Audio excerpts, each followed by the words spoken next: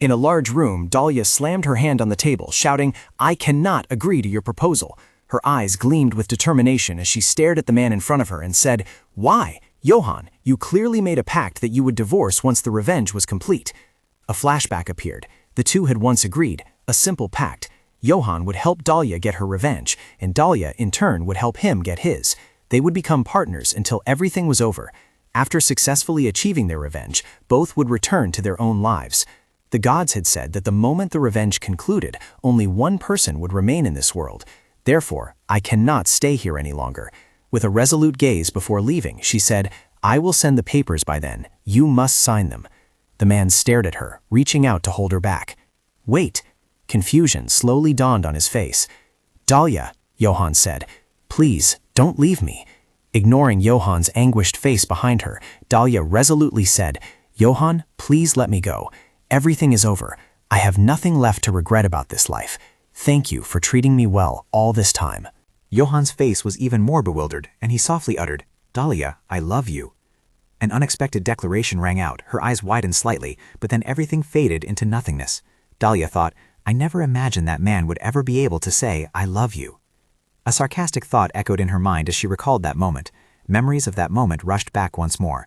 The day I personally tore up that novel and remade the plot. A luxurious room where two maids were chatting with each other. The maid holding a broom asked the other girl, have you heard about Lady Dalia?" A maid widened her eyes, looking at the other person. "Lady Dalia? Wasn't she seriously ill not long ago?"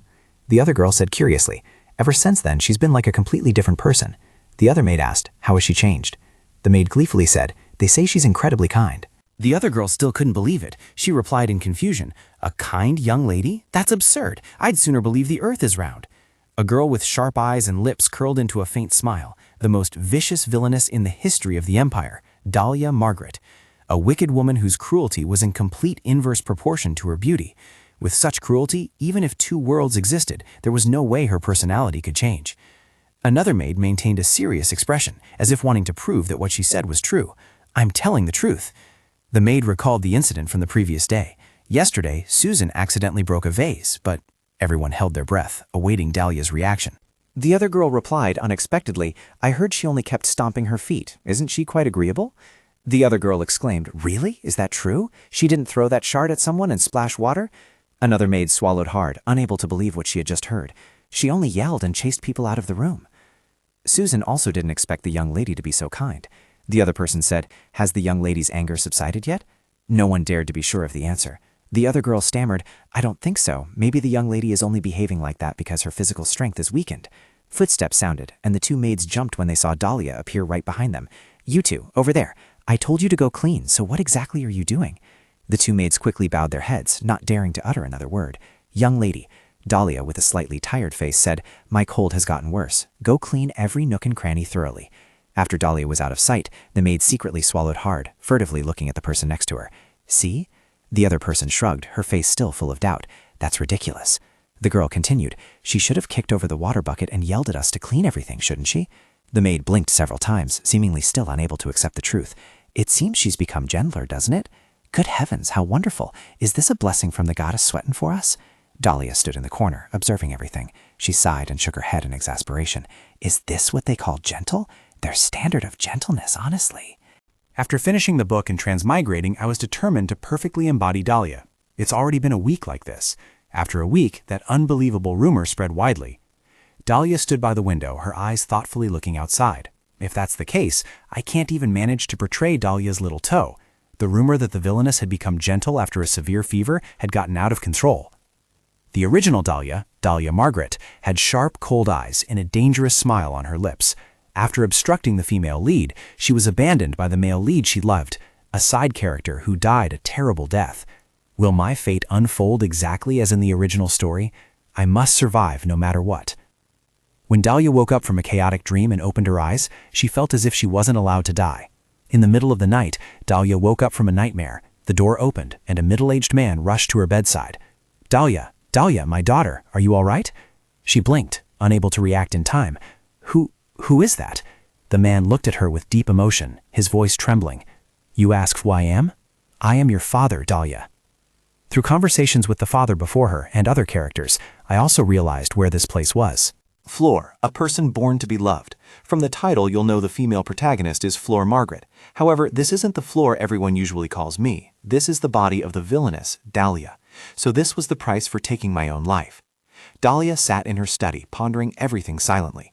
At least, thankfully, this world didn't have Li Suyan. She smiled faintly, realizing that this ill-fated connection had finally come to an end.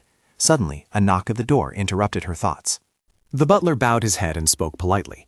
"Young lady, the Count is calling for you. Please come to the drawing room." She thought, how should I answer? First of all, I'll be as rude as possible. Dalia slightly curled her lips and said in a cold tone, "I know, you may leave first." The butler's eyes widened in surprise, seemingly unable to believe what he had just heard. Huh? There's no way the young lady would ask me so gently. She looked at him, still frozen, and thought, is that not enough, or should I throw a candlestick or something? I should have known how to be a bad person. After saying that, she growled, "Didn't you hear me clearly? I told you to leave already." Startled by Dalia's sudden change in attitude, the butler quickly replied, I understand, young lady. My apologies." He hastily left, while he, the butler, unconsciously mused. So the rumors about the young lady becoming strange are true? Moreover, if it's a day with uninvited guests like today, she should have caused even more of a commotion. Later, she saw the butler to whom she had been rude earlier. It seemed she had gotten too angry. "I'm truly bothered. My mood is so stifled. I must apologize." Dalia called out, "Hey!" He startled and turned around, his eyes full of worry. "Yes, young lady, do you have any orders?" Dalia hesitated for a moment, then lowered her voice. "I yelled earlier. I apologize." He widened his eyes as if he couldn't believe his ears. "Huh? Did the young lady just apologize to me? I will never forget this for the rest of my life."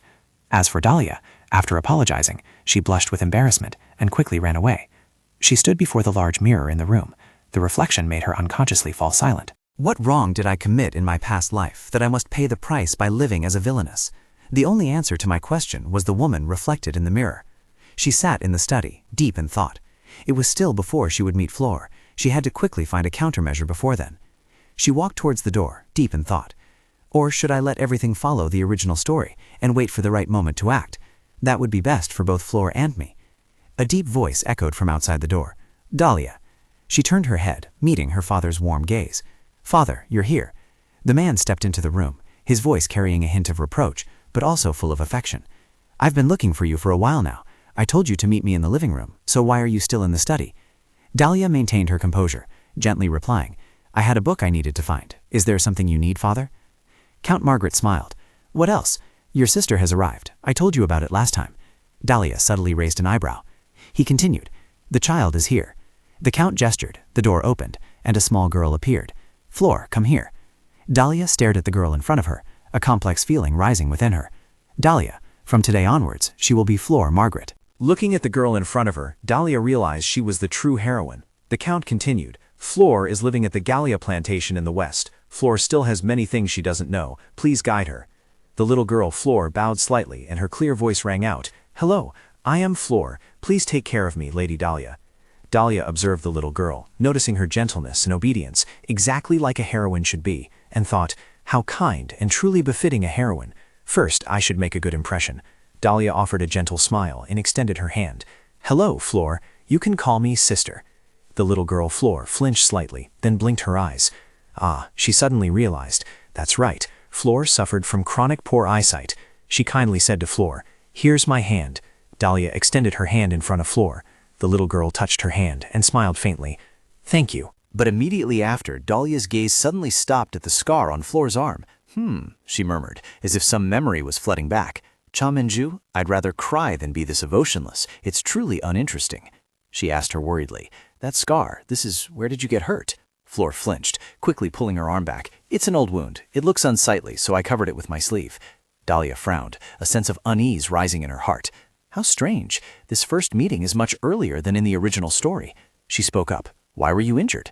Little Flor looked up at Dalia, a hint of wariness in her eyes. Why are you asking?" Dalia replied matter-of-factly. "Is it strange to be curious about my sister's wound?" Indeed, she thought to herself at this point. The feeling is completely different from Flor in the original story. The Count beside them suddenly spoke, making Flor shiver. Those words are truly rude. After all, she grew up among commoners. Flor bowed her head, her voice growing softer. "Actually, this is a wound from an argument with friends a while ago." Dalia silently watched the girl, her thoughts deepening. I'm sorry for answering rudely. If someone in front of me touched me when I wasn't looking, I would be extremely frightened. Looking at her current demeanor, she suddenly realized something from the original story. Certainly, Flora's attitude just now, and the scar on her hand, proved the hypothesis. She wondered, had her past self perhaps entered this Flora's body? Somewhere on a tall rooftop, a young girl stood with a cold expression, and from behind, another girl finally ran up, looking hurried, and called out, Cha Menju. She looked up with a surprised expression and said, "You're not actually going to jump, are you?" Still holding a letter in her hand, she added, "Are you trying to surprise me with this letter?" Many young girls standing behind her looked extremely scared. "Don't you know how scared I am when you do that?" Just then a sudden voice called out, "Li Suyin." The young girl standing over there smiled strangely and said, If I were to be reborn, I hope we could meet again in the same world, specifically so I could get my revenge on you."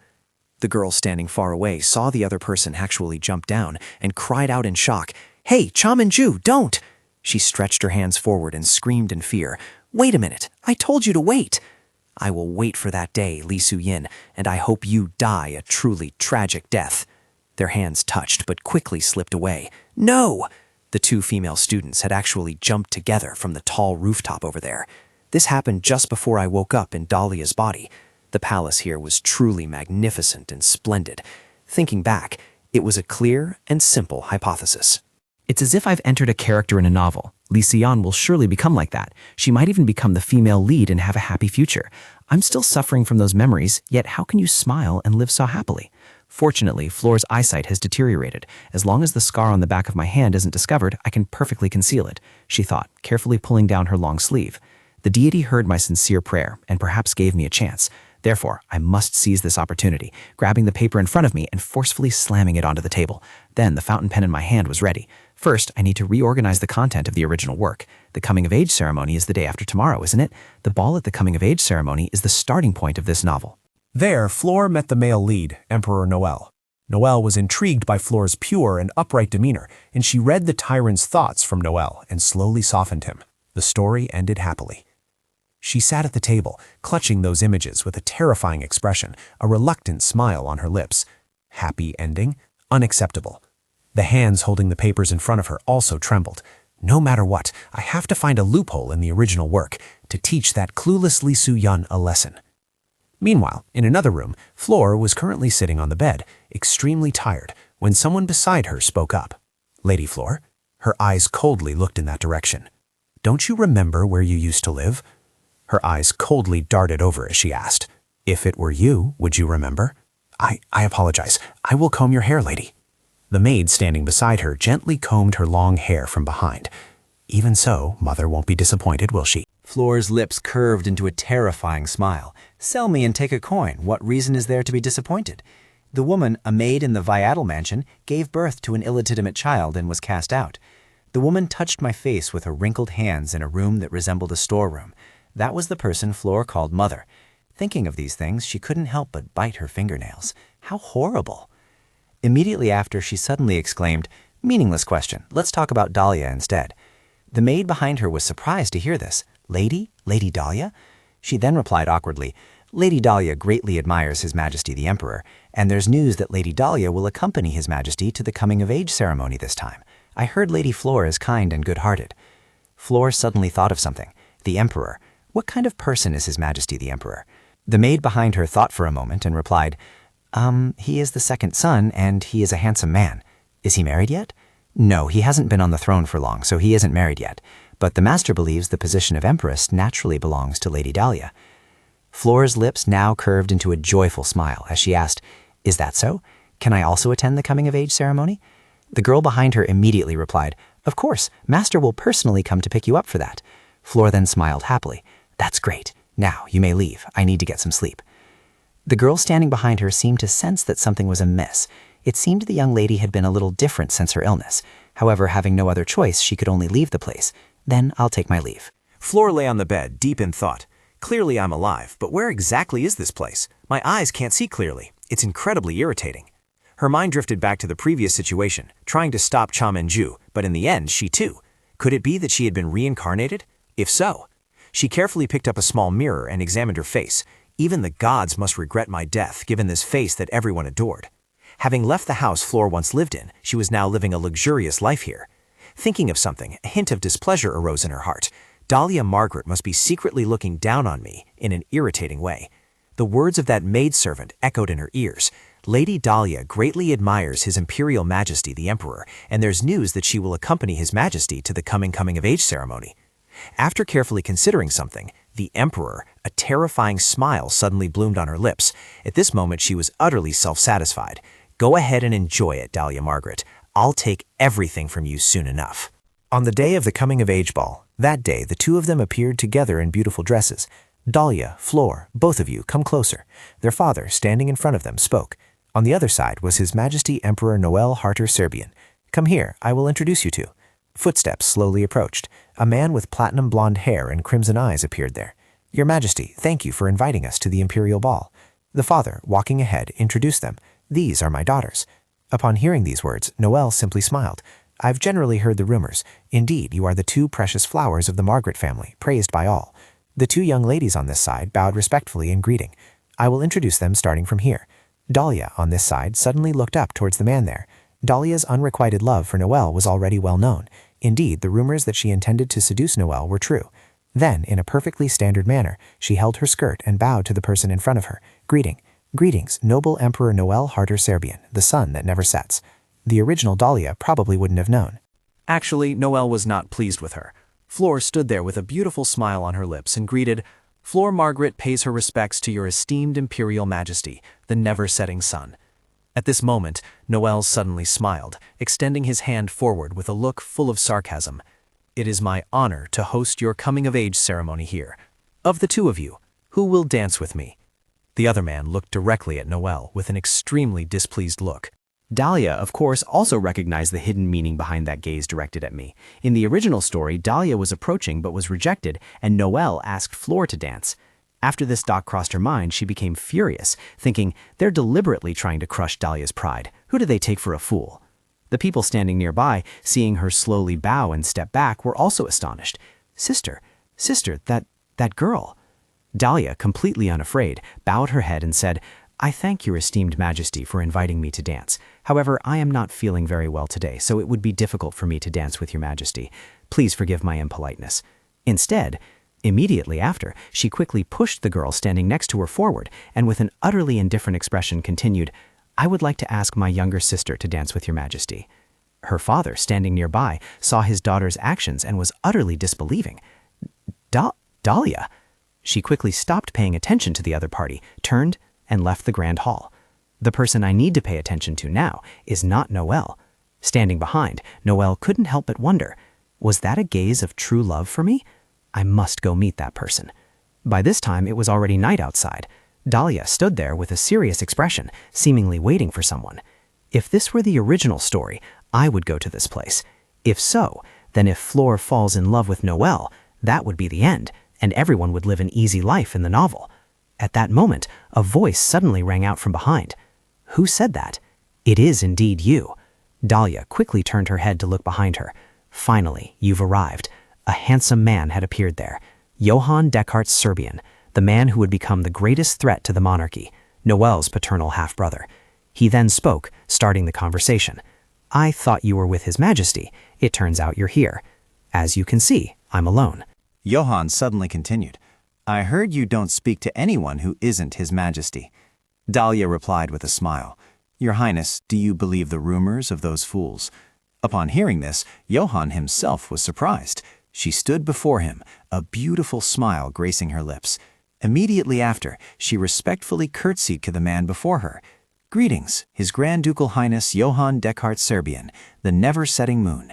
Your Highness, might you spare me a moment? The only countermeasure to curb Flora, I have something I absolutely must tell your Highness. Only Johann. Johann stood there and suddenly asked, Is that something I need to know? Yes, so you don't need to worry about His Majesty, Dalia replied seriously, because my sister will always be by his side. Johann could hardly believe the situation before him.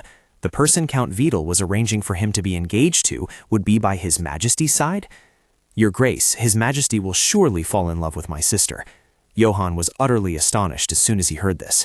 Dalia continued with a cheerful smile. She has already started getting used to life in the palace. Therefore, she will certainly not step into the north where you are, not even a single step." Dalia quickly stepped forward and whispered to the man, "Also, could you lean your ear down a bit? Although it's very difficult to explain, I actually know the past and future of a few people." As she said these words, heaven knows how charming and cunning that face was. Johann, now wary, quickly stepped back, then spoke up again, asking suspiciously, "Are those your honest words?" Dalia smiled and said, "You may not believe it, because what matters is from now on. Don't you want to marry me?" Johann felt as if he had gone mad. How could he possibly hear such words? "What are you saying?" Dalia smiled and repeated her words once more. "I asked if you want to marry me. We will take revenge together." Johann wanted to say something but then stopped, gritting his teeth to show his attitude. Finally, he spoke up, replying, "It seems you have some misunderstanding. I have never thought about revenge." Dalia quickly denied it. "Lies! Doesn't His Highness want to free the Empress Dowager?" Johann seemed to sense the danger emanating from the woman before him. "Isn't your birth mother, the Empress Dowager, still in the palace? It's because of that secret that His Majesty entrusted the northern territories to you, isn't it?" He himself couldn't believe what he was hearing. "How do you know?" Dalia said nothing more, only offering an arrogant smile. "I told you I know the past and future of some people." The son was unjustly stripped of his position and banished to the north. The Empress Dowager's heart would surely break. Perhaps his thoughts and Dalia's were similar, the initial intention to seize the throne and the determination to exact deep revenge. Had you never imagined reclaiming the throne? You knew about this too. The only things I don't know are those in the future. Dalia smiled beautifully. "Therefore, I need more allies, don't you agree? Have you considered marriage?" The man's gaze turned terrifyingly cold. Immediately he turned to leave, saying, "Currently I am in no position to marry. Besides, you don't love me, do you?" At that moment he suddenly heard footsteps from behind. The woman was approaching. "Love? I can tell just by looking into your eyes," Johann said, a mocking smile playing on his lips. "When someone is in love, it's hard to keep their eyes from wavering.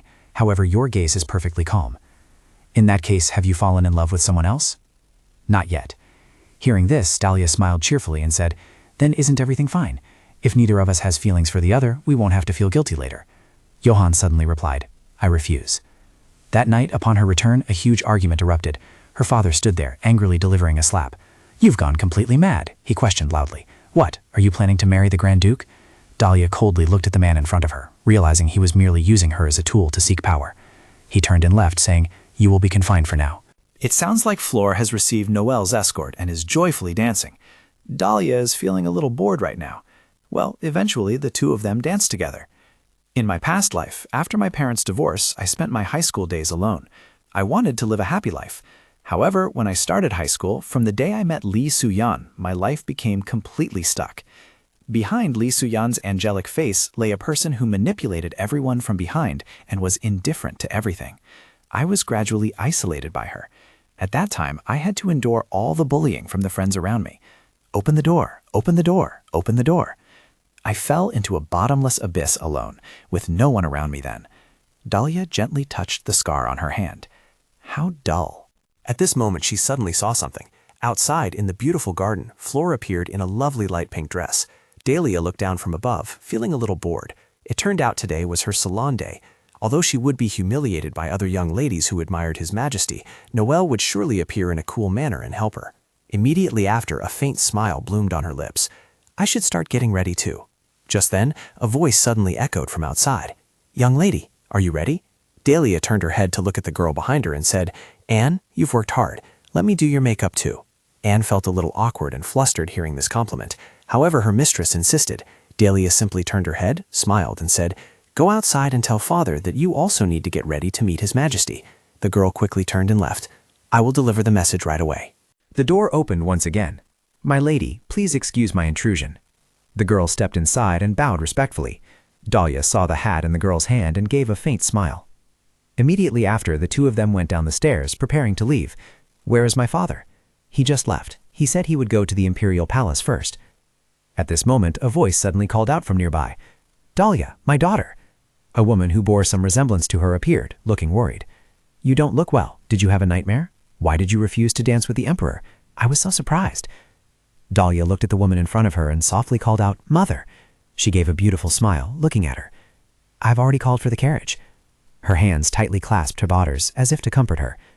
Lately, I've heard many people say that Flora is highly favored by His Majesty. Go there and clarify those rumors, then return. Today was still a beautiful sunny day. Keep going. I need to go somewhere else. Yes, my lady. Where are you headed? Dalia sat there calmly and replied, Neodia Manor. I will give directions. The coachman from above said with some hesitation, However, the master of the house. Dalia sternly asked again, Are you disregarding my words? No, my lady. I will take full responsibility. The carriage departed very quickly right after. They arrived at Neodia Manor that very night. Dalia looked up at the beautiful place above, thinking to herself, Only high-ranking nobles would have information about the location of this place. But for someone who has read the entire original work like me, it's a trivial matter. She quickly pulled the doorbell, producing a pleasant jingle. An elderly man stepped out from inside. Who is it? Dalia smiled and introduced herself. I am Dalia Margaret. I apologize for arriving so late in the evening. I have an urgent matter to report to His Grace the Grand Duke. The man standing there was startled upon hearing this and quickly stepped back inside. Please wait a moment. The door quickly closed. Dalia waited patiently. Another person with platinum blonde hair emerged from inside, bowing respectfully and greeting, Hello, Lady Margaret, please come in. She entered, her mind full of thoughts, surely curious about her reason for coming at this hour, so he couldn't just leave her outside. Gently knocking on the large door in front of her, a voice from inside said, Come in. Johann, handsome, was already waiting inside. Dalia bowed as a formality and greeted, Dalia from the Margaret territory. The man sitting there smiled and said, How formal. This isn't our first time meeting, is it? So why have you suddenly come here without prior notice? How were you able to find the location of this mansion? Hearing his formal tone, Dalia smiled and replied, I apologize for the intrusion, sir. I wish to continue our unfinished conversation. Johann, hearing this, calmly said, About that, I clearly answered that day already. Or is it that you've become like this because you're aiming for the position of the Grand Duke's wife? Dalia, hearing this question, gave a faint smile. Although it's not strictly necessary, if I could obtain that title, it would be good. I need an ally, and if it were you, I couldn't ask for more. Johann carefully thought about it. Isn't His Majesty more essential than I am? Dalia merely remained silent, thinking to herself, I'll have to use my trump card. If so, I'll stay for now. There's nothing else I can do. I respect your opinion. The reason I came here is also a way to change his mind. She quickly turned and left the place. However, a beautiful and charming smile bloomed on her lips as she suggested, It's already dark. Could you let me stay just for one night, please? If I were to return to Margaret Manor now, before she could finish speaking, Johann, feeling utterly exhausted, rubbed his forehead and continued, Surely baseless rumors would spread. You knew that, yet you still came? Dalia, standing nearby, chuckled and said, If you knew that, then lend me a room. Johann seriously pondered internally. She doesn't seem like someone who would give up easily. It would be better to talk again tomorrow and then send her back. The butler will show you to your room. Immediately after, a beautiful room was prepared. She reached out and touched the soft bed there. Her eyes gazed out at the high-hanging moonlight, her heart filled with turmoil. That was when the moon completely hid itself behind the clouds. This was the opportune moment. Her footsteps slowly moved forward. In the original story, when night fell, Johann would look towards the imperial palace from the balcony, specifically towards the imprisoned Empress Dowager. Of course, she also saw the person she was looking for standing there. That was his habit. Johann stood there with a somewhat sorrowful and cold expression. Dalia carefully assessed the situation before her. Since Johann was there, she had to appear subtly. The assassins ordered by Count Viadel would arrive. She quickly stepped straight forward. Now was the time for her to appear. Then she raised her hand, pushed the door open, and stepped out, startling the person in front of her. Your Highness! Meanwhile, the assassins behind her quickly attacked. Get out of the way! Dalia used her body to block an opponent's sword strike. Blood flowed from her hand, and the pain quickly spread throughout her body. Ah! The assassins standing there saw her and were terrified. Lady Dalia! Immediately after, they turned and fled, not daring to look back. Johann stood aside with a surprised expression, embracing the girl in front of him and exclaimed, Dalia! Dalia merely frowned slightly, then looked up at the man in front of her. You're not hurt, are you? However, the wounds on her body continued to bleed, and the pain seemed to be trying to awaken her. Johann, standing nearby, saw this scene and was extremely worried. Do you still have time to worry about me now? Look at your wound. Dalia could only let out a sigh.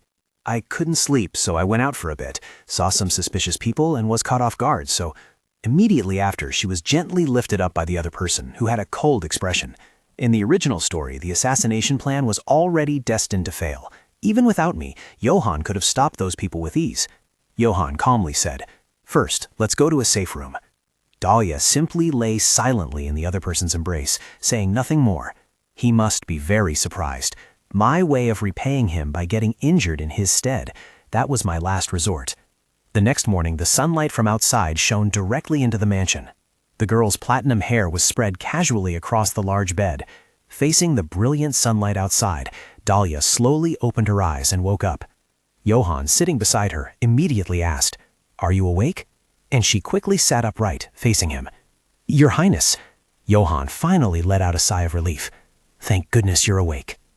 Just a little later, and the toxin would have spread throughout her body. Dalia offered a faint smile. "How fortunate." The man beside her exclaimed, "Lucky? You call this lucky now? Any later and we'd be holding a funeral. You're so nonchalant with your answers. Is your heart made of iron?" Dalia then asked, "Your Highness is all right, aren't you?" Johann felt a bit speechless. Was that the time to worry about me? Immediately after, he gently placed a warm cloth on her forehead. Dalia smiled somewhat reluctantly. What is this? So sudden." She could only divert the topic, taking the cloth and forcing a smile. "Have the strangers from yesterday been caught yet?" Johann paid no mind to these trivial matters, shaking his head. They got away. His gaze fell upon the girl below, as he slowly said, "And though it's late, thank you." Dalia slowly replied, "In that case, please reconsider my proposal regarding the marriage." Johann gently took a lock of hair near her ear, caressing it softly. "Throughout your illness, you kept saying the same thing. You whispered that you wanted revenge, that you would definitely get revenge. I don't know who you resent, but what part of your desire to marry me is sincere?" Dalia was slightly startled to hear the other person so honestly expose her. Immediately after, she lowered her head and awkwardly replied, "I already told you, I need someone on my side." Johann, sitting opposite her, continued coldly, "It's not just that. Stop making meaningless excuses and tell me the truth." His sharp gaze fixed on her. "If you don't answer, it will be very difficult for me to reconsider your proposal." Dalia, clenching her fists, made a decision. "All right, there's no point in hiding it forever anyway. In that case, it's better to state my purpose and draw people to my side." Immediately after, she said very seriously, "I want revenge."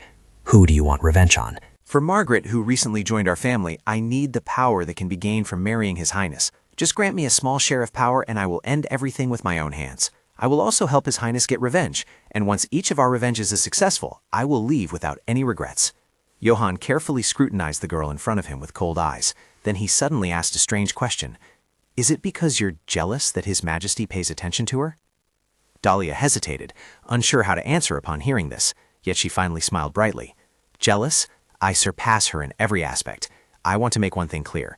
I don't love His Majesty, but based on what I heard during that time..." Before she could finish her sentence, she smiled and continued, "Then you must still believe the stories of passers-by. It's someone who doesn't have many doubts. And anyway, I don't think it's a bad offer for His Highness." "I understand, finally, but..." The man gently approached her, carefully lifting her small face to examine it. "I have two conditions. First, we will get engaged first, because if we start with marriage, His Majesty will be the first to suspect." Dalia, upon hearing this, also gave it some thought. Noel's suspicion was an irrelevant factor. Johann, sitting in front of her, continued, "Your admiration for His Majesty is something the entire nation is aware of.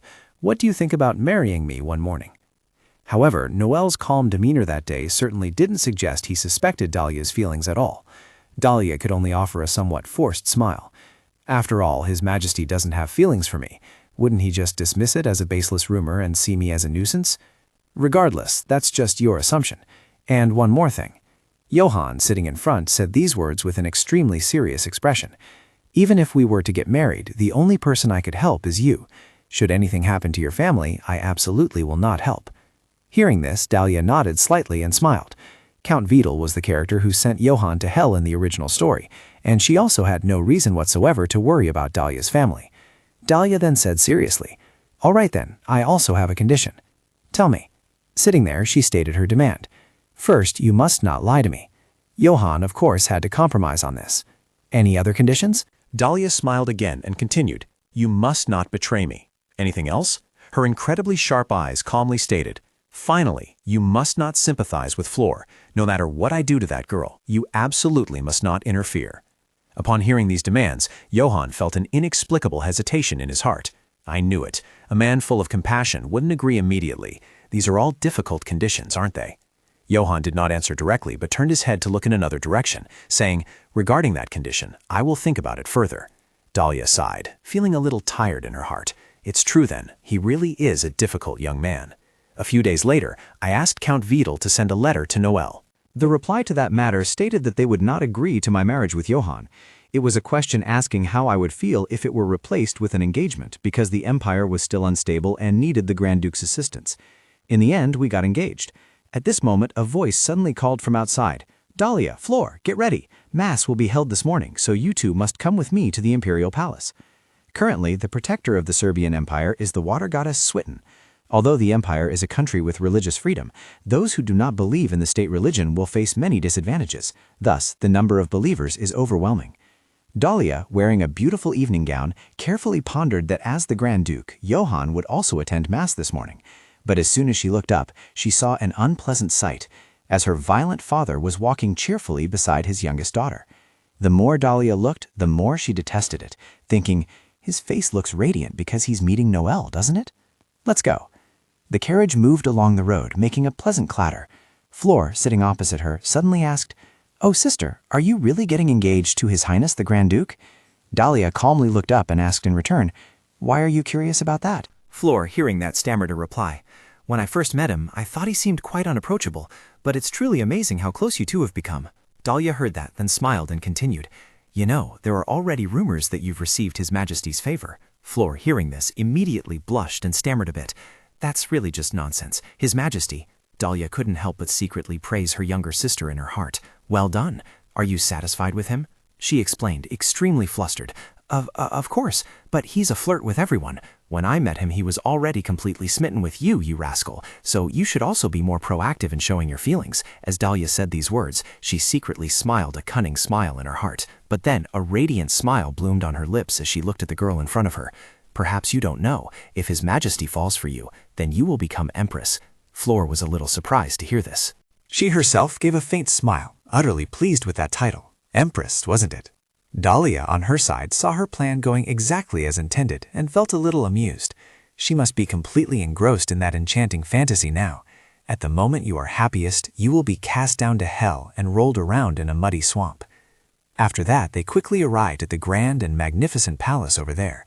The father, leading the way, pointed towards one side of the gate. "Dalia, Flor, that is the sanctuary." Dalia stepped back, carefully observing everything. It was a place only those with divine power could enter. Flor and I wouldn't be allowed inside. Then the two of them happily bowed and said, "Please be careful, sir." Does that mean I barely have any divine ability, right? The two sisters stood outside, a little awkward in this situation. After all, let alone Johann, they wouldn't even get to see Noel. The girl standing next to her suddenly spoke up. "Sister, who is that person over there?" In the distance, the figure of a man in silver armor was slowly approaching them. He, with his exceptionally handsome appearance, brilliant red hair, and dazzling green eyes, stood there looking incredibly serious. Hearing this, Dalia replied, "Ah, that's Sir Aaron Charlotte, the protector knight of the cathedral, commander of the Holy Knights, and Helen Charlotte's older brother. During the war, he initiated many vigorous campaigns, a renowned figure no less famous than his sister." Dalia carefully pondered about this man for a moment. What was his significance in the novel? Just then, a voice suddenly called out from beside her, "Dalia, Flor?" Hearing the call, Dalia felt a little awkward. The Mass had already ended so quickly. And very quickly, countless young nobles appeared beside them, surrounding the two sisters and whispering, "It's an honor to meet you two young ladies. You are indeed as beautiful as I've heard. The Count has told me so much about you." The Count stood there, smiling as he spoke. "These are the nobles attending this Mass. Go on, greet them." Dalia forced a smile, thinking to herself, no wonder the Mass ended so quickly. "Greetings, sir. I am the daughter of House Margaret." Just then, a voice suddenly rang out from a distance. "Dalia." Johann, standing out prominently in the crowd, gently called out. Dalia was slightly taken aback upon seeing him. "Grand Duke." He looked in her direction with a radiant smile. "Is this what it feels like to meet after so long?" Dalia quickly observed proper etiquette, bowing her head in greeting. "Indeed, it has been a long time since we last met, Grand Duke." Flor, standing beside her, also offered a polite smile in greeting. The Count, standing between them, suddenly cleared his throat. Then he quickly positioned himself in front of her, smiling as he looked at the man before him. "It's a pleasure to meet you, Your Royal Highness." Johann, observing this demeanor, was not angry at all. Instead, he was exceedingly polite. "It's been a long time since we last met. Are you here to see His Majesty?" "Indeed, Grand Duke, is there something?" "I am also here to see His Majesty." Johann lowered his gaze, pondering something to himself. But in a flash, he swiftly bypassed the Count and looked towards her, extending his hand in invitation. "Dalia, I have a matter of great importance to discuss. Could you spare me a moment?" Dalia was slightly taken aback upon hearing this. "Now?" Johann smiled and replied, "Yes, just the two of us." The Count behind them suddenly struggled, drawing his attention.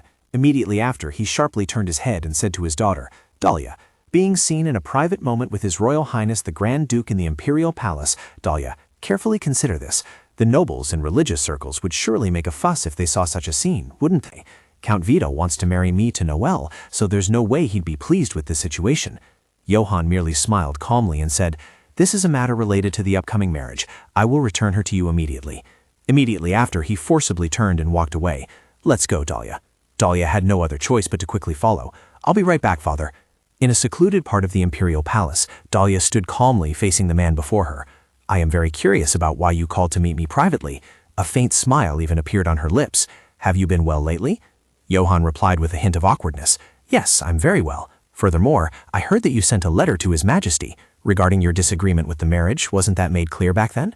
Dalia thought to herself, but still had to reply. How annoying. It's fine. He will agree. Johann looked at the girl's reaction before him, somewhat perplexed. What reason could make her so certain? With a calm, cold demeanor, he said, "I don't know what exactly you believe to act this way.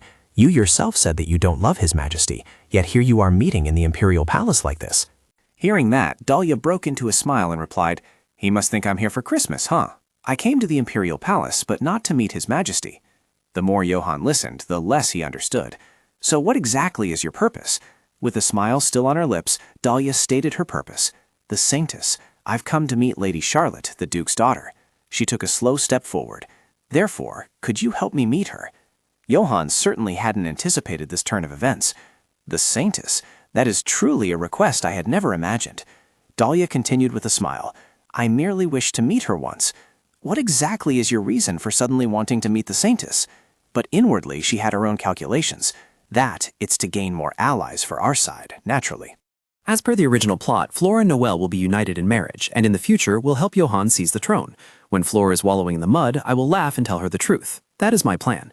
However, there's still a high possibility that the flow of Li Suyen's original work might be overturned, which is why the answer I gave was someone on my side, a powerful character who is dissatisfied with Noelle. If I can just persuade the saintess, she might come over to my side. Of course, this is also a secret from Johann. I've only heard about it from others. I haven't met her directly yet, so I'm very curious. As you know, that's not someone I can meet on my own. Furthermore, if the engagement ceremony proceeds, we'll still need to receive a mandate from the Grand Holy Temple anyway. To ensure we receive a good mandate then, I only intend to make some initial contact. Johann carefully considered this, meaning that there's no guarantee of receiving a good mandate. Dalia felt herself so angry she was about to burst into flames. "Is it that hard to help me just once?" Immediately after, a faint smile appeared on his lips. "All right, fine. I'll help you with this proposal." But his gaze gradually grew colder as he asked, "However, what benefit will I receive afterward?" Dalia felt truly exhausted. That's right, it had to be. There was no way that man would help her for free. "Is this a matter concerning the engagement, and you're still demanding benefits?" Johann calmly continued, "Didn't you yourself say that an engagement is, after all, just a small transaction?" "Did I really say that?" Johann extended his hand forward. "What do you think of this? In a few days, a meeting will take place, a meeting I am authorized by His Majesty to attend." Dalia, as if thinking of something, clapped her hands once. "Are you talking about the meeting that will be held at Duke Percival's mansion?" Johann, hearing that, was also a little surprised. "How do you know about that? If you haven't received an invitation, you wouldn't know about this." Dalia finally realized she had let something slip. "Oh dear, about that. So you used your abilities to find out about this. The other party found an escape route for her, so she could only obediently agree. Ah, yes, that's right." Baron Albert Percival is the eldest son of the House of Baron Percival. A few days ago, due to his parents' accident, he quickly became the head of the family. Albert has always supported Johann. Noelle was displeased with his favoritism, so even though his title was gradually diminished, he later became Johann's assistant. Johann, feeling a bit dejected, said, "I had a feeling that troublesome person would follow that day, but I hope you will stop them." Dalia, standing to the side, carefully pondered. Even that emotionless man finds someone troublesome at times, doesn't he? Is he a force supporting Noelle or oppressing Johann? I remember this meeting because an event will take place there, an event that strongly influences Flora and Noelle's love story according to the original work. Dalia suddenly asked, is that person female or male? She's a girl. Is it someone your highness has met before, or someone who has met your highness in some luxurious place? Johann, though a little displeased, still calmly nodded. She always chose sensitive questions to ask, particularly the latter one. Dalia then smiled. It seems there are a few young ladies pursuing you, aren't there? If you don't help me with that, it will probably be difficult to meet the saintess. Finally, she continued with a very serious expression. All right, I'll give it a try. How could someone like me, who will later become a Grand Duchess, not be able to handle this? Johann was a little surprised to see this scene. Immediately after, he gave a faint smile as if he understood everything. Finally, he turned and extended his hand towards her. It's fortunate that you're good at calculations, so shall we go back now? Dalia, standing behind, only saw the man's back and immediately asked, can I meet the saintess right away? Johann didn't turn his head back but calmly replied, just go and try, then you'll know. Dalia walked behind, secretly calculating in her mind. He's not the type to lie, so I'll probably be able to meet her right away, won't I? As soon as she returned, she saw the Count and her sister waiting there. Johann, having just appeared, walked forward with a smile. We talked a bit long, please forgive us, Duke Margaret. The Count, of course, couldn't say anything more, and just politely replied, no, it's nothing at all. I will yield my place to you later. Johann smiled and continued, indeed, that reminds me. Dalia and everyone behind her were a little confused upon hearing this, and everyone started whispering. Johann slowly walked towards her, taking something out of his coat pocket. I have an item I wish to send to the Grand Priest. It's a blue brocade box. I wonder if you could deliver it for me. Dalia saw it and immediately started thinking. Then a smile bloomed on her lips. The Grand Priest? You're talking about St. Helen, aren't you? She quickly took it and happily replied, of course, I will deliver it safely into their hands. I'm counting on you. I only trust you. He then turned and left the spot. Now, let's head to the state meeting, Count. The Count, who was standing there completely bewildered, asked, Dalia, why did you meet the Grand... Dalia smiled and said, it was just a simple favor. Father, please go inside. Flora will come with me. Don't worry. Flora, standing to the side, was still utterly bewildered. Is that so? Yes, Father, please be careful. After that, everyone around them also started moving away from the spot noisily. Dalia then suddenly said, follow me. Flora, a little confused, asked again, sister, where are you going? Just follow me for now. Flora felt extremely angry inside. Her legs were killing her, yet she still had to try to play her part, quickly following along. What about Father? Didn't you hear earlier? Father is already going to the state council meeting. It will take several hours. Dalia calmly said, we will go to the cathedral. So is it true that the rumors about Helen having the ability to predict the future are real? Saintess Helen Charlotte is the youngest daughter of the Duke Charlotte family, a girl who from a young age was entrusted to become the Grand Priestess. One day she heard about someone intending to usurp the throne. She told this to her brother Aaron. Due to his deep bond with Noelle during the war, Aaron told Noelle this truth. Wasn't it because of that she was wary of Noelle and Aaron? Even in the original work, the reason she was wary of the two of them didn't appear, because that girl, to her very bones, belonged to the deceased emperor. So naturally she could only believe that Johann would become the heir. As soon as Dalia arrived, she spoke up. You wait here. Flora, seeing her about to leave from behind, immediately cried out, sister, sister, are you really going to leave me all alone? The girl behind quickly reached out and grabbed her tightly. In an instant, she seemed to revert to a past self, the demeanor of a bully reappearing. Dalia, secretly harboring fear in her heart, screamed, let go of me right now. Flora, hurt by the grip, immediately recoiled. Ah! Dalia angrily cried out, even out here must you flaunt your rudeness. If you continue to act like that, remember the scars you are inflicting on Father.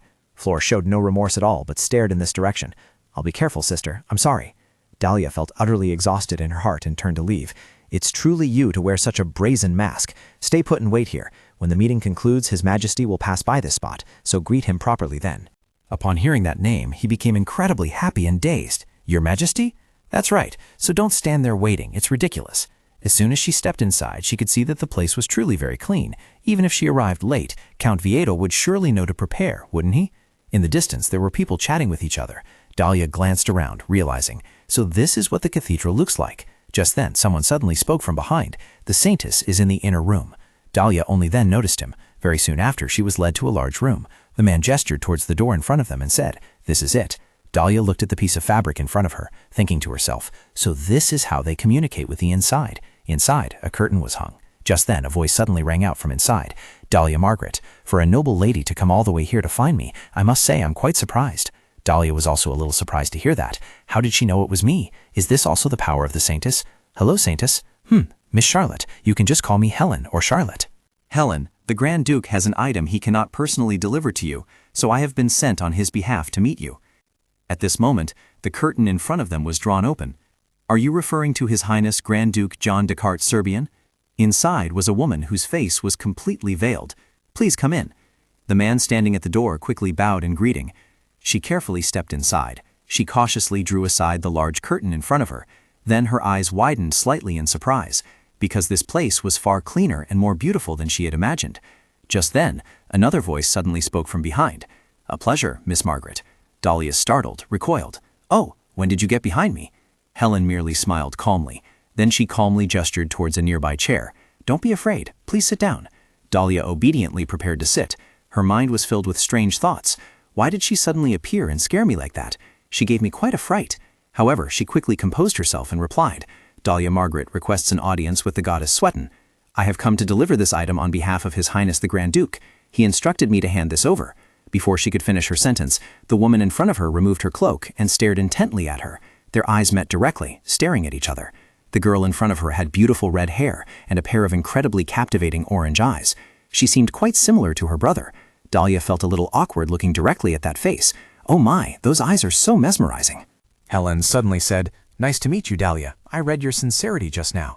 Upon hearing this, Dalia was thunderstruck. What? Her heart couldn't help but pound rapidly, despite being known for her ability to foresee the future and eliminate evildoers. Her hands, resting on the table, also subtly clenched. But had she already learned her true identity? Helen suddenly asked, "Why did you enter that body?"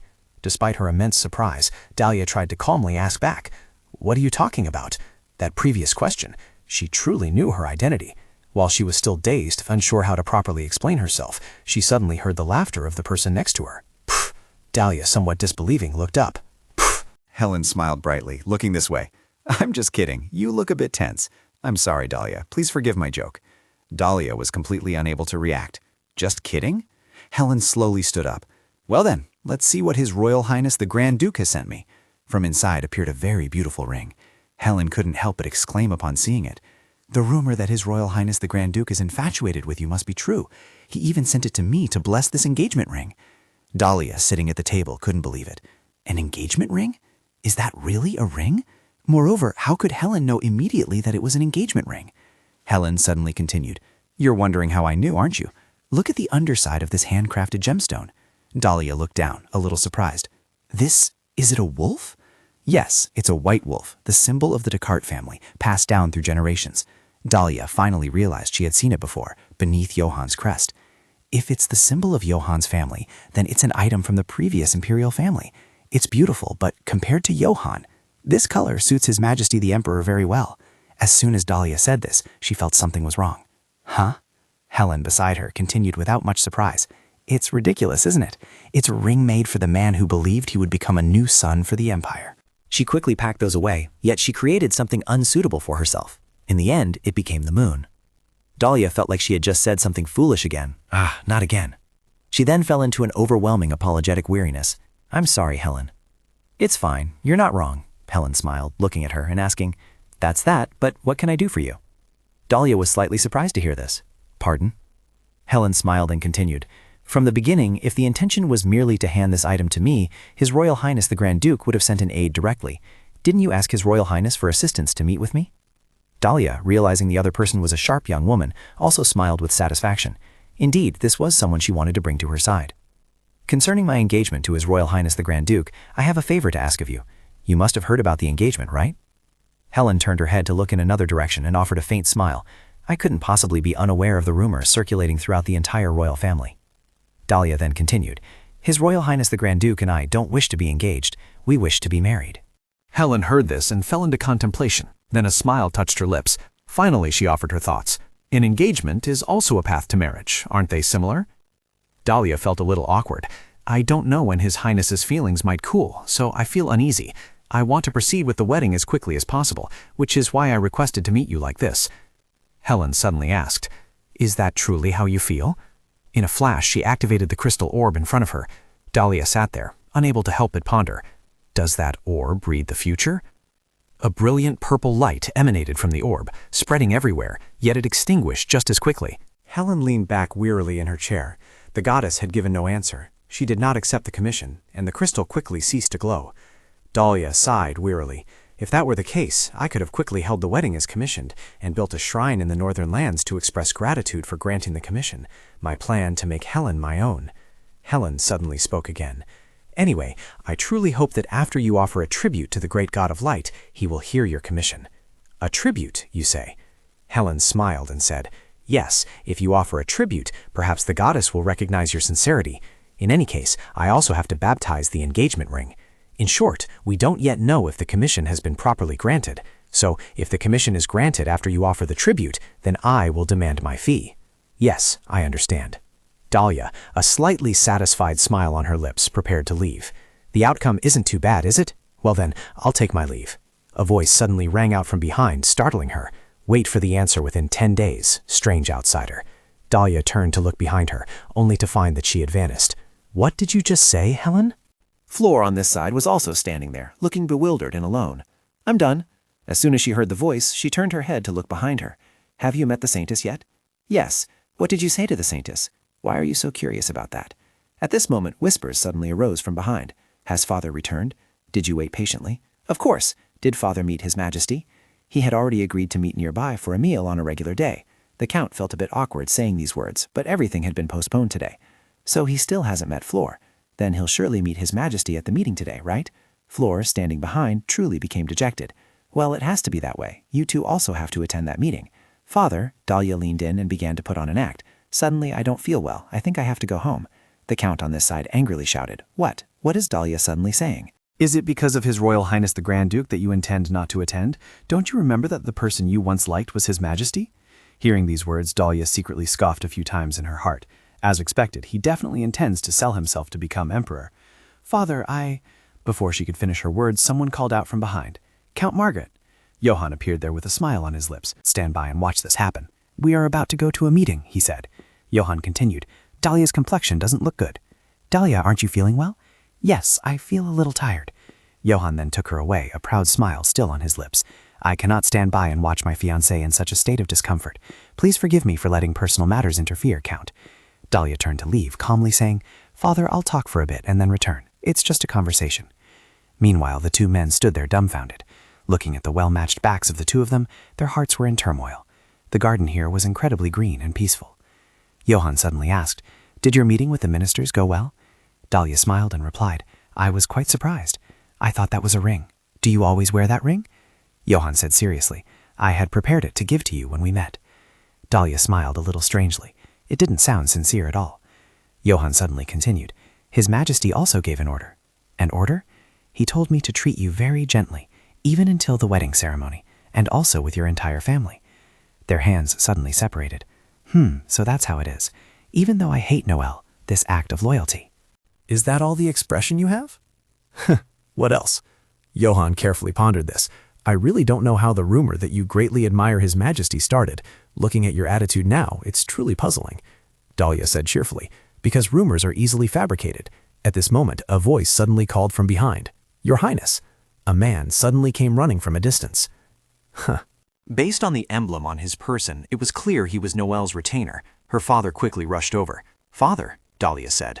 The man bowed respectfully and said, His Royal Highness, Your Majesty requests your presence in His Majesty's chambers. Did His Majesty also summon Lady Margaret? Dalia was a little bewildered upon hearing this. Me? The Count suddenly asked. Ah, did His Majesty not summon my second daughter? He quickly shook his head and replied, His Majesty said nothing about Lady Flora. Dalia, standing behind them, felt a surge of joy seeing their stunned expressions. What's there to be disappointed about? Soon after, the inner palace doors opened. Inside, a lavish meal had already been prepared. Noel sat there, eating with a bored expression. Johann appeared shortly after, his face cold, and asked, Has Your Majesty summoned me? His cold demeanor was perfectly proper. You've arrived. I summoned you for no particular reason. Noel gently wiped his mouth with a handkerchief. Dalia, standing outside, saw his gaze turn towards her and obediently bowed in greeting. Noel, surprisingly, smiled and waved a few times. Dalia truly couldn't understand. What is this? Why is it like this? Their conversation was so normal it couldn't be more normal. Dalia stood there, feeling utterly confused. Why was I called here for this? Johann stood there calmly. Then he looked towards her with an extremely strange gaze. Dalia, standing there, couldn't understand the scene either. What was with that expression? Had something happened to His Majesty? Johann tilted his head, looking in another direction, and said seriously, "The date of return to the north has been postponed indefinitely." Upon hearing this, Dalia exclaimed in surprise, "Didn't he say he would only stay for about 10 days before?" Johann gestured for her to quiet down. "That's right, but His Majesty has ordered a postponement. I don't know what he's thinking, but it's an order, so we can only obey." Dalia suddenly spoke up and asked, did he say anything about Flor, your sister?" Johann thought for a moment before replying. Nothing was mentioned. Dalia secretly let out a cold laugh in her heart. "I must get closer quickly." A week had passed. After I didn't attend the banquet, using the excuse of feeling unwell, unpleasant rumors had already begun to spread throughout the mansion. Indeed, Lady Flor seems to have changed a bit. Dalia, standing nearby, also noticed something, specifically Flor's maid. Yes, slowly surprises would be revealed. It was only a matter of time before rumors erupted in that mansion. Meanwhile, Flor's governess flattered her with all her might.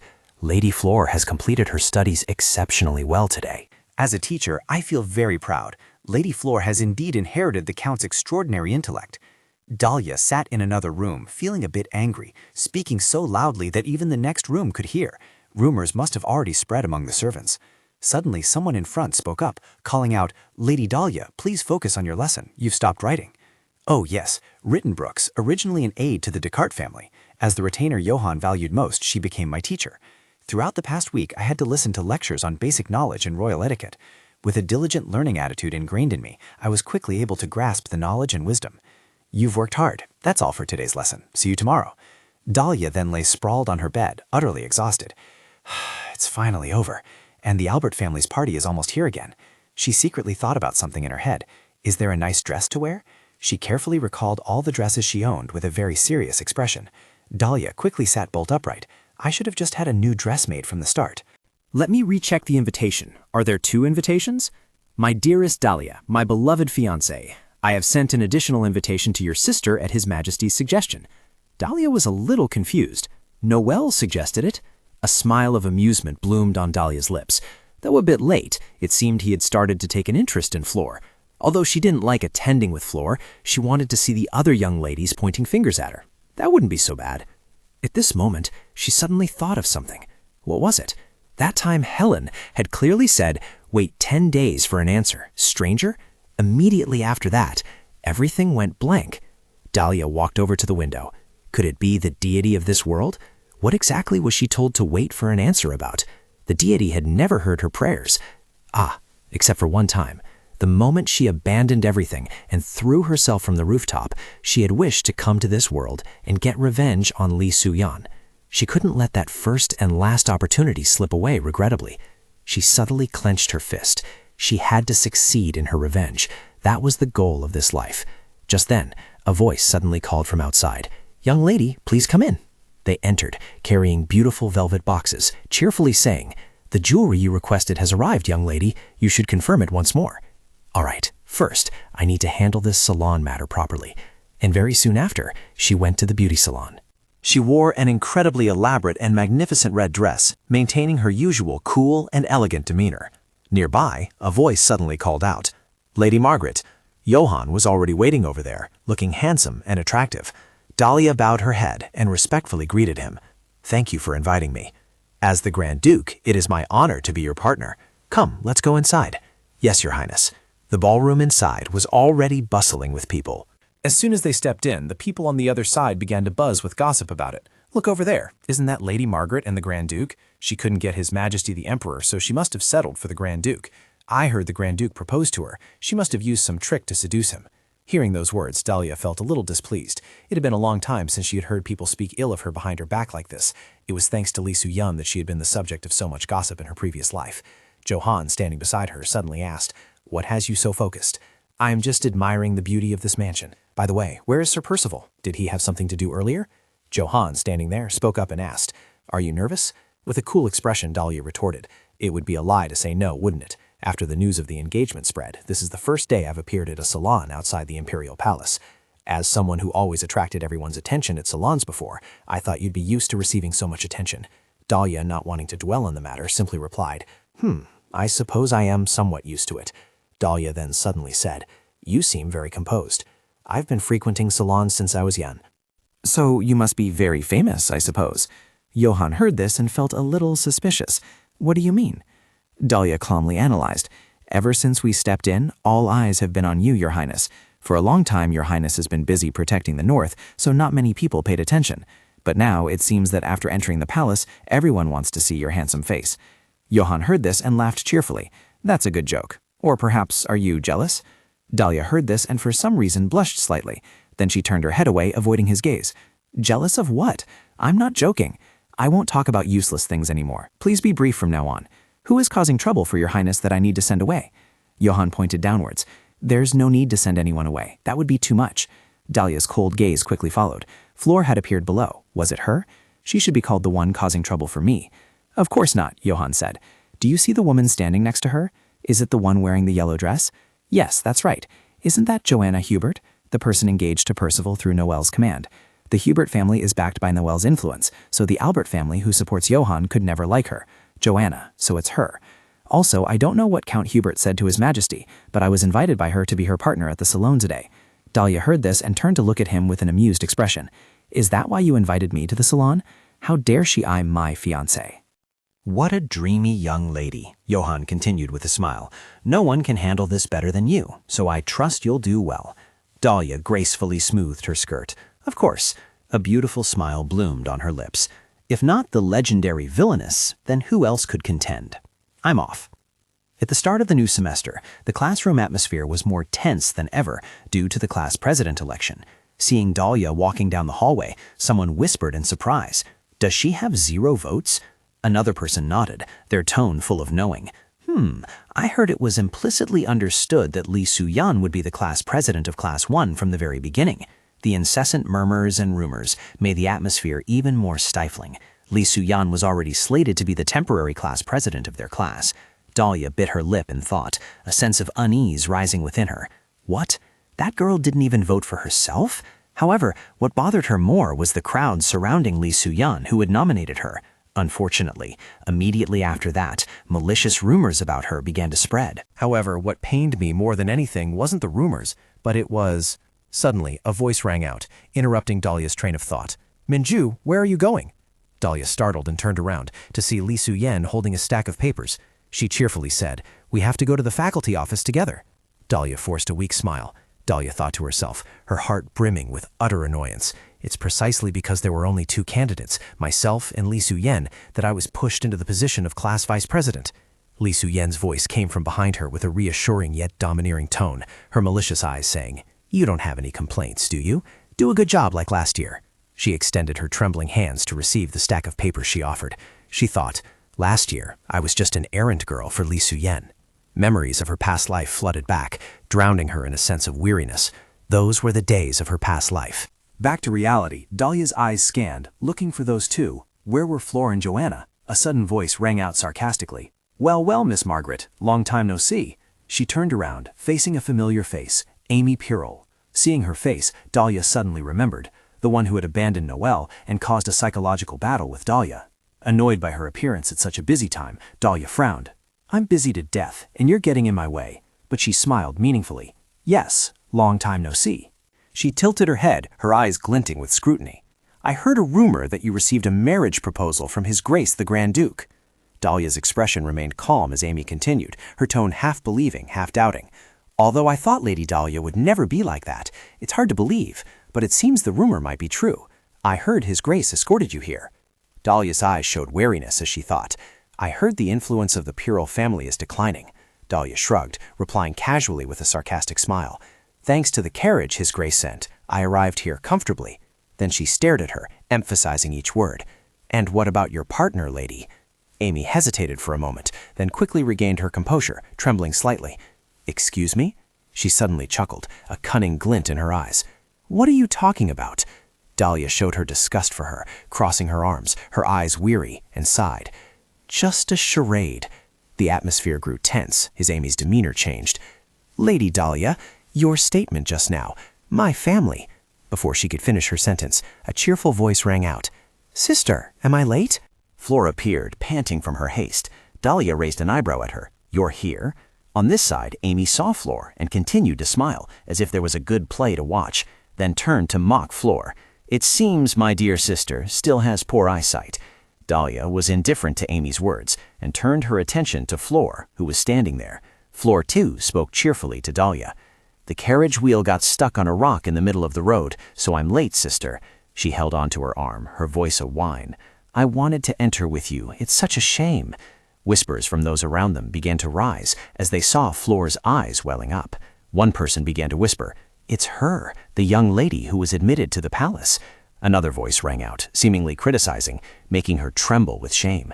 They whispered, Lady Amy made a mistake. Dalia thought to herself, the upper class here is not much different from my own situation in my previous life. She glanced at Amy, who, embarrassed, stomped her heels on the floor and turned to leave. If only one person can be disciplined, then everyone will surely gossip and rumors will spread. She stepped closer, frowning slightly at Flor. Flor, I cannot bear to see a young lady rushing breathlessly to a ball like that. Flor smiled brightly and apologized. Oh, I'm sorry. Dalia's eyes suddenly darkened as she looked at her younger sister Flor, who was smiling before her, and who also bore a certain resemblance to Elise Suyin from her previous life. She subtly glared at Flor, who was still smiling. Ignoring that, she turned her head and spoke, but maintained her strictness. This apology of yours? Tone it down a bit. Then she gently but firmly pushed her hand away. I've told you before not to cling to my sleeve in public. She glared at her, then stepped closer to Flor, who was looking down, and asked, By the way, where did the person who was talking to you just now go? Flor tilted her head in thought. The girl who was talking to me? She frowned, emphasizing each word. I'm talking about Lady Joanna Hubert. Flor still maintained her initial adorable appearance and politely said that she wanted to get some fresh air, so she had gone up to the upstairs corridor. She suddenly remembered Johann. Upstairs, Johann should still be there. A feeling of unease welled up in her heart. What was she up to? Suddenly, Flor chased after Dalia and grabbed the hem of her dress. She turned back and glanced into her eyes. Flor spoke in a sweet voice. Sister, wait. Could you stay with me for a bit? Her hand holding her dress trembled slightly. She was a little surprised and wondered why she was suddenly like this. Looking around, she realized there was no one watching them. She pushed her hand away and said coldly, Have you already forgotten what I told you? Why do you keep doing this? Flor trembled slightly, her voice becoming weak. I'm trembling so much, so if I'm with you, I'll feel better. She narrowed her eyes, observing Flor, and said seriously, Do you take me for a servant? At this moment, there was only one reason for Flor to put on such an act. She was plotting something.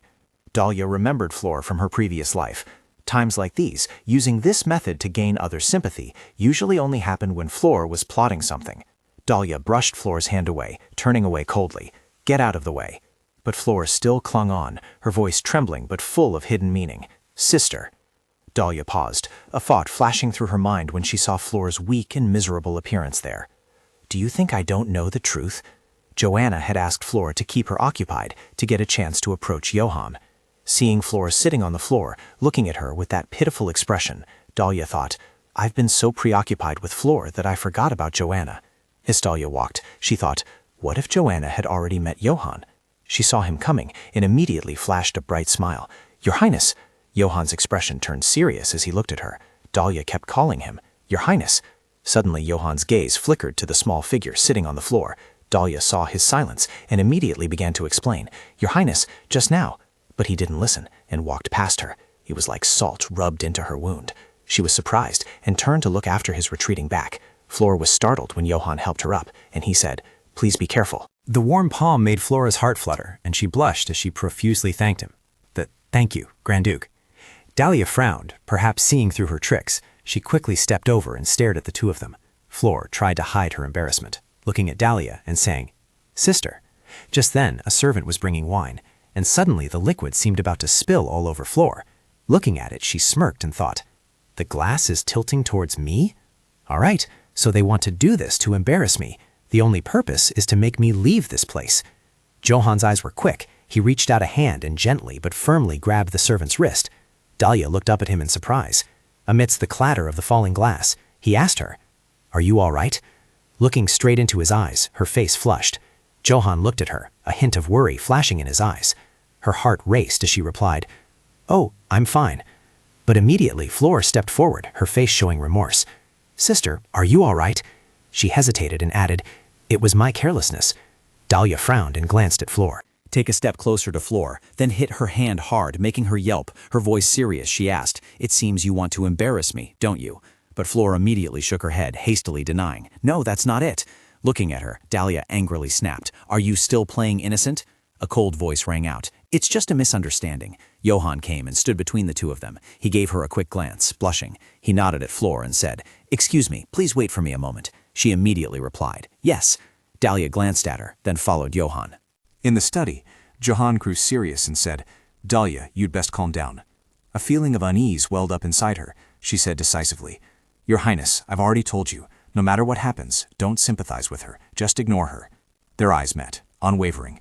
A moment later, he replied indifferently, "Your dress wasn't damaged, was it?" She gave a faint smile and said, "What on earth are you talking about? Are you blaming me, just because I reprimanded Flor?" Johann suddenly called her name, "Dalia." He sighed, his eyes complex.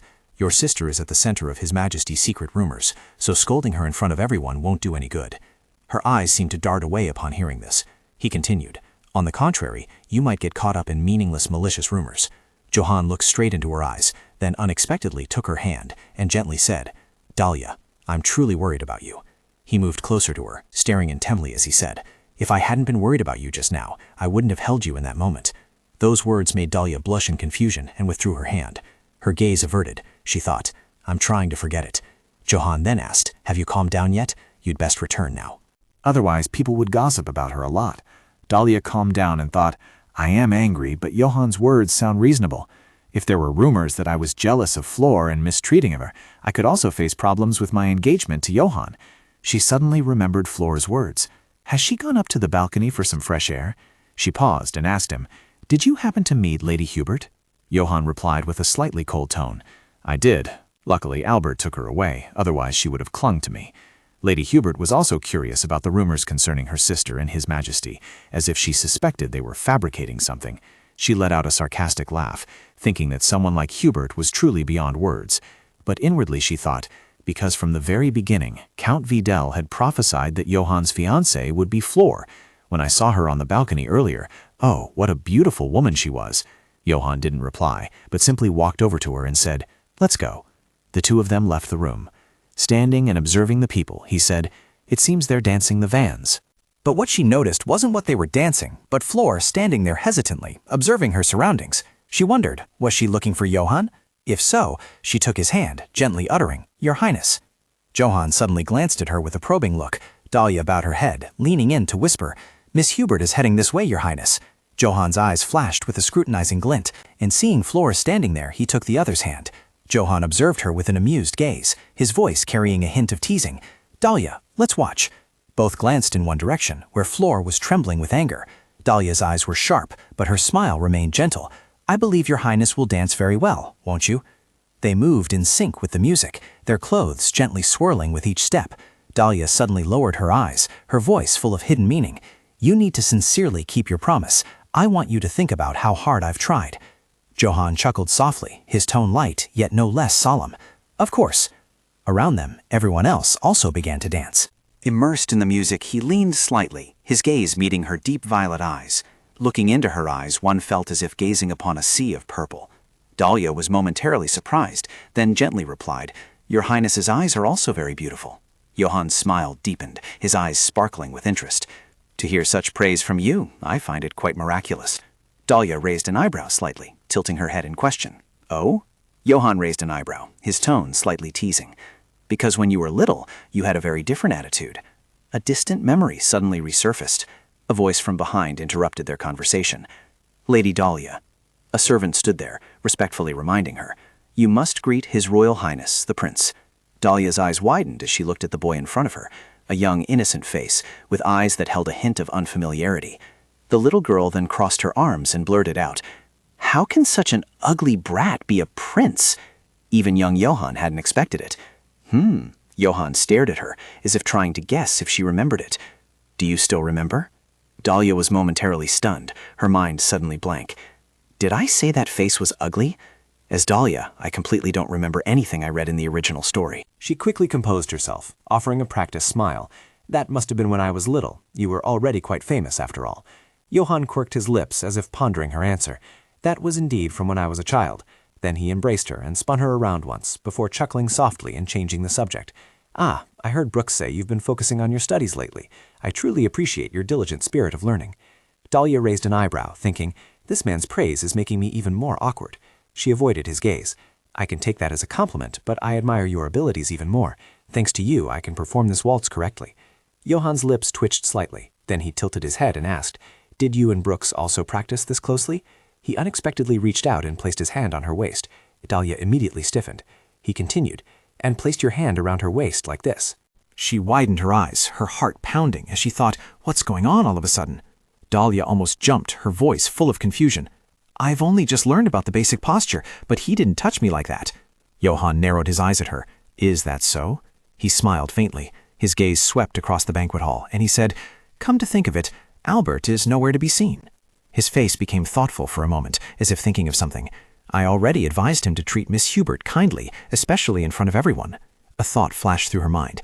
"This must be a marriage arranged by Noel's command, so there's nothing wrong with presenting a good image of myself. I'm sure Johan wants to proceed this way." In another corner of the banquet hall, a voice rang out, "Flor." Flor turned around, her eyes wide with surprise. "Sister, you're back? What about His Grace the Duke?" Johan tilted his head slightly towards Dalia, his voice slightly teasing. "I apologize for making you wait, Miss Margaret." He exuded a sparkling aura as he said, "I have too many people to greet." Flor smiled, gently shaking her head. "No, it's nothing at all. Waiting for the two of you is only natural." Flor chuckled softly, her eyes glancing towards the banquet table. "I already gave the new wineglass to the servant earlier." She raised the wineglass, turning to Dalia. "Why don't you have a drink?" She abruptly turned away. "I don't need it. To only pretend to be gentle when all eyes around were fixed on her. How exasperating." Johan chuckled softly, then took the wineglass. "I'm so thirsty, I'll have a drink." Dalia looked at him. "Johan, you really are." Her eyes briefly sharpened, her gaze sweeping past. She looked at the maids retreating back, pondering. Was that the maid who brought the wine to Flor? A wave of unease rose within her. "I have a feeling something." She looked suspiciously at the two people talking next to her.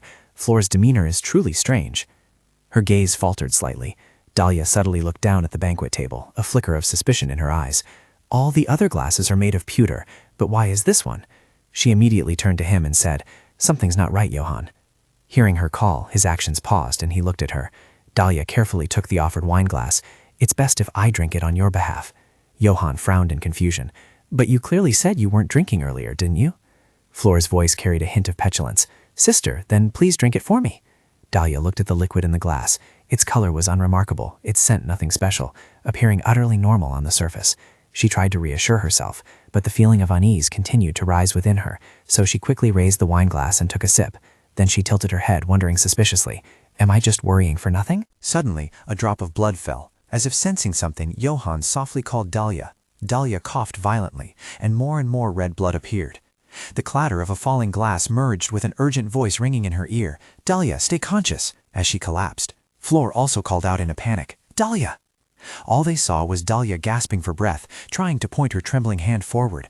Over there!" Johan immediately sprang up and ordered loudly, "Close the door, the culprit is still here." Dalia's eyes slowly closed. The next morning, to the chirping of birds, Dalia slowly opened her eyes. "Where am I?" She tried to move, but a numb sensation made her whole body feel heavy. "Why do my hands feel so heavy?" Her gaze subtly flickered downwards. Her eyes met a familiar figure, making her heart skip a beat.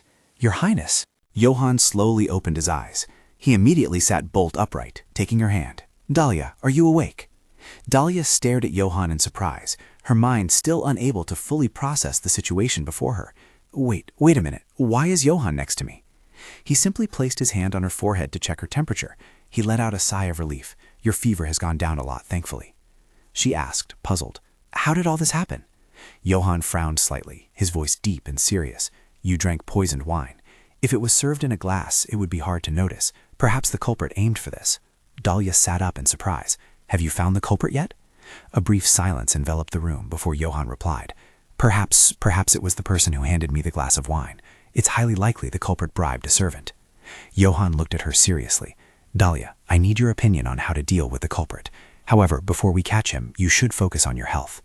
Dalia observed him carefully, then said, "It seems you already know who the culprit is." Johan denied it, his gaze avoiding hers. She sighed wearily to herself, saying, "Who exactly is it that makes you act like this?" Looking around the room, Dalia gradually recognized the familiarity. Is this Neodia Manor? Johann nodded, his gaze softening slightly. Yes, I am responsible for you drinking the poisoned wine. His Majesty was worried and sent a doctor here. Dalia's eyes widened. His Majesty? Johann took a letter from the nearby table and handed it to her. Yes, while you were asleep, the priest came and asked me to give you this letter. He said this is what you asked him for. Dalia, full of doubt, asked, "The prophecy?" Before she could touch it, Johann pulled it back. To her confusion, he said, "Before you read it, you should fill your stomach. You haven't eaten properly for days." A bowl of porridge was brought over. Dalia looked at the porridge, hesitating slightly. Johann held a spoon of porridge in front of her, advising her with concern. "Just one spoonful is fine." He brought the spoon closer to her mouth. A sudden feeling of dread rose in her throat. Dalia quickly turned away, stopping him in a low voice. "Wait, wait!" Johann immediately looked at her with concern. "Dalia!" He frowned slightly and put the spoon of porridge into his own mouth to taste it. Seeing his series of actions, Dalia was stunned. Johann scooped another spoonful, brought it to her mouth, and said, "Now you try it." Dalia swallowed slightly, hesitating for a moment. But she also opened her mouth for him to feed her. She frowned as the uncomfortable feeling reappeared. So he spoke up. "It seems you still have lingering effects from the illness. This is common in people who have been poisoned. If you have to ingest food or drinks that haven't been tested for poison, you'll feel uncomfortable." After speaking, he covered his face in discomfort. "I'd rather be the one poisoned." Clutching her hand, he said, "I was also extremely worried." Seeing his sincere appearance, she thought, "Has he been by my side all night?" She comforted him. "Before achieving my goal, I won't die so easily, so I'm fine." Looking at Johann, who was covering his face shyly, she continued, "Besides, to make you pay attention." Thank you for worrying about me. From now on, I will be more careful and try not to let something similar happen again," she said, her eyes resolute. He tilted his head and uttered a single word, "Johann." Dalia looked at him, not understanding. She only heard his calm voice. "Feel free to call me Johann. It will help achieve that goal. Everyone will surely know that we are close." Dalia pondered for a moment. "Oh, is that so? Then I also—" She then nodded slightly and decisively. "I understand, Johann." He slowly put down his spoon, his voice calm. "Also, I accept all 3 proposals you mentioned earlier. When I saw you in a coma, I thought carefully about this. The dangers you faced because of me, and moreover, my enemies have gradually come to see you as an adversary. Therefore, I want to officially announce our marriage." Dalia froze, her heart beating faster. She replied, "However, if His Majesty does not agree—" He slightly furrowed his brows, thought for a moment. "He will be forced to agree." Dalia smiled, but was also a little worried. "First, let's take our time with that later. How is Flor?" Dalia tilted her head. Mentioning Flor, her heart suddenly felt heavy. According to the original story, after being teased by the other ladies, she would run away to the greenhouse and encounter Noelle, who was there. Johann sighed softly, recalling the image of someone helping her back. Then he said, "She fainted and was taken back to Margaret's house. After that, a search for the culprit was conducted." She asked worriedly, "So the marriage between Sir Percival and Miss Hubert won't be announced?" Johann slowly addressed her concern. It's been postponed. Ideally, thanks to that marriage, Joanna and Flor had become close, and as a result, the bond between Flor and Noelle would be even stronger. Yet, she clenched her hand lightly. If so, then the subsequent plans— She felt a little dizzy, lightheaded now. Johann approached her and called out, "Dalia, are you all right? It seems I've been with the patient for too long." He stood up, intending to leave. Before leaving, he said, "I'll let you rest." Dalia quickly shook her head. "Oh, I'm fine. I can stand up." She tried to stand up, but immediately stumbled. Johann quickly caught her. "Dalia." He stared at her, his gaze sharp. "You shouldn't be moving around like this right now. Stop being stubborn and lie down quickly." Dalia pouted, looking displeased. "Stubborn? What are you talking about? You're exaggerating." Johann sighed, helping her lie back down on the bed. "You should rest for a bit. The doctor will be here soon." She thought for a moment. "Ah, I heard Noelle sent a special doctor for me. Noelle must only care about Flor, not me at all." Johann tucked her hair back for her, then stood up. "I'll go out. You should rest." Dalia watched him, her eyelids growing heavy. Why am I suddenly so sleepy?" She blinked a few times, feeling an intense wave of sleepiness wash over her, but still heard him say, "Then we'll talk more when we meet again later." Dalia's eyes slowly closed as she thought, "Does the medicine contain herbs to help with sleep? I need to confirm what the prophecy is." In her dream, old memories resurfaced, the scene of her drinking wine and falling down repeated countless times. Even though I fell, I still remember that fleeting image. Fear in Flora's eyes? Or was it satisfaction? Just thinking about this, I can't forget the rage in my heart. A few days later, The servant bowed and announced, "It's done." Dalia looked in the mirror, assessing herself. She looked better than a few days ago. For several days she had been confined to bed, with the doctor frequently visiting, so she had no time to herself. Looking at the letter on the table, she murmured, "Finally, today, the opportunity to read it has arrived." She opened the letter. It read, "Before the sun sets, the moonlight cannot appear." Dalia mused, the moon and the sun, what could it mean? I must find Helen and tell her about this. Analyzing prophecies is, of course, the priest's duty. Without hesitation, she rolled up the letter and then swiftly departed. Seeing her, everyone stirred. "You're awake, Lady Margaret? Has Johann returned yet? The mansion is so noisy." As if seeing someone, she asked, "Are there guests?" The young man replied, "Ah, yes. About this, it seems his lordship needs to see Lady Margaret regarding the temple matter." Upon hearing this, the person turned and smiled. "Hello, Lady Margaret." The man, with wine-red hair and deep blue eyes, was very eye-catching. He smiled and spoke. "It is truly an honor to meet you like this. Would you be able to spare some time to converse with me?" A teacup was set down with a clinking sound. Dalia looked at Aaron Charlotte in front of her with surprise. Why had he suddenly sought her out? He smiled, leaned down, and picked up the teacup in his hand. She immediately looked at this man, the new head of the Charlotte family, and also a powerful aide to Noel. It seemed, therefore, that he was a figure who commanded many followers. She then smiled and asked inquiringly, "Have you come to convey a message from the priest?" He gently placed the teacup back on the table and replied, "Yes, that's right." He smiled, looking at her with a triumphant air. "I am here to claim the offering for the prophecy myself." Her face immediately became serious. He continued speaking without pause. "Regarding the offering suitable for the oracle's prophecy, I heard that Lady promised to send the recompense." She then remembered that when she met Helen, Helen had also said to her, "I still don't know if this prophecy is true or not. If someone offers a sacrifice and receives a prophecy, at that time we will demand recompense." She immediately nodded in agreement. "Ah, yes, that's right." Hearing that, he immediately stared at her. Then she gently picked up the teacup from the table and said, "Then I will prepare the recompense and send it to the divine temple later." Suddenly, he changed his mind. "Oh no, you must prepare a predetermined recompense." Hearing that, she asked him in surprise, "What is that?" He then placed the teacup in his hand back on the table with a clink. "It is to answer a question."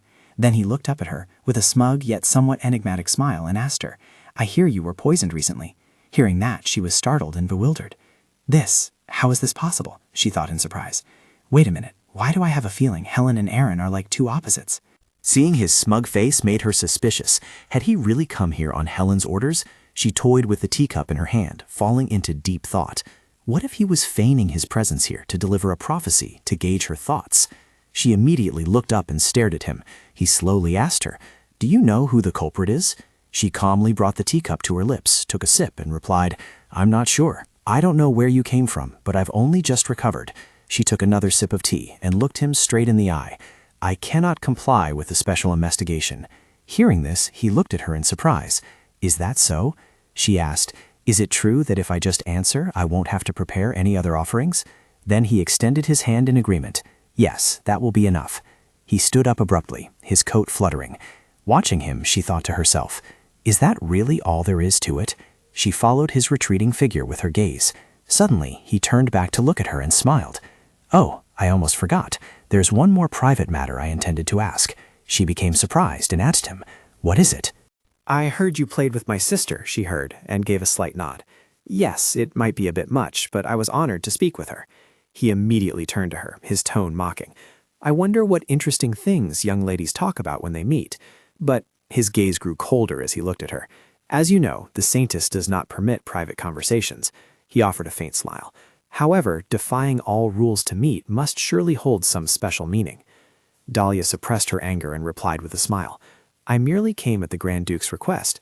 I only wish to have this engagement ring blessed." Hearing this, he was immediately speechless. She then smiled brightly and said, "We will meet again soon. I hope we can talk more then." Dalia, not to be outdone, smiled back at him. "Of course, I'm looking forward to it immensely." Finally, he left, and the door closed. She tiredly plopped onto the chair and sighed. So he's Helen's brother. I was worried if he saw through my thoughts. Immediately after, she turned and walked further into the spacious room. "By the way, when can I return to Margaret Manor?" "I can prepare to return now. I need to get things ready for Flora. My parents must be extremely worried." Johann then informed her of the situation, saying that Lady Flora's health had recovered. His Majesty has also told the Count and Countess to wait for her without worry, so she doesn't need to be concerned. Hearing this, she found it a bit awkward, realizing she couldn't use that excuse anymore. Suddenly, Johann seemed to remember something.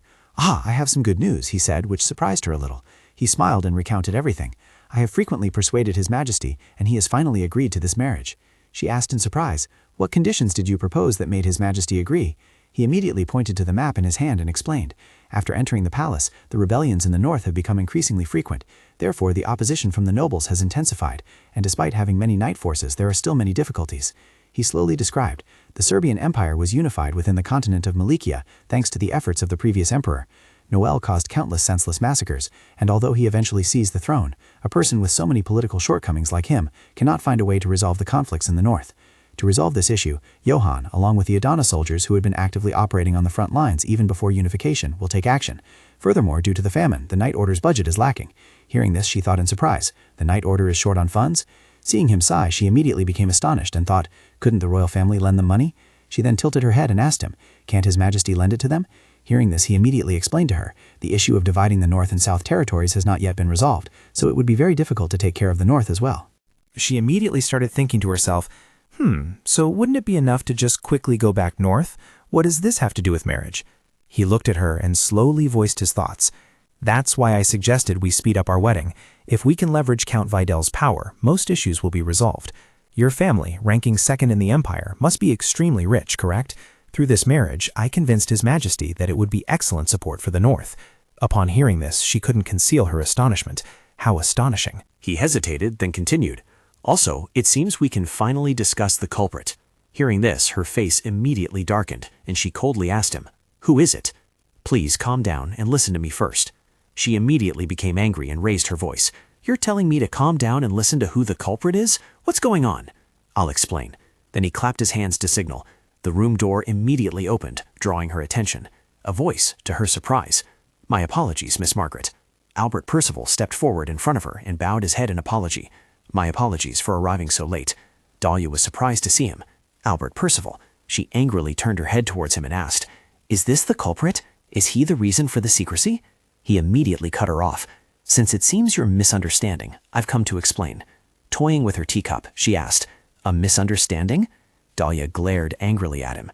He seemed to have something difficult to say, then slowly explained. "The poisoning there was my thoughtless act, but my intended target for the poisoning was originally someone else." Because the servant was bribed midway, the plan had to be temporarily halted. She angrily looked at him and questioned, "So who exactly did you intend to poison?" He immediately looked up at her, finding it difficult to speak. After a moment, a name was uttered, Lady Flora Margaret. Dalia, upon hearing this, wondered, "What connection do you have with her?" He explained, "It was for the sake of His Grace the Duke." At this moment, Johann spoke up. "Not revealing this sooner was my fault." He immediately said, flustered, "No, it's not that. Because of Lady Hubert, I heard Lady Margaret is His Majesty's person, so—" She then asked him, surprised, "Have you found the person who sabotaged the plan midway?" He immediately replied, "The bribed person is from Countess Hubert's household." Upon hearing this, her eyes turned cold. It was really her? Her image flashed in Dalia's mind. It seemed she thought Dalia had to disappear for her to win Johann. And there was another question, she recalled. There were 3 glasses of wine in total. He thought for a moment, then sighed and replied, "I don't know about that. Although we caught up to the person, he chose to commit suicide." She was also surprised to hear that. Is that so? She thought to herself, I still feel like a few things aren't quite right. She was still deep in thought. Albert immediately bowed towards her. "I sincerely apologize, Lady Margaret. Whatever the punishment, I am ready to accept it." Seeing this, she was a little flustered as she ordered, "Please raise your head, Sir Percival." She thought to herself, although she had worked hard for several days to detoxify him, it ultimately helped accelerate the marriage process. She slowly spoke, "My punishment is for you to keep one promise." He immediately flinched upon hearing this. She then continued, "In the future, do not arbitrarily arrange such matters again." She glanced over at him. "Your Grace, what do you think?" He smiled and replied to her, "I respect your thoughts." Dalia chuckled with amusement upon hearing this. "Then let's proceed according to my wishes." He immediately looked towards the man.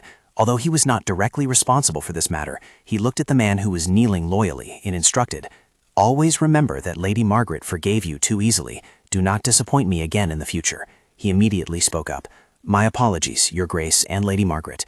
She gently extended her hand towards him. He immediately kissed the back of her hand. He firmly said, "In the future, if there's anything you need from me, please just say so.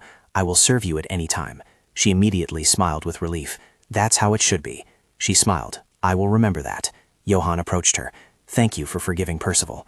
Upon hearing this, she chuckled. It's nothing. Time passed, and her and Johann's wedding ceremony was decided to be held 4 days later. Dalia sat still as the maids attended to her. Delicious dishes were also laid out on the table. The butler also strictly instructed her on her current duties. Butler Written told her that the final act of the wedding ceremony was to exchange a vow kiss. She calmly said, "So, a vow kiss, huh?" Immediately after, she instantly became startled and looked up at the butler. "Wait, what did you just say? Kiss, His Highness?" Dalia's face immediately flushed. Written then asked her, "It's a pre-established regulation. Is there a problem?" She was at a loss for words. Why would there be such a rule? Seriously. She forced a laugh and said, "No, nothing at all." Dalia remembered Johann, who had once told her, "Don't you like me too?" She blushed as she thought, kissing His Highness in front of everyone. Written, seeing that she was still unfocused, spoke up, interrupting her train of thought. "You're in the clouds again today," he said. "If you don't pay attention." Suddenly, Madame Scarlet burst through the door, happily running in. "Hello," she wondered in surprise. "Why is she here?" Dalia looked at her and asked, "Please come in, madam. Is the wedding dress ready?" She immediately smiled upon hearing this. She happily said, "It's done. I've brought it here for you to try on. Could you spare me a little time?" Immediately after her, 4 staff members followed, carrying items. Hearing this, Dalia immediately turned to look at the butler, who then waved his hand as a signal. She then said, "Then please come over here quickly." A moment later, Dalia had finished putting on the wedding dress and stepped out. "How is it?" she asked. Dalia smiled and said, "It's truly beautiful." She seemed pleased, covering her mouth, unable to hide the smile on her face. His Highness the Duke's ceremonial attire is also planned to be made in a similar style, exactly to my liking.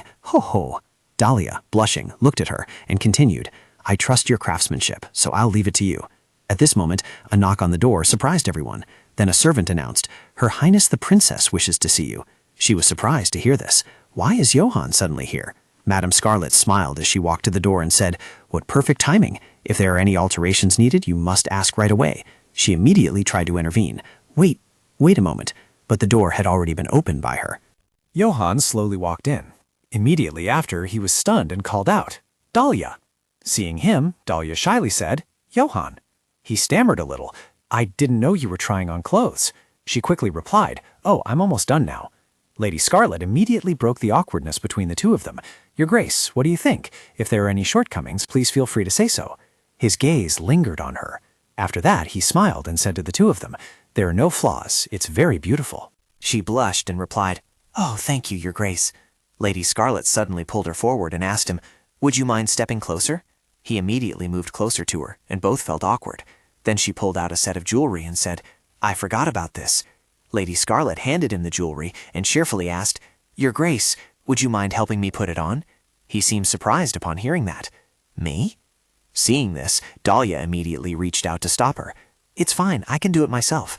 Before she could finish, he gently picked up the necklace and said, "Of course, I'd be glad to." He immediately put it on her. Lady Scarlet stood to the side, happily watching the two. Oh my goodness. He gently placed it around her neck. She then turned to him and asked, "Is it all right?" He thought for a moment, then blushed and replied, "It's very beautiful." Dalia touched the necklace around her neck. She thought dejectedly, "It's certainly not Dalia. In my previous life, would I have suited these things? Anyway, that doesn't matter anymore." Lady Scarlet's voice broke her out of her deep thoughts. "Oh, I completely forgot the jewelry in the carriage. Please wait a moment, I'll be right back." Seeing this, she immediately called out in a panic, "Wait, madam."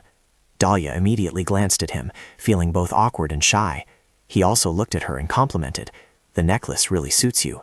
She softly replied, "Thank you, Your Grace." Suddenly, he leaned down and said, "Johann." She was startled and confused. "Huh?" He looked at her and asked, "Didn't you promise to call me Johann?" She stammered, "Oh, I suddenly forgot." He glanced towards the desk, seeing neat stacks of books on it, and then asked, "Were the lessons tough?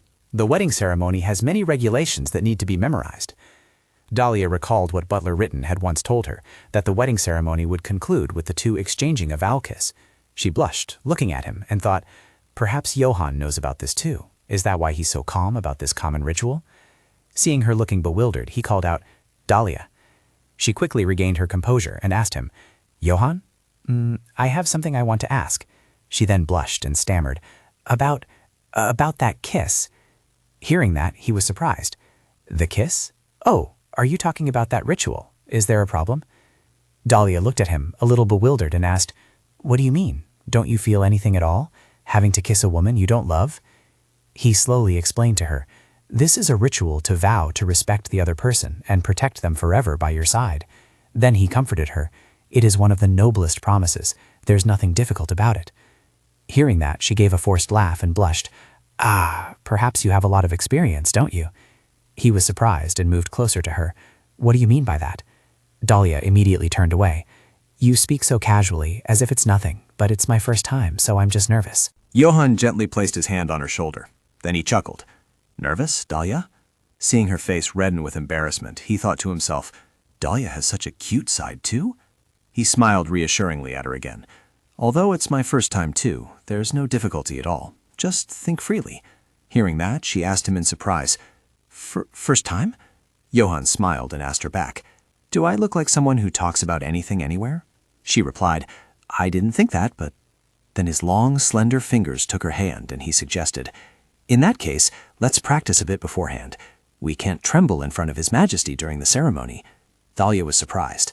Really? He looked at her with serious eyes. I always speak truthfully.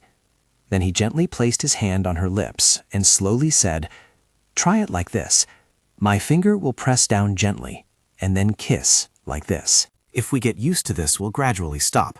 She blushed, looking at him, wondering, Is this really just for the sake of formality? Then she gently closed her eyes.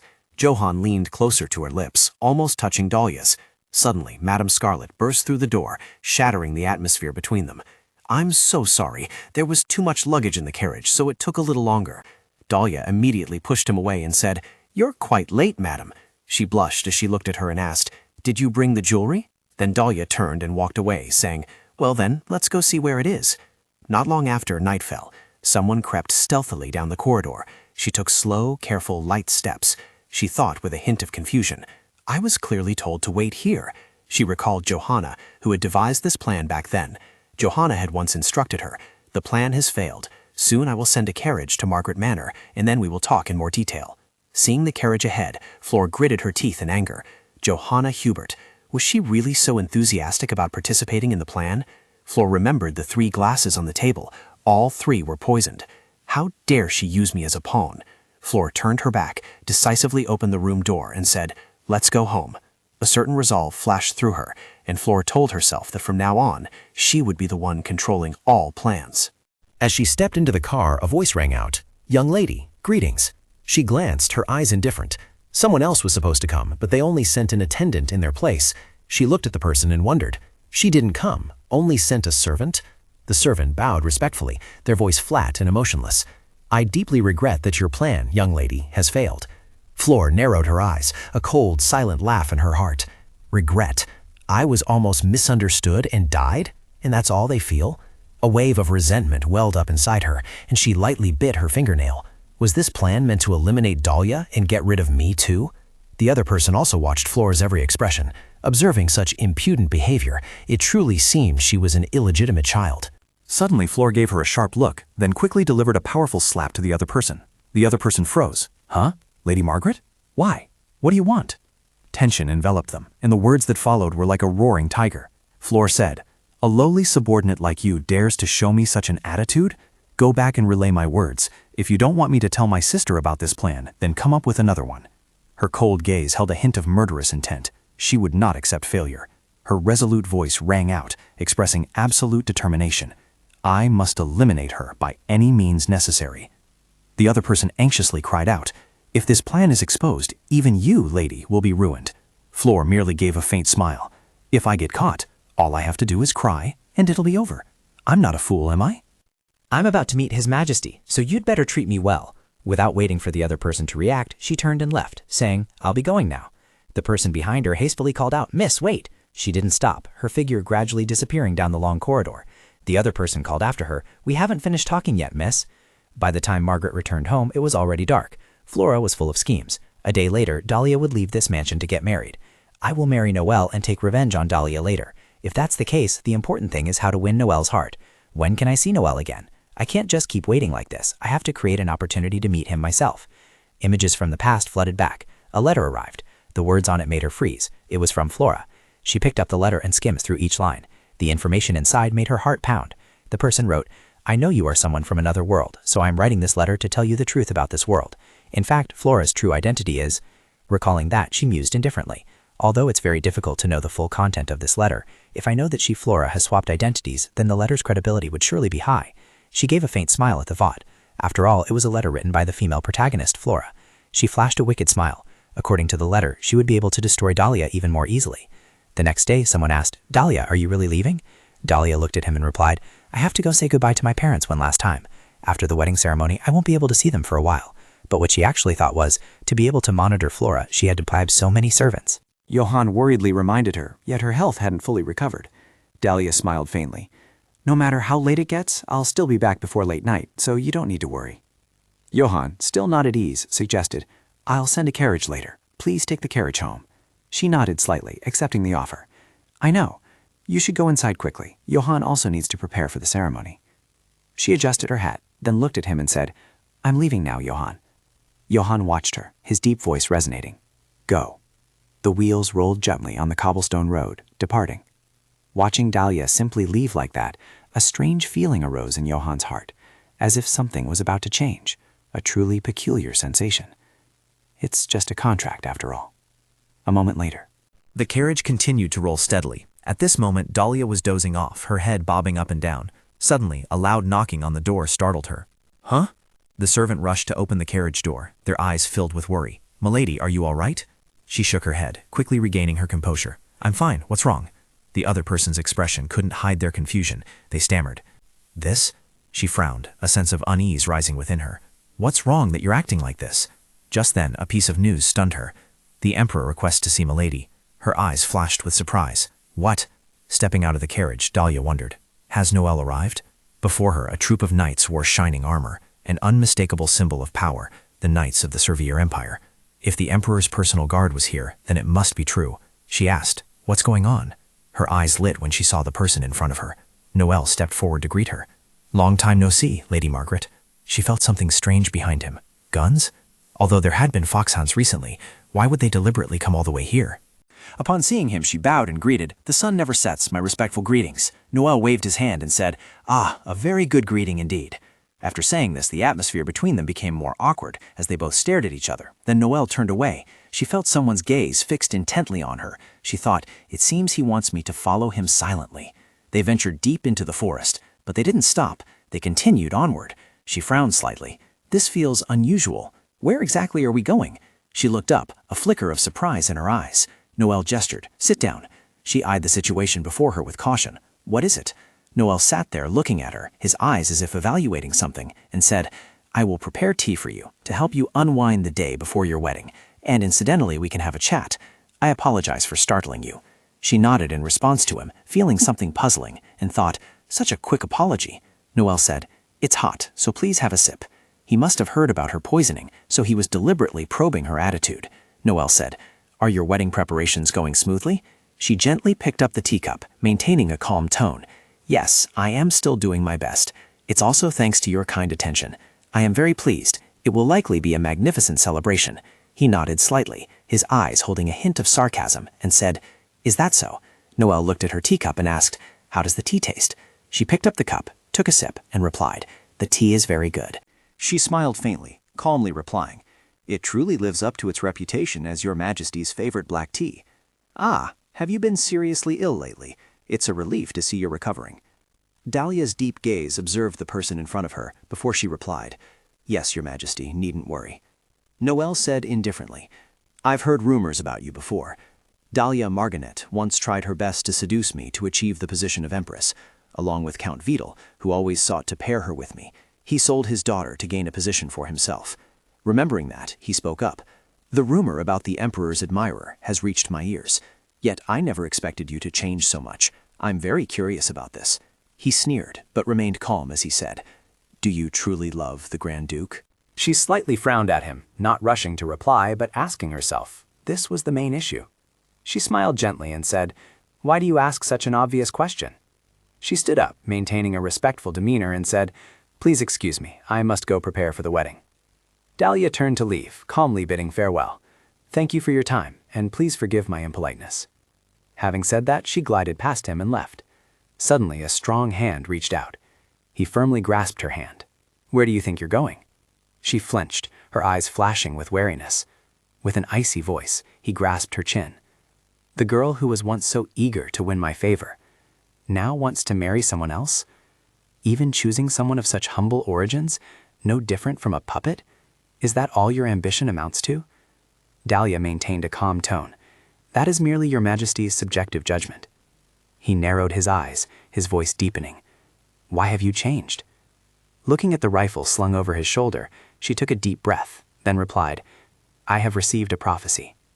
She gave a faint smile, her eyes revealing no emotion. "If I were to love your Majesty, my life would be in danger. My desires are not many, just like I don't want to lose my life." He pondered for a moment, then mumbled, "A prophecy." He calmly mused, "What kind of prophecy? I need to verify it."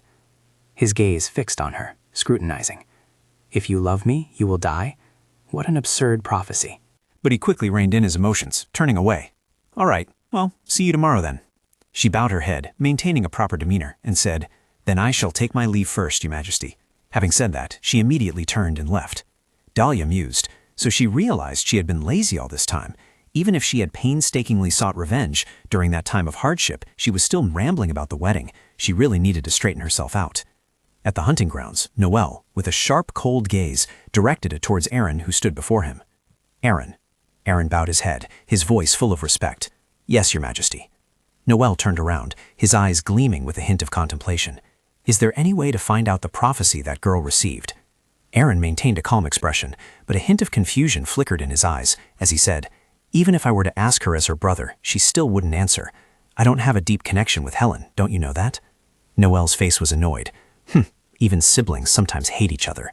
He then ordered Aaron, "Secretly plant people around Dalia Margaret." Noel, his eyes gleaming with sharpness, ordered, "Find out what her true intentions are." Aaron watched Noel's expression, his lips curving slightly in question. "Are you interested in her, sir? Your expression right now is exactly like when you're hunting." Noel smiled faintly, his eyes gleaming with a dangerous glint of interest. "Yes. Should I think of this as a game, just like hunting? That would be more interesting." Noel leaned against a nearby tree trunk, his gaze swept over Aaron, asking him, "By the way, have you still not found the cause of the magic beast's appearance?" Aaron replied, "Yes, sir." Noel frowned slightly, lost in thought. For the safety of the Empire, the demonic beasts must be eliminated anyway. He pondered, and a thought suddenly came to mind. Indeed, I need that mage. Noel turned to Aaron, his voice low but carrying a hint of danger. "Still haven't found Timothy's whereabouts?" Aaron bowed his head, replying with a serious expression. Perhaps, as long as he hasn't reconciled with Helen, he won't return to the capital. Noel chuckled softly, his tone tinged with mockery. "That's why I said siblings shouldn't argue so fiercely." Noel glanced past Aaron, saying coldly, "Anyway, I suppose I'll have to find him quickly." Aaron replied hesitantly, "Because now he is the only one who can confront the power of the gods." In the magnificent wedding setting, Dalia stood before the altar. Johann gently extended his hand and called her name. "Dalia." He gently placed the wedding ring on her slender finger. They exchanged gazes filled with passionate love. Noel sat below, witnessing this scene, and he smiled faintly with a certain profound look in his eyes. A warm, deep voice urged them on. "Now, the two of you, exchange a kiss of promise." The two quickly shared a passionate kiss. Dalia, her heart in turmoil, received the kiss, thinking, "This marriage is merely the first step in my revenge. If I show any tension, even for a moment, everything will end immediately." "Go home now?" Dalia walked over to Johann and said, "This is enough for now. We should head home." Johann nodded slightly. "That's fine." The two of them headed out to the carriage. Taking Dalia's hand, Johann said, "You must be very tired, having prepared since early morning. Are you all right?" Dalia replied with a faint smile. "It was hard work, but it was worth it." Johann gently held her hand. "You've worked hard today." She looked at him and said, "You too, Your Highness." At Margaret's castle, Flora said wearily, "I'm going out to the balcony for a bit of fresh air." Standing on the balcony, a cool breeze swept through her hair. Flora gently closed her eyes, but the throbbing pain made her frown slightly. Her head ached terribly. She leaned lightly against the railing, trying to soothe the pain. Had she drunk too much wine? While she was still in a daze, a voice from behind startled her, making her turn around. "Hello, Lady Flora Margaret." A mysterious man emerged from the shadows, his appearance full of enigma. "I am the one who sent you the letter. Surely by now you remember." Flora froze. Her eyes became wary. The man continued, "I'd like to talk with you for a moment. Would you agree?" Flora didn't speak, but nodded anxiously. The man smiled at her, his eyes filled with amusement. "So this is your true self. Quite cool, actually." Flora clenched her fists, her voice tinged with annoyance. "Are you mocking me now?" He chuckled softly and shrugged. "Not at all. I'm just pleased to meet my ally." She narrowed her eyes, her tone cold as she asked, "Are you truly the one who sent me that letter?" The man gave a faint smile, a dangerous glint in his eyes. "Ah, though I may seem untrustworthy, I will seize everything from your sister and put an end to her." He took another step forward, his voice full of confidence. "I can see the future." Flora glared, watching him speak. "Isn't Lady Flora the female lead?" He tilted his head, a cryptic smile on his face. "Doesn't the female lead always get a happy ending?" He maintained his indifferent expression, but the curiosity in her eyes grew. "Don't worry. If you agree to be my ally, I will bring you everything you desire," he said with a triumphant smile. "I will bring you everything you desire." Flora raised an eyebrow and spoke. "So do you know what I desire?" He smiled, his eyes sharp. "Don't you want to return to your own world?" Flora was shaken for a moment, but quickly regained composure. He continued, "If you want to achieve your wish, you must ascend to the position of empress." She looked at him suspiciously and asked him, "What is your desire that you have to seek me out?" He gave a mysterious smile and leaned close to her face. "The day you achieve that position of empress," his voice deepened, carrying a murderous intent, "you just need to help me kill one person." Flora stared at him, her voice cold but also a little hesitant, replied, "You said you could see the future, didn't you? If so, then you can find that person yourself, can't you?" The man chuckled softly, his gaze directed towards the night sky, said, "It is a path guided by the gods. Those below have taken each other's lives in the name of destiny." He turned to her, his sharp gaze like a threat, said, "Anyway, what do you intend to do?" Flora softly replied, "If that's the case, then first make my eyes bright again." He chuckled softly and nodded. "Later, your eyes will gradually brighten, but before that, you must receive His Majesty's love." He continued with an enigmatic smile. "Therefore, first, young lady, you must strive to capture the Emperor's heart." Hearing that, Flora frankly asked him, "You can see the future, can't you? Tell me the specific way to do it." He hesitated and said, "All right, I will reveal some quite useful information." He looked at her thoughtfully and then said, "There will be a hunting party held this autumn. An assassination attempt on His Majesty will take place then." He then gave a cryptic sneer and told her his intention. "And at that time, you must pretend to protect the Emperor with all your might. You will be the one to take the arrow in place of the Emperor." Hearing this, she seemed startled and looked at him in surprise. "You want me to shoot an arrow?" He smirked and reassured her. "Don't worry." He slowly went on, "The wound won't be life-threatening." At this, she seemed startled. "That's not the issue." She fearfully gazed at the full moon high above and thought to herself, "But if I refuse, my eyes and Noel, I'd better listen to him for now." Then he turned and slowly said to her, "The time is approaching." He turned back, looked at her and smiled. "When that time comes, I will find you again.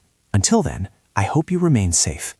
Seeing him vanish before her eyes, she immediately ran forward, shouting desperately, "Wait, tell me more!" She advanced towards him, but he had already disappeared from her sight. The scene transitioned to a sprawling, luxurious mansion. Johann walked, thinking gloomily, "I can't believe I'm back in this place again." Just then, Dalia also stepped into the area. She recognized it. This place is the ancient Descartes family mansion, where the first queen lived in her childhood. Dalia looked up at the luxurious scenery right in front of her, lost in thought. Johann had also mentioned that he had visited here a few times when he was a child. Just then, a butler approached and spoke, startling her. "My lady." She then smiled and said to the butler, "You are the butler here, aren't you, Mr. Rittenbrooks?" He bowed deeply, welcoming her. "Welcome, my lady." She covered her mouth, chuckling playfully. "Being a tutor must not have been enough, so you followed me all the way here. How long do you intend to follow me?" He seemed a bit surprised by this, then immediately suggested, "What do you mean, my lady? Please call me Brooks." She happily turned and nodded at his suggestion. "All right, Brooks, please introduce me to my maid and lady-in-waiting." The scene shifted to a magnificent and luxurious room filled with colorful flowers. Ritten Brooks immediately pointed to a girl. "This is your maid, Emma Frill." Then he turned to the girl standing next to Vivian Perile. "And this is your lady-in-waiting, Livy Frill." These two girls immediately bowed to her shyly. Seeing the two of them, she put a hand to her chin in surprise, wondering, "Are they sisters?" He nodded in confirmation and slowly explained, "Yes, my lady, they served the Grand Duke of the Descartes family when he was young." Hearing this, Dalia immediately smiled. I need to get close to them as soon as possible, she thought, then said aloud, I will need your help in the future. The two attendants were startled. Emma Frill thought to herself, I've heard many rumors about her change. Vivian Perile also looked at her in surprise. It seems the rumors are true. At this moment, she slowly placed a hand on her chest and explained her intentions. To avoid causing any trouble or disruption in the Grand Duke's mansion, I will handle all administrative tasks from now on. These two maids immediately bowed their heads, nodding happily as they said to her, Yes, Your Royal Highness. She smiled faintly at them and then ordered, Very well, you may go. At this moment she turned, searching for a familiar figure, but where was Johann? As Johann was intently admiring the scenery, someone suddenly called out to him, Johann! He immediately turned around. Rittenbrook saw him and happily ran over, saying, There you are, I've been looking for you everywhere. Seeing her, he smiled in surprise and asked, Is something wrong? She immediately nodded, asking him with a serious expression, What are you doing? He looked around and then told her, I'm just strolling around the garden. He then looked at the rose garden, blooming beautifully, and pointed it out to her. This is the most famous garden of the Descartes estate, with a wide variety of flowers. It's truly beautiful here. She continued with a hint of sadness, I've heard that the first queen. Hearing this, he looked towards her, and she slowly recounted, loved these flowers very much. His hand immediately reached out towards her. You know a lot, don't you? His hand gently touched the beautiful, delicate face of the girl in front of him, and your father trampled all the flowers in this garden. The story slowly unfolded. The family members were desperate upon hearing the news of the usurpation, and the empress completely collapsed when the former emperor passed away. The royal guards immediately arrived at the mansion to assist the empress, accompanied by the soldiers of Count Vidal and Count Hubert, and there was no other choice but to separate Johann from his mother. Thinking of this, her eyes seemed to change slightly. It was a misfortune, but she immediately spoke to him. Perhaps I don't need to apologize, so I won't say anything related to this topic. Then she turned to look at him and gave a puzzling smile. Instead, let's plant many new kinds of flowers. She looked at the blooming crimson dahlia flowers right before her eyes and immediately suggested an idea to him. Crimson dahlia flowers will be added to the flower garden. Summer is approaching, and if we plant the bulbs interspersed, the flowers will bloom quickly. He burst out laughing in surprise upon hearing this, then spoke up.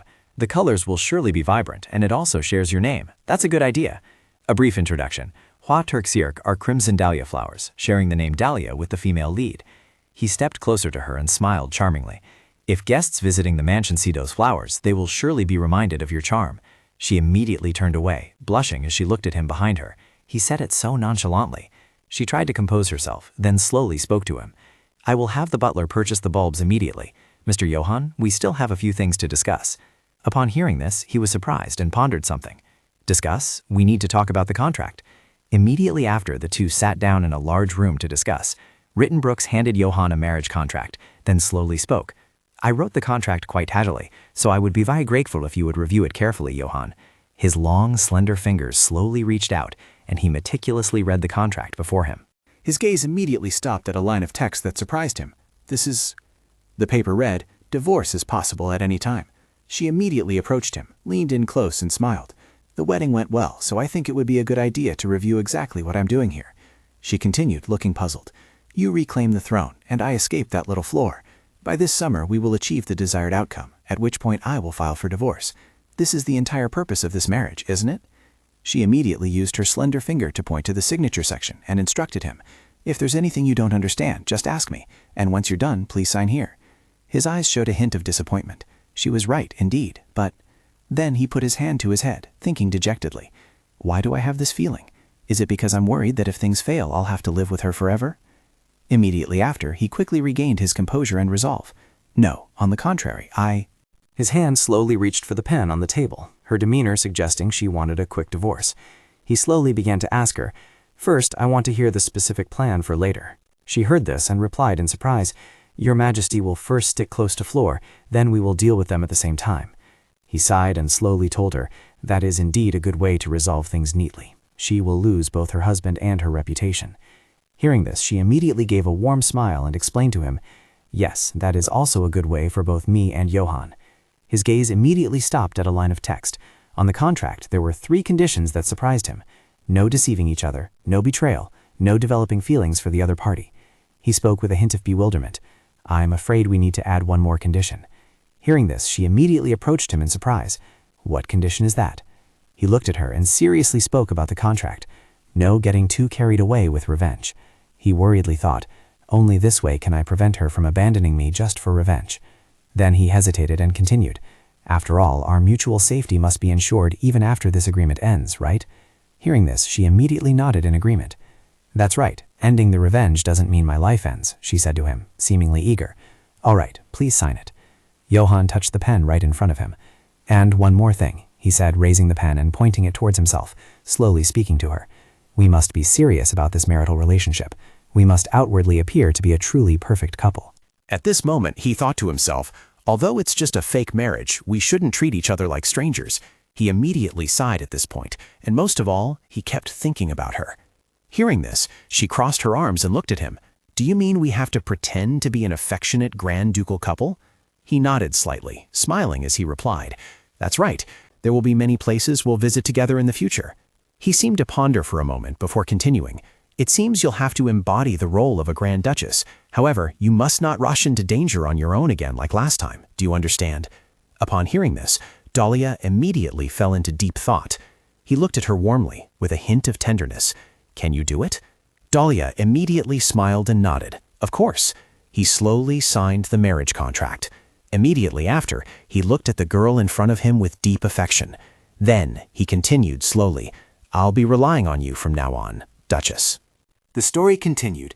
My marriage to Johann had, to some extent, become a topic of discussion among the upper echelons. As predicted, I didn't concern myself with anything.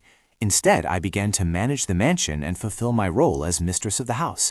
This was all thanks to my proactive efforts in building a close relationship with Ritten Brooks.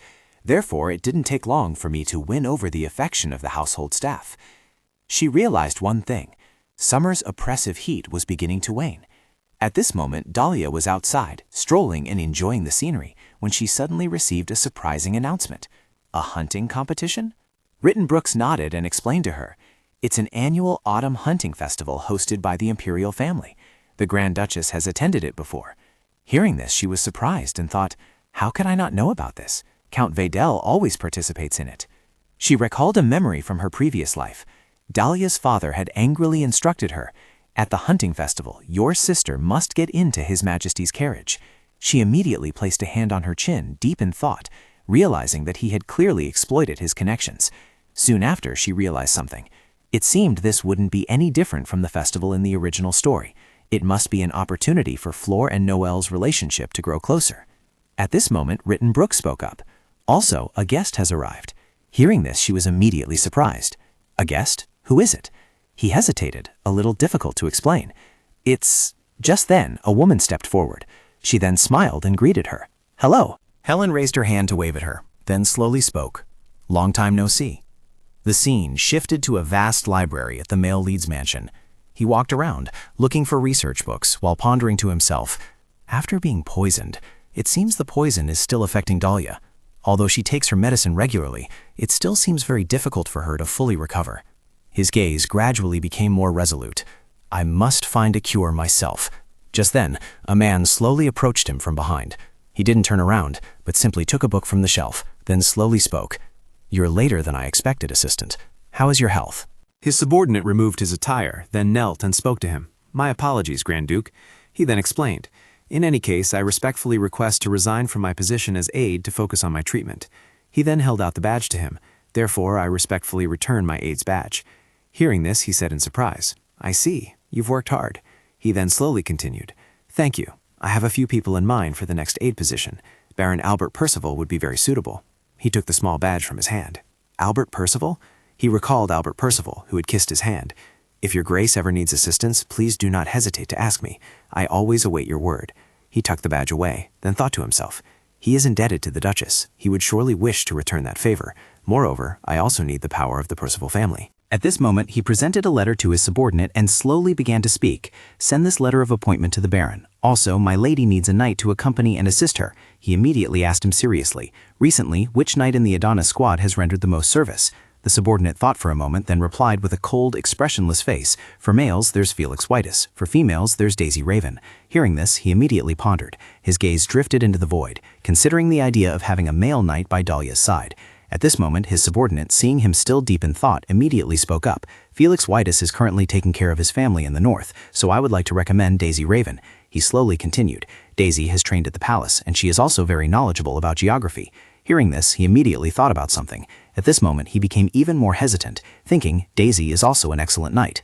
An idea suddenly sparked in his mind, making him smile enigmatically. He turned back to instruct his subordinate, summon Daisy to the capital immediately. Meanwhile, in a large room, Dalia looked at the teacup in front of her, wondering, why is this happening? She slowly used her fork to pick at the delicious-looking pastry in front of her, thinking, people with great power are truly the most difficult to contend with. Her gaze now seemed to turn cautiously towards Helen. Everything is like this when I face Aaron. She was happily putting a piece of cake into her mouth. As soon as she tasted the sweet deliciousness of the cake, her face lit up. Seeing this, Dalia smiled, thinking, of all times, she had to arrive when Johann wasn't around. She immediately covered her mouth to stifle a laugh, then slowly explained, I apologize for not being able to receive you, Saintess Charlotte. I've been too busy preparing for the wedding. Hearing that, Helen placed the plate down on the table. Oh my, it's fine. She slowly explained to her, I didn't come here to hear your apologies. I came here to congratulate you, and I told you to call me Helen, didn't I? Just be natural. Hearing that, she immediately laughed, humoring her. All right then, Helen. She immediately moved closer to her, then blushed and continued. We're quite close, aren't we? I paid the price for that trust. Oh, I've heard my brother is here, didn't I? Hearing that, she was startled and replied, Ah, yes, he was here earlier. She recalled what she had said earlier. Then I should divide the tribute and send it to the temple. Aaron slowly placed his teacup down and spoke. No, the accepted tribute will be deducted. Hearing that, she asked him in surprise. What do you mean, sir? He then gave an enigmatic smile. Can you answer a question for me? She recalled this memory. He asked if she knew who the poisoner was. At this moment, she returned to reality, thinking worriedly that if she had known the culprit, she wouldn't have been able to deceive him. She slowly continued, I felt uncomfortable because Lady Charlotte didn't ask about the tribute. It's good that you are here. She slowly continued, I'm thinking about building a new temple in the north to honor the goddess Swayton. What do you think?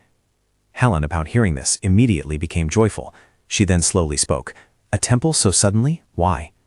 Seeing Helen's attitude, she immediately became surprised. Her reaction was different from what she had expected.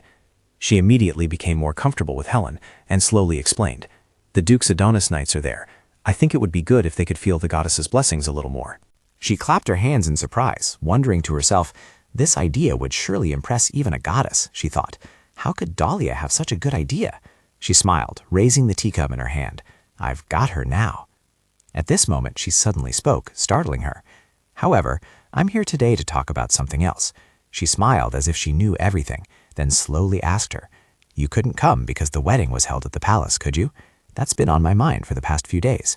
Then she surprisingly asked, Dalia, aren't you curious about the prophecy? She immediately recalled this detail. The prophecy? Are you talking about that prophecy? The prophecy paper read, Before the sun sets, the moon cannot rise. She then tapped her finger lightly on the table, explaining, That is a prophecy about the marriage of two people, their children, or their issues. Immediately, she stiffened in surprise. Children? What are you suddenly talking about? She quickly turned away, avoiding her gaze, and stammered, We haven't had any thoughts about a baby yet. Hearing this, Helen surprisingly asked Dalia, Why is that? Her gaze towards her immediately shifted slightly. Then she slowly recounted the plan she had devised. The Grand Duke will only love completely after the empire has stabilized. Until then, I will try to endure. She continued, I want the best for the Serbian Empire. Hearing this, she smiled in praise. That's a good answer. Then she suddenly stood up and called her name, surprising her as she didn't understand what she wanted to do. Helen. She presented a beautiful silver necklace in front of her and happily said, This is a wedding gift. She approached her and put the necklace around her neck, slowly recounting the story. I didn't intentionally reveal the private relationship between Johann and me, but may I put this necklace on you? I want to congratulate my old friend's marriage in a special way. The necklace was gently placed around her neck. She raised the pendant on her neck and replied in surprise, It's beautiful. At this moment, she suddenly leaned closer and whispered in her ear, Make sure you wear this necklace on the day of the hunting competition. Hearing this, she looked at her in surprise. What? Immediately, she became absent-minded. On the day of the hunting competition. Seeing her attitude, she immediately chuckled with amusement. I wish you good luck. In a grand mansion, a voice spoke up.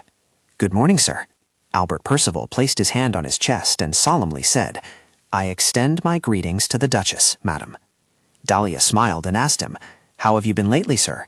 He chuckled in response. I'm much better now. Then he pointed to someone approaching, surprising her. I'm here to see you privately. There's someone I'd like to introduce to you personally. She looked at the person in front of her and thought in surprise, "Who is she? I've never seen her before." He pointed at the girl in front of him and introduced, "From now on, this knight will escort you, Sir Daisy Raven."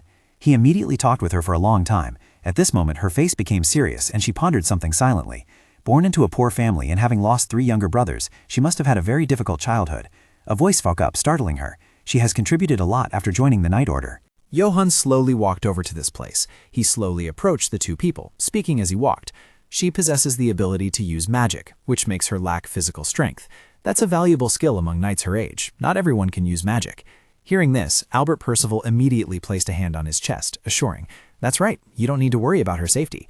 After comforting her, he immediately turned to Daisy Raven beside him and said, "Sir Daisy Raven, from now on, you will be this lady's escort." She immediately looked at her seriously. She also smiled back at her. "She's very petite, just like a child. I hope we can become closer." She immediately bowed to her, while she was still deep in thought. "I can't go out alone." At this moment, Johann suddenly spoke up. "Sir Daisy," he continued, "although she is quite young, she has led Adonis's Night Order." Hearing this, she immediately looked at the petite girl in front of her. Even someone like Johann mentions her like that. She smiled warmly, and then addressed her. "So, Sir Raven, I hope you will help me a great deal." She secretly hoped. "I think I can trust her." A magnificent and splendid room appeared before their eyes. Rittenbrook spoke. "This is your room, Miss Daisy." She thought to herself, "The room next to the ladies' room." At this moment, Rittenbrooks was still confused, thinking, why is the Grand Duke using a separate room? Seeing Mama staring at him, he immediately began to explain. "The lady often has fevers, so to avoid any risks, the Duke has to use a different room. Don't ask too many questions." Then he continued to instruct. "Therefore, Miss Daisy, please keep an eye on the lady's health." Hearing this, she immediately understood the situation. "I see." That evening, it rained. A heavy downpour fell here. Thunder and lightning roared loudly outside. Dalia gently held the flickering candle in her hand, walking and thinking to herself, "The rain is so heavy today." She walked on the hallway and sighed. "So heavy that I can't hear anything else." She dejectedly walked towards the end of the hallway. "I want to go out and get some water."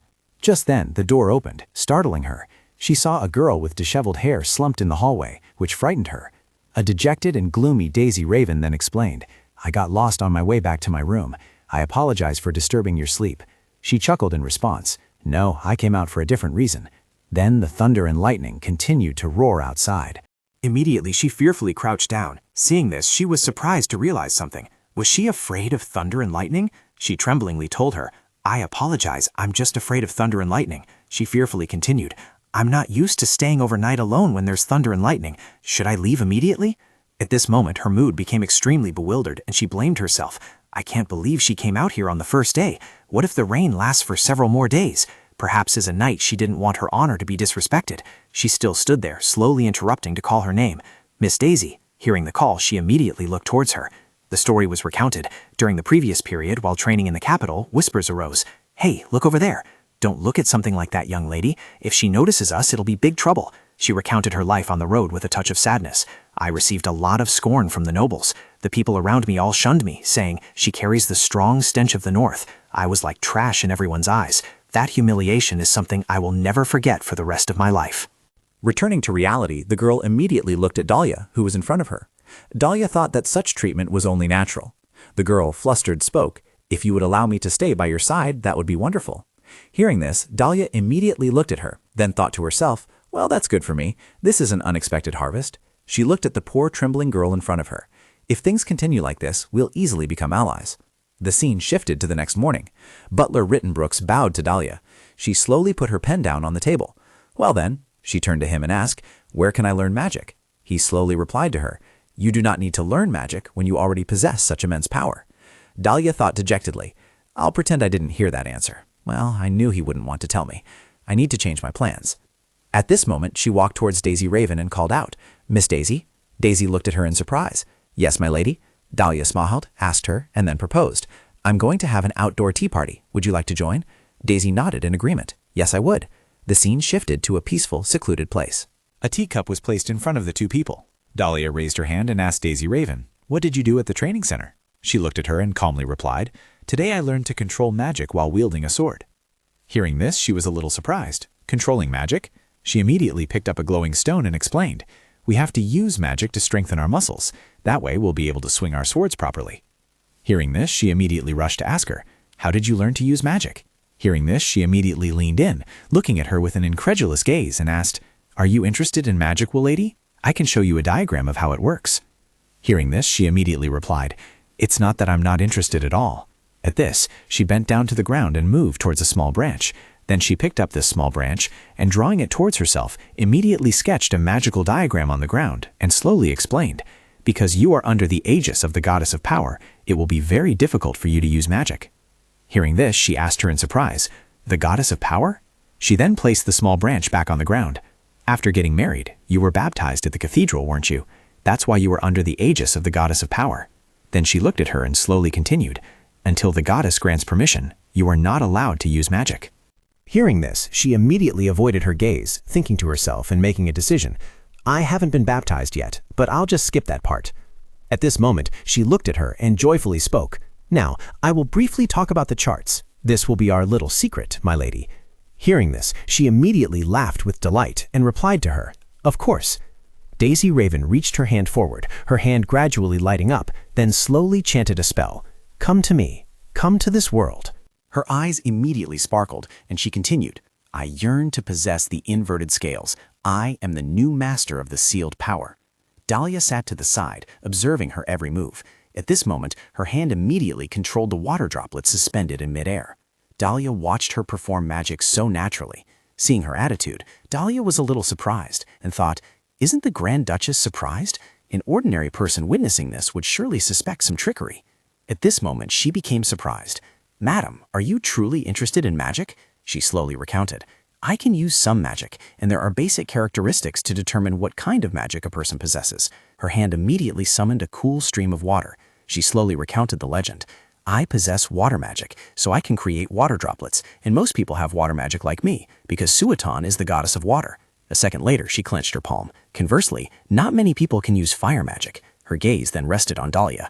Then she immediately suggested, "Madam, please try it once." Hearing this, Dalia was surprised and pointed to herself. "Huh? Me?"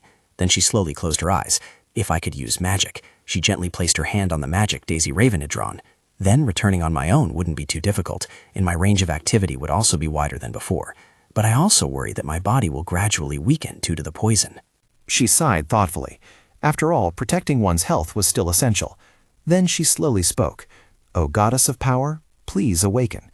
Suddenly, her fingertip underwent an immediate change, surprising her.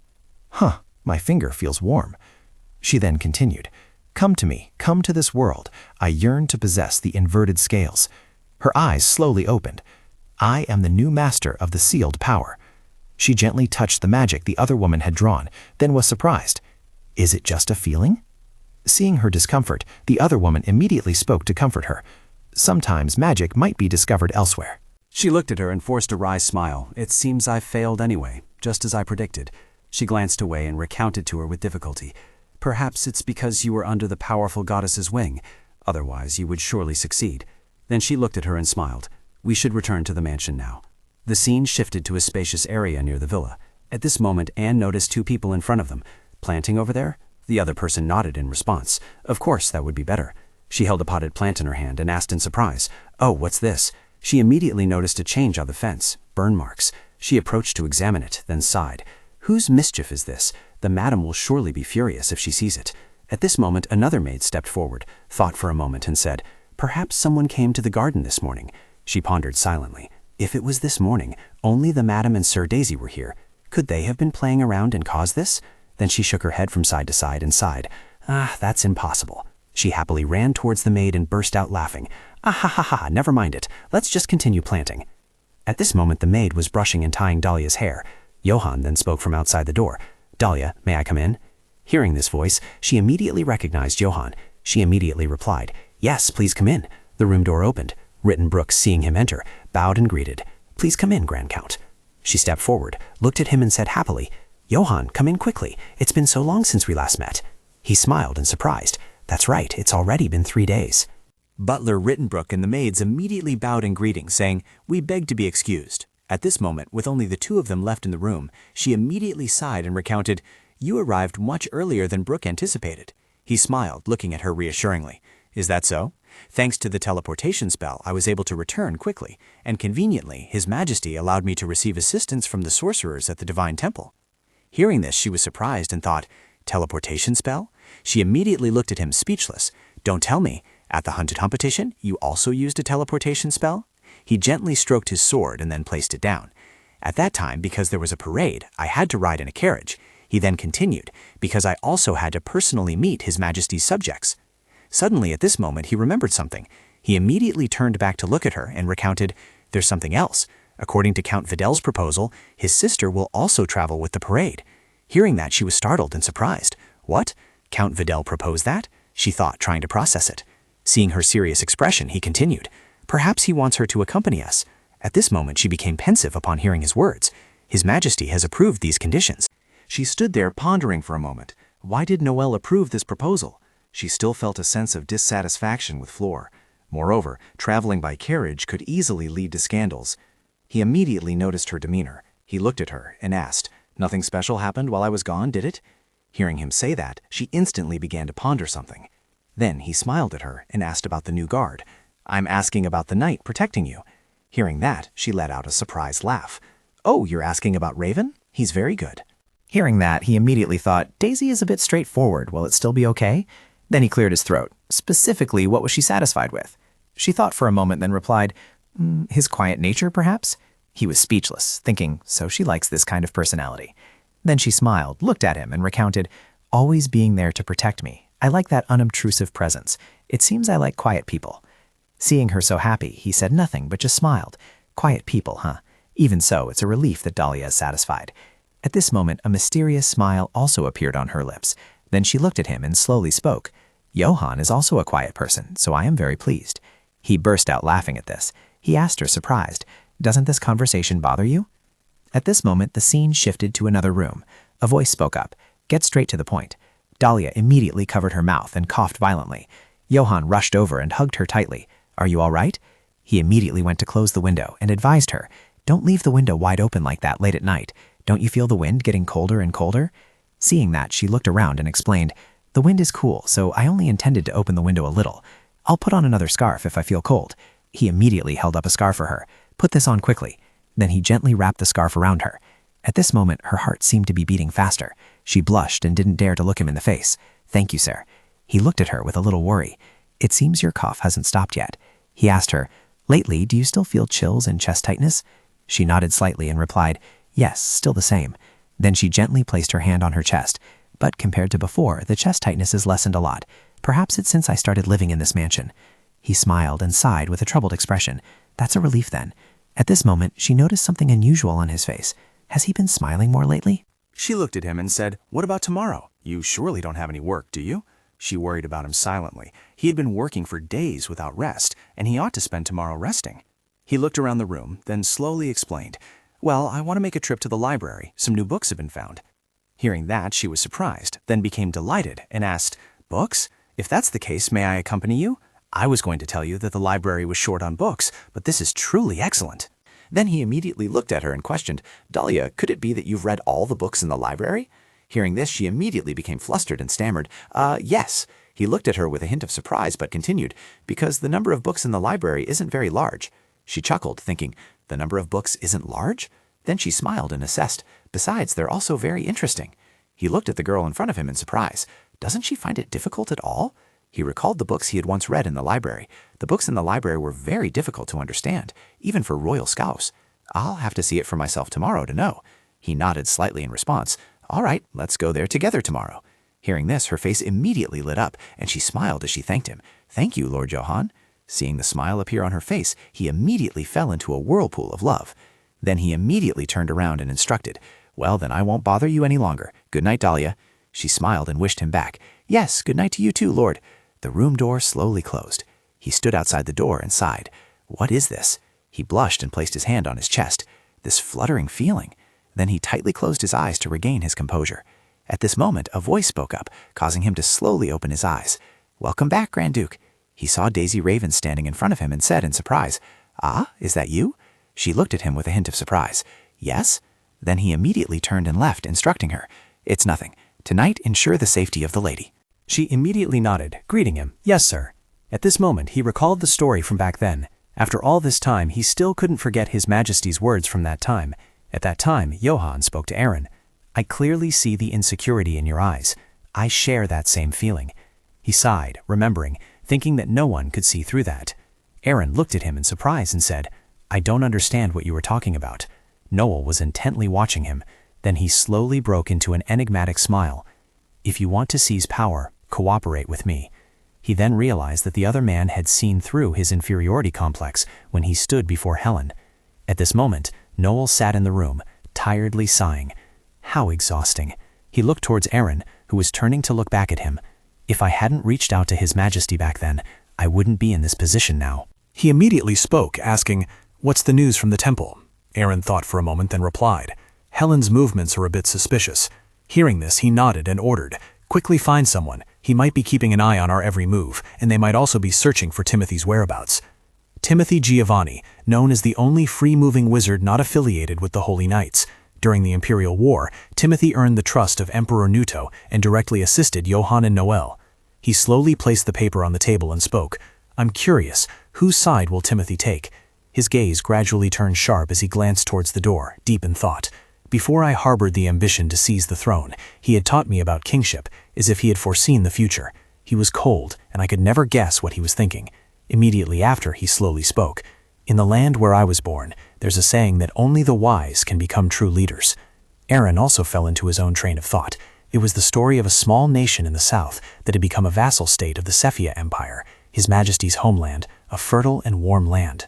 Noel slowly used his long, slender fingers to tap lightly on the table and then recounted, a long time ago when a small, distant nation was invaded. He closed his eyes and slowly continued. That land didn't have a single talented individual. Of course, that wasn't the reason for the invasion, but the common people blamed the king for not finding talented individuals. At this moment, he opened his eyes, his gaze showing malevolence, and finally, the common people planned to behead the king and offer him as a sacrifice. He became sad and slowly spoke. "I heard my mother, the king's daughter, led the movement. She offered her father's head to the late emperor and volunteered to become his bride." Hearing this, Aaron secretly thought, "Your Majesty's mother was a woman from the south, beautiful in appearance and humane in heart. After giving birth to Noel, she monopolized the late emperor's heart and then passed away a few years later." At this moment, his face seemed to change, and he recounted the story with a twisted expression. The daughter directly beheaded her own father and handed him over to the enemy. "What do you think of the story I just told?" At this moment, while the other man was still bewildered, he spoke again. "Indeed, she is my mother. Isn't she very intelligent?" He calmly looked at the man in front of him and said, "I have heard the story very clearly, Your Majesty." Hearing that, he let out a sigh of relief and slowly explained, "It seems the story I told wasn't interesting at all, but why didn't you pretend to be a little surprised?"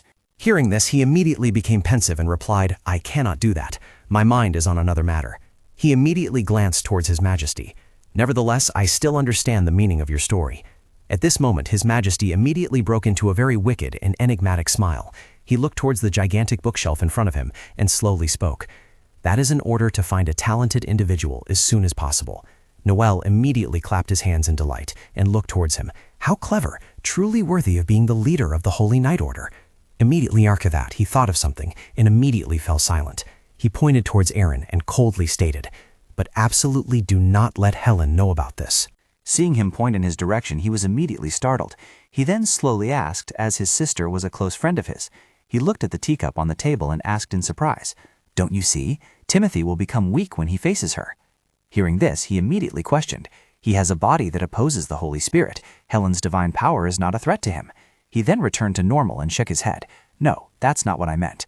Hearing this, he immediately became confused. Then what? Suddenly, 2 knocks echoed at the door. The guard then spoke up. "Your Majesty, Miss Flora Margaret requests an audience." Hearing this, Noel smugly instructed, "Let her in." The guard nodded and replied, "Yes, Your Majesty." Seeing this, he immediately turned his head to look at him and asked, "Is there a reason Miss Margaret is requesting an audience with Your Majesty?" He glanced at him with sharp eyes and explained, "I called her here because there's something I want to discuss." Hearing this, he immediately stopped asking further questions. "Does Your Majesty have another plan in mind?" At this moment, Flora stepped in with a firm gait. She worriedly thought, "I've eagerly awaited the day I could enter the imperial palace, as per my father's request." Her feet slowly walked through this luxurious and magnificent place, mixed with a hint of anxiety. Before her was a vast scene. She looked at the place surprised and thought, "What is this? It's not just Noel." In front of her was Aaron, and the person sitting on the throne was Noel, looking triumphant. Upon seeing her, Aaron immediately bowed in greeting, and Noel also stood up at once. Then he smiled, looked at her, and said, "Please come in, Lady Margaret. It's been a long time since we last met." She calmly regained her composure and bowed in greeting to His Majesty. Greetings, noble Emperor Noel Harder Serbian, eternal son of the Empire. I am Flora Margaret, daughter of the Margaret family. Then she looked up towards Aaron, thinking, I've met the person standing next to Noel somewhere before, haven't I?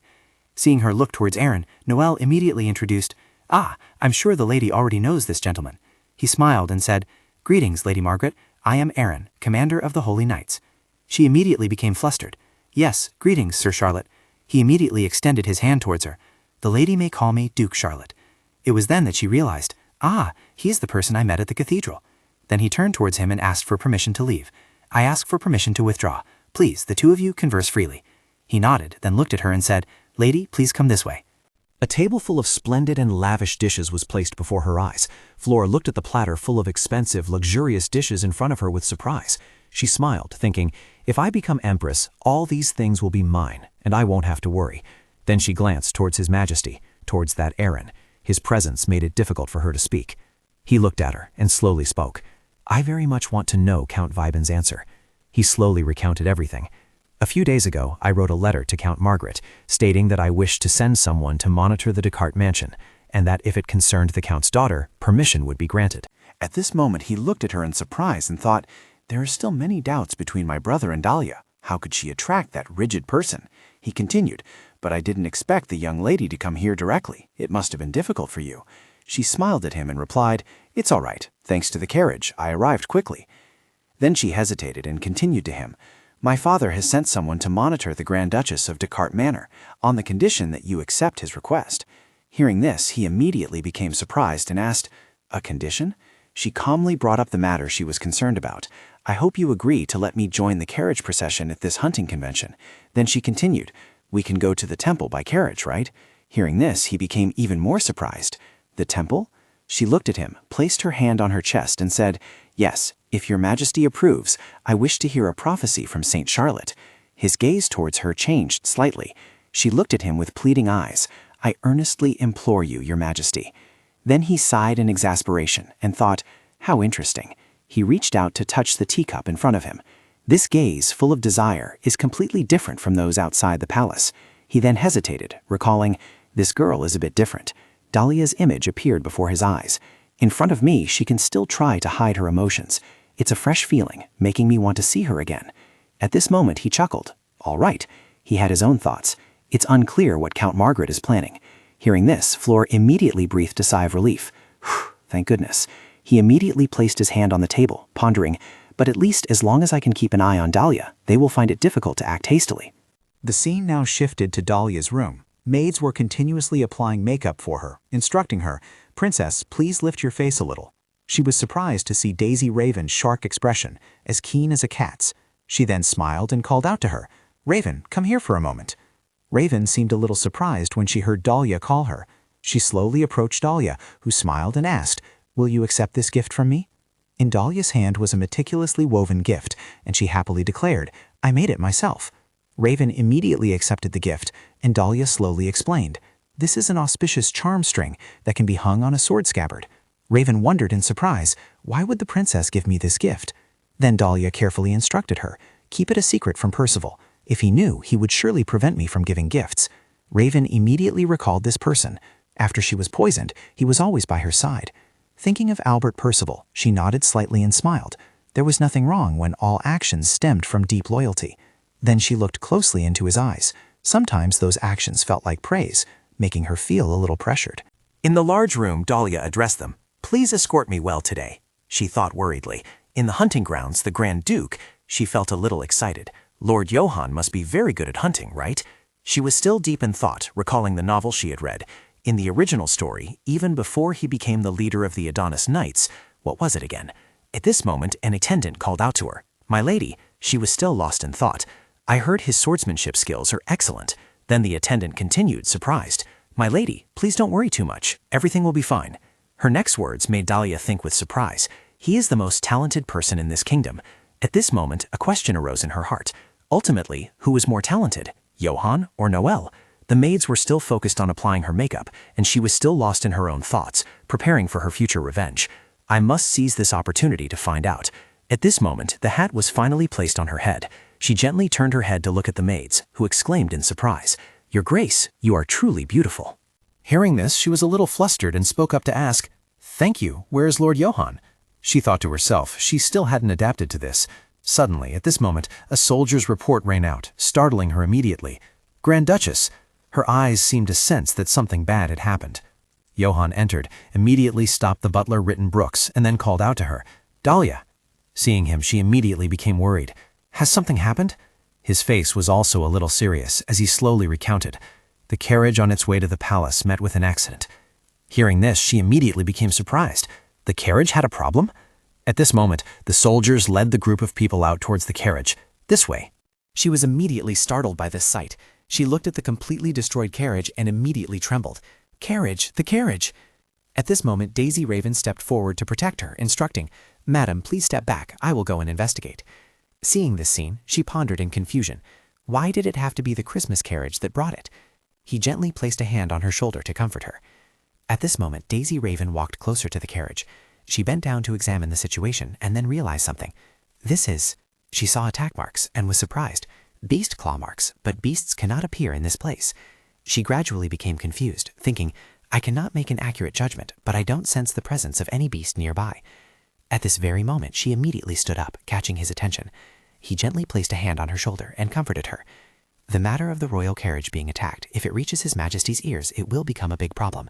He looked at her and continued, I will ride in a carriage with His Majesty, and this carriage will be dealt with immediately. At this moment, Albert Percival stepped forward and asked, You called for me, Grand Duke. He saw him approach and was surprised. Oh, you're here? He then instructed him, When we return, repair this carriage. At all costs, it must be repaired. He immediately bowed to him. As you command, sir. She gently touched his shoulder. Then she softly asked him, If that's the case, how will we get to Mount Antiqui? He thought for a moment and immediately replied to her, We'll use teleportation magic. Hearing this, she was immediately startled and surprised. If it was teleportation magic, it would require the assistance of a sorcerer. He raised a hand to his neck and sighed. I hadn't intended to travel this way. Indeed, it causes dizziness. Seeing his expression, she immediately realized he often suffered from severe motion sickness. Perhaps Dalia was very worried. At this moment, she was still deep in thought, wondering, does the feeling resemble being on an airship?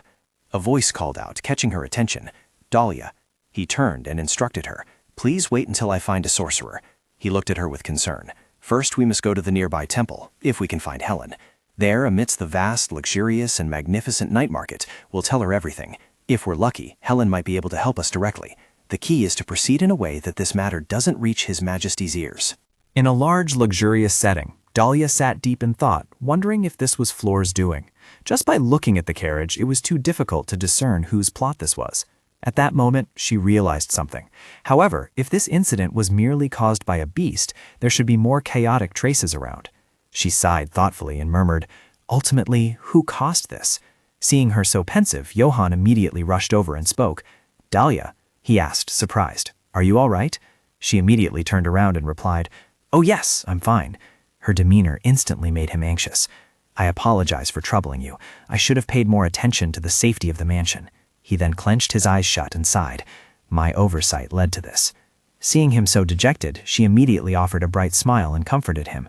No one was hurt, thankfully. Only the carriage was damaged. She then gently set her teacup down on the table and continued. Actually, this is precisely the suspicious point. No one was injured or killed, yet only the carriage was destroyed. Hearing that, she was immediately startled and surprised. Then she stared at him. Johann shared her thoughts.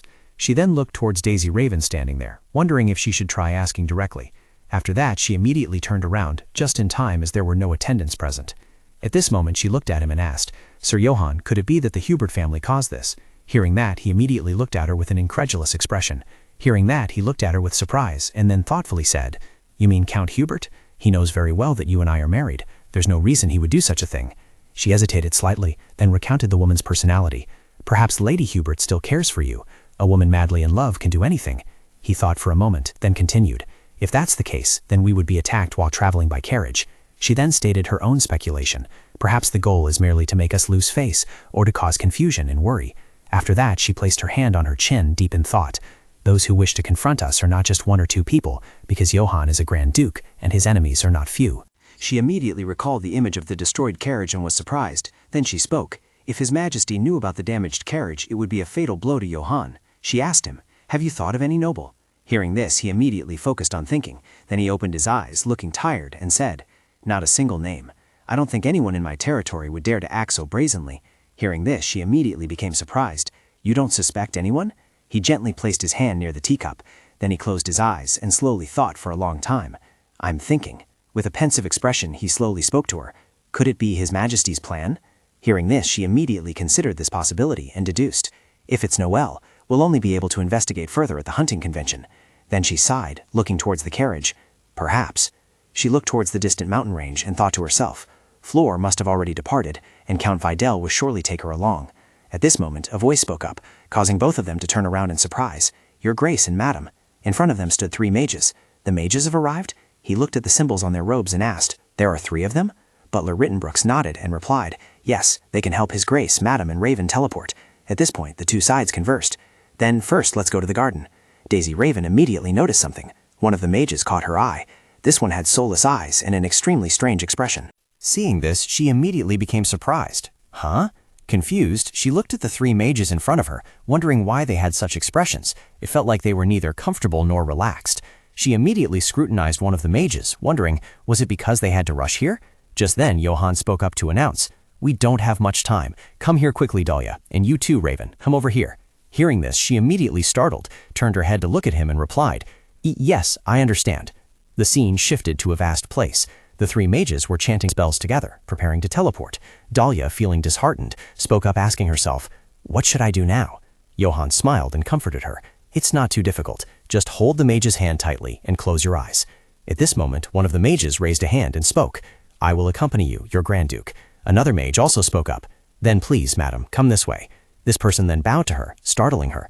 "Greetings, Madam Grand Duchess." Johann, feeling a little uneasy, turned back to instruct her. "When you open your eyes, you will find yourself at the camp. Absolutely do not open your eyes while teleporting." She smiled and waved goodbye to him. "Yes, until we meet again." The wizard's hand immediately reached out in front of her. Seeing that, she was startled to remember. She had to hold his hand, didn't she? Then the wizard bowed his head, looked towards her, and smiled. "I will begin the teleportation magic." Hearing this, she immediately flinched. He seemed pleased with himself and continued, "Who would have thought a noble lady would also have a day where she had to rely on a lowly wizard to teleport?" Hearing this, she immediately became angry. "What did you say?" At this moment, the sorcerer smiled and uttered some kind of magical incantation. He held her hand tightly and kept speaking. She looked down at herself, feeling lighter, and was surprised. "Huh? What's this? It seems my legs are gradually disappearing. It feels like riding a roller coaster, doesn't it?" Immediately after, she slowly floated upwards. He smiled and spoke cryptic words. "Good luck, Grand Duchess. Tonight will surely be a long one." Hearing him say that, she became even more confused. What does that mean? At this moment, her hat fell off. She flinched, surprised. "Huh?" Immediately after, she looked around. "Am I here already?" There was no one around her. She stood there bewildered. "Johann." She flinched, realizing something. "What?" Then she looked at the mountain range in the distance right in front of her. She was all alone on Mount Andiki. At this moment, the hunting competition was slowly beginning. Johann had arrived at this place. He opened his eyes and thought to himself, "Dalia must have arrived by now. I need to see if she's all right." Then he looked around and flinched. He saw Noel in front of him and asked in surprise, "Your Imperial Majesty?" He looked at him and said, "Oh, it's my brother. Did you arrive safely?" His eyes stared at him with malice. He asked the man in surprise what happened. Then the man sighed and said, "Yes, a problem has arisen. It seems a monster has appeared on Mount Andiki." Hearing this, he immediately became bewildered and questioned the man. What? What did you just say?" The man immediately cast a sharp glance at him, then slowly spoke. "That place is very far north. Why is that? It's truly suspicious. A few patrol soldiers on the mountain were injured and had to descend." The man continued, "To find out the cause, I have summoned Saintess Helen. She is praying in the camp. I hope everything will be clear soon." Immediately after that, not seeing Dalia, the man angrily clenched his fist and asked, "It seems the Grand Duchess does not wish to see me." Right after that, the man immediately turned to him. "I don't mean to pry, but did you not come with the Duchess?" At this moment, he became bewildered, worried, and afraid for her. He thought to himself, "I must search the campgrounds once more." Helen stepped forward and spoke. "Your Majesty." She was full of worry and said loudly, "Someone has just landed on Mount Andiki." Then she looked at him in bewilderment and asked, "Could it be that some knight has gone up the mountain to capture a beast without your Majesty's permission?" He calmly replied, "There's no knight foolish enough to do that. It would be nothing short of seeking death." At this moment, he gradually became more anxious. "Can't we know exactly who landed on Mount Andiki?" Hearing his question, she just shook her head helplessly and said, "From here, it's impossible to tell." At this moment, a loud sound called out to him, making him turn his head in surprise. "Your Grace!" He watched Daisy Raven run towards him and asked in surprise, "Raven, where's the lady?" She shook her head helplessly. "I don't know either, Your Grace." She then pointed towards two trembling sorcerers hugging each other. "The lady is not in the camp. Those are the sorcerers who came here with us." His gaze at this moment became cold and ruthless as he stared at them and spoke. "Tell me the name and location of the sorcerer who used teleportation magic with the lady." Trembling with fear, the two continued, "Grand Duke, we are truly sorry. We don't remember anything." This time he became truly furious and stared straight at them. "What did you say?" A wizard, trembling, recounted. That's right, sir." He still seemed unwilling to accept it and pressed them further. "What do you mean by that?" The other wizard, looking at him in fear, replied, "Yes, both of us have lost all memories of this morning." At this point, he seemed to be losing his mind with anger. "No memories of this morning? What do you mean by losing your memories?" Then the two continued, trembling. "That's how it is, sir. We don't even remember why we came here." Hearing this, Daisy Raven was startled as she realized something. So these people back then? She recalled the expressions on their faces. They must have been hypnotized to have such expressions. She immediately fell into self-reproach. I should have spoken up then. At this moment, Noel was staring intently at him and the group of wizards. He looked at him, seemingly with a question in his mind. Is something wrong with Dalia? Immediately after, seeing his trembling, anxious demeanor, he made an assessment. That undisguisable look of worry, "It's nothing like my brother." At this moment, he clenched his teeth, restraining himself, then turned towards Noel Harder Serbian. He turned and said to him, "Your Majesty, I will explain everything in detail later. Please allow me to go find my wife." Hearing this, he was immediately startled and surprised. Go find her? What happened to the Grand Duke's wife? Then Helen also spoke up, addressing Noel Harder Serbian. "I sense that due to the wizard's deliberate actions, the Grand Duke's wife has been taken to Mount Andieri. Fortunately, your Majesty changed the location, but I'm not sure what the current situation is." Helen looked straight ahead with a malicious gaze and continued, "It's possible that the wizard himself sabotaged the carriage." Hearing this, Johann seemed surprised. "What did you just say?" She slowly voiced her opinion. "I suspect the carriage was deliberately damaged to abduct the lady." At this, his fury intensified. His eyes immediately recalled something. In his memory appeared the image of the destroyed carriage, and indeed, there were traces of a beast on it. He grew even angrier now. Ensuring Dalia's safety was the top priority. Then he remembered something. If that sorcerer can summon beasts, he immediately called out, "Daisy Raven, Raven!" Hearing this, she startled and looked up at him. He gently placed a hand on her shoulder and instructed, "Wait for me here. If I don't come down the mountain by tomorrow morning, come up and look for me." Immediately after, he turned towards Helen. She immediately nodded in agreement. "Yes, Your Grace." He then spoke, placing all his hope on Daisy Raven. "Charlotte, if I don't return, I hope you will go with Raven, as you can sense the presence of beasts." Hearing this, she immediately nodded. "Of course, Your Grace." His gaze immediately shifted to another direction. He glanced towards the distant mountain range, silently praying, "Dalia, you must wait for me." Meanwhile, in the mountainous forest where Dalia was, she tiredly walked around, silently wondering, who exactly caused this? Her gaze gradually became more desperate. The problem was, if she could live here, she might feel a little at ease, but otherwise, she'd always have to be vigilant. Immediately after, she quickly removed unnecessary items from her person, thinking she first had to get rid of the cumbersome things. She forcefully threw her shoes onto the ground. Then she walked barefoot and sighed. What kind of situation is this? I was even worried about arguing with Noel during the hunting competition. At this moment, her feet gradually turned red. She was tired, thinking to herself, I must get down the mountain quickly. Her steps seemed to quicken. Wild animals could appear here at any moment. Suddenly, a sound echoed from the distant forest. An animal appeared before her eyes. Seeing this, she was startled and surprised.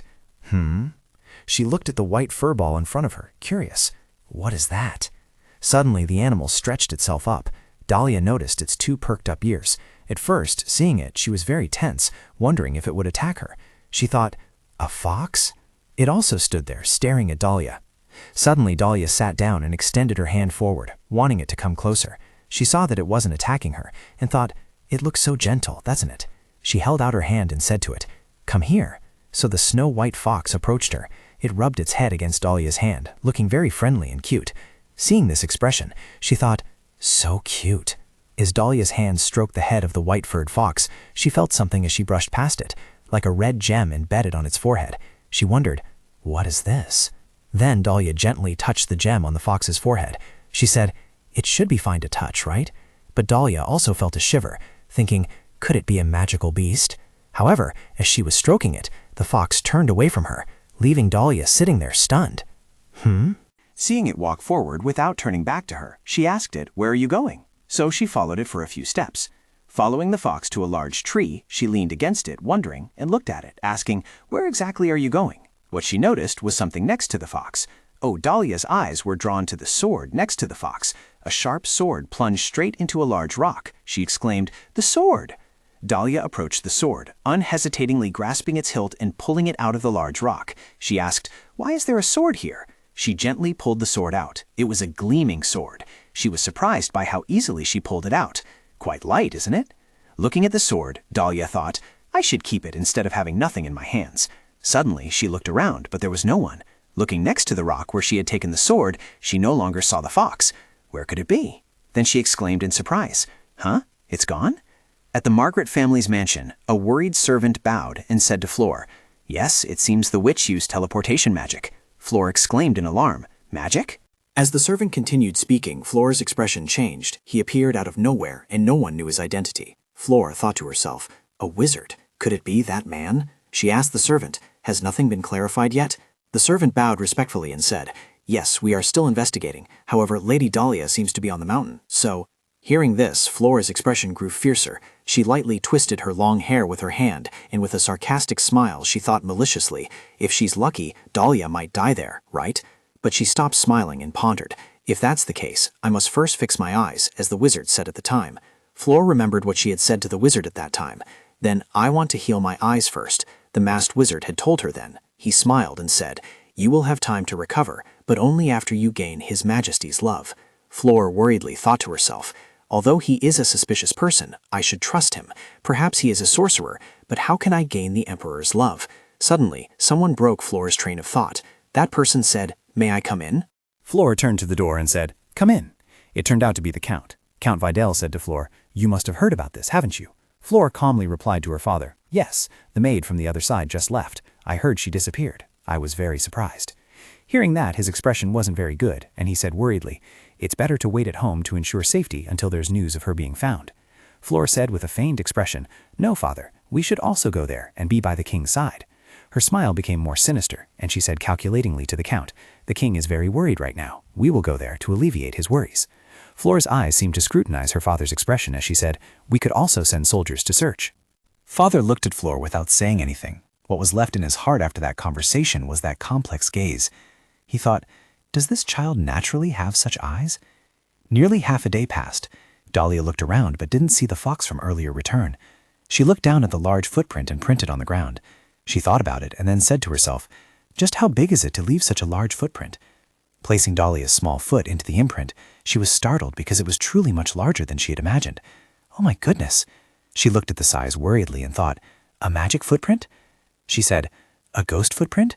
The original story clearly didn't have this, did it? But Dalia thought about the books and records written about it. She thought, there are no records in the library, and it's not even mentioned in the original story. Why did Masu suddenly appear? Is it related to me? Dalia worriedly thought, if only I could get some information. She could only sigh in helplessness. Ah. Dalia's feet continued forward. She seemed to have given up hope of finding that adorable fox. As she walked, she said, anyway, the fox from earlier has disappeared. Suddenly, weariness washed over her. Dalia sat down by the grassy bank. She thought, what is Johann doing right now? I wish magic could find him quickly. Gripping the sword tighter, she wearily thought, if I can't get down before sunset, it will be truly dangerous. Her hand gripped the sword tighter, thinking with concern, was she really going to die? Dalia plunged her sword into the ground, gradually using it to push herself up. Suddenly she felt something stirring in the bushes and immediately cast a suspicious gaze at the bushes behind her. As Dalia was intently and suspiciously looking at the bushes, she unfortunately tripped over a large rock in front of her feet. Her entire body fell to the ground, a pain spreading throughout her, and Dalia cried out in agony, "Ah!" Seeing her knee scraped, she looked at it and said painfully, "Oh, it stings so much." The wound on her knee was Dalia's biggest hindrance at the moment. She looked at it with teary eyes, thinking, oh my God, if my ankle were injured, that would be a really big problem. How could I possibly get down the mountain safely like this? Suddenly, she felt her entire body being stared at by a repulsive gaze, and Dalia anxiously turned around. Some creature looked at her with eyes that saw her as its prey. Its fierce gaze and slow steps advancing towards Dalia made her face turn even paler. This dinosaur-like monster bared its fangs and hissed at her. Dalia fearfully backed away, hitting a large tree trunk. Now she looked at it with a complex expression. Dalia watched it gradually approach her side. She thought, I'm done for. The creature's mouth opened wider as if to swallow her whole. Dalia quickly brought out the sword she carried by her side, holding it in front of the creature. Her hand holding the sword couldn't help but tremble. She had to get away. The creature leaped. Dalia brought the sword closer to it. The creature jumped so fast that it hit a large tree trunk. Dalia fortunately avoided its attack. She looked at it and thought, I might have avoided it this time, but next time. Seeing this, the creature immediately advanced towards her. Dalia extended her sword towards its mouth, thinking, if I just run away like this, I'll be eaten alive immediately. The sword poked its fangs. Dalia looked at those sharp teeth, then thought, how reckless to keep poking like this. Dalia closed her eyes, wildly swinging the sword around. Suddenly, a man's voice rang out. That's not how you hold a sword, Dalia. This voice woke her from her fear. She immediately opened her eyes, hesitantly realizing, could it be? Johann immediately embraced Dalia, asking her worriedly, are you all right? Dalia exclaimed in surprise, Johann! In a blink, while the two were passionately embracing on this side, behind them, the monster suddenly toppled over. Johann and Dalia turned around in surprise. Ah! Dalia's hand tightened its grip on the sword. She became more attentive to this peculiar sword. Both Johann and Dalia stared intently at the sword in her hand. Dalia looked at Johann in confusion and stammered, over there? Suddenly Johann reached out and touched Dalia's cheek, slowly moving his hand to the back of her neck, bringing her sweet lips close to his to share a passionate kiss. Johann looked at her as if his gaze could burn her and said, I've been so worried. No matter how I searched, I couldn't find you. Then he hugged her tighter. Dalia said worriedly, I've been very worried too. Johann's embrace grew stronger as he said, what if you never came down? What if no one came looking for you? Then he asked her, why would you think that with me not here? Dalia's mind couldn't yet detach from the earlier kiss, followed by this sudden embrace. She thought in confusion, oh, that kiss just now, and now this hug too. She spoke up to reassure him, everything's okay now, right, Johann? Johann released her, holding her hand tightly as he said, are you truly okay? Dalia smiled, responding to his worry. Yes, I'm fine. Suddenly, Dalia said to Johann, Sir Johann, the life you saved before, consider it repaid today. It seems you don't remember. Dalia was slightly startled at first. Seeing Johann's bewildered expression, Dalia reminded him. She said, don't you remember? At the Nyoya mansion? That was when she timely came in front of Johann, blocking the sharp knife, and Dalia was bleeding profusely at that time. Hearing that, Johann closed his eyes tightly. He said, that time and now are different. You really are. He came closer to her, hugged her tightly once more, their breaths mingling together. Johann gently said, from now on, I will always be by your side. Johann pushed her away, his eyes scanning her body before he asked, are you hurt anywhere? Dalia replied, I'm fine. Johann asked her again, are you really okay? So Dalia hesitated and said, my knee is a bit... Johann's gaze darkened when he saw Dalia sit down and show him the wound. Seeing his grim expression, she immediately cried out, Sir Johann. Johann gently reached out and held her knee, saying softly, since you've been by my side, there hasn't been a day you weren't injured. Johann gritted his teeth, silently blaming himself. I truly am a blameworthy husband, John Descartes Serbian. Johann bent down to get a closer look at the wound, telling Dalia, after we descend the mountain, you must definitely treat the wound. Dalia and Johann noticed the sun slowly setting in the west ahead of them. Taking advantage of the remaining daylight, they had to quickly find a nearby cave to rest. Johann took off his jacket and draped it over Dalia's shoulders, saying, put it on, you'll catch a cold if you keep wearing that. Dalia saw his hand reaching out, and she looked at it, hesitating as she said, but Sir Johann also. Johann said, give me your hand. So Dalia gave her hand to Johann, and with that, Johann lifted her up. Dalia blushed and cried out, Sir Johann, put me down. Johann paid no mind. He closed his eyes and said, hold on tight to me, you're injured. Seeing this strange action, Dalia thought, since when did he stop listening to others? This position brought Johann and Dalia closer together, which made her blush when looking directly into his face in this position, so without hesitation, she wrapped her arms around his neck. Upon reaching a safe spot, Johann gently set her down. He gently placed her down and said, fortunately, we can rest here tonight. Please bear with it for a little while, my dear. Dalia sat down and replied, this slight inconvenience is nothing. Then she hesitated and said, but ultimately, her gaze grew deeper. She said, why are beasts appearing in this place? Looking at the wrecked carriage lying ahead, she said, in the carriage, could it have been caused by the mountain beasts? Johann sighed in response. Many key points have yet to be verified, but it can be confirmed that there are beasts lurking around this mountain range. Johann reached out and pinched her cheek, pulled her coat higher, and said, "Thanks to Helen, I was able to find you." Feeling the extremely awkward atmosphere, Dalia coughed. Johann turned away somewhere and said, "Wait for me a moment." Suddenly, from somewhere, Johann brought firewood to make a fire, which then served as a heater, surprising Dalia. Suddenly, Johann spoke up. "Come here quickly." She replied, "Yes." Johann extended his hand and said to her, "Come here." Without hesitation, Dalia reached out and took his hand. Then Johann wrapped his arm around her waist, pulling her to his side, making her cry out in surprise. "Ah!" Seeing this posture, Dalia blushed and said awkwardly, her hand suddenly touching Johann's firm chest, Wait a moment, Sir Johann." Johann calmly replied, "Doing this, you will quickly feel warmer." Dalia said awkwardly, "I'm completely fine, really. Don't you find it inconvenient at all?" He looked at her gently and replied, "I'm fine, you're very light. If you keep struggling like that, you'll make me more tired. Just rest soon." Dalia's eyes held a more complex expression as she said, "Struggling makes you tired?" She then looked down at their current posture, thinking shyly, "Ugh, this posture, and there's no one else but the two of us." Suddenly Johann asked Dalia, "Halisha Aido?" Dalia noticed the wound on her foot and gently replied, "Perhaps a little rest will make it better." Johann's eyes still held a hint of sadness as he said, "If Helen treats it, it can recover quickly." This reminded him of Helen, and he continued, "Because her divine power surpasses anyone else's." Looking at the surroundings, Dalia thought worriedly, "I hope it gets light soon." Johann continued, "So we can quickly leave this place." Then Johann's face darkened, his eyes fierce, as he said, "I will definitely find that fraudulent sorcerer. He is the mastermind." But then Johann thought irritably, what would happen if someone dared to lay a hand on the Duchess? I must set an example for others. Dalia remembered the sorcerer who had cast a spell on her yesterday. He had said, "Good luck, Archduchess. Tonight will surely be a long one."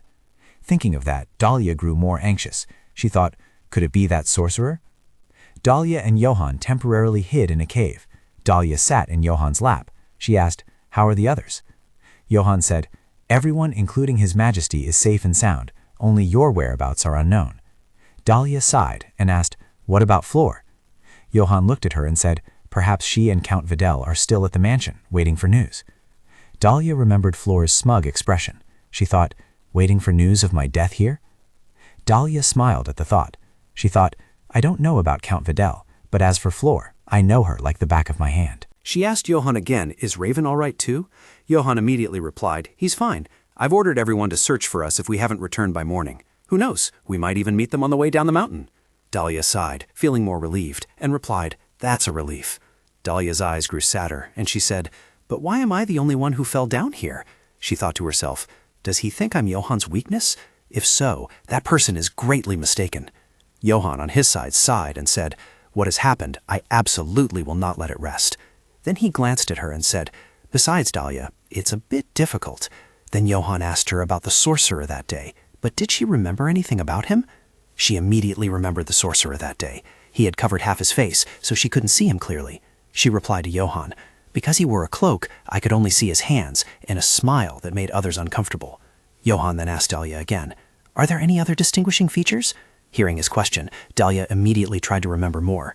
Dalia remembered his other characteristics. She recalled he was tall and this fragrance. So Dalia told Johann, and he emitted a very fragrant scent. Johann asked curiously, "A scent?" Dalia remembered him and continued, "The scent of grass and leaves, like someone who had just come from the forest, and a pleasant voice." Dalia recalled the soft hand that had held hers. She said to Johann, "Pale and soft hands." Hearing that, Johann immediately exclaimed, "It's hard to believe we're talking about a tall man." Johann immediately put on a thoughtful expression. He mumbled, "Grass and leaves?" Dalia lay also thoughtful. She continued, "He seems to have an aversion to the Margaret family." Johann's eyes seemed to be waiting for what Dalia would say next about him. Dalia hesitated. She noticed Johann's current expression. She said, "And also, a not-so-pleasant smile." What she was paying attention to was Johann's reaction upon hearing this news. Johann smiled and replied, "Is that so?" Dalia smiled, looking at Johann, and replied, "It seems you share the same thoughts as I do, don't you?" Dalia felt confused and said, "That's all I remember." No longer asking about that matter, Dalia brought up the monster they had just encountered. He asked, "This is a bit off topic, but I have a question about that monster." Johann asked her curiously, "What is it?" She remembered its colossal appearance and surprisingly asked Johann, "Are all the monsters you faced in the north that big?" Johann shook his head, a nonchalant expression on his face, and replied, Actually, the monster we just encountered was only a small one. Hearing that, Dalia asked in surprise, only a small one? Johann then told her about its characteristics. He said, there are also winged monsters, and the species are very diverse. Generally speaking, most of them are very large. Hearing that, Dalia became pensive. She worriedly thought, it's a good thing I only encountered a small monster. Johann must have dealt with this many times, right? Dalia then cautioned Johann, when facing monsters, you should still be careful, no matter what. Johann then replied with a radiant smile, I'm fine. Dalia then hesitated and said, but Sir Johann, monsters have truly appeared here. She then wondered and asked, how can the kingdom be safe as it was before? Faced with Dalia's sudden question, Johann, flustered, averted his gaze. He thought to himself, it has now been confirmed that monsters have appeared on Mount Andiki, and it will be very difficult to ensure the safety of the kingdom. Johann closed his eyes tightly. He said, for now, first. Johann then turned to reassure her.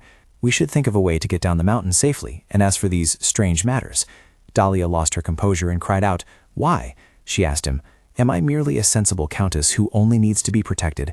Johann lowered his head and continued, flustered. Currently, you are no longer an ordinary noble lady. You are my wife, the Grand Duchess who rules the territory with me. He gently brought his firm hand to Dalia's face. Johann said, I don't want you to be in danger. You can just consider it the selfish thought of a husband. The warmth from Johann's hand infused Johann's current emotions, and she thought shyly, I must find out about the beast myself. Dalia bravely leaned against Johann's warm shoulders, thinking. The feeling of anxiety suddenly vanished. Johann suddenly lowered his gaze to look at Dalia, who was nestled in his arms. Suddenly Dalia noticed more scratches on his hand, and she immediately asked him worriedly, Sir Johann, what happened to your hand? He shyly turned away and replied, It's nothing. Seeing this, Dalia gently said, Thank you so much for coming to find me so late. Dalia intertwined her hand with Johann's, and she gently said, Perhaps if you hadn't come, I would have been less worried. As night fell, the air grew cozier, losing the biting chill of the evening. Johann said, What are you worried about? Don't tell me you didn't want me to come find you? Suddenly, Dalia didn't answer immediately. She smiled brightly. Seeing her attitude, he immediately wondered to himself, what's wrong? Johann immediately turned her to face his eyes and asked her, Dalia, are you really worried about this? Dalia replied, That's not it. It's just that this has happened before. Johann immediately asked her, puzzled, This has happened before? What do you mean by that? Hearing that, Johann thought to himself, who would dare to do such a thing to someone from the Margaret family? Perhaps Dalia had said too much. Embarrassed, she broke the awkward silence, saying, I've experienced something similar. Only similar. When I was little, I once got lost while walking in a garden. Dalia thought to herself, oh no, I accidentally mentioned my past life. Johann then said to her, You were too young then. You must have been very scared. Johann reached out and tucked Dalia's straight hairs behind her ear.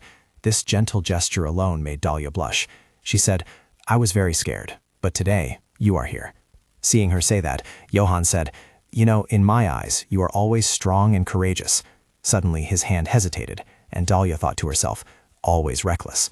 Remembering the moment Dalia stepped forward to help him block the sharp knife from his opponent, Johann thought, willing to get hurt to stop the assassin. If she hadn't risked her life, I would surely have been in danger. Seeing Dalia's pained expression when the knife struck, thinking of that image today, he felt immense remorse. He said, An ordinary person, when facing a beast, wouldn't even think of fighting it. Dalia immediately spoke up. I just said it. There was no other way, so I had to. Johann sighed and said to her, That's why. If it were an ordinary person, they would have collapsed long ago. What Johann said made Dalia feel extremely embarrassed, and she stared at him.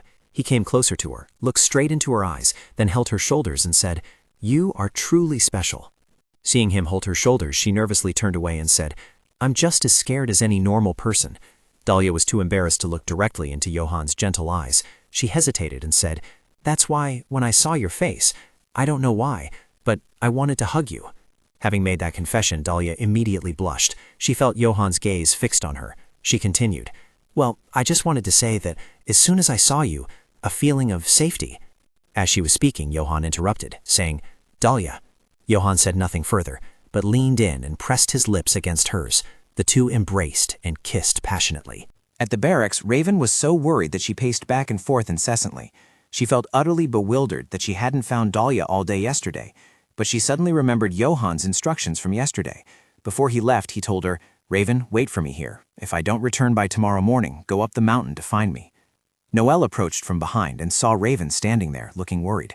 He stretched, then thought, if I see her still standing here like this. Seeing Raven pacing back and forth, Noel thought, That means the Duchess still hasn't returned. Noel looked out at the distant mountain range. He thought, could she have been attacked by a monster? At that moment, he remembered someone, but he thought, it couldn't be Timothy, could it? Suddenly, Aaron approached from behind. He came closer and said, Your Majesty, so you are here.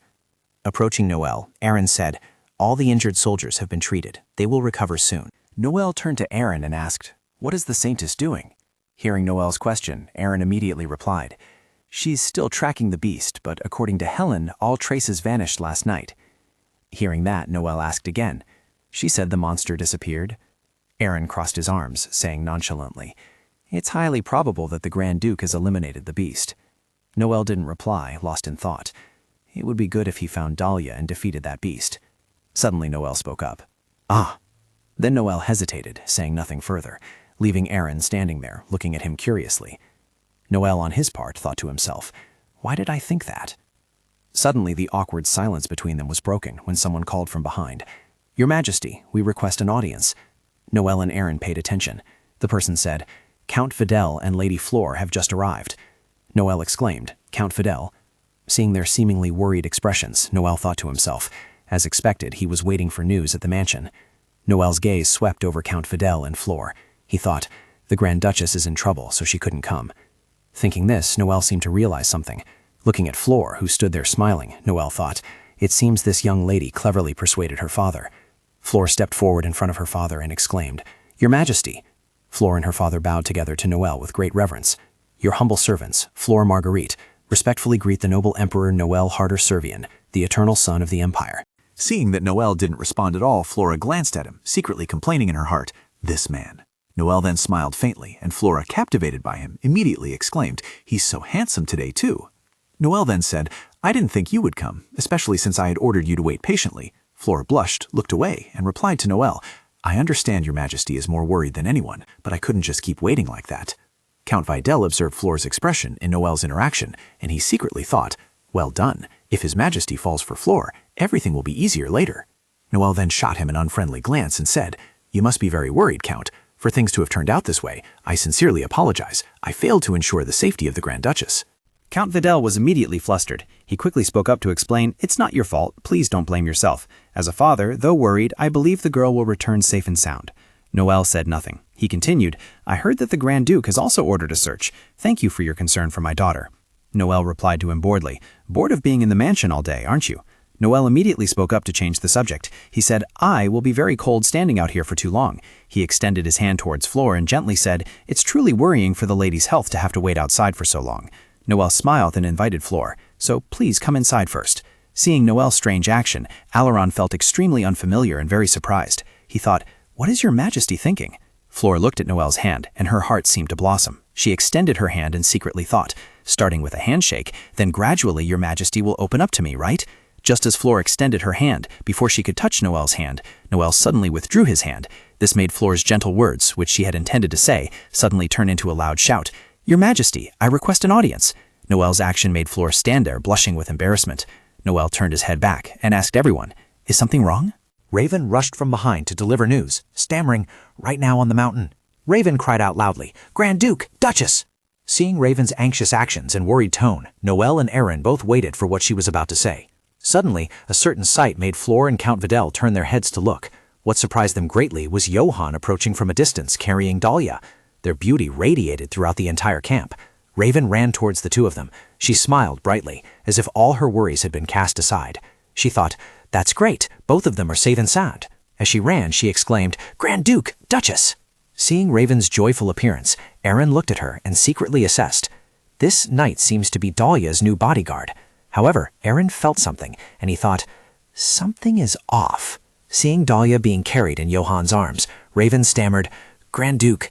Dalia was slightly concerned. Raven hesitantly asked Johann, Grand Duchess, are you all right?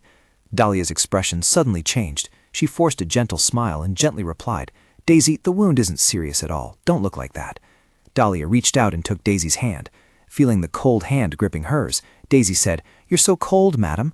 She then urged Dalia, Madam, please go into the camp and rest. Dalia looked at Johann in embarrassment. She said, I know, Sir Johann, please put me down. Johann immediately replied firmly, No. Seeing them laughing and talking happily on this side, like a family reunited after a long time, Noel walked over and asked them, "Have you returned safely?" They on this side didn't hear Noel's question. He then stood there, arms crossed, watching them awkwardly. On this side, Daisy said worriedly, "Quickly, let's go, madam." Flora stood beside Noel. She looked at the scene of everyone gathering around Dalia and immediately felt an extreme surge of jealousy, clenching her hands tightly. Inside the camp, Johann placed Dalia onto a chair. He urged, "Charlotte, quickly treat her." Charlotte looked at the wound on Dalia's knee. Charlotte asked her worriedly, "Are you all right, Grand Duchess?" Dalia replied, "I'm not." Johann interrupted, saying, "Her knee and ankle are injured." Charlotte immediately lifted Dalia's skirt to see her knee. Johann said, "Hey, pay special attention to the ankle wound. It seems to be a rather severe sprain." Dalia awkwardly reassured them, "It's not that serious. He's just exaggerating." Johann angrily pointed at Dalia's foot. He said, "Is being unable to walk not serious enough?" Johann cast a worried glance at Charlotte. He said, "I'm counting on you." Charlotte looked up at Johann, then burst out laughing. Charlotte replied, "I will examine it very carefully, sir." He hesitated and said, "I only trust you." Pushing aside the tent flap, Johann looked around. Noel approached him and called out, "Brother." Seeing Noel, he immediately replied, "Your Majesty." Johann's grip tightened as he calmly said to Noel, "Thank you for waiting, Your Majesty, and I apologize for making you worry." Noel replied with an obvious smile, "It's fine. It's fortunate that the Duchess has returned safely." Noel's gaze was probing as he asked, "By the way, did the Grand Duchess encounter a monster?" Johann immediately replied, "Yes, a monster appeared. Any others?" Noel chuckled, replying, "You don't need to worry about that. According to the saintess, there was only one monster." The soldiers also rejoiced upon hearing this. Johann replied, "That's a relief." But Johann suddenly remembered something and asked Noel, "Wait, has that sorcerer been found yet?" Both Johann and Noel stared at each other, each with a probing look towards the other. Noel shook his head and sighed, replying, "Unfortunately, not yet." Noel continued, "According to the saintess, he must be a sorcerer of exceptional ability." Noel then explained in detail, "Able to cast teleportation spells and summon monsters, he must be very capable." At this point, Noel thought, "And he could also hypnotize those two." Remembering the sorcerer from that day, Noel thought, "It would be great if I could turn him into an ally." Johann immediately said, "In that case, we must find him even sooner." Hearing this, Noel replied, "He will be found soon." Noel looked at the tent nearby and asked Noel, "How is the Duchess doing?" Johann replied, "She was injured on her ankle and knee. With treatment and rest, she should recover quickly." Looking into the tent, Johann's heart grew anxious. Dalia. Seeing her situation, Johann told himself, "I will definitely catch that bastard, no matter the cost." After Johann left, Charlotte looked down. She smiled and said, "It's been a long time since we last met, hasn't it, Miss Charlotte?" Charlotte pushed her hair back and said, "It truly has been a long time, madam, but I never expected to meet you in this situation." Her gaze fell to Dalia's foot. First, she reached out and took Dalia's foot, saying, "Allow me to examine the wound more thoroughly." Dalia replied awkwardly, Of course." Looking at the bruise on Dalia's foot, Charlotte said, It seems a healing spell will be needed." Charlotte clasped her hands together and recited the spell, "O goddess, your descendant is here, Helen Charlotte, eternal descendant of the goddess." Suddenly, some kind of fresh energy enveloped Dalia's feet. Charlotte extended her hand, her lips uttering a spell, invoking noble and sacred power to heal all wounds. Charlotte then brought her spell-infused hand close to Dalia's foot. Dalia felt something on her foot. She felt, "It's so cold. Is this the power of a goddess?"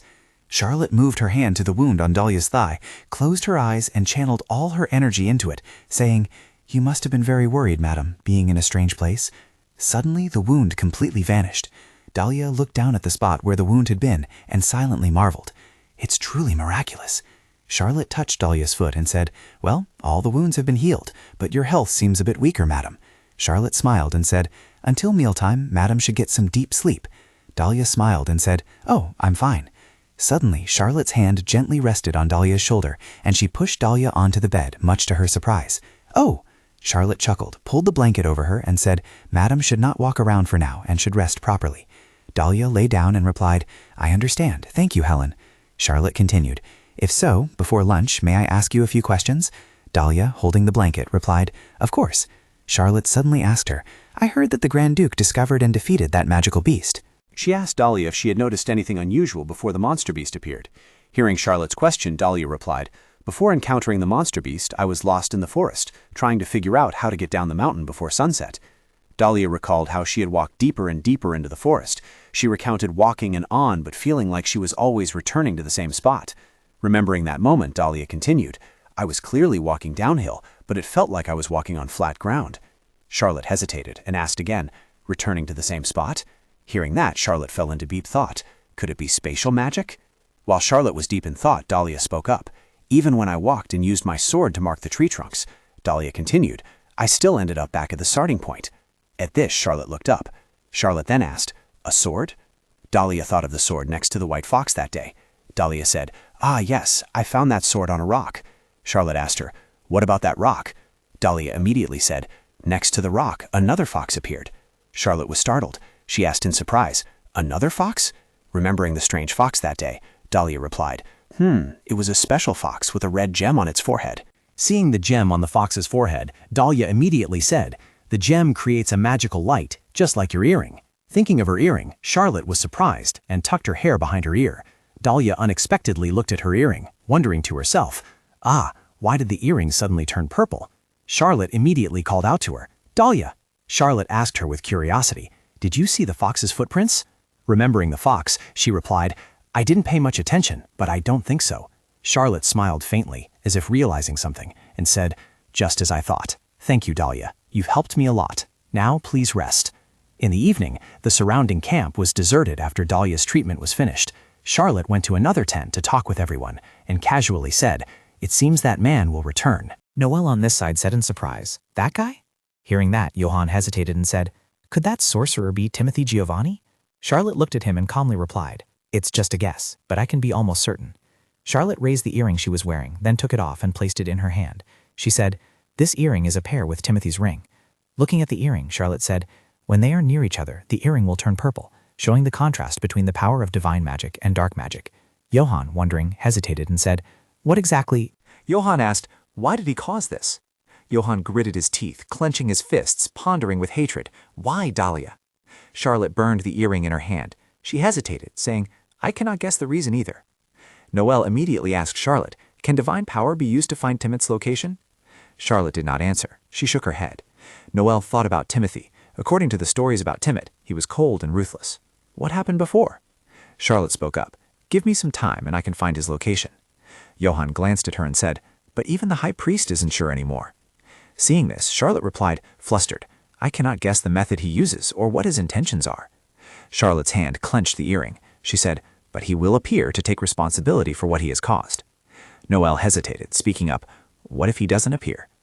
Then Noelle smiled thoughtfully, his thoughts unknown. Charlotte looked at Noelle as if scrutinizing something. Noelle, what are you and Aaron planning? Then she smiled brightly, thinking to herself, do you think I can't guess? Charlotte said, her voice light, he will appear. Suddenly, Aaron felt an unknown conflict brewing between Noelle and Charlotte. He immediately called out to her, Charlotte. Hearing Aaron call her, she turned back. Aaron then asked her if there would be any problem if the hunting party proceeded as planned. Charlotte held an earring before her eyes and said, you don't need to worry about this. Charlotte put the earring on her ear and said, because the magical beast defeated by the Grand Duke was the only one on the mountain. The Grand Duchess is also recovering quickly, so the hunting party can proceed. Johann looked worried and replied, it's a relief that the treatment was effective. Charlotte smiled brightly and replied, by the way, Miss Flora Margaret has also arrived. With so many participants, it will surely be a lot of fun. Noelle seemed unable to bear it, saying, now that the treatment is done, shouldn't you return to the temple? Hearing this, Charlotte replied, I'm staying to guard against any unforeseen circumstances. She then provided a justification for her presence. If, during the hunting party, a magical beast were to appear again, wouldn't that be a big problem? Charlotte continued with a bright smile. It would be a great honor if I could participate in the hunting party with the Grand Duchess and Miss Margaret. Then she turned and asked, including Count Vidal too? Hearing this question, both Noelle and Johann remained silent, not answering. Thinking about this, Johann secretly hoped that no unforeseen incidents would occur. The next morning, at the camp, Noelle sat on his horse commanding the soldiers. Holding a gun high in the air, he declared loudly, then the hunting party officially begins. A gunshot rang out, and the soldiers began the event. The atmosphere became livelier than ever. On this side, Dalia let out a thoughtful sigh. First place would surely go to Noelle again. Her gaze was pensive, remembering their farewell at that time. Return safely, Sir Johann, and good luck. Johann kissed her hand, then said, please wait for me a little while. Dalia frowned. Why do I keep thinking about what just happened? It's driving me crazy. After a moment of contemplation, Dalia sighed. I forgot Flora was here. Looking to her side, Flora was stirring her teacup on the table. Dalia mused. If Count Fidel hadn't spoken up, there's no way she and I would be sitting together like this. Suddenly someone spoke up. Please try some black tea. The one who offered her the tea was Charlotte. Dalia politely placed a hand on her chest and said, "It is truly an honor to share tea with Saintess Charlotte." Seeing this, Flora also spoke up. I am also very honored." Charlotte looked at them and offered a forced smile. Dalia glanced to her side. She thought, now that I think about it, Noelle and Flora back then. Back then, Noelle had said, how could the daughter of Count Fidel be absent from this assembly? Of course, that includes the Grand Duchess. At that moment, the father and daughter immediately replied, "Are you truly serious, Your Majesty? Quickly, thank him, my child." Afterwards, Flora even gave a meaningful smile. Dalia spoke, "Come to think of it, to be allowed by His Majesty to participate in the hunting expedition is truly a great favor." Flora smiled and replied, "Yes, I'm delighted as well." Dalia continued, "If you weren't the Grand Duchess's sister, where would you get such an honor? Isn't that right? So from now on, you should think about what you should do to repay that favor." Flora chuckled, covering her mouth. "Yes, I'm also thinking about how to thank His Majesty, so I was planning to ask the saintess for her opinion." Dalia thought with a sidelong glance. Still playing those petty tricks, but Helen isn't close to Noelle, nor is she close to Flora, who was once rumored to be involved with Noelle, is she? Just then, someone called out, "Lady Flora, His Majesty wouldn't say what he particularly likes." Flora replied, "Is that so? And besides, just call me Flora, saintess." The saintess then said, "May I do that?" Flora replied, "Of course." The two chatted animatedly. "You are the most noble person, second only to the Emperor of the Serbian Kingdom." "Oh dear, I'm not that noble. I am merely one of the descendants of the goddess." Dalia frowned, thinking to herself, "While I was away, I wonder if everything at the mansion went smoothly. I want to see that unsophisticated appearance exposed. By the way, Noelle seems quite interested in Flora now, doesn't he? He even kissed her hand before leaving." There was no one suitable, and Flora accepted it. While lost in thought, someone called out, "Dalia." Dalia flinched and said, "Excuse me, I was preoccupied with other thoughts, so—" The saintess asked curiously, "Are you worried about the Grand Duke?" Dalia immediately denied it. "No way. I believe he will return safely, so I'm not worried at all. Perhaps he might hunt all the animals in the forest. I'm more worried about that. Surely the people will witness the Grand Duke's talent. He protected the kingdom from the fierce demonic beasts in the north." The saintess turned to her side and said, "If that's the case, what does Lady Flora think?" Flora flinched. "Yes?" The saintess babbled, "It's been a long time since I've seen His Majesty act like that. He doesn't open his heart to just any lady, you know." Flora said, "He is the son of the Empire, and honestly, just being able to come here is the greatest honor, all thanks to His Majesty's grace." Flora glanced to the side, thinking to herself, "That's right. I was able to come here not thanks to Dalia. It was His Majesty's choice." Dalia also thought with annoyance, "How shameless. If it weren't for the name Margaret, she'd probably still be stuck in the countryside right now." Then she said loudly, "Is that so? I heard you requested to come here by carriage. Did you really think I wouldn't know you'd be here? What do you want to beg for this time? And your father, too. His Majesty must have permitted it, right? I really don't know what your purpose is." The saintess was surprised. "Oh, really?" Flora angrily gritted her teeth, silently calling out, "Dalia, Margaret." The saintess placed a hand on her shoulder and said, "There's nothing shameful about that, Flora. Look up. I think the Grand Duchess is just worried. You're overthinking it." Flora's voice trembled. "Indeed. Of course, I was just worried about her." Flora stood beside Charlotte. She asked her with those innocent eyes, "I had no idea we would be traveling by carriage." Charlotte smiled and replied, "So that's how it is. The lady must have just been a little mistaken." Then Charlotte smiled and replied, "I didn't think you would be so useless and indifferent." Just one such remark from Charlotte made her face darken, and hating Charlotte, she thought, "I will kill you." Flora's hands clenched, utterly despising Charlotte. She thought, "If I save His Majesty's life in the carriage accident, I will become Empress and give you a truly painful death." Suddenly, Charlotte spoke up. "Wait, that reminds me." Charlotte asked Flora, "I heard you requested His Majesty to come here to hear the prophecy. Is that true, Flora?" Dalia, who was nearby, immediately blushed and thought, "What is her true purpose?" Flora smiled radiantly, and she replied, "Has His Majesty conveyed the message to the saintess?" Dalia recalled the letter, and she immediately said, "His Majesty personally sent the letter to me." Upon hearing that, Dalia shot a glance at Flora, asking her, "Flora, what do you mean by that?" Dalia continued, "It was you who asked Father for permission to meet His Majesty, wasn't it?" Dalia recalled Flora talking and laughing with Noelle, and she continued, "At that time you requested, asking if you could receive a prophecy from the Grand Temple?" Dalia clenched her fists, thinking she must have used some kind of scheme to persuade Noelle. Flora's eyes turned icy, and she calmly replied, "Because I wondered if, with the goddess's blessing, my eyes could regain their sight." Upon hearing that, Dalia was immediately confused by her words. Regained sight? Dalia paused, thinking, according to principle, Flora's eyesight should be restored, but then she composed herself, and she thought to herself, if restoring her eyesight is entirely possible, then realizing who she is would only be a matter of time. So Dalia spoke up and asked Flor, do you know that to hear a prophecy, one must offer a tribute? Flor innocently asked her, a tribute? Seeing this, Charlotte explained to her that only by offering a tribute could she receive a prophecy from the High Temple. Hearing this, Flor was immediately confused, thinking, I've never heard of this. Flor hesitated, flustered by her limited knowledge, and said, if that's the case, She then continued, saying she would offer to the High Temple whatever His Majesty bestowed upon her after the hunting competition. At this, she secretly thought, that should be fine, right? Charlotte seemed to have a novel idea, saying, that is indeed a lavish tribute. The goddess will surely be very pleased. Watching Charlotte and Flor chatting and laughing happily in front of her, Dalia secretly thought, come to think of it, I also once received a prophecy. Dalia recalled that strange letter, wondering to herself, but still hadn't understood its meaning. She felt strange again, thinking, Flor would probably find it hard to understand right now too.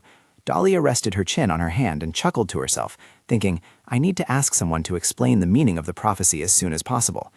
Deep in the forest, Johann stood valiantly, his hand gripping his sword, slashing and killing without hesitation. Detecting something, Johann turned around. Could it be? Noel walked up to Johann and asked him, how many beasts have you hunted, brother? Before Johann could reply, Noel taunted, indeed, one cannot deny your capabilities. Johann bowed very politely and calmly replied, you flatter me, Your Majesty. Johann's gaze flitted to Noel's face as he said, I heard Your Majesty also had a considerable harvest. What caught Johann's attention were the large piles stacked behind Noel's horse. Noel smiled faintly, then replied, my abilities, however good, cannot compare to yours. He quickly dismounted his horse and hesitated, saying, but... Noel glanced at Johann and said, it seems you weren't focused on this hunting expedition at all. Johann was startled when Noel said that, and he remained silent, not replying to Noel. Noel seemed to read Johann's mind. Seeing this, he mused to himself. Because of the Grand Duchess? Johann didn't care what Noel was thinking. He shifted his gaze and replied, changing the subject. The monster beast has drained quite a bit of my strength. Please forgive me, Your Majesty, for letting you see me in this state. Johann turned and walked towards his horse. Seeing Johann respond like that, Noel chuckled to himself, thinking, I've been watching for a long time. You're quite skilled at lying. Noel then replied blandly, originally you didn't want to marry her, did you? As your younger brother, I was quite worried about whether your married life would be smooth. Hearing Noel say that, Johann's action of mounting his horse paused. Noel continued, but fortunately everything turned out well. Many nobles will surely envy your conjugal affection. Johann heard this and replied with a bright smile, yes, as a Grand Duke, I should set an example for everyone. After replying, Johann didn't hear Noel respond, so he smirked mockingly. At the resting place, another soldier chatted with Noel, and I've also heard that His Majesty has recently been spending a lot of time with Lady Margaret. Hearing this, Noel gave a slight smile and replied, it's only been twice. Emboldened, the soldier continued, Lady Margaret seems to be very fond of His Majesty. Marrying her wouldn't be a bad idea. The Margaret family holds considerable power. Seeing Noel pick up his bow and arrow, the soldier who had just been chatting immediately startled and shouted, whoa. Noel decisively drew his bow and aimed forward. Perhaps Noel's target was Johann. The arrow almost flew past Johann, but with his quick reflexes, he quickly dodged it. Johann glanced at Noel, then looked at the arrow that had landed on the ground with disgust. Noel stood there, maintaining his previous demeanor, and said, but it seems someone who interests me more has appeared. Noel walked towards Johann. As he passed Johann, he turned his head back and smirked at him. Noel then adopted a contemptuous and provocative tone towards Johann, saying, if I can even seize the throne, what is impossible? Hearing this, Johann seemed to realize what Noel was aiming for. He realized, could it be Dalia? Johann resolutely told himself, absolutely not. I will never let him marry her. As the sun had just set behind the mountains, Dalia and Flor stood waiting for them to return. Dalia stood there with her arms crossed, thinking to herself, it's starting to get cold. Suddenly, a loud voice shouted, welcome back, Your Imperial Majesty! This surprised Dalia and Flor. The hunt had ended. Johann was riding his brown horse, and the Emperor, on his white horse, had emerged from the forest. Looking at Johann's hunting spoils, Dalia thought to herself, as expected, he caught fewer wild animals than Noel. But she still silently gave thanks. Even so, it's a blessing that he returned safely. Johann finally looked towards Dalia. She silently cheered, he saw me. But instead of greeting her, Johann turned his head away. Dalia wondered, he clearly saw me. Flor, with a joyful and excited expression, spoke to His Majesty Noel. Your Majesty, it's a great relief that you have returned safely. His Imperial Majesty bowed his head, placed a kiss on Flor's hand, and said, Lady Flor, It's so cold, yet you still waited outside? The kiss on her hand made Floor's heart flutter. He continued, his gaze flicking to the side. The wild game hunted during this expedition, I shall bestow upon Countess Margaret, Duke Johann Delgas, and Lady Dalia as a wedding gift. Floor replied mechanically, It is a great honor for me, Your Majesty. She quickly realized that His Imperial Majesty's gaze was not on her, but fixed on someone else.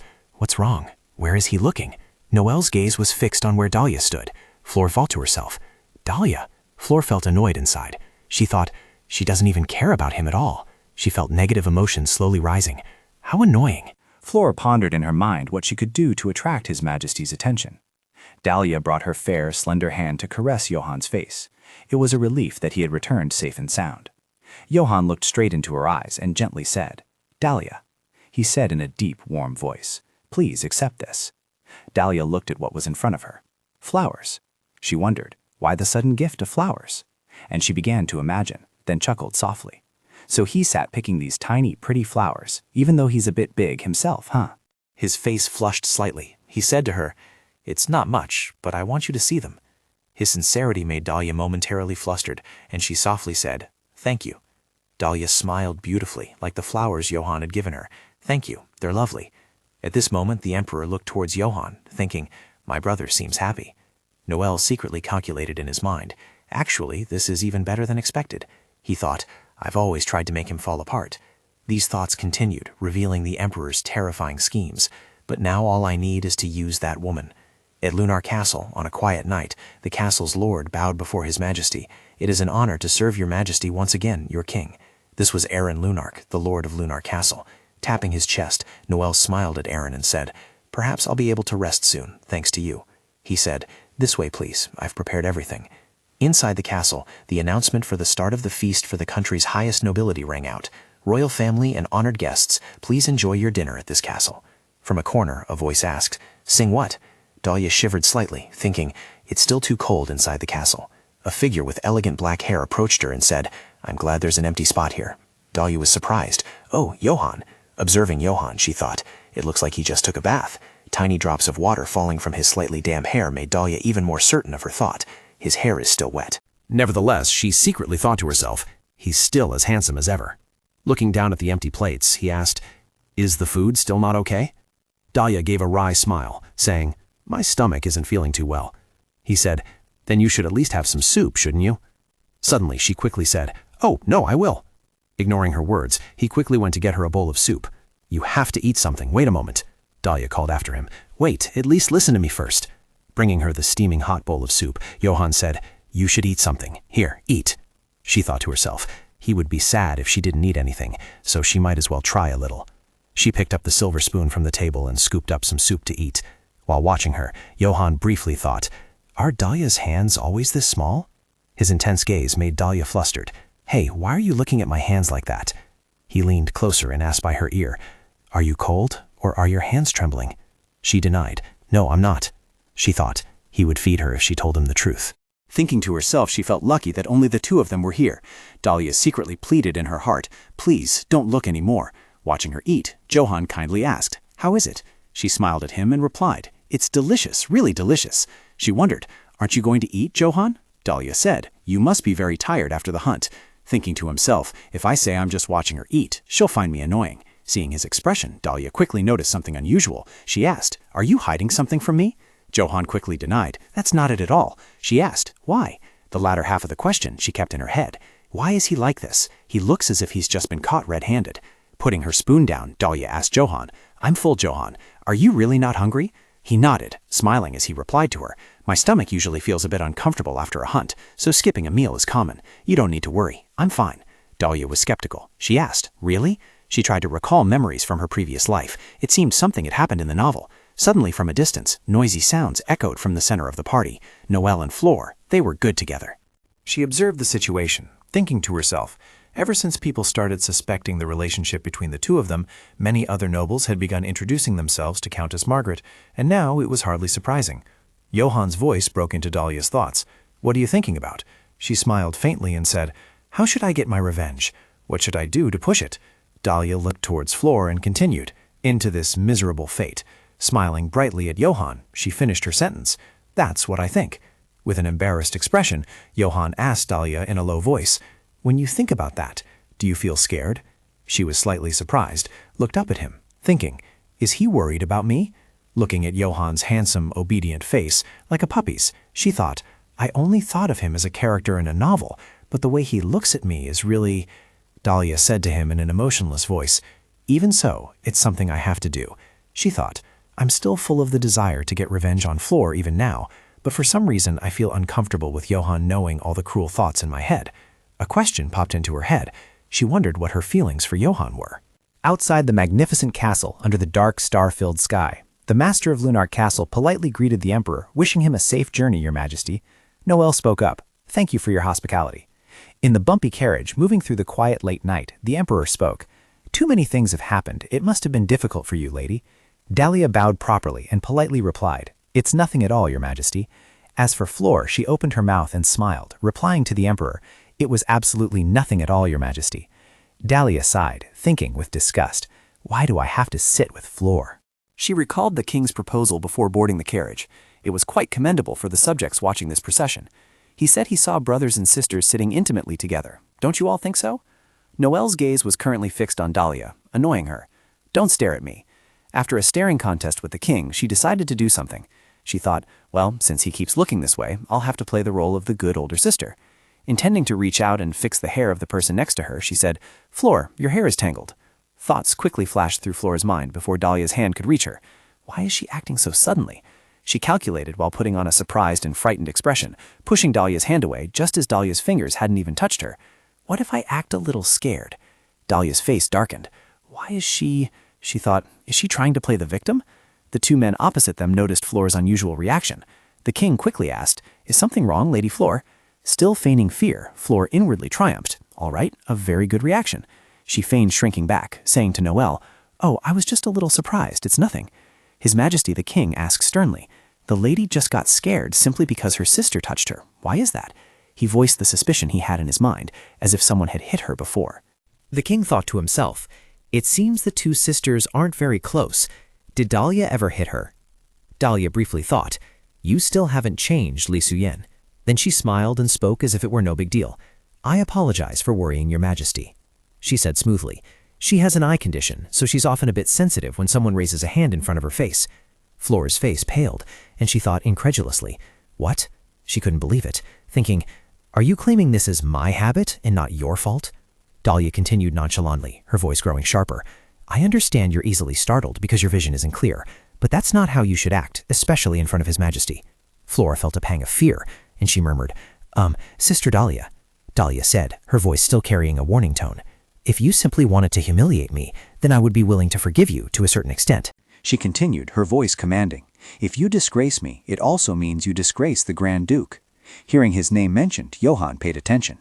Dalia added, "And ultimately, this would also be a humiliation for His Majesty the King." Noel also noticed, and the Emperor chuckled to himself. "Huh," he thought, "so in other words, if I object, this will become my own humiliation.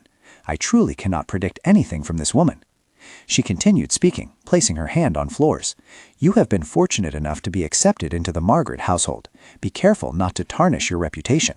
She smiled, seemingly delivering a final warning to Flor.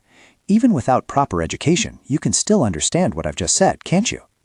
Having observed their conversation until now, Johann secretly thought, Dalia is fiercely set on revenge. He recalled what he had done when they had just met, wondering what she must have thought when he acted that way. He clasped his hands together, thinking to himself, that action clearly violated the contract. I must explain this to her later. Johann made a decision. I no longer need to pity Flor. At this moment, Flor bowed her head, angrily thinking, she's trying every way to harm me. Clenching her dress tightly, she tried to suppress her anger, and with difficulty opened her mouth. I apologize, Sister Dalia. She wondered in her mind, when will that arrow come? That person's words echoed in her head. All you need to do is die by an arrow. That person said, to protect His Majesty the King.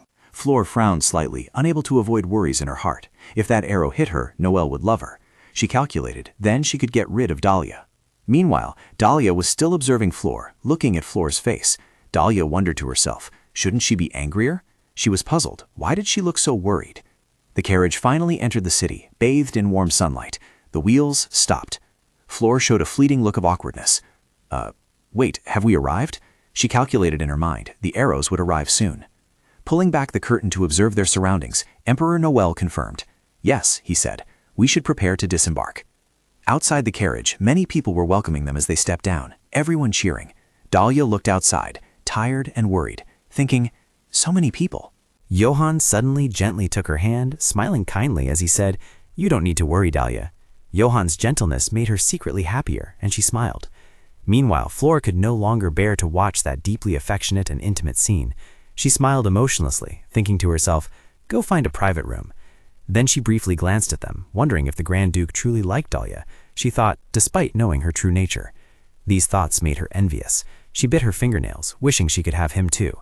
Stepping down from the carriage, Johann offered his hand to help Dalia down. He called, "Dalia." She smiled gratefully. "Thank you, Johann." Just then, His Imperial Majesty also extended his hand, offering to help Flora down. "Give me your hand, Lady Flora." She faltered for a moment, but then she broke into a radiant smile, like blooming flowers. "Thank you, Your Majesty." Taking the Emperor's hand, she stepped out of the carriage, calculations running through her mind. It's time for the arrows to fly. Suddenly, whoosh! Noel flinched, quickly realizing. He pulled Flora towards him. An arrow.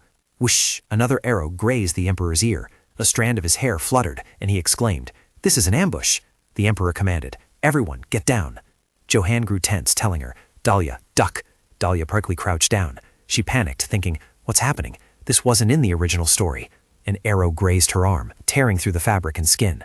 Seeing the red blood on her arm, Flora remembered the words that person had said. "All you need to do is intercept this arrow to protect His Majesty." She shivered with fear, thinking, I have to intercept these arrows.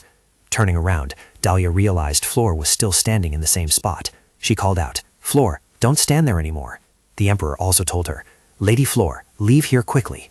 Flora was flustered. Oh, she hesitated, unsure which way to go. What should I do? Another arrow flew, and a scream rang out. Flora suddenly grabbed Dalia's arm, pulling her in front of herself as a shield. Dalia was caught off guard. Her? Fortunately, the Grand Duke arrived in front of her and knocked away the arrow with his sword. He called, "Dalia!" He said, "It's very dangerous here. Go behind the carriage." Dalia said tensely, "Thank you, Johann. Please be careful." She thought to herself about Flora's recent action. She's trying to kill me. Hatred surged, and Dalia thought, "You, how dare you? I'll get you back later. Come back now, or you'll die." Flora stopped. She thought, "That's right. He said I wouldn't be seriously injured." She thought further, "I'll lose immediately if I close my eyes." Flora stood up and shouted, "Your Majesty!" Dalia was annoyed to see Flora act like that. She stepped closer and said, "Flora, what are you trying to do?" She quickly walked over to them. She thought fearfully, "I won't let you or Noel die like this." Dalia stood in front of Flora and Noel, shielding them. At that moment, an arrow struck her. Dalia shouted, "Be careful!" The pain gradually spread throughout her body. Ugh! But considering the current situation and her principles, she thought they should only die after they've been together. Flora stood there, her face filled with fear, screaming loudly. "No!" She saw Dalia there, gritting her teeth, thinking, why her again? Noel's face turned pale as he looked at the woman bleeding profusely beneath him. Noel thought, why her again? Johann watched her fall to the ground, crying out in agony. "No!" Seeing this, Johann screamed with gut-wrenching pain. "Dalia!" Down on the street, the mages shouted out an announcement. "They've stopped firing arrows! Over there! Catch them!" Charlotte saw Dalia lying unconscious in Johann's arms and screamed in panic. "Dalia!" Dalia clutched her body in pain. She saw Flora trembling and collapsing to the ground. Johann immediately asked her, "Dalia, are you okay?" Dalia murmured absently, "Johann." Noel looked at Dalia lying in Johann's arms, wondering with a sigh, why did that woman try to save me? Looking at the two arrows deeply embedded in her shoulder, she weakly said, "Dalia, we have to pull the arrows out." She suddenly remembered something and immediately said, "Oh, that's right." Johann looked at her gravely and then said, "She isn't bleeding from her chest, unlike her shoulder." Johann reached for the arrow and said, "I will pull out the arrow from your chest first." Dalia murmured, "Oh, the necklace." Looking at that necklace, Dalia thought, so this is why Helen gave me this necklace. She remembered when she was sitting on a chair, Charlotte came up behind her and whispered into her ear, "Make sure you wear the necklace throughout the hunting trip." Hearing that, Dalia immediately turned around. Charlotte exclaimed, "Dalia!" Charlotte looked anxiously at the necklace. The necklace! Seeing the necklace still intact on Dalia's neck, Charlotte sighed and thought, thank God she didn't forget it. Aaron knelt down next to Johann and said, "We also have to pull out the arrow from her shoulder." But what caught Dalia's attention was the wound on Johann's hand. She pointed at it and said, "But Johann, your hand is also injured." Johann angrily shouted, "Dalia, you're the one who needs treatment." Someone among them shouted, "We need help here too." Two healers went over to Flora. One of them asked her, "Please wait a moment." The other person also asked, "Are you okay?" She didn't answer, but glanced over at them. On the other side, Noel stood in front of them with his arms crossed and said, "Why with the princess?" "Well, thank you. I consider that you saved my life." Johann was annoyed but still calmly said, "Your Majesty, is this how you show gratitude to the person who saved your life?" Flora saw this and felt, no. She gritted her teeth, thinking, Dalia. Dalia sighed. She brushed past Johann, realizing this was not the time to pay attention to Noel's meaningless words. She wondered again, why is Flora acting like this now? Flora collapsed to the ground. She remembered the image of Dalia shielding Noel earlier, and wondered she took an unusually reckless risk by rushing to Noel's side at that moment. Why? She felt a sense of loss when she realized Dalia had stolen her chance to save Noel. Flora's face grew more pained as she thought, what is happening? She wondered, will I never recover my eyesight? Noel said, I will heal her as soon as the arrow is removed. Please prepare to stop the bleeding. Noel picked up his sword. He said, I will cut the fabric first. Noel used the sword to cut the area where the arrow had struck. Dalia struggled in pain. He said, fortunately, there are no signs of poisoning. She groaned in pain. Ah! Johann reassured her. It will pass, Dalia. You'll be fine soon. Beads of sweat matted Dalia's hair. She mumbled, I feel... She wondered, how strange. Why do I feel so sleepy? Suddenly, Flora spoke up from her side, making Noel Yu pause. Your Majesty. Flora slowly closed her eyes. Noel cried out, Lady Flora! On the other side, Johann screamed as he saw Dalia slowly close her eyes. He screamed in panic, Dalia! Dalia! Dalia mumbled something. She said, Johann, I... Halfway through her words, Dalia slowly and gently closed her eyes. I'm truly sad. And the Empire plunged into deep sorrow, like a silent, oppressive autumn. Days continued to pass, and Dalia and Flora were still unconscious. A strange rumor began to spread about the tragedy of the Margaret sisters. The sky remained clear blue, but inside there was no longer the bustling sound of voices. Only an unusual silence enveloped the entire space. Helen sadly thought to herself, it had been 2 weeks since they fell into their slumber. She gently touched the necklace on Dalia's neck. It was indeed broken, but I had enchanted it for protection once more. It would be best if she wore it now. She sighed in frustration, thinking both their wounds had healed completely, and there were no signs of poison on the arrowheads. Helen rested her chin on her hand. I have my own suspicions, but... Recalling that moment, over there, chase them. She still remembered vividly how the group of holy knights had searched the area where the arrows were shot.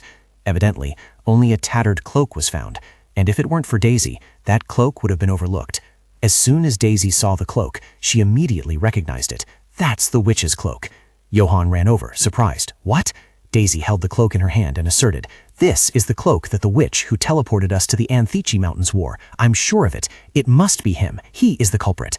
Suspicion surged. We had suspected him to be the culprit, but that was all. Some would say the two of them fainted because of the arrows. Helen quietly turned and left, her mind still filled with questions, as she personally examined the arrows. She turned her head, her gaze fixed on the bed. Helen was worried. I've discovered a spell enchanted onto the arrowhead, and it's a spell I will never forget. Moreover, it's an incredibly complex spell that only a great sorcerer would be capable of using, and there's only one person in this world I know who could use it, if that's the case. She gasped, trying to calm herself. What am I thinking? A figure appeared in Helen's mind. Suddenly, there was a knock at the door from behind. She slowly pushed herself up. Again? When Helen opened the door, the person standing before her was Johann. Seeing his tired face and dazed eyes, he seemed to have not gotten enough sleep. She understood the implication and shook her head. Johann asked in a low voice, When will she wake up? Why? Why isn't she waking up? He squeezed his eyes shut. Recalling the scene when Dalia was ready to rush forward and take the arrows for him, in that moment he was stunned. Johann angrily gritted his teeth. He painfully clutched his head, his heart filled with self-reproach. Dalia must have jumped in front of the arrows for her revenge, but she had promised me. Earlier, Johann had coldly told Dalia, Don't waste your strength on revenge. This would prevent her from having to sacrifice herself. He clenched his fist and slammed it against the wall. She promised, yet. Johann was heartbroken. Why isn't Dalia waking up? He raised his voice. She even received Switten's blessing. Johann retorted angrily, Helen, if even she can't help Dalia, then who can? Helen was at a loss. He had never been this emotional since his mother died, but now he was furious. He didn't seem to realize it, but when it came to Dalia, Johann was resolute. So let's talk for a bit. She thought to herself, I'm sure there's no one here. Helen glanced around nervously. I'll get straight to the point, she said gravely. I think Timothy has returned. Johann was quite surprised. Timothy? But him? Clearly, having been sent by the Emperor to slay the dragon, he must have returned after completing it. He looked at her with suspicion. Why do you suspect him of being behind this? Helen held her hand out in front of her. She replied, "Because of the arrow shot at the Margaret sisters, Timothy's spell was cast upon them." Johann said irritably, "Why would he do that? I thought about it a bit, but Timothy swore loyalty to the former emperor, and he's not the type to break his own vows. Furthermore, he doesn't seem hostile towards the emperor." Helen was also extremely annoyed. "I had hoped it wasn't true, but who knows what he's thinking?" She touched her earring. This thing turned purple after Dalia and Florin fainted. It's proof that Timothy is coming to the capital. In that case, has the spell been destroyed yet? Helen sighed. "I destroyed it with my own power. If I'm right, they'll wake up soon. However, the important thing is why Timothy did it. I want to discuss the reason. Also, Timothy must be the mage who used the teleportation spell. Why did he leave Dalia behind on Mount Athiki with monsters and arrows? The initial attackers targeted the emperor, but the attack on Dalia was definitely aimed at her. That means he targeted Dalia." Johann froze for about 2 seconds. Helen shook her head. "I don't know what he wants from Dalia, but—" Surely Timothy Giovanni isn't the kind of person who would casually take a life. Johann glared sharply at her, implicitly understanding. "So, Helen, you're saying, in other words, you suspect Dalia Margaret." But to Johann, Timothy seemed more suspicious. She worriedly clutched her head. "This is still just a hunch, and I agree with you, sir. However, it cannot be denied that he is currently the most suspicious person. To Helen, he was like a teacher, and sometimes a father. What's more, they had also once been lovers." Helen turned her head to look back. "In any case, leave this to me," she thought to herself. If her abilities were resonating, it meant Timothy would arrive soon. Suddenly, a voice echoed from afar. "Timothy Giovanni has returned." Both were astonished upon hearing this. "What?" Her eyes suddenly lit up, as if her vision had been restored. Li Suyan raised her hand to cover her eyes. "It's too bright." She looked at her hand in surprise. "What? Why is my vision so bright? Unbelievable." "Wait, hold on," Li Suyan excitedly asked. "Am I back in Korea?" She nervously looked down. "Oh!" Her hands trembled as she adjusted her skirt. She recalled that moment, the scene of them both falling from a height. "Could it be that I died?" Li Suyan couldn't stop fretting and worrying. "If it weren't for Cha Minju, I would be living well." She stood up and curiously explored her surroundings. "Still, where am I? I thought I was in another world. I thought I had possessed someone's body." Li Suyan was surprised by what appeared before her eyes. She looked bewildered. "Is that the exit? I need to get out of here. I don't like this place." Her feet slowly moved forward. Suddenly, in front of her, a girl was slumped in front of a door, sobbing incessantly. Li Suyan peered over. Why is this person crying here?" She softly asked. "Excuse me?" The girl was startled when she heard the voice. She turned her head to look back, 2 streams of tears still flowing down her cheeks. Li Suyan's eyes widened in astonishment. "Wait, what? This beauty, she's so beautiful." Li Suyan beamed. "Great, I'll ask her where we are, and—" Suddenly, the other girl shouted, "Give it back!" She was confused. "What?" Li Suyan could only manage to ask, "Huh? Give what back? What are you talking about?" The other girl angrily said, "Give my body back. I didn't give it to you for you to do things like this. You promised someone else would be in my body." She said sternly, "Who are you? Who are you? Or why did you take my body?" Li Suyan was confused. "Look, I don't know what you're talking about. But wait, that face. That's the blurred face I saw in the mirror. Could it be? This woman is Flora Margareta? She is me?" Her legs trembled. "Oh no, what will happen to me if I don't leave her body?" Her mind began to race. "I shouldn't be here. Everything seems empty." Panic made her burst into tears. "I have to find my sister. Or I have to apologize. I have to say sorry for not being able to protect her. Li Suyan was confused. "Sister? Is she talking about Dalia? What does couldn't protect mean?" A hand reached out and grabbed the girl. The hand held hers as if trying to calm her panic. The girl gently said to Li Suyan, "My sister is alone even now. It's incomprehensible. She shouldn't be left alone. Bad things will happen." The hand tightened its grip. "Let go. Release me. Why is she so strong?" Her feet gradually lifted off the ground. A black hole suddenly appeared beneath Li Suyan's feet. Her body hovered as if about to fall down. "Oh!" And just like that, she lost her balance and fell into the hole. Her hands flailed desperately. "Grab me, please." Her words seemed to be in vain. "Hey, what are you doing? Save me." She looked down and said, "I'm warning you, don't leave Dalia alone." Just then, a whispering voice spoke up. "To Cha Minju." She gently opened her eyes. Who?" A woman stood by the bed, looking at her. A shadowy black dress. Her gaze slowly moved upwards, past the neck. Could this be the original Dalia Margaret? Annoyed, Dalia asked, "Who are you? Why? How dare you steal my body like a parasite?" Li Suyan was bewildered. This girl? Could that be Dalia after her execution? She told herself, "Calm down. If that's her after her execution, she wouldn't know who she is. She wouldn't have any memories." Suddenly, a voice called out, "Is Li Suyan here?" Dalia shot her a sharp glance as Li Suyan was looking somewhere else. "Look at me." Terrified, Li Suyan flung her hand away. Confused, she asked loudly, "What do you want from me, Dalia? I can't stay here any longer. I have somewhere to go back to." "One thing is for sure, I want to go back and see him." Li Suyan angrily told me, "I will do anything you want if I can." Dalia stammered something, her eyes darkened and began to tear up. Avenge that person. Her voice seethed with hatred. "I must get revenge on that man." "What? Isn't the man Florea?" Dalia sobbed uncontrollably. "He did that to me. He made me unable to live or die." She screamed in despair. "He pushed me into hell. Ah, ah." Dalia reached out and tightly grabbed Lucian's wrist. She asked in pain, "Is this revenge for my sins?" Lucian still couldn't figure out who could make Dalia suffer so much. Wait, let go of me. If you want to talk."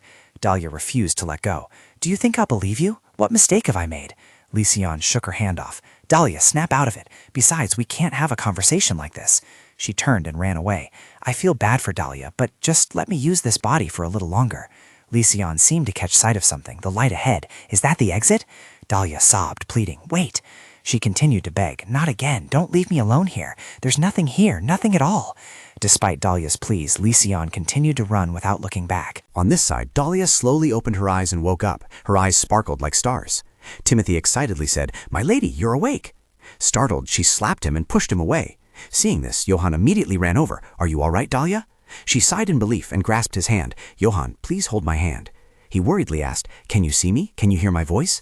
Dalia secretly rejoiced. "He's always by my side. Yes, I'm fine." At this moment, I felt like I had slept very well this time, but what happened then truly felt like a nightmare. She told herself, it must be a nightmare, but something isn't quite right. Suddenly, Dalia realized something. "You standing here, by the way, who is this?" Johann replied, "He's just someone unimportant. I'll send him away soon, so you don't need to worry too much." Timothy forced a wry smile. "Your Highness, what you said is truly hurtful." He placed his hand over his chest and bowed respectfully. Timothy introduced, "It's a pleasure to meet you, my lady. I'm sure you're very curious about who I am, aren't you? My name is—" Before he could finish his sentence, Dalia turned and asked, "Johann, where are we?" "We're in the Grand Cathedral." She wondered, "The Grand Cathedral? So how long have I been asleep?" Johann sighed wearily. "It's been over 2 weeks." Hearing this, she was startled.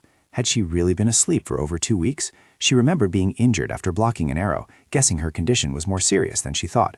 So all my wounds have healed. Dalia also moved her body again. It seemed Helen had helped her. Timothy's eyes crinkled in a smile. "Does your body feel lighter now? And what about the chills? Do you still feel short of breath? Is there any improvement?" She was puzzled. "How could you know all of that? I clearly never told anyone about it." He rested his chin in his hand, pondering for a long time. Timothy explained, "I used a bit of magic." Johann pushed him aside, telling him not to speak to Dalia so informally. Dalia said admiringly, "I don't know who you are, but thank you for saving me. I will certainly reward you." He grinned broadly. "Oh, my lady, really?" Johann shot him an annoyed glance. He was simply doing what he had to do. You don't need to thank him. Dalia just gave a forced smile. Johann made no attempt to hide his hostility, but who was that man? Timothy interjected. "You are being too cold to me, Your Grace." He recounted gleefully. "Do you still remember? When you were little, you were a lovely, super good child. You used to follow me around like a little tail. Ah, such nostalgia." Johann angrily snapped. "Timothy, stop using my past to threaten me." He muttered under his breath. "You always act so childishly." Dalia was surprised. Johann's past? If that's the case, perhaps they met when they were very young, when he was just a boy. Moreover, Johann must have been an extremely cute child. The childhood Johann in Dalia's imagination. Timothy bowed his head sadly. All right. I truly am the most pathetic wizard in the world. After all these years, you haven't changed at all." He forced a smile. "But that's an advantage for me, Duke. If a person suddenly changes, it's a sign that they are nearing death." Dalia sighed, unsure whether the relationship between these two was good or bad. Ignoring Timothy's mocking laughter, Johann turned to her with concern. He took Dalia's hand. "Are you surprised?" She blushed shyly. "Well, a little." Johann added, "I apologize, he's just temperamental like that, don't mind him." Dalia rested her chin on her hand and thought to herself, "This name, it rings a bell, doesn't it? In some book, if I'm not mistaken, he also had a certain role in the original novel." She closed her eyes for a long time, her hands clenched, repeatedly hitting her own chest forcefully. This is so unsettling. Who could he be? Seeing this, Johann immediately asked her, "Are you distressed? I can call a priest." She tugged at his sleeve. "No, it's not that." Dalia leaned close to his ear and whispered, "Who is that person?" Timothy quickly said, "I am." Before he could continue, Johann cut him off. "He's just a wandering mage." Timothy had left the capital quite a while ago to perform his duties. Therefore, very few people knew his name, not even the Empire. He bowed. "My name is Timothy Giovanni, and my age—" Timothy stopped mid-sentence. is a secret. I can only say that I am older than you. Princess, there's a more important matter here.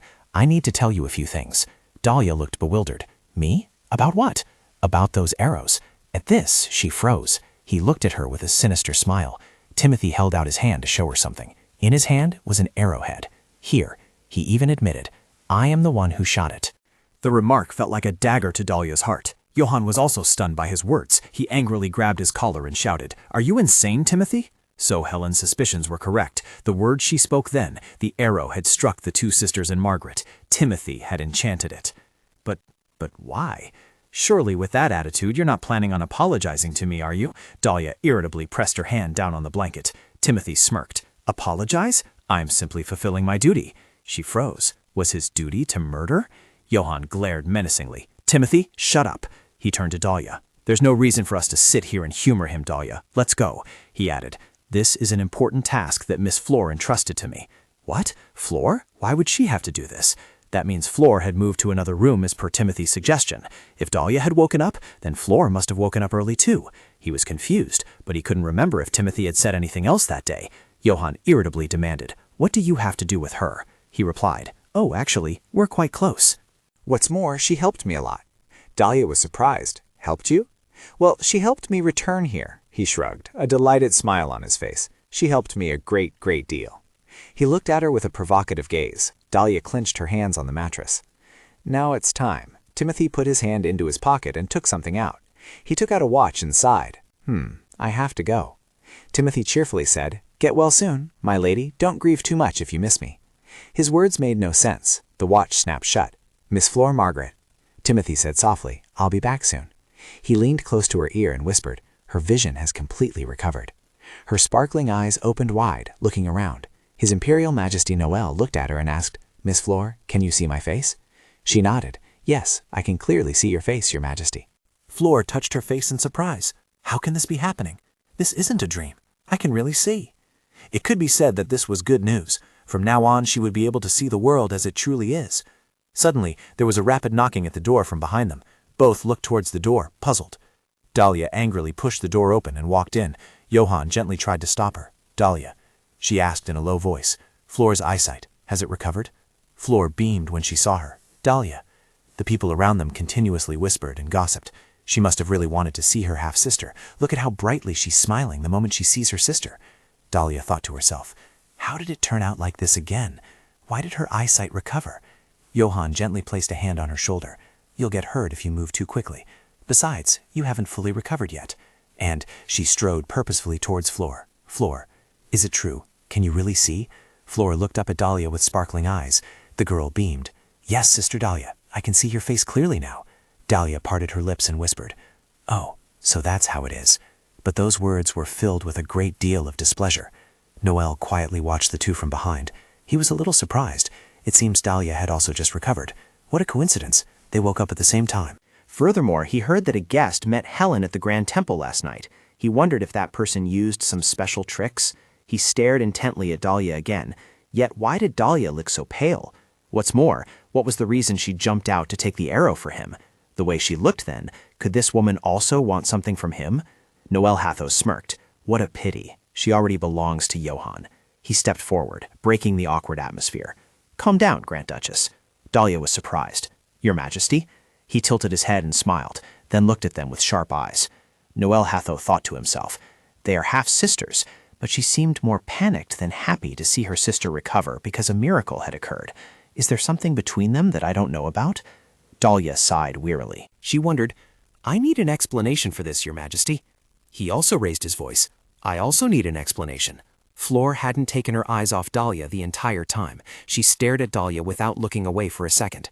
She thought to herself, is this what Dalia looks like? I thought she would look rustic or ugly. Suddenly, another voice interjected. "Can you explain, my brother?" Johann looked towards that person. Someone who visited the saintess could create such a miracle. He was a little worried. "I haven't discussed the trip with Helen with Timothy yet." Timothy, amused, said, "I will explain that." Noel Harder also turned his head to look. Timothy bowed respectfully. "It has been a long time since I last saw you, Your Majesty, the son of the empire that never sets." Johann wondered, "What are you thinking, Timothy?" Noel Harder was silent for a moment. He replied, "Indeed, it has been a long time, my sage." He took steps closer. Noel Harder spread his arms wide. I couldn't find you, even though I ordered the soldiers to search. I was worried that something bad might have happened to you. That attitude made Dalia confused. Noel wouldn't greet others so warmly unless he had other motives. That person could be. The two of them chatted happily. I also stayed awake many nights worrying about you, Your Majesty. I see she is quite eloquent as well. Saying that, he turned and walked away. Noel Harder's back gradually passed Timothy. But he didn't stop there. First, why don't we go somewhere else? You should come too, my brother. Johann realized he was referring to him. He sighed. I will wait in the Great Hall. Flor also pulled back the covers and stepped out of bed. She wondered, should I go out immediately? Dalia's doubts about Timothy's identity still lingered. The unanswered questions made her extremely uncomfortable. Considering his earlier words, she helped me before, it meant, when and how did Flor do that to make this person so willing to do something for her? Timothy approached the bed. Long time no see, Lady Flor Margaret. I was very pleased to hear you had safely regained consciousness. Flor looked bewildered, and it seemed she said, I'm sorry, but I don't know who you are. This indicated that Flor had never met the man before. Timothy stepped closer to the bed. Lady Flor, it's been a long time. I'm truly delighted to see you finally awake. Flor looked at him blankly. She wondered, Excuse me, but I don't know who you are. He grimaced. Don't you recognize me, young lady? Timothy raised his hand, signaling to the priest behind him. The action confused Dalia. They were supposed to follow Helen's orders, but that priest was very obedient to him. Timothy, does he have a close relationship with the cathedral? His two powers were on par with Helen's. Timothy kept prompting. Try listening to my voice. I'm sure you'll remember something, young lady. A thought flashed through Flor's mind. A tall, slender figure, a deep, warm voice, and a faint floral scent. Wait, I think I've smelled this scent before. She also remembered the saying, I serve no one. However, I am one who lives in opposition to the goddess. Could it be? Wait, are you really... Timothy smiled. It seems you've guessed correctly, young lady. Dalia, however, was still bewildered. Flor, on the other hand, was the opposite of Dalia, a baffling surprise. The black letter at that time, I was the one who sent it. On this side, in the room filled with books, all three just looked at each other thoughtfully. Helen quietly held a pen and intently wrote something. Suddenly, there was a knock at the door. Come in. Dalia pushed the door open and stepped inside. Seeing her arrive, Johann immediately ran over. Dalia, come here. He worried. You don't look well. What's wrong? His tender actions made her blush. I just feel a bit heavy. I'm not sick. Don't worry. They continued to care for each other in front of Noelle. You should rest a bit. I'm perfectly fine. Noelle rested her chin on her hand, annoyed. How is Lady Flor? Dalia looked over and said, She and that man want to talk privately. He gave a forced laugh. You mean Timothy? Suddenly, Helen slammed her hand down on the table. She stared intently at Dalia. Dalia was utterly confused. The thing Helen wore on her ear, had her earrings turned purple? Her face was terrifyingly serious. Then it slowly transitioned into a faint smile. Dalia was confused. How strange. Helen asked, I heard Lady Flor has recovered quickly, but what about Lady Dalia Margaret? Dalia happily thanked, Thanks to your care, I feel much better. However, I still don't know what happened. Dalia turned, I truly want to hear an explanation. Helen took out a notebook. All right, first, the spell usage log. Dalia Margaret, Flor. She recounted that the two of them woke up after about 2 weeks of being in a deep sleep. Furthermore, both their bodies were functioning normally, but for some reason they couldn't wake up. Also, the arrow was not poisoned, but I found signs of a spell. The arrowhead was designed so that it wasn't aimed at you, Your Majesty. Noel also nodded. Yes, that's right. He tapped his hand on his knee. According to Aaron's report, Timothy is the culprit behind the incident. He surely isn't foolish enough to attack the king, so His Majesty wasn't the target. Helen nodded. That's right, sir. The Margaret sisters were the real targets. Dalia was startled. Why? Johann suggested. We should hear the answer from the culprit instead. Another knock sounded at the door. Helen, with a serious expression, invited them in. Come in. The door slowly opened. Timothy's figure gently stepped in, still with that smile and that bow. It's been a long time, Lady Helen Charlotte. Oh, wait, perhaps I should call you High Priestess now, shouldn't I? That was Timothy, the villain who had revealed himself. Helen looked at him with a sinister smile. Do you have anything to say about your crimes? Timothy feigned tears. Crimes? I merely wanted to help a poor girl in distress. The rest, he said, wiping away a tear, Lady Flor will explain. As Flor turned, she saw Dalia. Oh, Dalia's eyes clearly showed discomfort. Noel thought to himself, that wasn't just the look of disgust an older sister would give her stepsister. It truly wasn't that simple. That sharp, knife-like gaze. It was more than just hatred. I wonder what the reason is. Flor shyly looked at Noel. She was puzzled. Why was the Emperor looking at Dalia like that? Lady Flor. The call startled Flor. Helen continued, "Is Timothy telling the truth? Have your eyes really recovered?" She thought to herself, "I just heard this news from the priestess, but a sorcerer has accomplished something unimaginable, something even the blessed goddess couldn't do. If this rumor spreads outside the temple, it will only bring trouble." Flora honestly replied, "Yes, High Priestess, I can see perfectly now. I can truly see clearly now. I can see your hair, dark red like the sun, and your eyes are a beautiful shade of pink." Dalia was annoyed.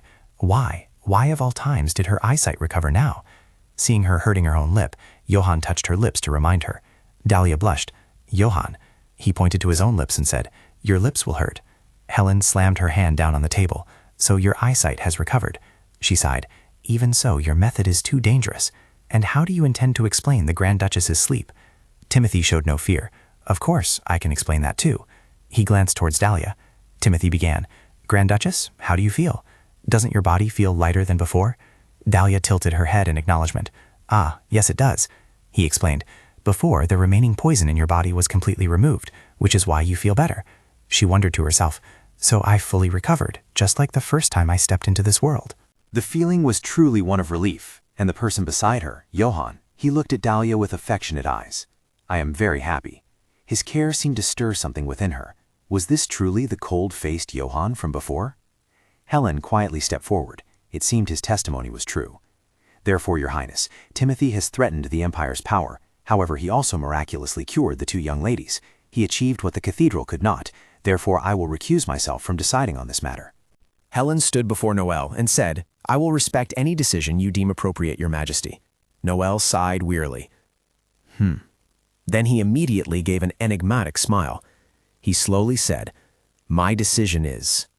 Outside the temple, everything in the neighborhood was still going on as usual. On a continuously moving carriage, Dalia leaned her head against the window pane, exhausted. "I'm so tired." Given the current situation, now that Flora has regained consciousness, Count Margaret will plan his next move. Therefore, I must come up with a new plan to retaliate. In addition, she clasped her hands tightly together. "It's possible my scar has been discovered." Dalia sighed worriedly. "There are so many things I need to consider." Seeing this, Johann couldn't help but feel uneasy. "She seems very worried, doesn't she?" She showed a strange reaction when she heard that Flora had regained her eyesight. He secretly turned his head to the other side. "Nevertheless, I definitely won't easily overlook this matter." Written in the other servants were already standing ready to welcome them back. "Welcome back, Duke." Johann requested, "Bring the urgent documents that need to be dealt with to my study." "Dalia, you must be tired. Go get some rest." Written continued, "Your Grace, there's an issue that needs addressing regarding the repair of the training hall. Also, there's a secret letter from the Northern Front. They say Knight Adonis is running low in supplies. And then there are the staff salaries." Time passed, and before he knew it, a long, tiring day had ended, the clock nearing midnight. Johann suddenly looked up. "Is it that late?" Putting his work aside, he pushed himself up from his desk. "I should return to my room soon to rest. I wonder if Dalia is asleep yet." The room door gently opened. All the lights in the room had been turned off. He tiptoed, trying not to make even the slightest sound. Suddenly, Dalia's figure emerged before him. Her hair gently brushed against his cheek. He couldn't help but wonder, why is she here at this hour? "Dalia?" Johann was surprised to see her. "Dalia!" Dalia turned her head to look back. "Oh, Johann, when did you arrive? I didn't hear you because I was busy looking outside." He was taken aback. "It's nothing, but..." Johann stammered. "There's something I want to ask you." She wondered, "Is something wrong?" "Go ahead and say it." Johann looked at her and voiced the question in his heart.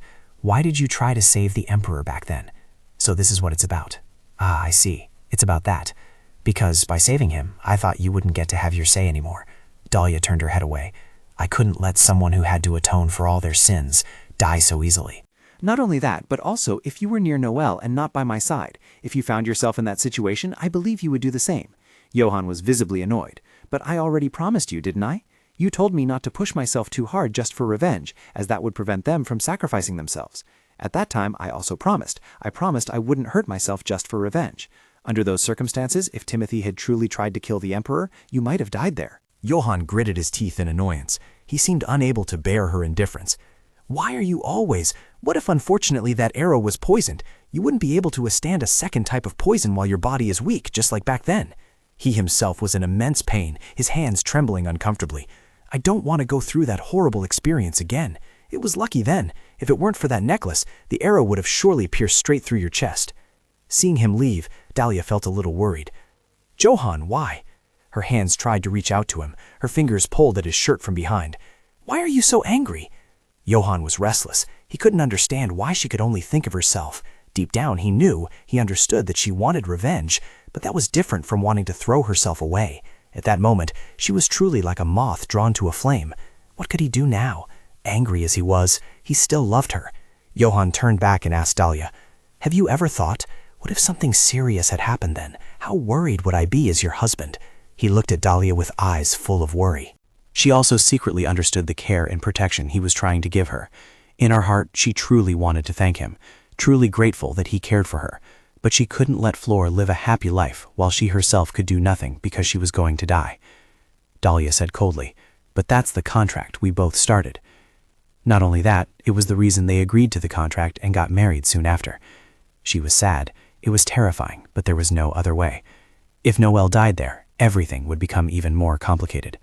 Her hands clenched. "I want to discuss the next plan." But he suddenly got angry with her. Dalia changed her demeanor and said in a serious tone, "You should only focus on becoming emperor, and I will focus on revenge. Furthermore, the wedding will fulfill its main purpose if we cooperate and treat each other as tools. Am I wrong?" Hearing this, Johann was stunned. Tools? What does she mean by tools? He bowed his head sadly. "Do you think we were ever true to our wedding?" Johann lifted Dalia into his arms. "What?" His face pressed close to hers, making her flustered and embarrassed. What are you doing?" He whispered. "I think I should explain with actions, because you don't seem to understand very well. In other words, a wedding without marital relations cannot be called complete." Johann turned and scooped her up. Dalia froze for a few seconds at his sudden action. Huh? What exactly does he mean? She was too flustered to speak. Could it be? Wait, what does he mean? Johann continued, "I don't need to worry since you've recovered now." That meant Dalia understood his intentions. She struggled nonstop. Wait? Johann teased her. "I'll listen to the rest when you're in bed." Dalia was so embarrassed she cringed. Is he really talking about what I'm thinking? Before, he always looked at her with a cold, uninterested face and indifferent eyes. Lately, he had started smiling at her, but nothing else had changed. Not only that, in fact, he never showed any desire for her. It's so confusing, so why is he suddenly like this? Dalia tried to stop him. "We should talk about this, shouldn't we?" "I'm speaking too hastily." Johann didn't listen. "There's nothing wrong with what you're saying. In fact, I've been very indifferent too. I didn't realize you were serious about our marriage." "What? Serious? What are you talking about?" She was truly panicked now. Things were really messy. Dalia tried to reason. "At least put me down first. We need to talk about this, but you're ignoring it. We can talk in bed." She was infuriated. "But you're planning a physical conversation." At this moment, Johann suddenly stopped. He looked down at her, saying, "If you can calm yourself down." Dalia blushed, thinking, "Isn't it truly unfair to say that with such a handsome face? What should I do if I don't act now?" She imagined the two of them going to bed together like that. Something is definitely going to happen tonight. Even when I was Cha-Men-ju, I was never used to physical contact. Back then, anyone who wanted to touch her would be told, "You want to hold hands? Sorry." Or maybe I should pretend to be sick and escape. She imagined herself falling from his arms. Ouch. Johann frantically called out Dalia's name. She felt, what a great idea. She glanced at him, secretly planning. "I'll run after counting to 3. 1, 2, 3. Oh, wait. Why did he suddenly stop? Dalia looked up at him, puzzled. Huh? She turned to look in the direction of his gaze, full of questions. What is he looking at? She saw a woman standing in front of them. Dalia exclaimed silently in surprise. Daisy! She was also surprised to see them. I was wondering where the Grand Duchess was. She awkwardly kept hitting his chest. Daisy is looking at us. You should put me down, Johann. He calmly replied. No. Daisy observed the two of them for a moment. They look more intimate than usual today. How interesting. I thought the princess was alone, but now I feel relieved. I should head back now that I found the princess. Seeing her turn away, Dalia frantically called out, Daisy! Daisy! Save me! Quickly! She quickly reached forward, startling Johann. Dalia! Daisy also panicked and quickly lunged towards her. Oh! Luckily she managed to catch Dalia. She sighed in relief, hugging Daisy. Thank you. Daisy was full of questions. Looking at Johann, she wondered, what's going on? Johann looked at Daisy. What do you mean? Put Dalia down right now. Daisy shook her head in disagreement. Johann frowned angrily. He asked, Are you not obeying your master's orders? She retorted, The Grand Duchess is also my master. Johann tried to persuade her. I won't harm the Grand Duchess. Daisy was still unconvinced. If you explain what's happening, I will put the princess down immediately. Dalia, delighted, hugged her. That's right. Well done, Daisy. Johann asked again in surprise. Explain? Then he glanced at her and asked, Dalia, Do I have to explain in detail to Daisy what's about to happen between the two of us as a married couple? Which startled her. Is he crazy? As for Daisy, she didn't understand what the two of them were talking about. Dalia thought to herself, but who knows what would happen if I let him do whatever he wants? So she set a condition for him. I'll get down if you promise me one thing. Promise what? Promise that you won't touch me, not even with a single finger. But he growled. As I've said, things that happen between a married couple. Dalia immediately rushed to cover his mouth. Shh, be quiet. Johann could only remain silent. She reminded him in a low voice, "We should discuss this privately." A moment later, she followed him into the room. As soon as they arrived, she quickly grabbed a blanket and wrapped herself completely in it. Embarrassed, she dared not look at him. Seeing her series of actions, he fell into contemplation. Dalia is always so confident. This side of her is truly new. Then he sat down on the bed, looking at her. Johann smiled and said, "A marital relationship isn't built on violence. I don't intend to do anything without your permission, so you don't need to hide like that." Hearing this, Dalia couldn't retort. He continued, "It seems we can finally talk now." Inside the room, Dalia gently stroked her hair. She said shyly, "I'll go first. I just said something very unpleasant. The truth is, we got married out of obligation, but I was careless to say that you should mind your own business. It's not that I'm displeased because you don't care about me." Johann sighed. That's because she said we should treat each other as tools, even though she timidly kept pinching her own hand. I felt anxious without realizing it, and I was quite sad before. Johann was surprised by that statement, because her sister had woken up. Not only that, she said. Dalia's eyes showed clear worry. "I'm worried about that man. Timothy. Why did he help Flora, and he also helped me? He might have hidden his true intentions, and it's reasonable to suspect him. Timothy always looked at her strangely. There's something very suspicious about him. Moreover, I don't like how he left me alone on Adichie Mountain." Johann nodded slightly. "I understand. Now it's my turn to tell you what I intended to say." She thought to herself, "The fright, I should have listened to why you were angry sooner." He looked at her and confided, "I was angry before because I didn't think you were merely a tool, and I need to talk about our contract." Dalia was surprised. "What? Our contract?" Johann continued to ask, "Do you remember what happened with Lord Percival's gang?" "Oh, at that time I couldn't talk about it because everything was very chaotic afterward. Besides, I had already violated the contract." Hearing this, she fell silent, looking bewildered for a long time. "If you wish to cancel the contract for that reason, I will—" Before he could finish a sentence, Dalia kicked him hard in the leg. "Dalia?" Dalia bent down to wipe the high heels on her feet. That would be the punishment right then. "Besides, I don't want to slap you for that. However, I don't want people to gossip that the Grand Duke was slapped by his wife and didn't even try to retaliate. I want to breach our contract. Because in this case, neither of us kept our word, so let's start over." Dalia held out her hand. "If we violate the contract next time, let's cancel it." Johann froze for a few seconds at Dalia's action. Both decided to shake hands and start over. "Understood. I was wondering how to bring it up, but it was resolved very quickly. However, I still have to say this. I blamed myself for not being able to protect you. Furthermore, when you were unconscious, I worried that you wouldn't be able to wake up. As days passed like that, I sat by your side every day until you woke up. If I had to go back to that moment, you wouldn't know how desperate I was." Dalia pressed. "Why didn't you tell me?" He sighed. "If I told you, even though it was my fault for not protecting you, it would sound hypocritical. That's why, please, promise me once more." Johann looked at her and said, "Don't let yourself fall into danger again." Dalia gave a happy, gentle smile. "I'll gently touch your hand, I promise." Seeing that, he smiled back happily. A moment later, Dalia quickly stood up, seemingly having finished their conversation. Johann held her hand back. "Wait," he added, "we should sleep together for a while." "What? Is he joking? What are you suddenly saying?" Johann explained that it was the best way to remind them that the contract was still in effect. Besides, they needed to make everyone think they were still happy. Dalia reluctantly agreed to his request. Okay, she thought. He always acts pitiful in situations like this. She turned back towards the bed. Her hands gently smoothed the mattress. "But I'll sleep here." Suddenly, Johann leaned close to her cheek. Just a little more, and it seemed he was about to kiss her. Dalia froze. She panicked. You promised not to touch me." Johann raised his hands with a straight face. "I didn't touch you, did I? I wouldn't mind if you wanted more, though." Dalia yelled. "Enough, you pervert." He teased. "I don't think it's fair to call me a pervert when I only lightly kissed you." Johann pulled her hand back. "That's right," and gently kissed her lips. "Now it's fair." Night fell, and the bright moonlight illuminated the magnificent and splendid building. Flora slowly stepped down from the luxurious carriage. The door slowly opened as if knowing to welcome her back. Her father came out, overjoyed to welcome his daughter back. "Welcome home, Flor," he thought to himself. "It's a good thing I sent Flor along on the hunt. She'll soon be married to the king."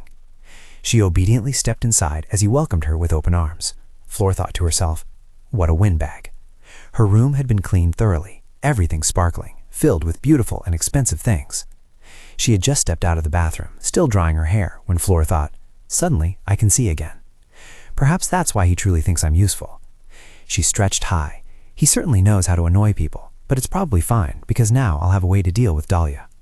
The moonlight shone brightly under the night sky, so quiet that one could easily hear the rustling of leaves falling in the courtyard. Flora also quickly noticed something unusual. She smiled. "I thought you'd come sooner. I haven't even had a chance to thank you yet." Timothy smiled. "It's all right. I only did what anyone else would have done." He glared at her. Finally, this moment had arrived. Flor, his pawn, had finally opened her eyes. It was true that she had failed to follow his instructions, but she would be useful if guided correctly in the upcoming plan. Now the question was, how to control her? Flor was a little confused. It was the same last time. How could he suddenly appear out of nowhere? And his hair color, it was annoying that it was the same as Dalia's.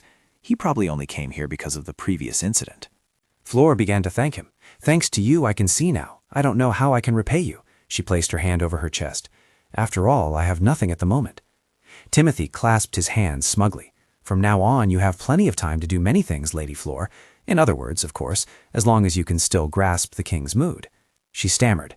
"That's easier said than done." Timothy gave an enigmatic smile. "That's why I'm warning you, lady," he growled. "I told you that you should have been the one to shield the king from the arrow." Flor stood there silently, lost in thought for a long time. "What if he takes away my sight again?" she said in a trembling voice. But I couldn't do it. That moment still haunted Flor's mind. I was so scared. He leaned closer, threateningly.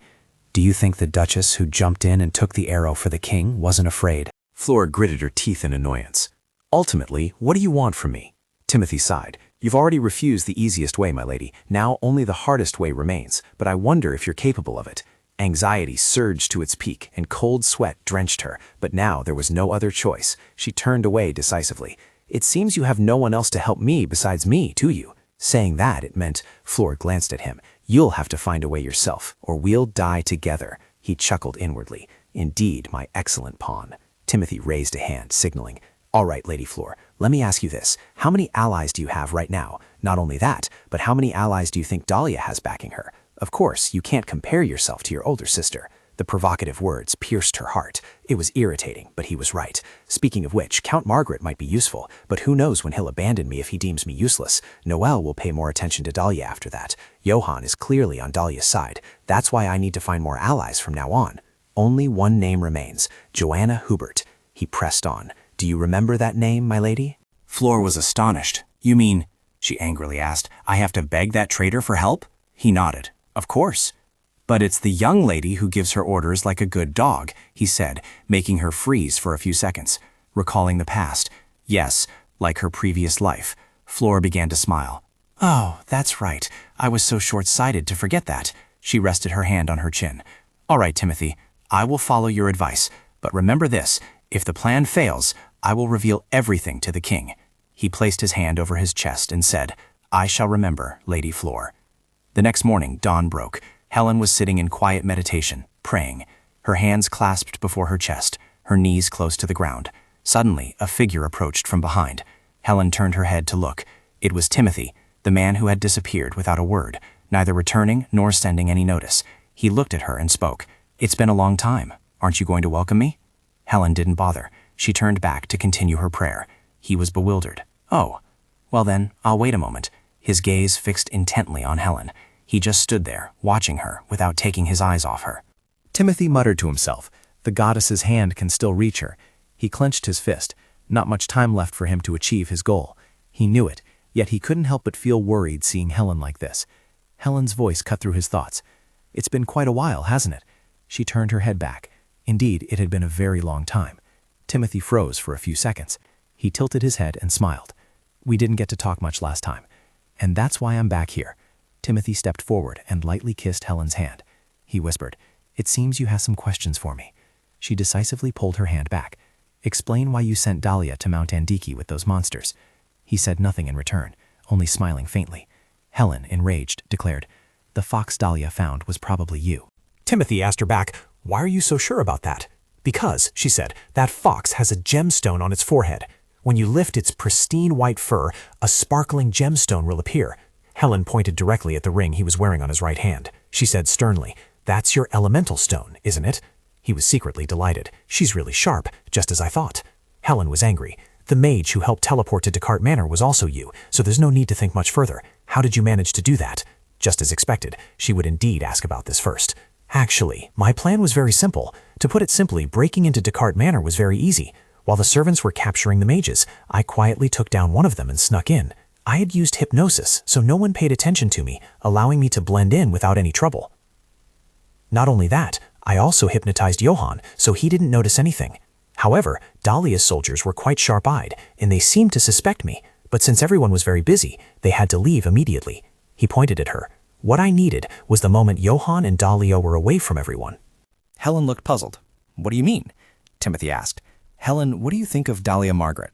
She replied frankly, "Dalia Margaret is a brave and wise woman. She even captivated Johann, so she deserves to be the Grand Duchess. I haven't noticed anything suspicious." He took her hand. "No, I'm sure you sensed something."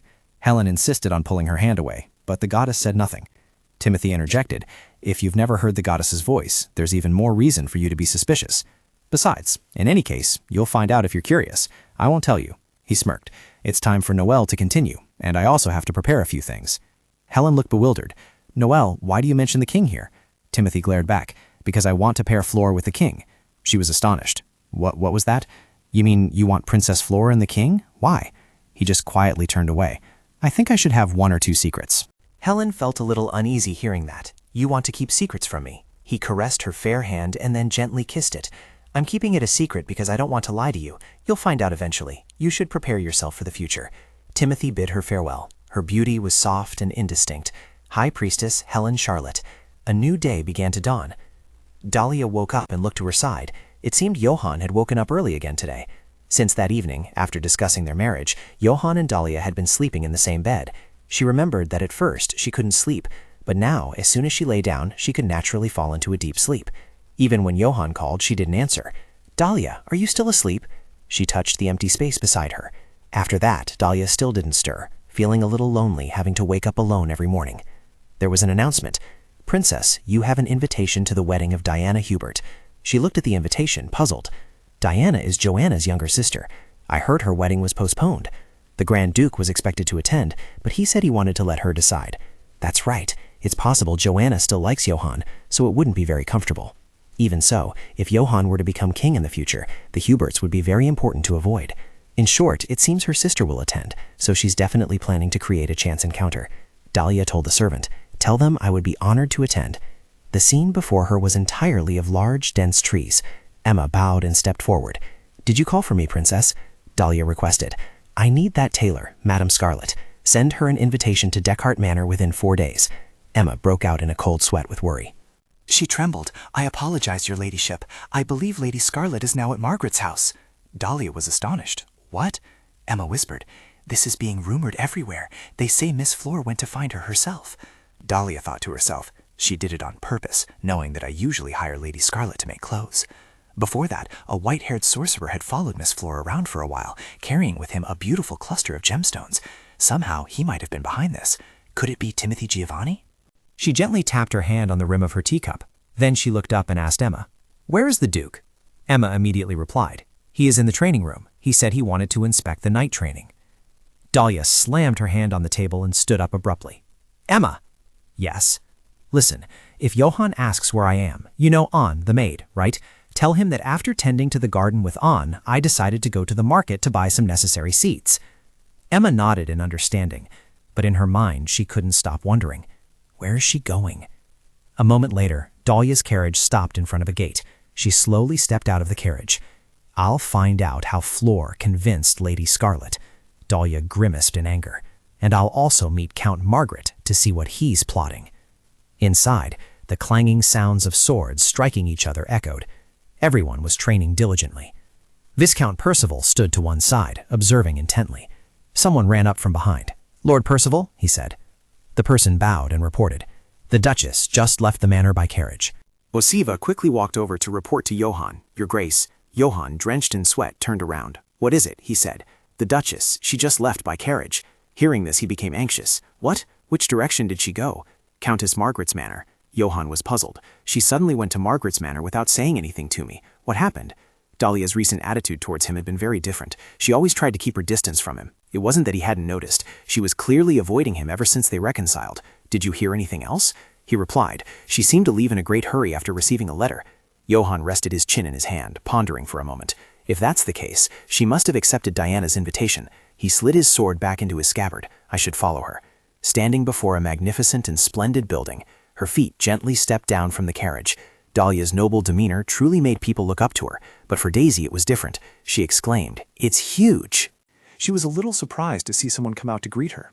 She had arrived without any prior notice, yet they showed no surprise, as if they had known she would come. Dalia looked pensive, as if Flora had been prepared for everything. She glanced at the adjacent flower garden. The iris garden she once loved was gone. Dalia gave a faint, knowing smile. Of course, she must have found it an eyesore to see everything bearing my traces. The servant stepped out to greet her. My lady, or should I say princess now, it has been a while. Dalia merely smiled faintly and asked, Indeed, where is my father? He bowed and replied, The Count is in his study. It has been a long time since you last visited, so I will inform the Count of your arrival immediately. She agreed. Very well, but before that, I wish to rest outside. My feet are aching.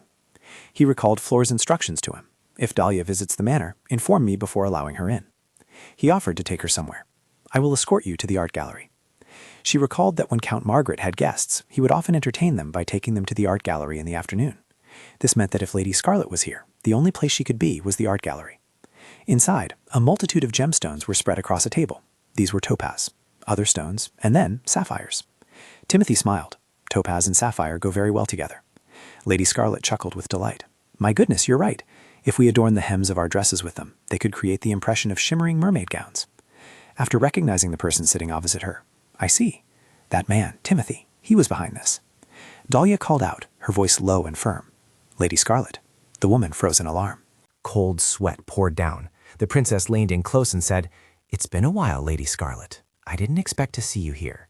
From Scarlet's perspective, she found her utterly terrifying. Scarlet cowered, trembling uncontrollably. What brought you here?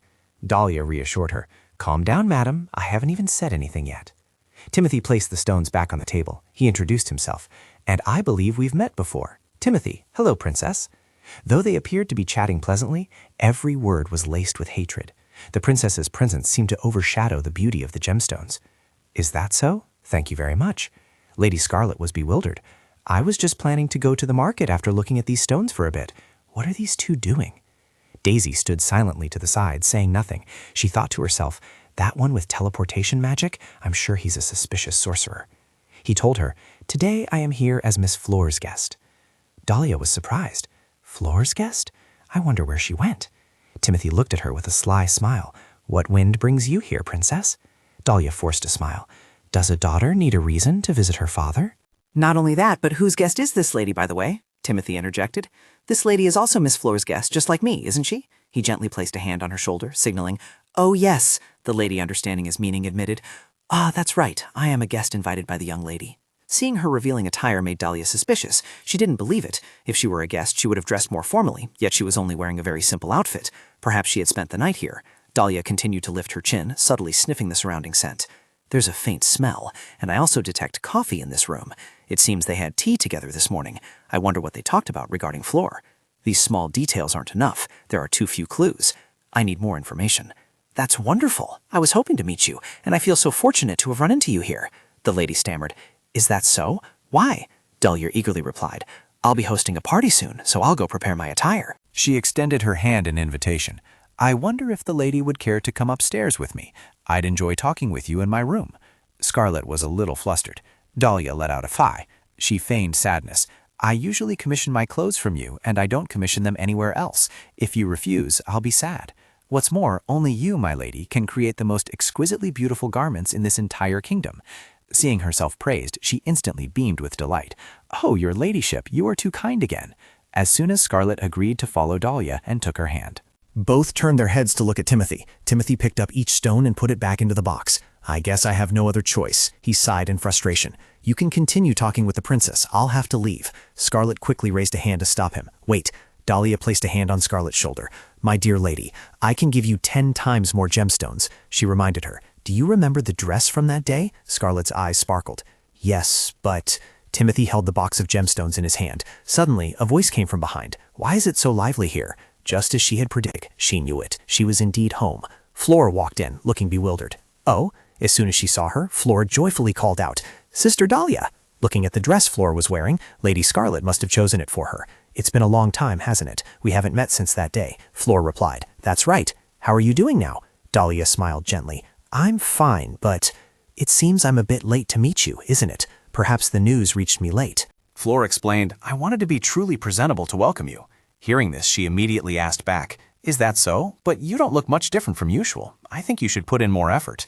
Flora felt annoyed internally. Let's see if she can still smile like that. She clapped her hands as a signal. Did you receive an invitation from the Hubert family? I was worried about what to wear for the wedding, but fortunately His Highness sent Sir Timothy to help me. Timothy rushed to her side. That's right, His Highness sent me to be Lady Flora's attendant. He held out a jewel box. These are precious jewels, gifts of exceptional quality sent by His Highness. Lady Scarlet praised them incessantly. Such quality! Flora ran and took the lady's hand. It's truly an honor to see such fascinating and precious things thanks to Sir Timothy. Dalia thought, if what Timothy said is true, then Lady Scarlet didn't help Flora with her jewelry at all. Is Sir Noel really behind all of this? Suddenly a voice called her name. Dalia. The Count suddenly appeared. What brings you here? Dalia bowed. Long time no see, Father. I just happened to be passing by and coincidentally saw the person I was looking for. The Count looked over. You mean Lady Scarlet? Dalia was surprised. Why is his attitude different from usual? In the past, he said he had something to discuss with me and would ask Flora to step aside. At every event, he always sought to attract the Emperor's attention. That's why Sir Noel sending Timothy to help Flora must have been for a reason. The Count pulled her hand. Ah, he smirked. Now, come here immediately. It's been quite a while, hasn't it? Perhaps we should talk in the garden together. Dalia didn't resist either. Yes, Father. Scarlet was distracted. Timothy immediately asked, Should we go downstairs, my lady? Outside the garden, the miracle that happened to Flora was being talked about everywhere, and she even became the target of envy. Perhaps that's why Flora became obsessed with the upper class at this time. Nevertheless, it's a pity to lose a talented designer like Lady Scarlet. Dalia rested her chin in her hand, pondering. But this is an opportunity to build my reputation. At this rate, I'll be known as the Duchess defeated by her younger sister. This is the time for me to take a step back for the sake of my future. Lady Margaret looked at her and said, I heard you get along quite well with the Grand Duke. I'm very glad he showed you so much attention during the hunting trip. She obediently replied, Yes, I recovered well thanks to him. Hearing this, the Countess immediately asked further, Did he say anything about Flora's recovery of her eyesight? She nodded. He said it was a wonderful miracle bestowed upon the Empire. Furthermore, he praised the saintess and Timothy for their contributions. Flora also realized then that the Grand Duke didn't care about her at all. Flora tilted her head and smiled faintly. The Grand Duke doesn't care about me at all. After all, he loves you more than anyone else in this empire. I'm just glad the Emperor worries about me so much. Right, an Emperor is better than a Grand Duke, isn't he? Father was excited. Yes, it's truly an honor that the Emperor cares about you. He even sent precious jewels to help you. Dalia continued. Actually, I'd like to hear more about that. Father, he sighed puzzled. What do you mean? She looked at him with a resolute gaze. I mean about Lady Scarlet. You know she's been designing my dresses all this time, right? Worry was evident on his face. But it seems Flora asked her to make a dress. Regardless, there needs to be an order to things. Don't you think so, Father? Flora quickly explained. Dalia, Lady Scarlet promised to make it for me. She said coldly. But, well, if that's what you want, I'll let you off this time. She was suddenly seized by panic. What? I really don't understand. What's wrong with her? Her eyes darted to Flora. It's only natural for an older sister to care for her younger sister, right? That attitude made her even more uneasy. Wait, she's just going to let it slide so easily? Normally she would argue much more than that. What is she planning? Dalia sipped her tea, a smug smile on her face. Flora, however, thought, what a terrible cold face. Her mother praised her profusely. Oh, my daughter, she is so kind and generous. That face, truly a cunning witch. Thank you, Daliala, a voice echoed from behind. Sir, you have a visitor. Silent footsteps slowly approached. At this hour, but the sun is about to set. The four of them were surprised. Grand Duke Johann had arrived. The Grand Duke? The plate fell to the ground, clinking as it hit the table leg. Daisy froze, stunned for a few seconds. Grand Duke! Johann, looking dashing, walked over to Daliala. Please forgive my intrusion, Count Fidel Mazanet. Daliala looked at him in surprise. Johann, what brings you here, to the Mazanet estate, so abruptly? Johann smiled. That's what I wanted to ask, Daliala. He pulled up a chair and sat down right next to her. I've been looking for you ever since you left without a word. The Count exclaimed in shock. What? Daliala, you came here without telling the Grand Duke?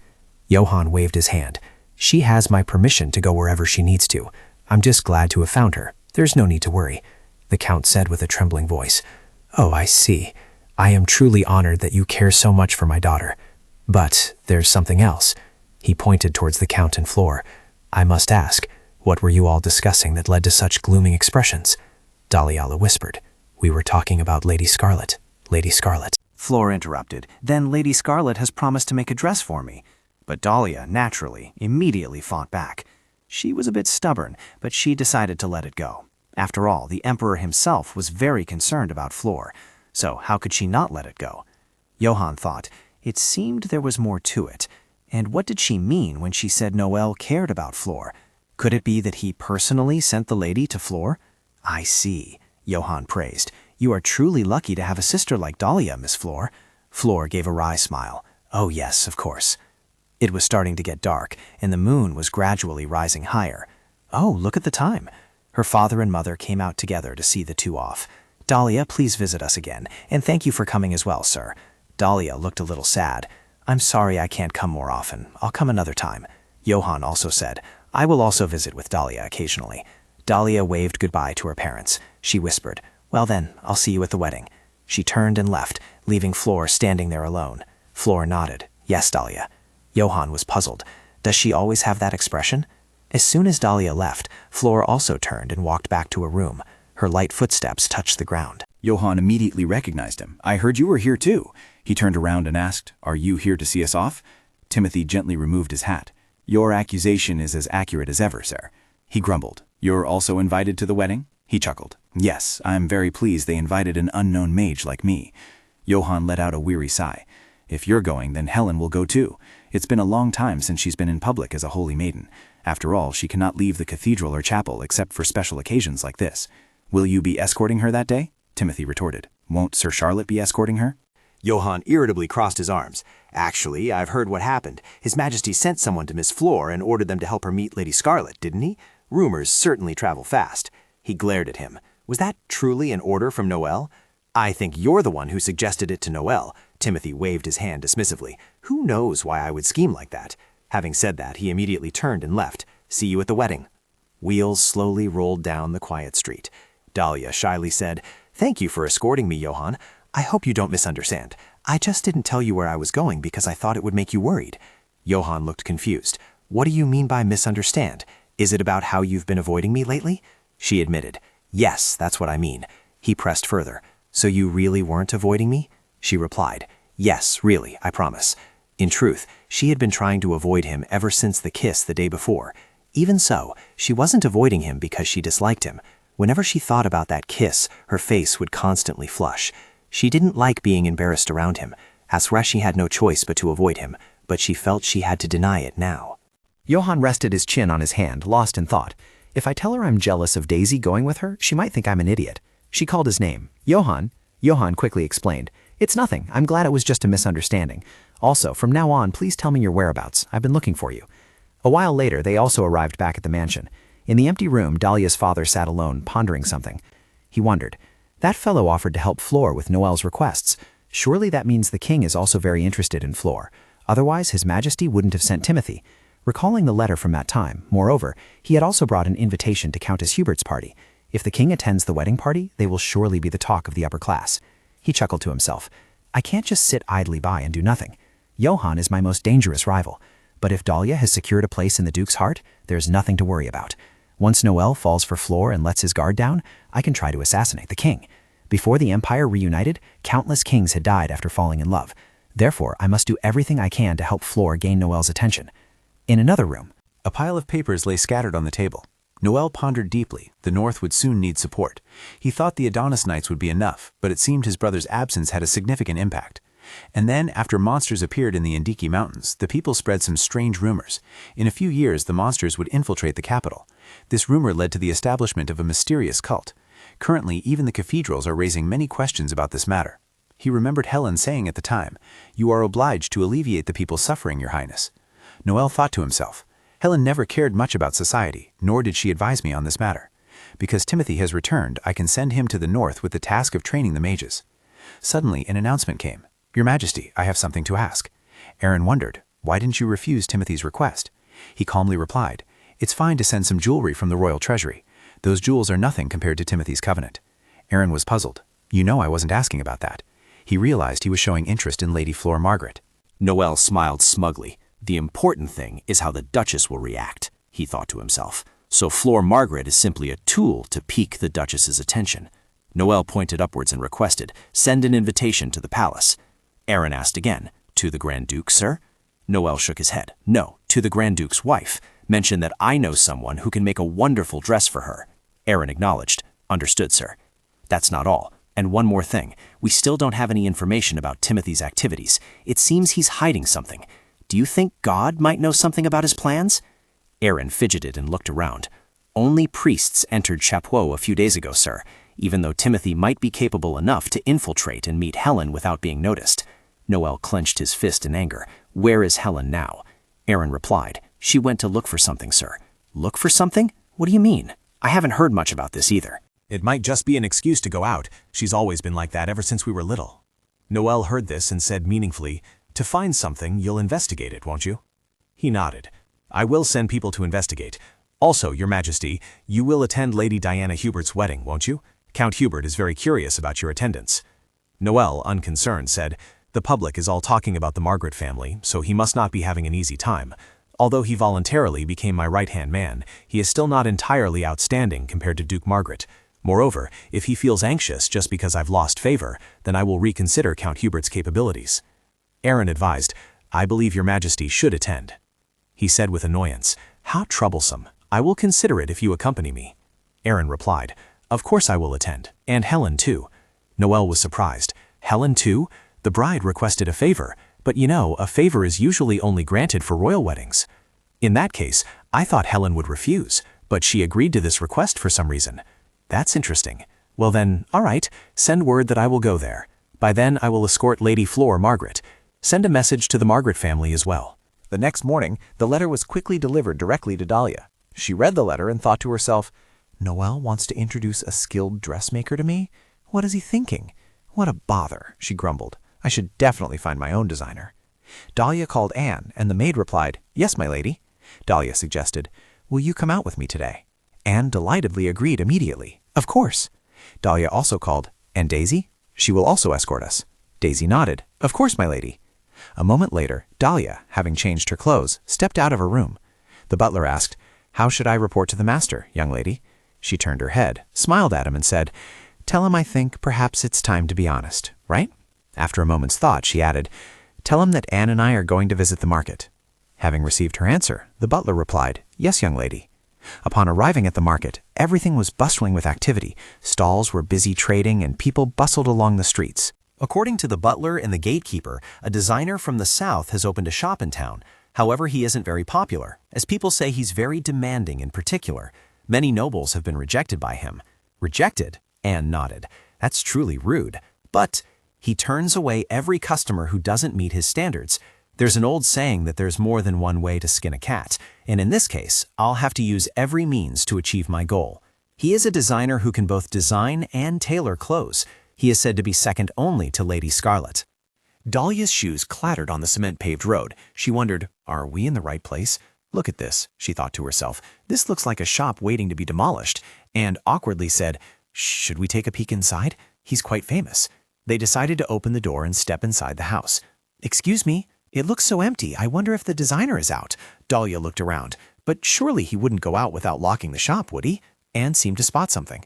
"Oh, at your feet. There's something here, young lady." As soon as it was opened, inside the box was an incredibly beautiful pair of shoes.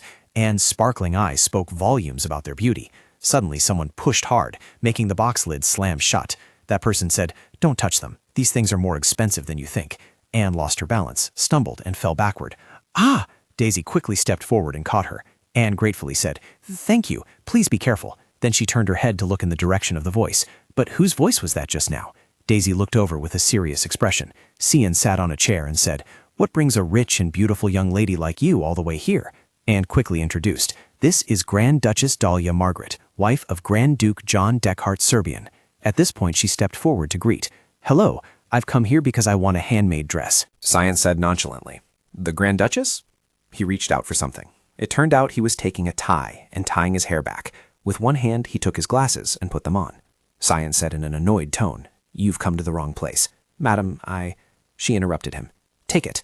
Dalia took out a bulging bag of gold. "I will pay any price you name, and you are—" He introduced himself briefly. "Cian. I apologize, madam, but money isn't all I need."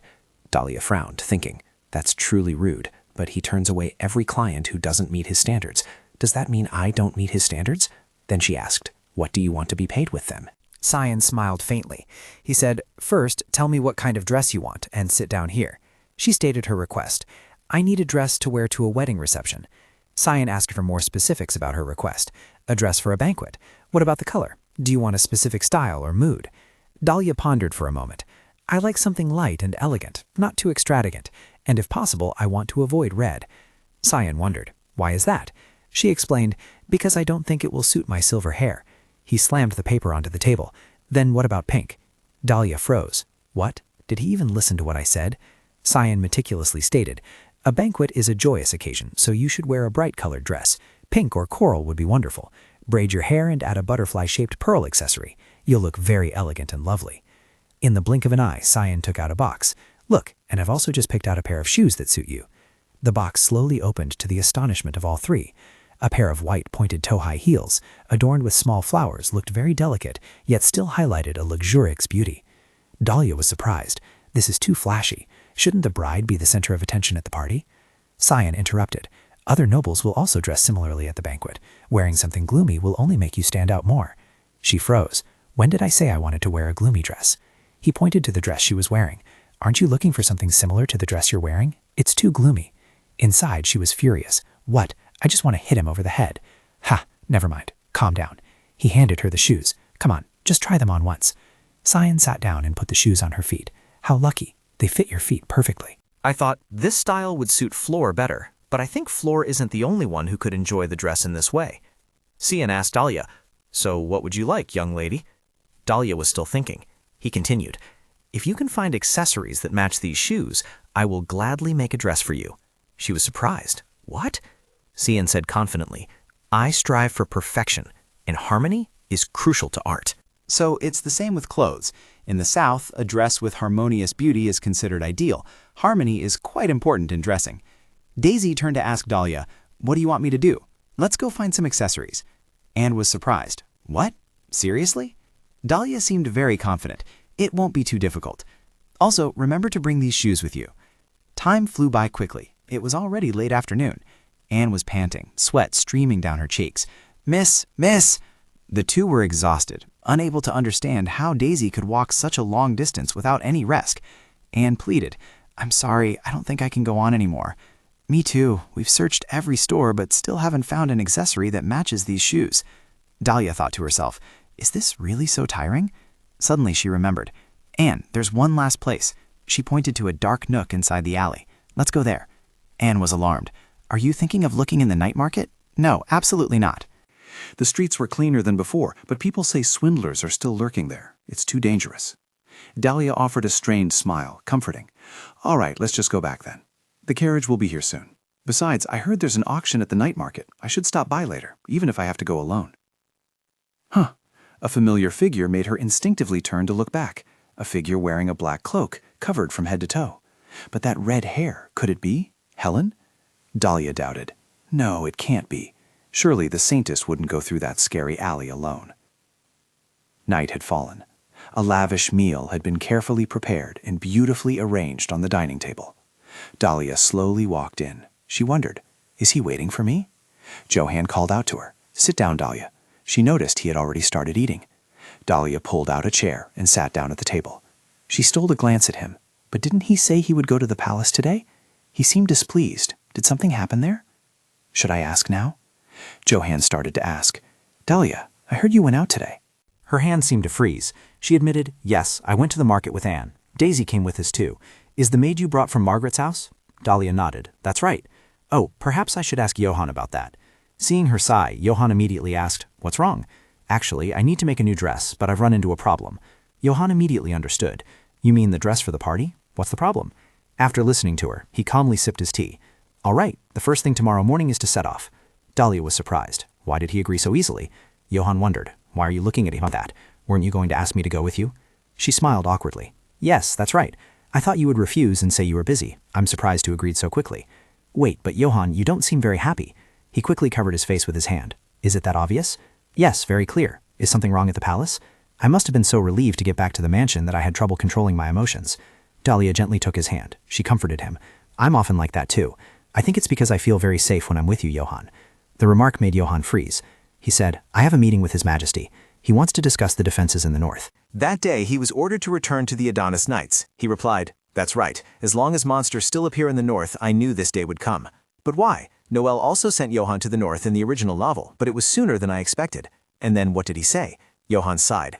I said I needed a few days to think about it. What about you? What do you think? If I go to the north, you'll have to protect this place by yourself. Thinking of Dalia alone in the building, Johann felt a little uneasy. Dalia looked at him with sparkling eyes. Ever since I came here, I've liked this place. I've gradually grown fond of the building and the staff. But what I like most is you, Johann, and I don't want to be alone.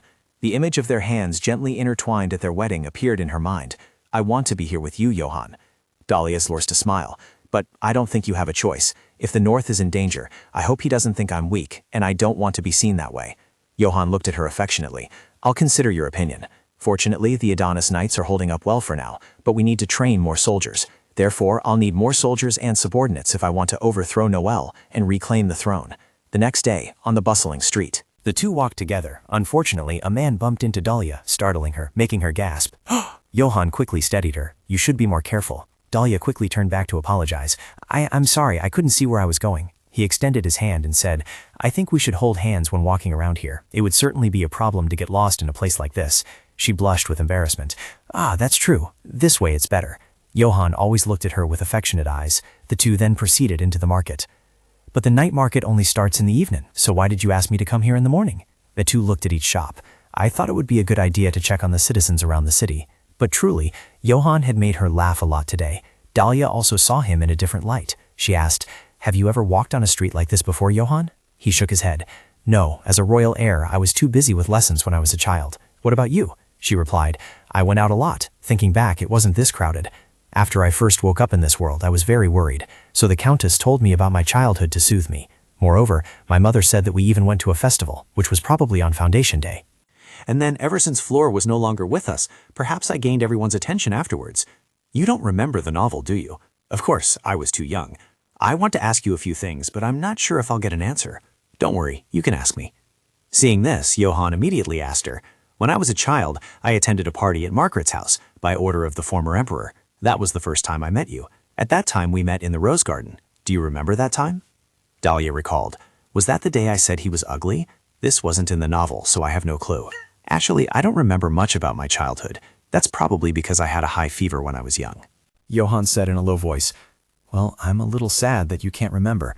Coming back here, I was afraid of too many things, and a party full of people was one of the things I feared. But my father told me to go out into the garden and ask if you wanted to dance with me. Dance? Yes, but you left before I could say anything. I chased after you again because it was my father's command. But then you started throwing crimson roses at me, saying you didn't want to dance with someone as timid and cold as me. Perhaps you didn't know who I was. Dalia thought, perhaps I did know.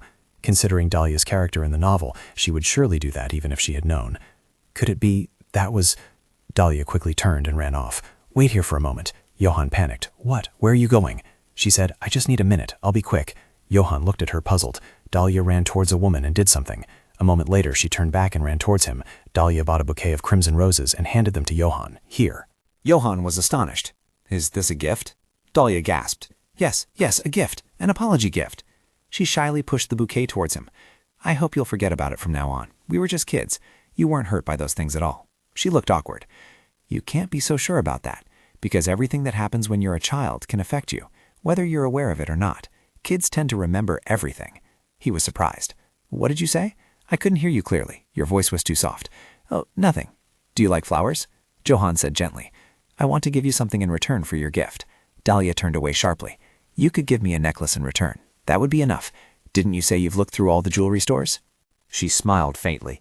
Yes, all that's left is the night market. Even so, we still have plenty of time. Is there anything else you'd like to look at? Look at? Yes, that's right. Is there anything you've been interested in lately, Dalia? As for me, I'm interested in you. Johan shyly turned his face away. Oh, please pretend you didn't hear that. Her hands trembled. What did he just say? Now he's shy again. She told herself, I need something, anything to change the subject.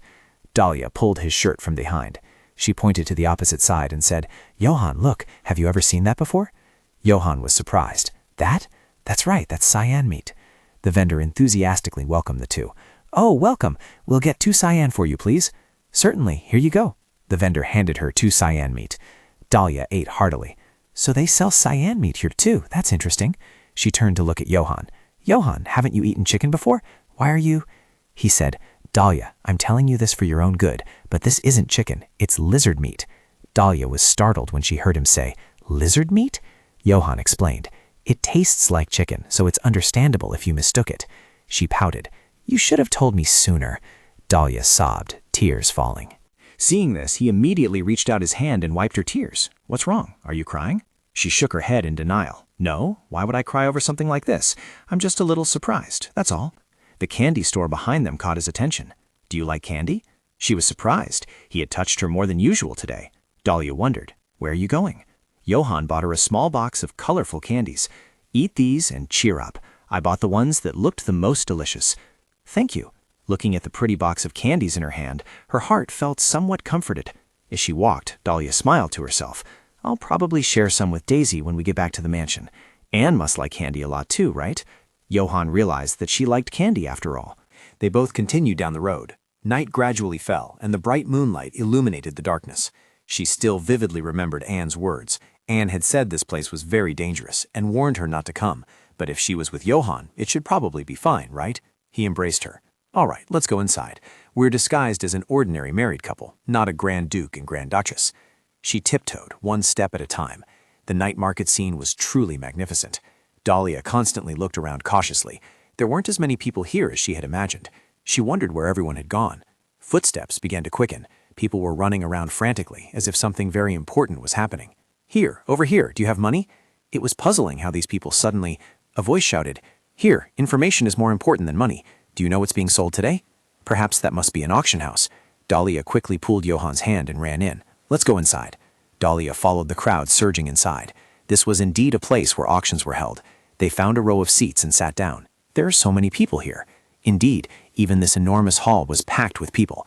The auctioneer gleefully struck the gavel. The crisp sound of the gavel striking down signaled the closing of a bid. Cheers from the crowd echoed throughout the auditorium. The auction procedures were similar to those in the real world. Perhaps it's because the author mentioned the real world when writing the novel. Huh? That's the ring on that person's hand.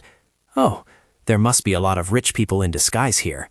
The auction isn't exactly illegal, but it could be detrimental to the noble's reputation. Suddenly, a voice asked, What's that, Dalia? A dazzling necklace. Dalia was disheartened. I think something with a thinner chain would be better, and the gem should be white or red. So what about purple? Purple? Yes, it would match your eye color. Zoan leaned closer to admire her sparkling eyes. Dalia shyly turned her face away. I think purple would go very well with a pink dress. Wait, pink? I must have misheard. Huh? The person on the podium shouted loudly. Right now, ladies and gentlemen, this is the item everyone has been waiting for. What is it? 2 people from behind carried away the wooden cover, revealing a cloth draped over something underneath. Everyone kept murmuring and discussing. That will probably be the most expensive thing here. Where did that come from? I don't know either. I just heard a sorcerer sold it. He gently lifted the cloth covering it. As soon as the cloth was lifted, a dazzling, glowing red egg appeared. She was astonished. What is that? Everyone clamored to get their hands on this item. I'll buy it. No, that's mine. I'll buy it. Dalia was puzzled. What is that thing that's making everyone so excited? Johann said. That is. Exactly, a dragon egg. A dragon egg. Is it really okay to sell it at auction? He mused.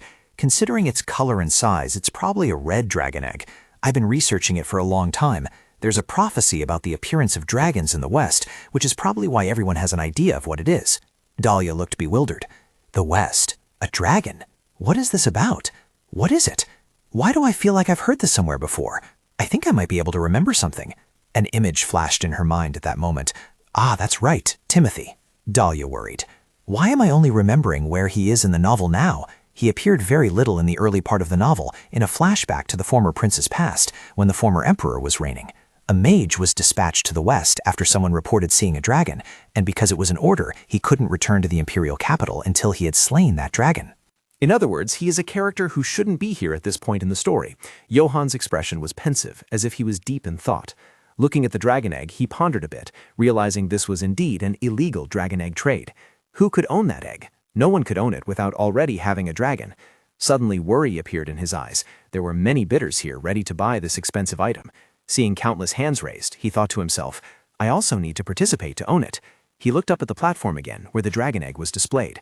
A man standing next to it gently touched the eggshell. He cheerfully announced, Now there are only 2 people left, and one has already put their hand down. He excitedly asked everyone, Does anyone else want to bid higher? Suddenly a hand was raised, to his astonishment, making him exclaim, Oh! It turned out that person was Helen. Wearing a hooded cloak, she confidently raised her hand before the crowd. This meant there was still one bidder. This caught the attention of Johann and Dalia. They exclaimed in surprise. Huh? The two stared at Helen, thinking to themselves, That person is... Helen saw them looking at her and quickly gestured for silence. The host's voice boomed. Going once, going twice, and sold. Congratulations. At the same time, the gavel came down, declaring the winner of the most valuable item in today's auction. Dalia sprang to her feet as if she wanted to say something to Helen.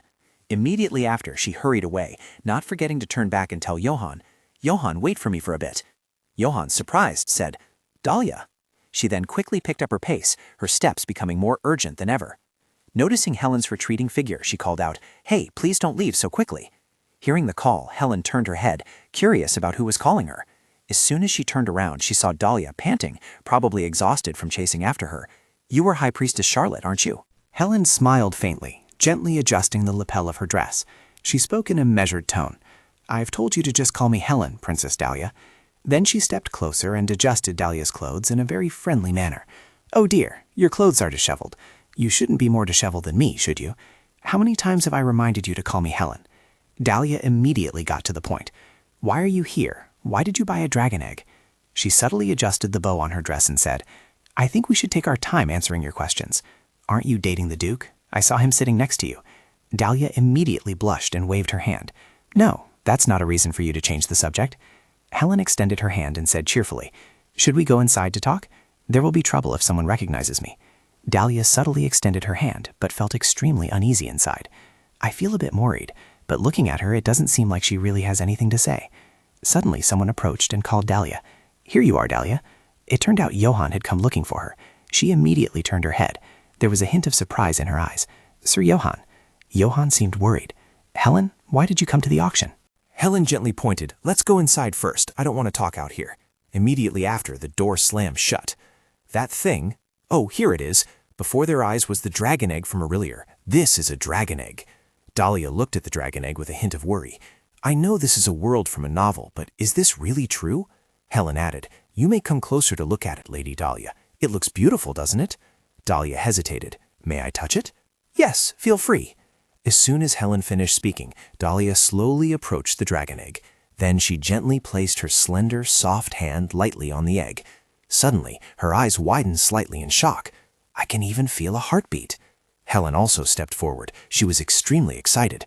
How interesting. There's a tiny creature inside. It's truly wonderful. At this moment, Dalia turned and said to Johann, You come here too, Johann. Johann closed his eyes, seemingly not very pleased. I'm fine here. Then he thought to himself, Why did she bring Dalia in here? If it's just a dragon egg, shouldn't she avoid me? After that, he directly turned to Helen and asked, Helen, why did you come to this auction, and why did you buy a dragon egg? Helen burst out laughing, asking why the two of them got along so well, both of them always asking me the same question. Then she slowly said, her hand caressing the eggshell, I went to the auction. It was because I heard a rumor that a dragon egg would be sold, and I wanted to claim it, because this egg cannot belong to anyone else.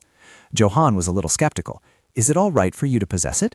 The priestesses are not allowed to have their own personal items, don't you know? Where did you hear that rumor from? When Timothy returned after slaying the dragon, there should have been an announcement, but he didn't announce anything, and that struck me as odd, Helen added. It made me suspicious, so I kindly requested you to investigate. Wait a moment, it seems Princess Dalia might also know. Johann gently touched Dalia's shoulder. She knew. Good then, so I don't need to explain further about this. I had people search for the soldiers who went on the expedition with Timothy, but the problem is that none of them could be found. Are you saying Timothy was the only one who survived and returned? That's right, but the soldiers didn't perish. They scattered across the country instead of returning to the capital. I heard Timothy rewarded them handsomely and told them to go live elsewhere. She then added, of course there's nothing odd about a successful expedition, but if they had slain a dragon, they should have returned with proof. Yet since their return to the royal court, no one has spoken of any evidence. At this point, Johann interjected, and the former emperor has also passed away. This surprised Dalia a little. So do you think the egg is the proof? This caught Johann a little off guard. At this moment, Helen told the two of them, yes, when I arrived here, the egg had already been put up for auction, so I participated to purchase it. After saying this, she thought to herself, back then, I honestly didn't consider the egg to be the proof. Then she gently touched the box. Who sold the egg at the auction? To this day, I still don't know their identity. They vanished right after selling the egg, so there are virtually no clues. Helen sighed. They had no choice but to sell it, as it wasn't easy to hatch an egg. Perhaps they thought an unhatched egg had no value. Then she suddenly laughed loudly. But, she smiled affectionately, like a rose. Why don't we put this issue aside? I want to know why you two are still here. Dalia said. That's right, the necklace. Helen asked, puzzled. Excuse me? Dalia turned away, thinking worriedly to herself. Oh no, I completely forgot about it because I was so caught up with Helen. Suddenly, Johann spoke up. I have this necklace. Dalia immediately turned to him. Holding the box in his hand, he said, I don't know if it's suitable, but many people went to great lengths for it, so it must be very valuable and fitting. Take a look. Dalia opened the box, thinking. So Johann didn't forget after all. That's why he followed me immediately. Seeing the necklace, she was surprised. Is it amethyst or ruby? Either way, it's too beautiful, probably very expensive. He asked curiously. Will it be enough? Dalia replied without hesitation. Of course, it's perfect. It will surely go well with that dress. Dalia asked, what kind of stone is this? It's a diamond. Dalia's voice trembled. A diamond? Helen spoke up. Why did you suddenly buy a necklace? Dalia turned to her, stammering. Well, after a moment, Helen smiled. Ah, I see. Actually, I've also been invited. We can meet that day. Dalia asked in surprise. What? You're also attending the wedding? Helen replied, I was asked to come and bless Diana Hubert. The Hubert family frequently donates to the cathedral, so I plan to visit to show my gratitude. Dalia pondered. She's going to bless them even though they're not part of the royal family, but why? Then she spoke. Well, see you that day. I'm really looking forward to it. Helen asked. Lady Flora will be there, won't she? Dalia replied. Oh, yes. Helen softly continued. What about Johann? Will you be joining with the formula? Dalia forced a smile. I'm not sure either. At this moment, Johann placed a hand on Helen's shoulder and called, Helen, what do you plan to do with the dragon egg? Helen replied, I'm thinking about it. I can't just leave it lying around after everything I went through to get it. I had to go through a lot of trouble to get here secretly. The head saint has actually lost track of you. I wonder if the guards are untrained or if you're just too good. Helen with a proud expression. Of course, it's because I'm good. Anyway, since it hasn't hatched yet, this egg looks like a stone, but actually I know how to hatch it. I read about it in a book when I was little. Johann raised a hand and said, It's not easy to find books about species. Where did you find that book? Helen replied, The cathedral, of course. Isn't it obvious? A fire dragon breathing fire and heat will help awaken the baby dragon from its long sleep. In other words, a dragon egg requires an extremely high temperature that cannot normally be achieved, but merely channeling power is not enough to create such a high temperature. The same applies to the mages of the cathedral. Anyone who has asked God for a blessing would find it difficult to properly control the flame. But wouldn't it be impossible for a mage who has forsaken God? I'm not sure what you're planning, but you shouldn't do that. Helen denied. I'm not planning anything. What would I actually gain after the egg hatches? I'm simply curious about who can get the most out of a fire dragon egg. This is a wild beast that cannot be easily controlled or tamed. That's exactly why I have to be the first. I want to know who will try to steal it from me. She mused, if she couldn't catch the person who sold the dragon egg to the auction, then at least she would have to find out who wanted it. And that person would come looking for her once they knew she had this dragon egg. Helen spoke. Well, can we go back? I have to return to the cathedral soon because I snuck out. Dalia, nearby, smiled and thought, I should also go back and prepare for tomorrow. I'll definitely see how that arrogant face changes. The next morning, Anne asked, I was just thinking about it. Why isn't the Grand Duke with the young lady today? Dalia said, She recalled the butler's words earlier. The master went to the cathedral early this morning. He also said he had business there.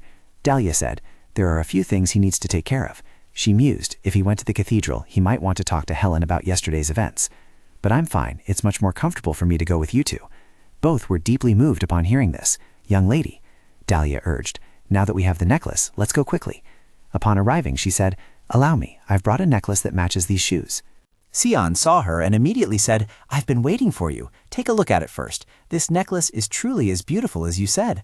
I already have a wonderful idea for the design, and I've just finished the sewing. This necklace will be absolutely perfect with it. Everyone was startled. Wait, this is... Oh my goodness, what is this? Miss, this is a scam. We've trusted him all this time. We should leave right away. Dalia mumbled, it's quite different from usual. I won't be able to make any outfit better than it. Now what should I do?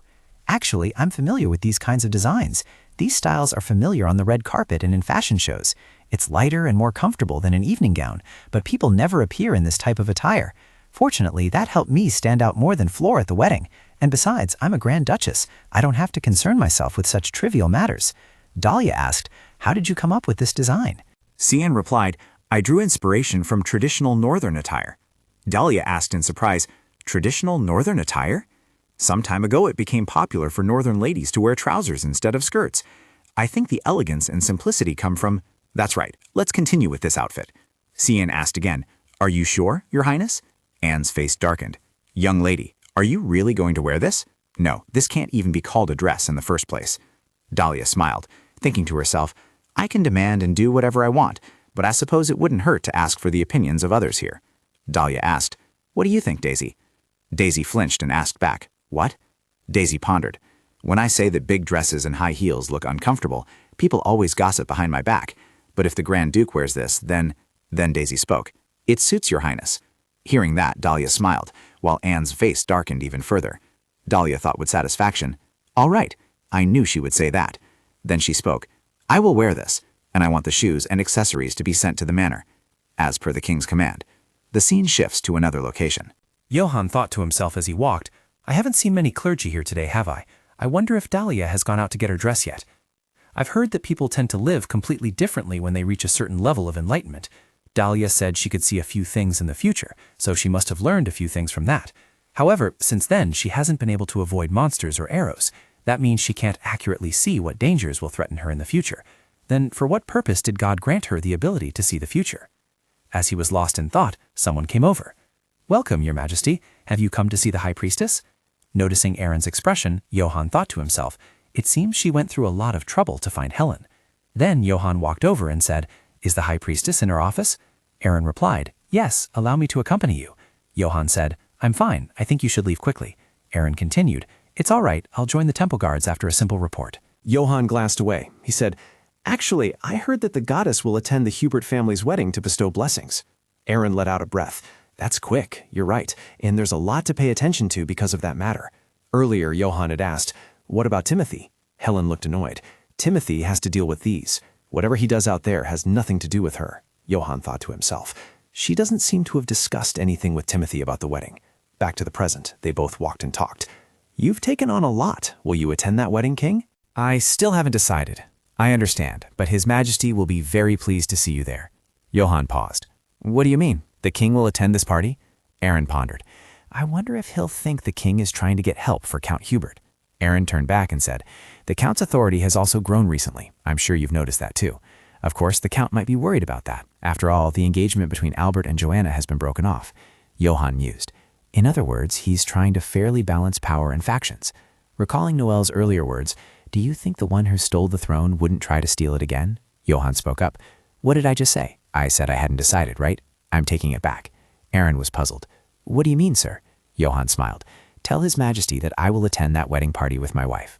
On Dalia's side, upon hearing the news, the comb in her hand fell. She asked, what did you just say? I heard it right, didn't I? Johann replied, I said I would attend the Count's wedding party with you. Dalia asked again, puzzled. But why? Johann stammered. Well, he thought to himself, it would be strange if I said I was worried about Noelle approaching her. He continued, "While walking with you, I realized a few things." Dalia asked, "What is it?" He replied, "We rarely spend time together as a couple." Dalia thought to herself, "That's right, we talked about that when we reviewed the contract. We should at least appear as an affectionate couple at public events. Then I thought I would make it happen this time." Then she smiled and said, "Yes, let's do it together, Johann." Johann immediately replied, "All right." Dalia suddenly said, "But I must warn you about a few things." Johann was puzzled. "Warn me? What is it?" She thought, "I've never considered Johann to be conservative, but I'm not sure how he'll react when he sees my outfit." She said, "Don't be surprised when you see my dress that day." Hearing that, Johann was extremely confused. "Don't be surprised by your dress?" He looked at her, thinking to himself, "She doesn't seem to be joking." Then he spoke up, "Can I see the dress beforehand?" She smiled brightly. "Unfortunately, both the dress and the new shoes will only be delivered on the day of the party." After saying that, she thought to herself, "It's best to keep this as secret as possible. It could be an even bigger surprise." Days later, at a magnificent castle, the butler bowed slightly. "This way, your ladyship." Dalia descended, her beautiful shoes immediately capturing attention. She looked at Daisy and couldn't help but exclaim, "My goodness, Daisy, you look absolutely wonderful today." Then Dalia quickened her pace, calling softly, "Johann," leaving Daisy staring after her in a daze. At that moment, Johann also stepped out, and his gaze immediately fell upon the beautiful woman before him. His gaze was fixed, his cheeks slightly flushed, as if he was embarrassed. Dalia, with a strikingly different appearance, long braided hair and an elegant, gentle outfit, asked, "How do I look?" Johann, flustered, asked, "May I speak frankly?" She immediately nodded. "Of course. You look very different." Dalia's smile faded. "Will this make me stand out?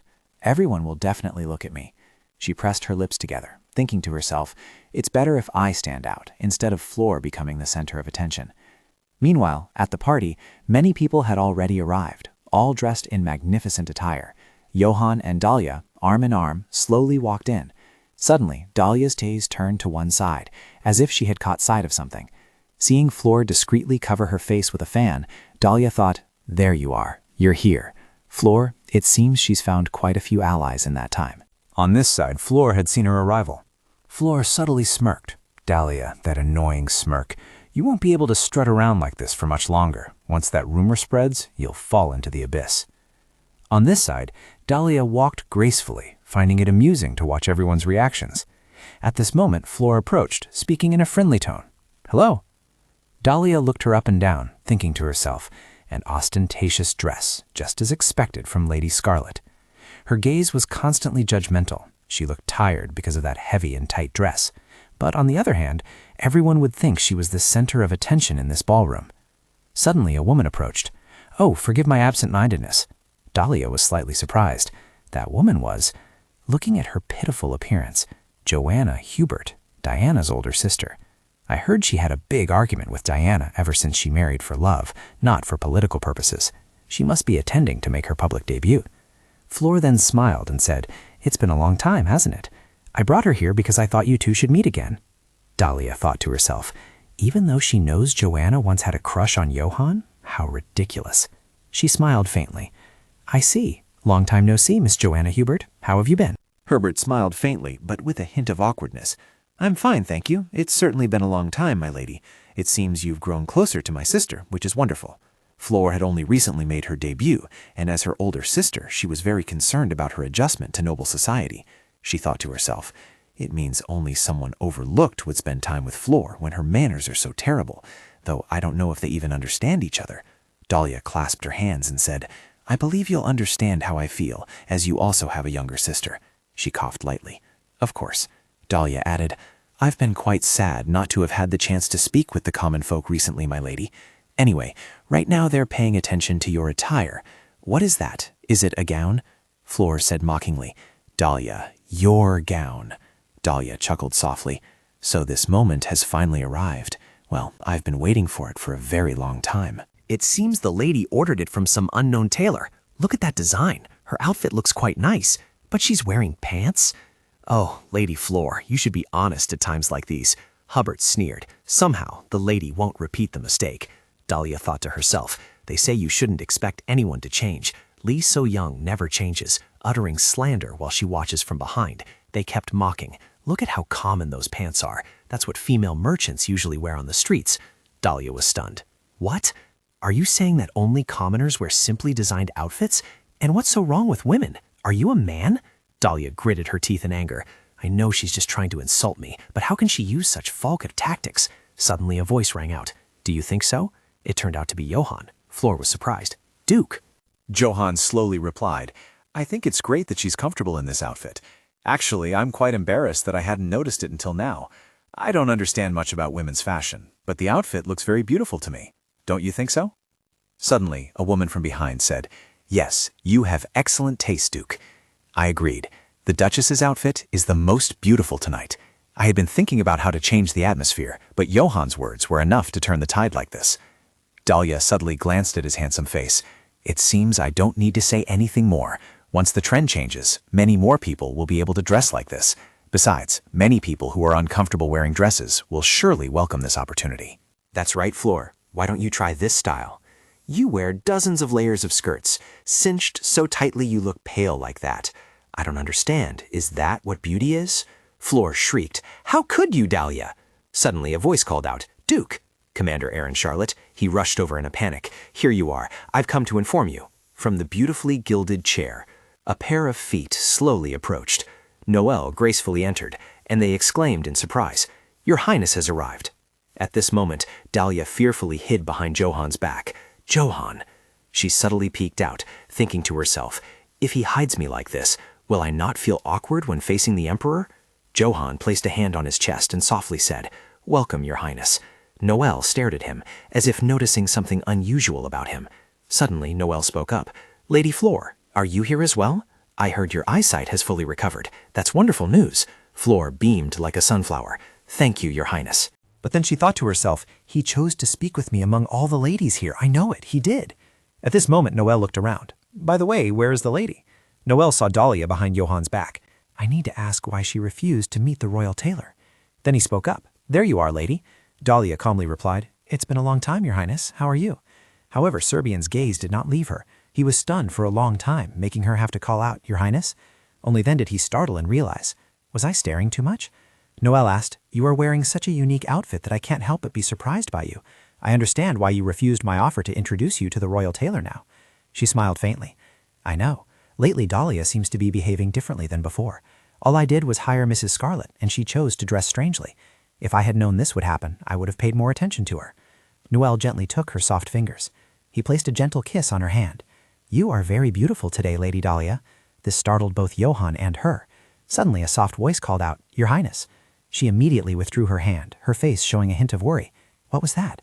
Noel also awkwardly withdrew his hand. Oh dear, I was so mesmerized by her beauty that I forgot myself for a moment.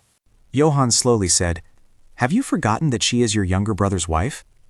Dalia was a little confused. Why do I feel that Johann's words have a hint of hostility? He chuckled softly. Yes, that's right, I was a bit rude, wasn't I? Then the two men glared at each other with hostile eyes, neither willing to back down. Dalia, caught in the middle, felt awkward and confused. What in the world is going on? Suddenly a voice called out, Your Highness, the High Priestess has arrived. Dalia quickly said, Oh, then Your Highness should go. Charlotte bowed. I will invite her here. Noel happily said, All right, I'll wait here. The two of them were extremely confused. No, please take Noel with you. He quickly left. Yes, Your Highness. At this moment, Flora stepped forward. Thanks to Your Highness's wisdom in sending Lord Timothy to me, I had the opportunity to receive this beautiful dress. I am deeply grateful for your generosity. He replied, So this is the dress that Madame Scarlet made for you? Yes, Your Highness. His eyes showed a hint of surprise as he stared at her, his intentions unclear. Noel gently lifted her chin, which made her cheeks flush slightly. Her eyes sparkled, as if she were moved. That's right. That man told me I am the protagonist of this world. She smiled contentedly, knowing that no matter what happened, Noel would become her husband. Suddenly he spoke up. I think you're thanking the wrong person. This startled her. What? Then he added, It was Timothy who suggested I invite Mrs. Scarlet. She seemed desperate. Wasn't it Noel's suggestion? He subtly glanced towards Dalia and then added, Actually, I was very curious about what the princess would wear without the help of her maids, and she exceeded my expectations. This left her momentarily flustered, unable to react. Then she clenched her fists, appearing utterly furious. Dalia, it's you again. Noel further asked, Do you know what your outfit reminds me of, Princess? She quickly replied, I heard it was inspired by a very popular style from the Old South. His Highness gently closed his eyes. I know it. Yes, it reminds me of my mother, who was a princess from the South. Dalia thought to herself, Noelle's mother?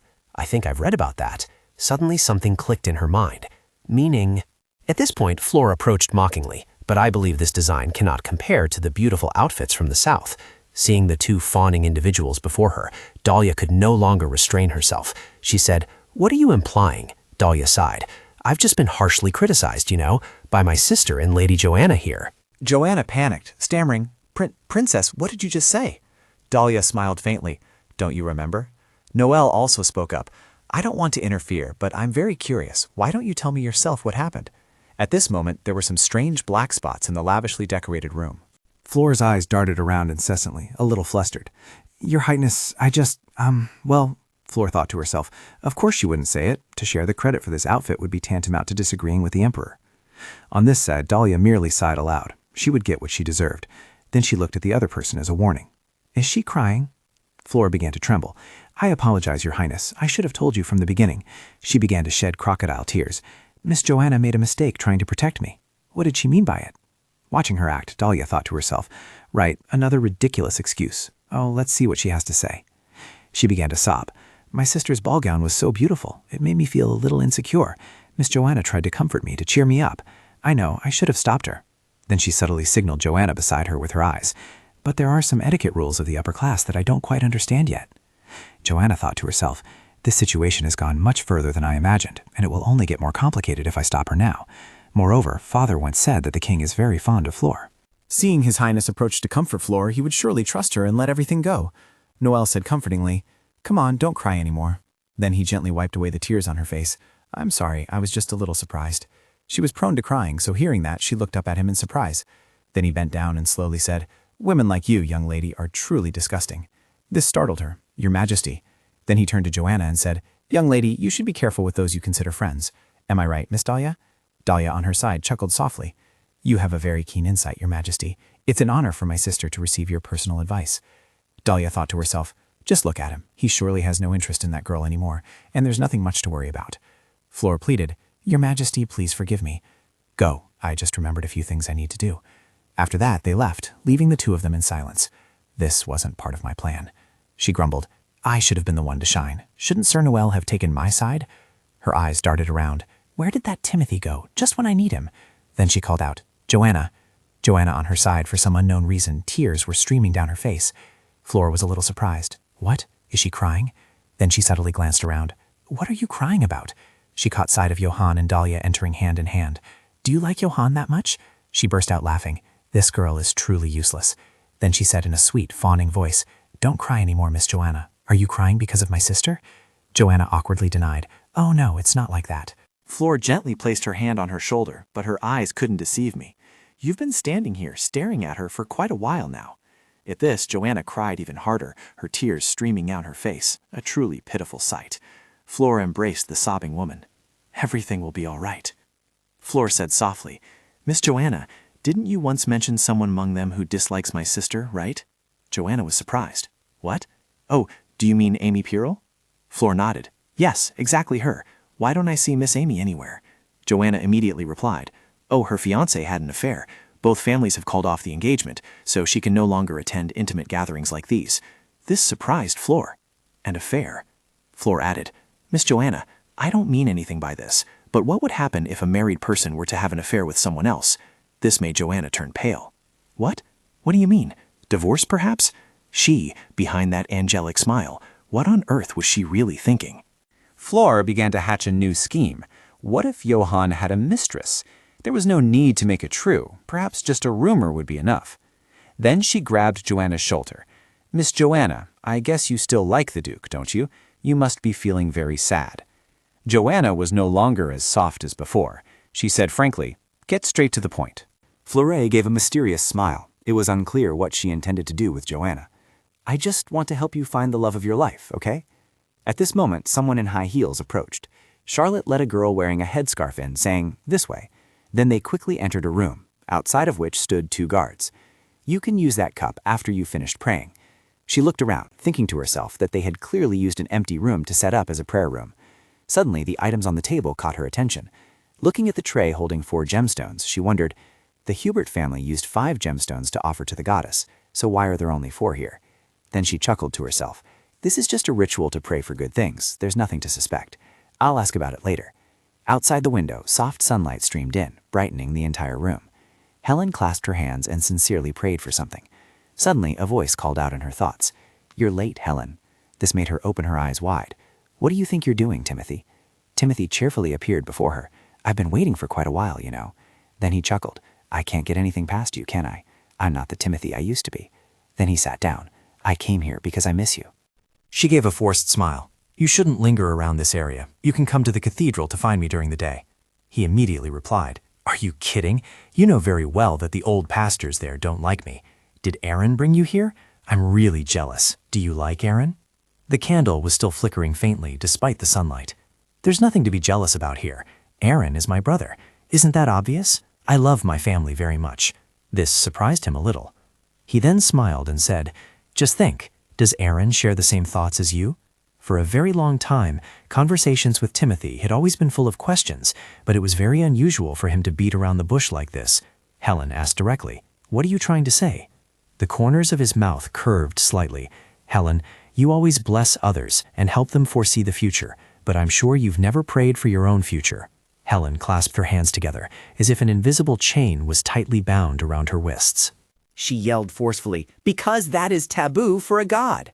She angrily pulled down her veil. Timothy, why do you keep joking like this? Suddenly she stopped, her expression a little worried. Here?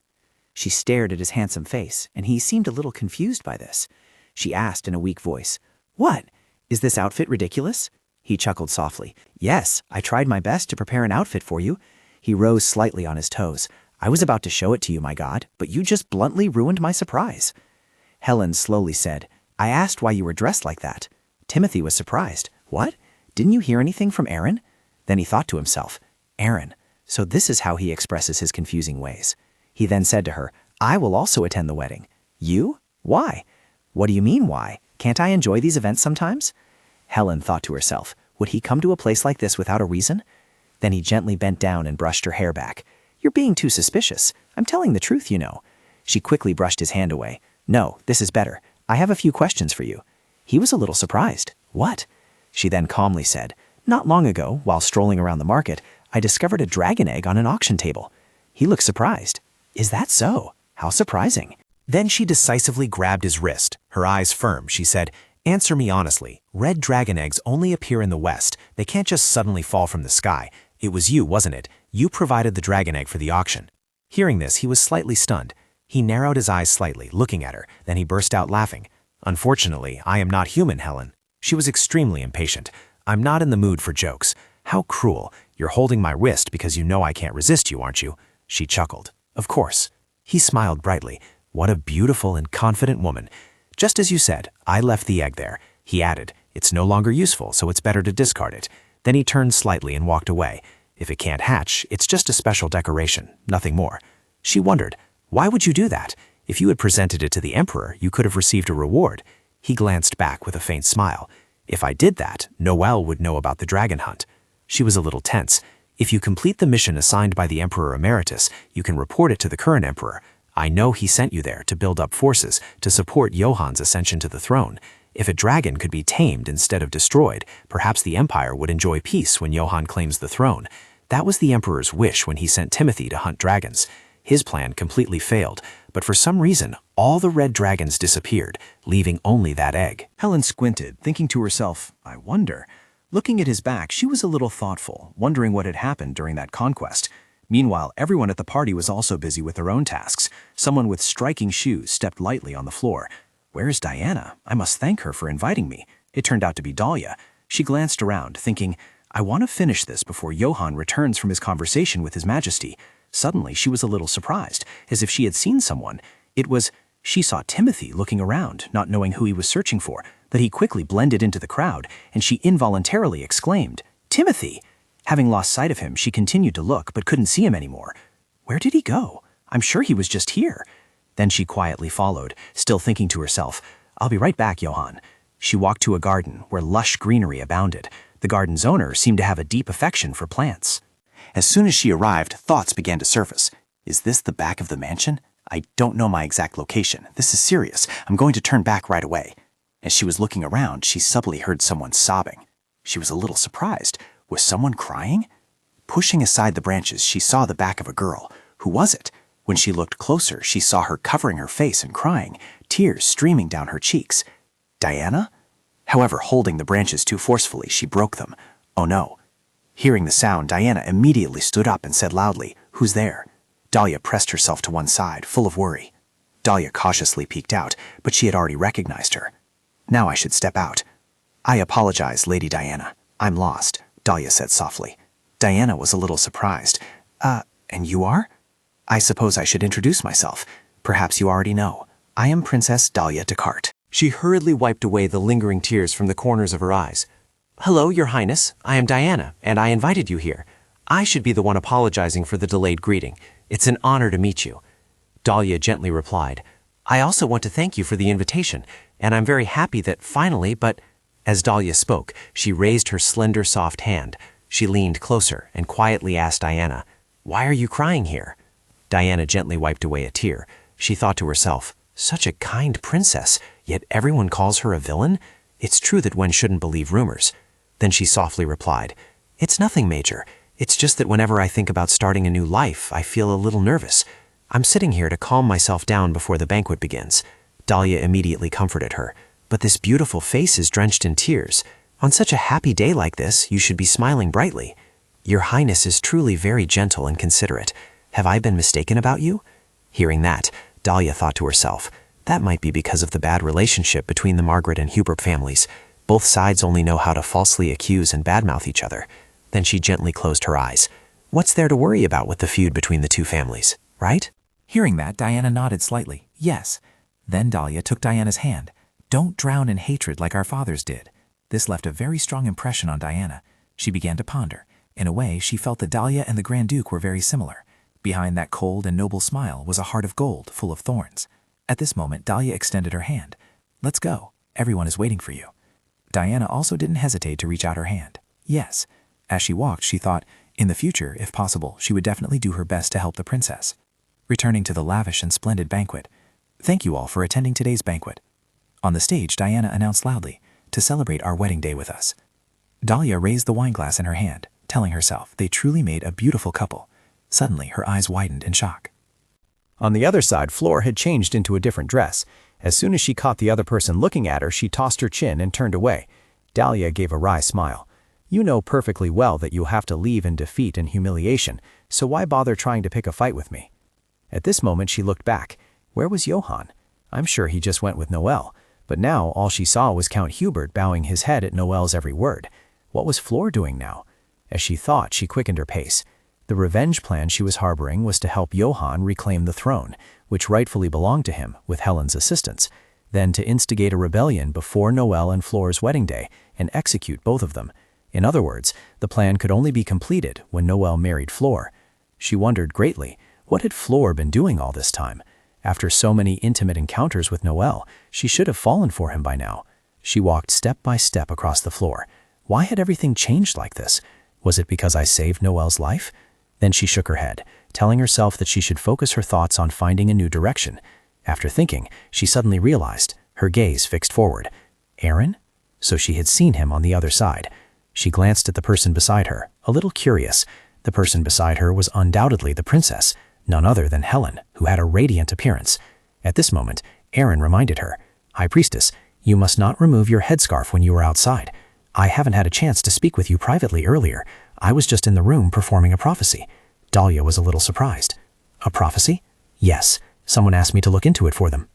She was a little surprised. Oh, right, the prophecy, she thought to herself. I almost forgot about it. Then she spoke up and asked, Helen, what was that prediction you once told me about? Dalia smiled faintly. The moon only appears when the sunlight has faded.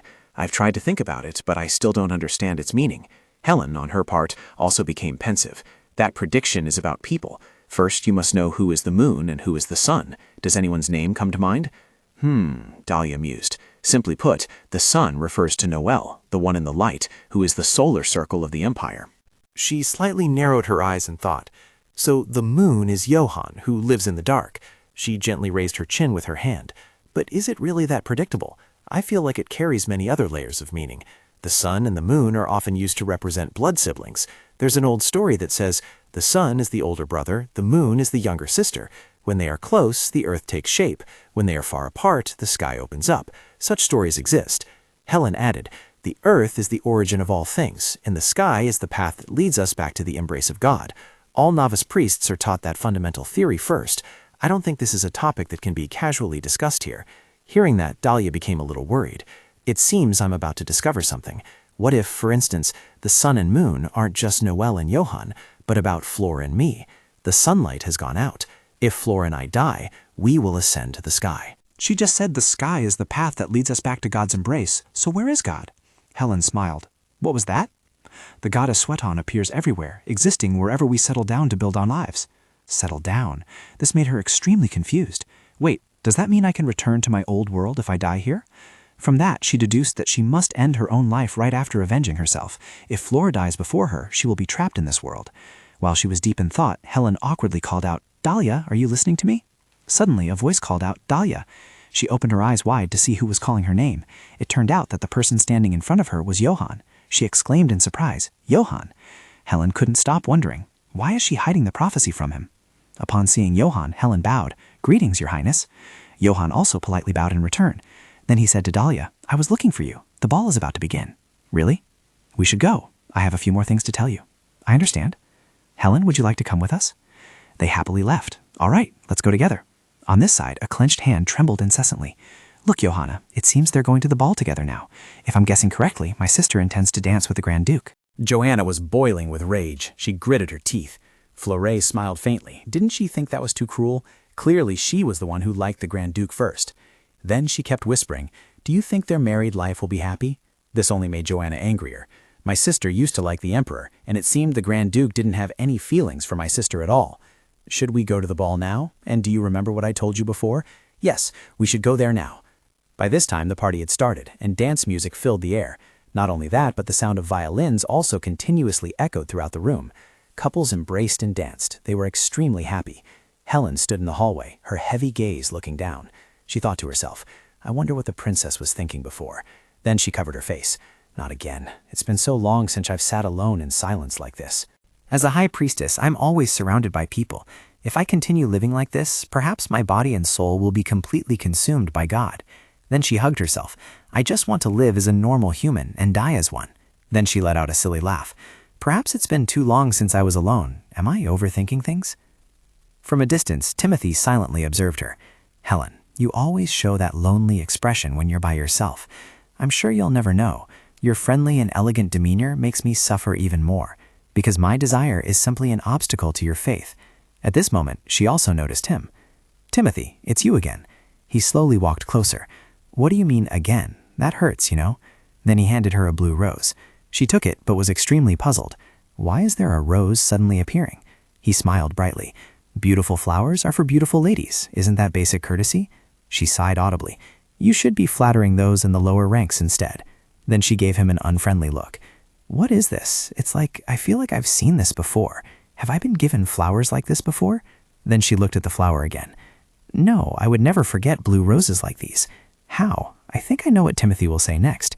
He'll say this outfit suits me well. Sure enough, Timothy immediately complimented her.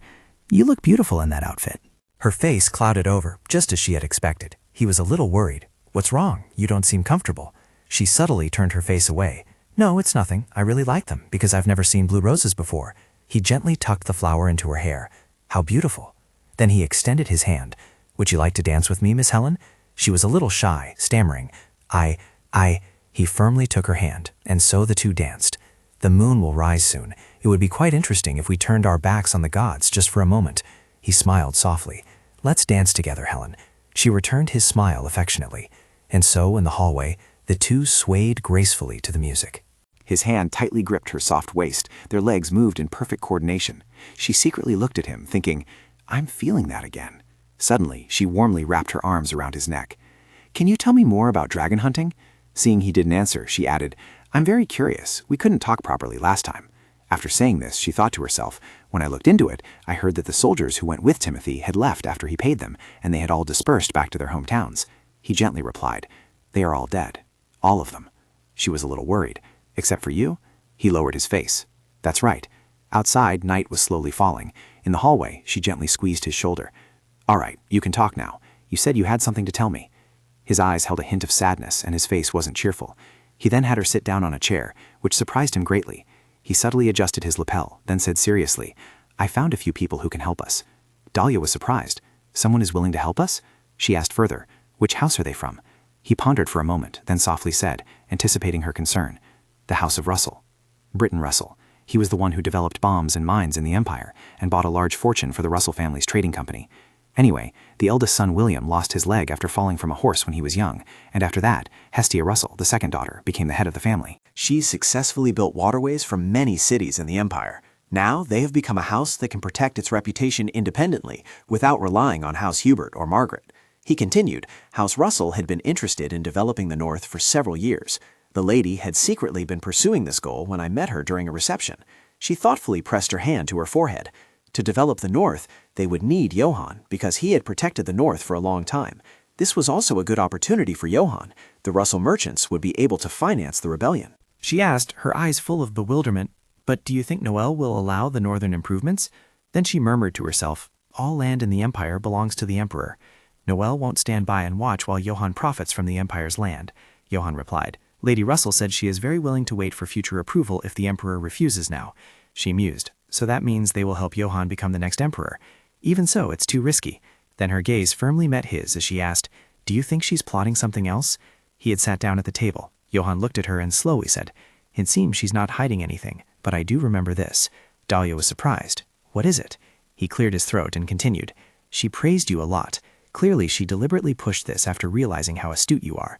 Do you understand what she means?" She looked bewildered. "I've never even met Lady Russell." "She said her lover met you." Dalia tilted her head slightly, looking puzzled. "Her lover?" "Lady Russell's lover is named Sion. It's quite clear she wants to thank you for appreciating Sion's talent." Suddenly she interrupted him. "Wait a minute. Sion?" This surprised him. "Do you know who that is?" She calmly replied, "Yes, that's the name of the designer who made my clothes. I didn't know he was Hestia Russell's lover." Hearing this, he thought to himself, "So that's why he looked so relaxed even when the shop was empty." Johann pondered, so she wasn't lying. He was silent for a moment before speaking. "And if the Emperor becomes suspicious, we can say it's all just funding for the war against the monsters." Dalia couldn't help but be surprised. So that's how the northern defenses are being reinforced. Johann intertwined his fingers, seemingly worried. "So I should send a letter to Lady Russell to discuss this further." She nodded slightly, but secretly she was calculating. "I also have my own work to do. What's the best way to help Noel notice Fleur?" She glanced out the door, her hand gently running through her flowing hair. "And if in the end Fleur still doesn't love Noel, how can I change my revenge plan? What would torment Li Soyan the most?" At this moment, everyone at the party was very cheerful, except for Fleur, who seemed incredibly rushed. She quickened her pace, secretly thinking, "Where has Timothy gone again?" Then she bit her lip lightly. "I should have been hit by that arrow." She trembled with anger. If that had been me, Noel would be looking at me right now, not Dalia. Suddenly, someone gently tapped her shoulder with a warm voice. "Lady Fleur." Fleur turned around in surprise. She couldn't believe that the person she had been looking for was right in front of her. She exclaimed, "Timothy!" Then she began to scold him. "Where have you been all this time? I've been looking for you everywhere." Timothy cheerfully replied, "You were looking for me?" She continued relentlessly, "Noel won't even look at me. He acts as if I'm not even here. You told me I was the main character, so why is this happening?" Timothy lowered his gaze. "I can't help you now. If you had done what I told you, you would have already become someone the Emperor trusts. Who was it that decided not to listen to my advice?" This made Fleur extremely disappointed. You're really going to treat me like this?" Her eyes began to well up with tears. "Come on, please. I'll do anything you say. Just tell me, when will Noel be in danger?" Timothy was in a difficult position. What should I do? Then he spoke up. "All right, I'll find a way soon, but until then, you should wait in silence." Then he leaned closer and whispered to her, "When the time comes and you are alone with the Emperor, be sure to tell him this." She was a little worried. "What?" "Others might say you're scary, but to me, you're the kindest person I've ever known." Flora was flustered. Would he fall for such blatant flattery? Yes, he would. Then she looked him straight in the eyes. "Huh? What's wrong?" She stared intently, not looking away. It turned out she had spotted Dalia, someone she disliked, on the other side. Diana cheerfully inquired, "Are you leaving now, Your Majesty?" Dalia took Diana's hand. "Thank you for inviting me today, Lady Diana. I will send you an invitation, and I hope you will visit Descartes Manor next time." Diana was delighted. "I am deeply honored." Suddenly someone approached. Your Majesty. It turned out to be Joanna. She bowed, thanking him for coming today to bless her sister's marriage. Johann said nothing, only gently closed his eyes. Joanna, on her side, couldn't stop gazing at him. He is so handsome. I wish time could stop now. Dalia couldn't bear to watch any longer, so she coughed a few times. Seeing this, Johann immediately clasped her hand tightly, then called her tenderly, Dalia. His gaze at Dalia was full of indulgence. We have to go before it gets dark. She happily agreed. All right, Johann. Hearing this, Johann felt a bit shy, his cheeks flushed. Meanwhile, Joanna's face darkened. She was seething with resentment. Watching their retreating figures, she clenched her fists in anger. Let's see how long you can keep smiling. By now it had turned dark. Outside, a large full moon and cool breeze made for a truly wonderful evening. Suddenly, someone knocked on the door. Come in. A servant slowly walked in. You called for me? Joanna sat on the chair, her expression extremely arrogant. Yes, what's your name? The servant immediately replied, I am Eve. Joanna mused. Eve? A few minutes earlier, the housekeeper came over and asked the servants, does anyone here know a servant who works for the Descartes household? Eve slightly raised her hand. I do. All right, Eve, I do know someone who works at the Descartes manor. Hearing such a reply, the housekeeper smiled faintly. Then she whispered softly into Eve's ear, you will have to come to Lady Joanna's room tonight. At this moment, Joanna sat with her arms crossed and asked Eve, so you know someone who works at the Descartes manor? Yes, she used to work at the Margaret manor when she was young. However, we haven't been in touch for a long time. Joanna asked further, and who is that person? Eve thought to herself, what if I get punished for being close to someone who works for the Margaret household?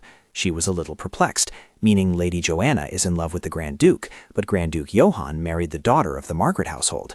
Seeing her silence, Joanna grew a little impatient. Are you not going to tell me? Eve awkwardly replied, her name is Anne. Anne?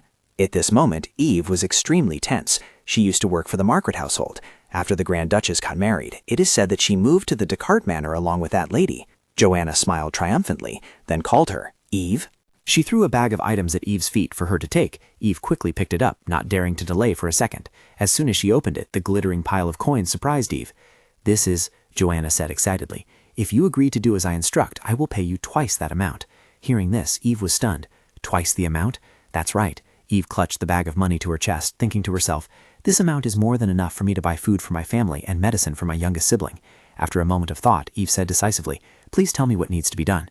Joanna smiled faintly. I'm glad you're so clever. Then she gently stood up. Investigate the schedule of the Grand Duke and Grand Duchess through your friend. Find out what they do and where they go. After hearing this, Eve thought to herself, it's not as dangerous as I thought. I accidentally ran into Anne at the market earlier, so it shouldn't be too difficult, right? Then she bowed. I understand. Good, I will certainly let you meet your friends soon. Eve was surprised. How? Joanna turned slightly, a faint smile on her face. I will personally send you to Descartes Manor. A gift will surely be a good reason. The scene now shifts to outside the palace. Joanna fumbled in the darkness. What a nuisance. Then she plucked a branch from a nearby tree. She recalled Timothy's words at the party.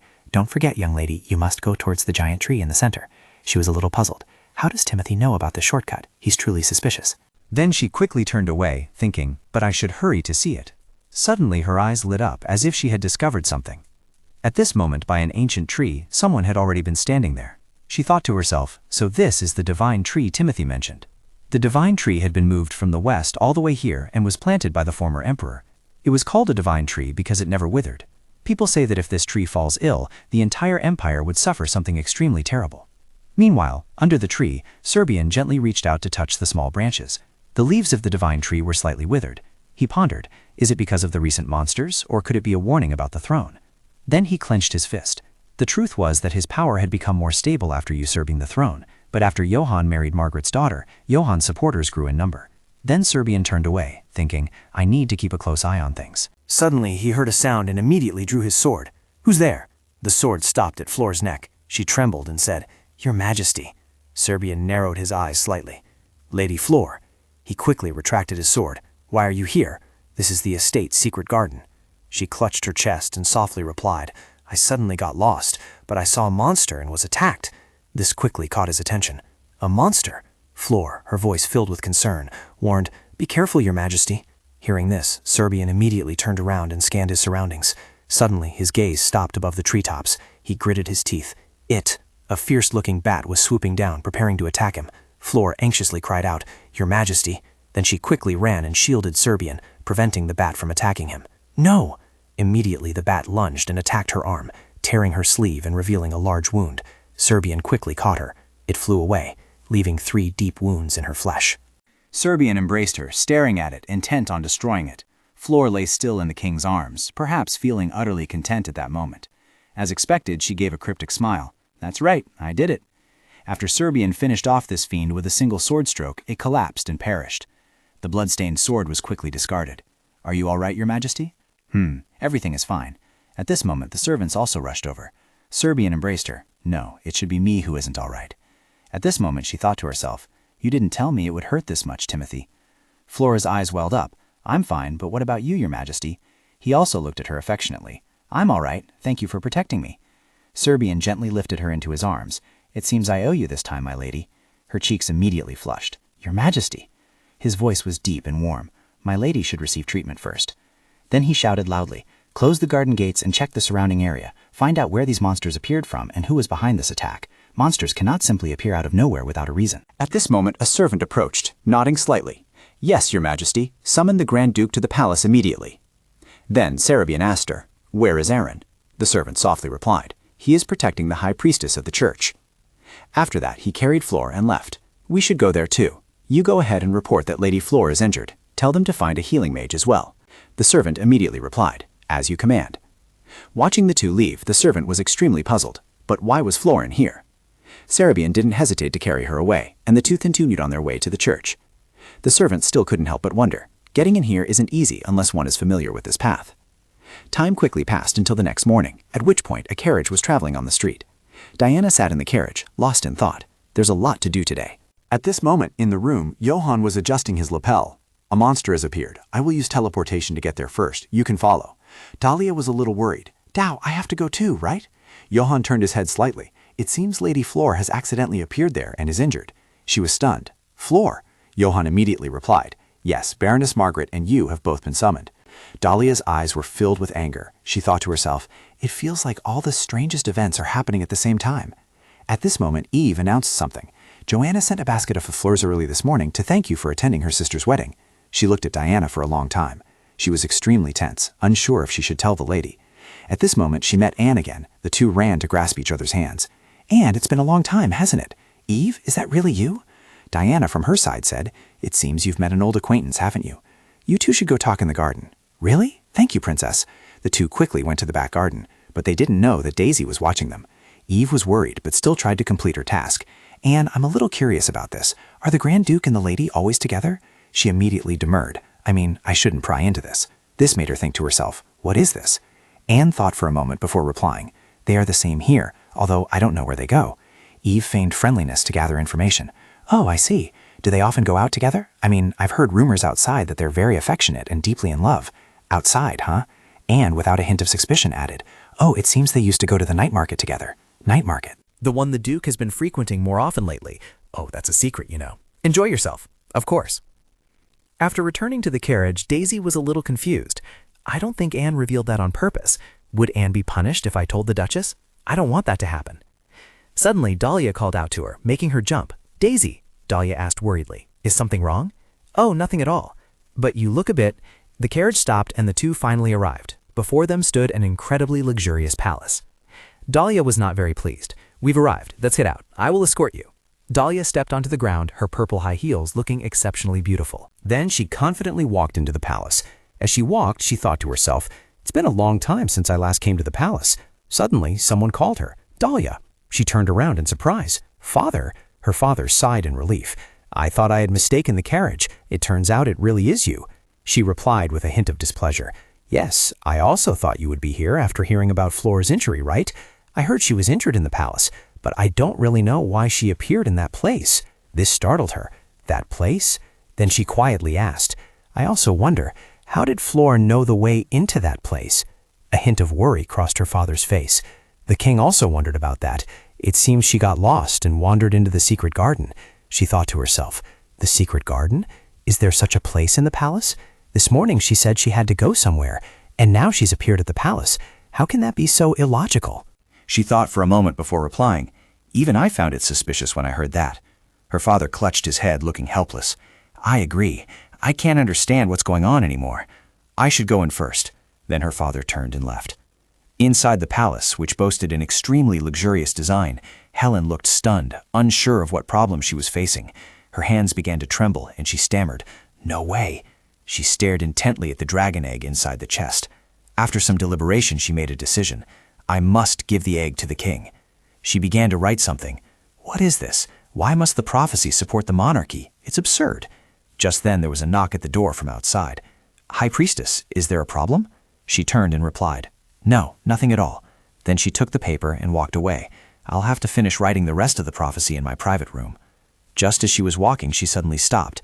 It turned out the knocking sound came again. She was annoyed, her eyes showing extreme displeasure. She impatiently asked, What now? The king wishes to see you. She slammed the paper onto the table. Noelle, why now? Then she quickly hid the paper. I can't let him see the prophecy yet. After covering the chest with a cloth, she thought to herself, this should be enough. Then she carefully sat down on a chair. After that, she called out, Let him in. At that moment, Serbian slowly walked in, carrying an injured Flor. Helen was utterly astonished. Lady Flor? Serbian gently placed Flor on the ground and said in a very urgent voice, My God, she needs treatment. Seeing this, Helen approached with great concern. She knelt beside Flor. What happened, lady? At this moment, Aaron entered. A monster appeared in the palace, only one, but it has wings and moves very fast. This surprised Helen even more. A monster inside the palace? She thought to herself, but I didn't sense anything, so how? She asked Serbian, exactly where did it appear? In the royal garden, where there are guards on duty. At this moment, Serbian's eyes were filled with extreme worry. Looking at the numerous wounds on Flor's arm, she needs to have the bleeding stopped first. Helen stepped closer to examine the wound. Blood continuously dripped from Flor's arm onto the floor. Helen's face was etched with worry. Flor, may I see your arm? Flor, in pain, merely nodded slightly. Helen bent down. Pardon my intrusion. After treating her with everything she could, fortunately the wounds weren't too deep. You'll be fine if you rest after this treatment. But for now, Helen closed her eyes tightly. She took Flor's hand and slowly channeled something into her. As soon as she was treated with spiritual energy, the wound slowly healed. Flor was astonished. Her wound was gradually disappearing. She thought to herself, no wonder everyone praises her like a saintess. Then a thought suddenly flashed through her mind. What if I could possess that power? Suddenly something caught her attention. Aaron on the other side was staring at her. What? She was a bit confused. His expression was quite strange. Then she chuckled softly, a sly smile. Tsk, how interesting. He's jealous of God. At this moment, Serbian asked her, Are you feeling better now? Flor was now beaming. Yes, it still stings a little, but it's much better now. Then Helen bent down to rebandage her. I'll rebandage your wound. Please be careful in the coming days. Thank you, God. At this point, Serbian directly asked her, I need to ask you something, Lady Flor. How did you manage to enter that garden? Flor was a bit flustered. Well, I followed Mage Timothy because he said he would take me to the royal library, but I got lost. Helen heard that and was a little confused. Serbian's eyes were full of suspicion. Timothy? Flor looked visibly flustered. Yes, he said there's an entrance to the library behind the garden. Serbian pondered for a moment. Many people have complained about the number of steps in front of the library, so I added a path that leads directly to the upper floor.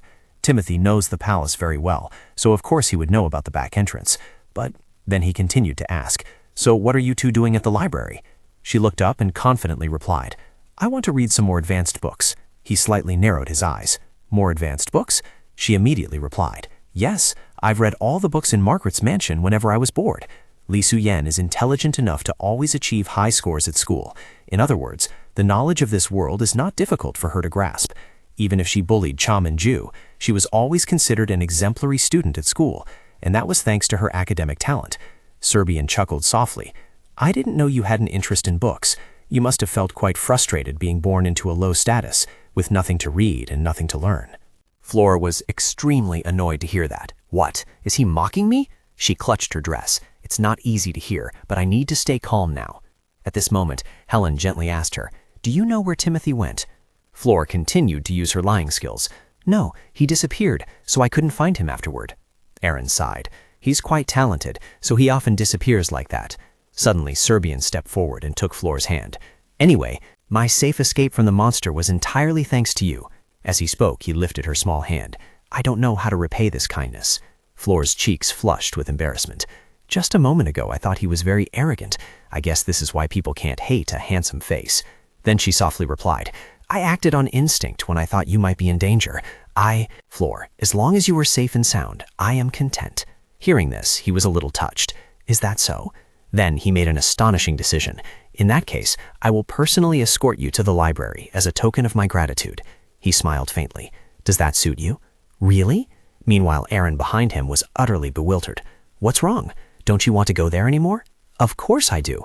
Then he turned and called out, Aaron, when Countess Margaret and the princess arrive, have them wait in the drawing room. I will be there shortly. And also tell Johann to meet me there. Aaron nodded slightly. Timothy must still be somewhere in the palace. I'll leave that to you, goddess. After all, no one can find him.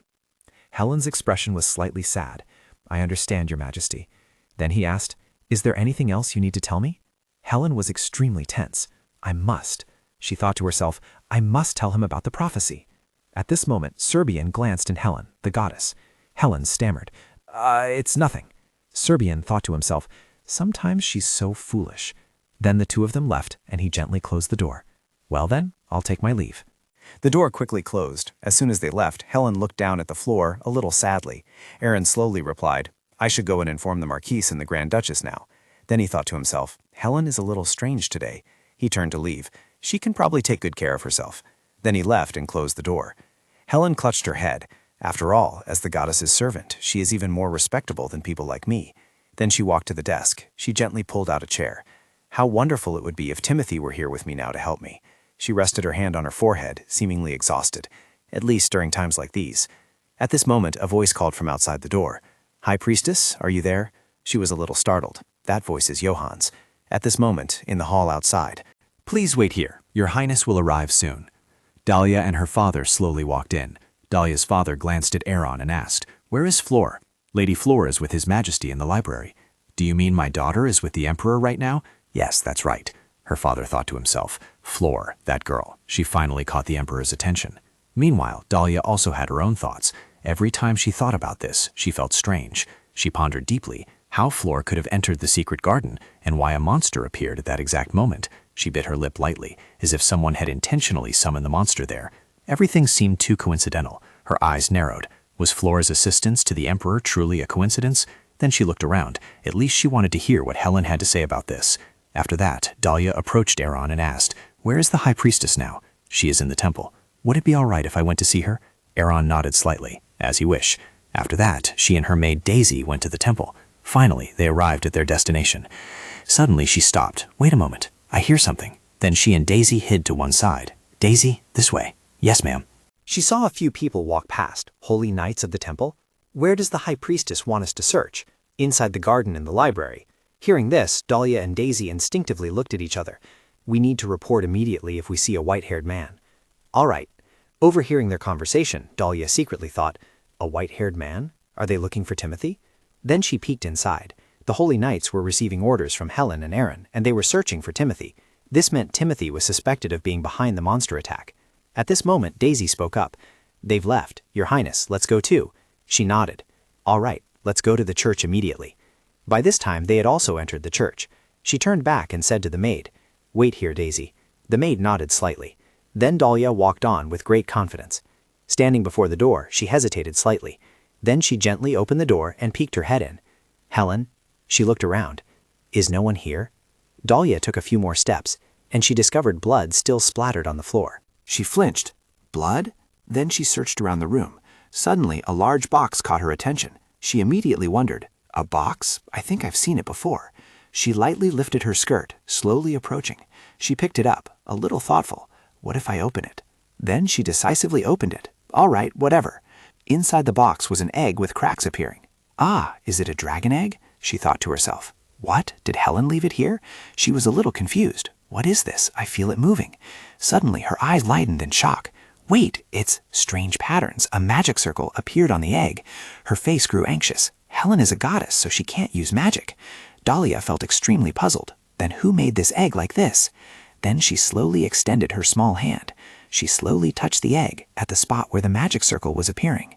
The moment she touched it, it flared up, emitting a dazzling light that completely surprised her. She was utterly confused. What? I can't speak anymore. She was now dumbfounded, as this was the first time she had encountered such a sight. You are one beyond the goddess's power. Come to me, come to this world. We are the ones who will seek the overthrown power, the new master, the one with the key. You shall possess the blue flame of the blue sky. Those words kept appearing in her mind. She gently reached out her hand to feel it, but she quickly had to pull it back because it was too hot. Fire? At this moment, Daisy suddenly pushed the door open and stepped in, her voice filled with utter astonishment. Your Highness, what's going on? At this moment, Dalia was surrounded by flames, which formed a circle, trapping her inside. Seeing this, Daisy became even more worried. Your Highness. Dalia repeatedly reassured her, I'm fine. But as she paid closer attention, she gradually felt the flames. Strange, this thing doesn't feel hot at all. At this moment, the egg in the box began to shake violently, its shell slowly cracking open. She looked at it with extreme worry. Oh no, the egg! At the same time, a creature was trying to break free from the egg. Meanwhile, in a secret room, Johann asked Helen, So where is that egg? Helen replied without hesitation, In my room. Johann looked panicked. What? You left it in a place like that? My room is not an ordinary room. Helen's eyes were half closed, and she softly said, I have placed a ward in there, so ordinary people cannot see the box with that egg, especially those blessed by the goddess. Johann also thought to himself, if Helen is telling the truth, then there's no need to worry too much. Timothy is the only one who knows how to escape the goddess's blessing, but he will avoid entering the chapel where divine power is concentrated. Then Johann said to her, then just taking the egg out is the problem. Johann sank into thought again. I came here to hear her opinion on the monster problem. I didn't expect a prophecy about a dragon egg. Noel usually treated dragons as mythical beasts in fairy tales, but after the appearance of the monsters, he became most obsessed with dragons. He secretly imagined that if Noel could get a dragon egg, he would do everything possible to hatch it, because when a dragon hatches from an egg, the first person it sees will be considered its master. Suddenly, Helen spoke up. What do you think about this, Johann? He thought to himself, before I would have told her to do whatever she wanted, but now, he gently closed his eyes, showing helplessness. I will stop him. If Noel were to get the egg, it would be very difficult to prevent him from becoming increasingly powerful. Helen said nothing, just silently watched him. What are your thoughts on the monsters? No one knows why they appeared in the fog. Honestly, if I knew what happened during the hunt, I could only suspect Timothy. At this, Helen began to shed tears. Yes, I agree too. Then she gently turned on her heel and left. There must have been a reason for Timothy to help Flora. Let's return to the tower, she added. Although I've cast a spell, I still feel anxious about being away for so long. By this time, the two had returned to the tower. Suddenly, a voice called out, Your Highness. She stopped, thinking to herself, that voice. Johann also realized the problem. It's Daisy's. Has something happened to Dalia? Then he couldn't maintain his composure and rushed straight in. Dalia! His eyes were filled with utter astonishment as he saw Dalia in a sea of flames. She stood amidst the large fire, gently turning around. She stammered, Johann! As for him, he was utterly panicked and couldn't react in time. On this side, the egg was slowly cracking open, and the creature inside was about to reveal itself. They were extremely curious, but remained highly vigilant. Dalia then explained, Oh my, Johann, I'm fine. She reached out her hand to touch the blazing fire, saying, Look, she smiled faintly. This fire isn't hot at all, unlike what you think. Seeing that he still didn't believe her, she immediately scooped up some fire into her hand. It's true. Johann was momentarily confused by this. That's really strange. It's not hot, but I feel a slight warmth from it. At this moment, Helen pushed out a kind of spiritual energy. Stand aside, Johann. The fire at Dalia's feet was still burning with no sign of stopping. Although it wasn't hot, she was still a little scared. The fire's getting bigger. What should I do? Your Highness, you need to get out of there immediately. By now, the fire had spread to her feet. She panicked, stammering incessantly. What? At this moment, the creature inside the egg was trying to get up. It turned out to be a baby dragon. She looked at it, and it looked back at her. They gazed at each other with curiosity. Suddenly, it pounced onto her, making her yelp, Eek! It settled on her shoulder, while she, still scared, subtly turned her head back, seeking help. Just then, the circle of fire also gradually disappeared. Finally, the fire completely vanished, to everyone's astonishment. She hugged it, softly calling out, Johann. He too was extremely worried, Dalia. She was confused. Can I help you? He was a little worried but had no other choice. Then he slowly walked towards her. The two stood facing each other. Just by looking at their shoes, one could tell how compatible they were. She looked towards the dragon, full of worry. Meanwhile, Helen still couldn't believe her eyes. The dragon had hatched. Dalia thought to herself, Oh no, did it hatch because I touched the magic circle earlier? At this moment, the dragon suddenly breathed fire. Tears welled up in her eyes, and Johann immediately came over to comfort her. It scared me, she whimpered. Then he decisively picked it up, saying, I'll take it. It lay obediently in his hands, when suddenly a voice called out, Johann. She gently pinched him. She slowly said, If you hold it like that, it might get hurt. Johann lowered his face. He seemed utterly helpless. He still didn't give it to her. This thing is dangerous, so I will keep it, he said. But anyway, are you hurt anywhere? At this moment, Dalia gently used her hand to cover the scar on the back of her hand. She gently turned away. Oh, this is an old wound. I'm fine. Johann worriedly asked further. What's going on here? And how long have you been here? She immediately pointed to the side. That box, I heard a rustling sound inside, so I opened it and then this happened. Helen then wondered, so why did you come to the chapel? Dalia was a little worried. I've heard about seeing monsters. I saw the back of a monster on Mount Andiki, so I came to the chapel thinking I might be able to help. Helen asked further, when you opened the box, what was the egg like? There was a faint light from the egg and a magic circle. Helen was startled. A magic circle. I didn't see anything like that the last time I checked it. At this moment, Johann gently made the dragon bow down to look back into the box. He picked up a few fragments. We didn't see any part of the magic circle on the eggshell, but the flame now was definitely magic. Dalia wondered, so did the flame originate from the magic circle? Helen also nodded. It seems so. The chapel was filled with divine power, so a sorcerer couldn't hide here. If there was a magic circle, someone must have left before it was nominated at the auction. Actually, the circle looked like a basic magic circle I'd seen before, which is why I placed my hand on it and it caught fire.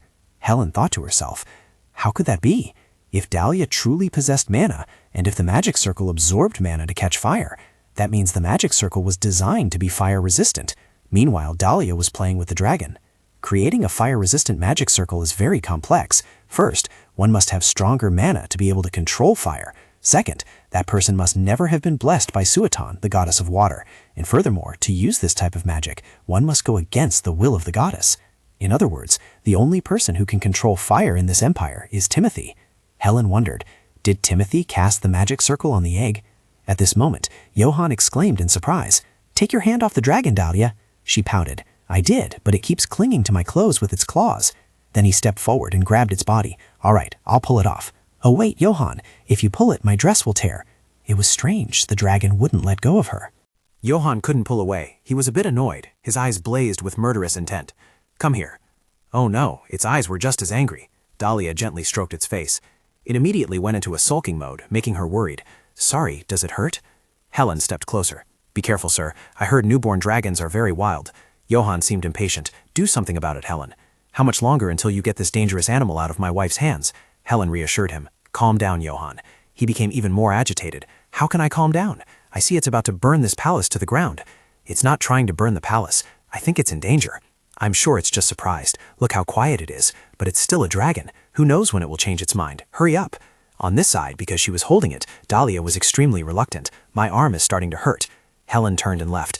I think it's best you leave the palace immediately, young lady. If His Majesty sees it, he will... Daisy, who was standing to the side, also turned and left. Johann immediately stepped in front of his wife to shield her. At this moment, someone pushed the door open and entered. Helen was surprised. Timothy? Timothy stared at Helen, who couldn't tell what he was thinking. If I see what? At the same time, Noelle also came in. Is there something here you're hiding from me? My God! Helen was surprised. Your Highness, how... She thought to herself, instead of Aaron, he came with Timothy? Noelle frowned. You act as if I've come to a place I shouldn't have.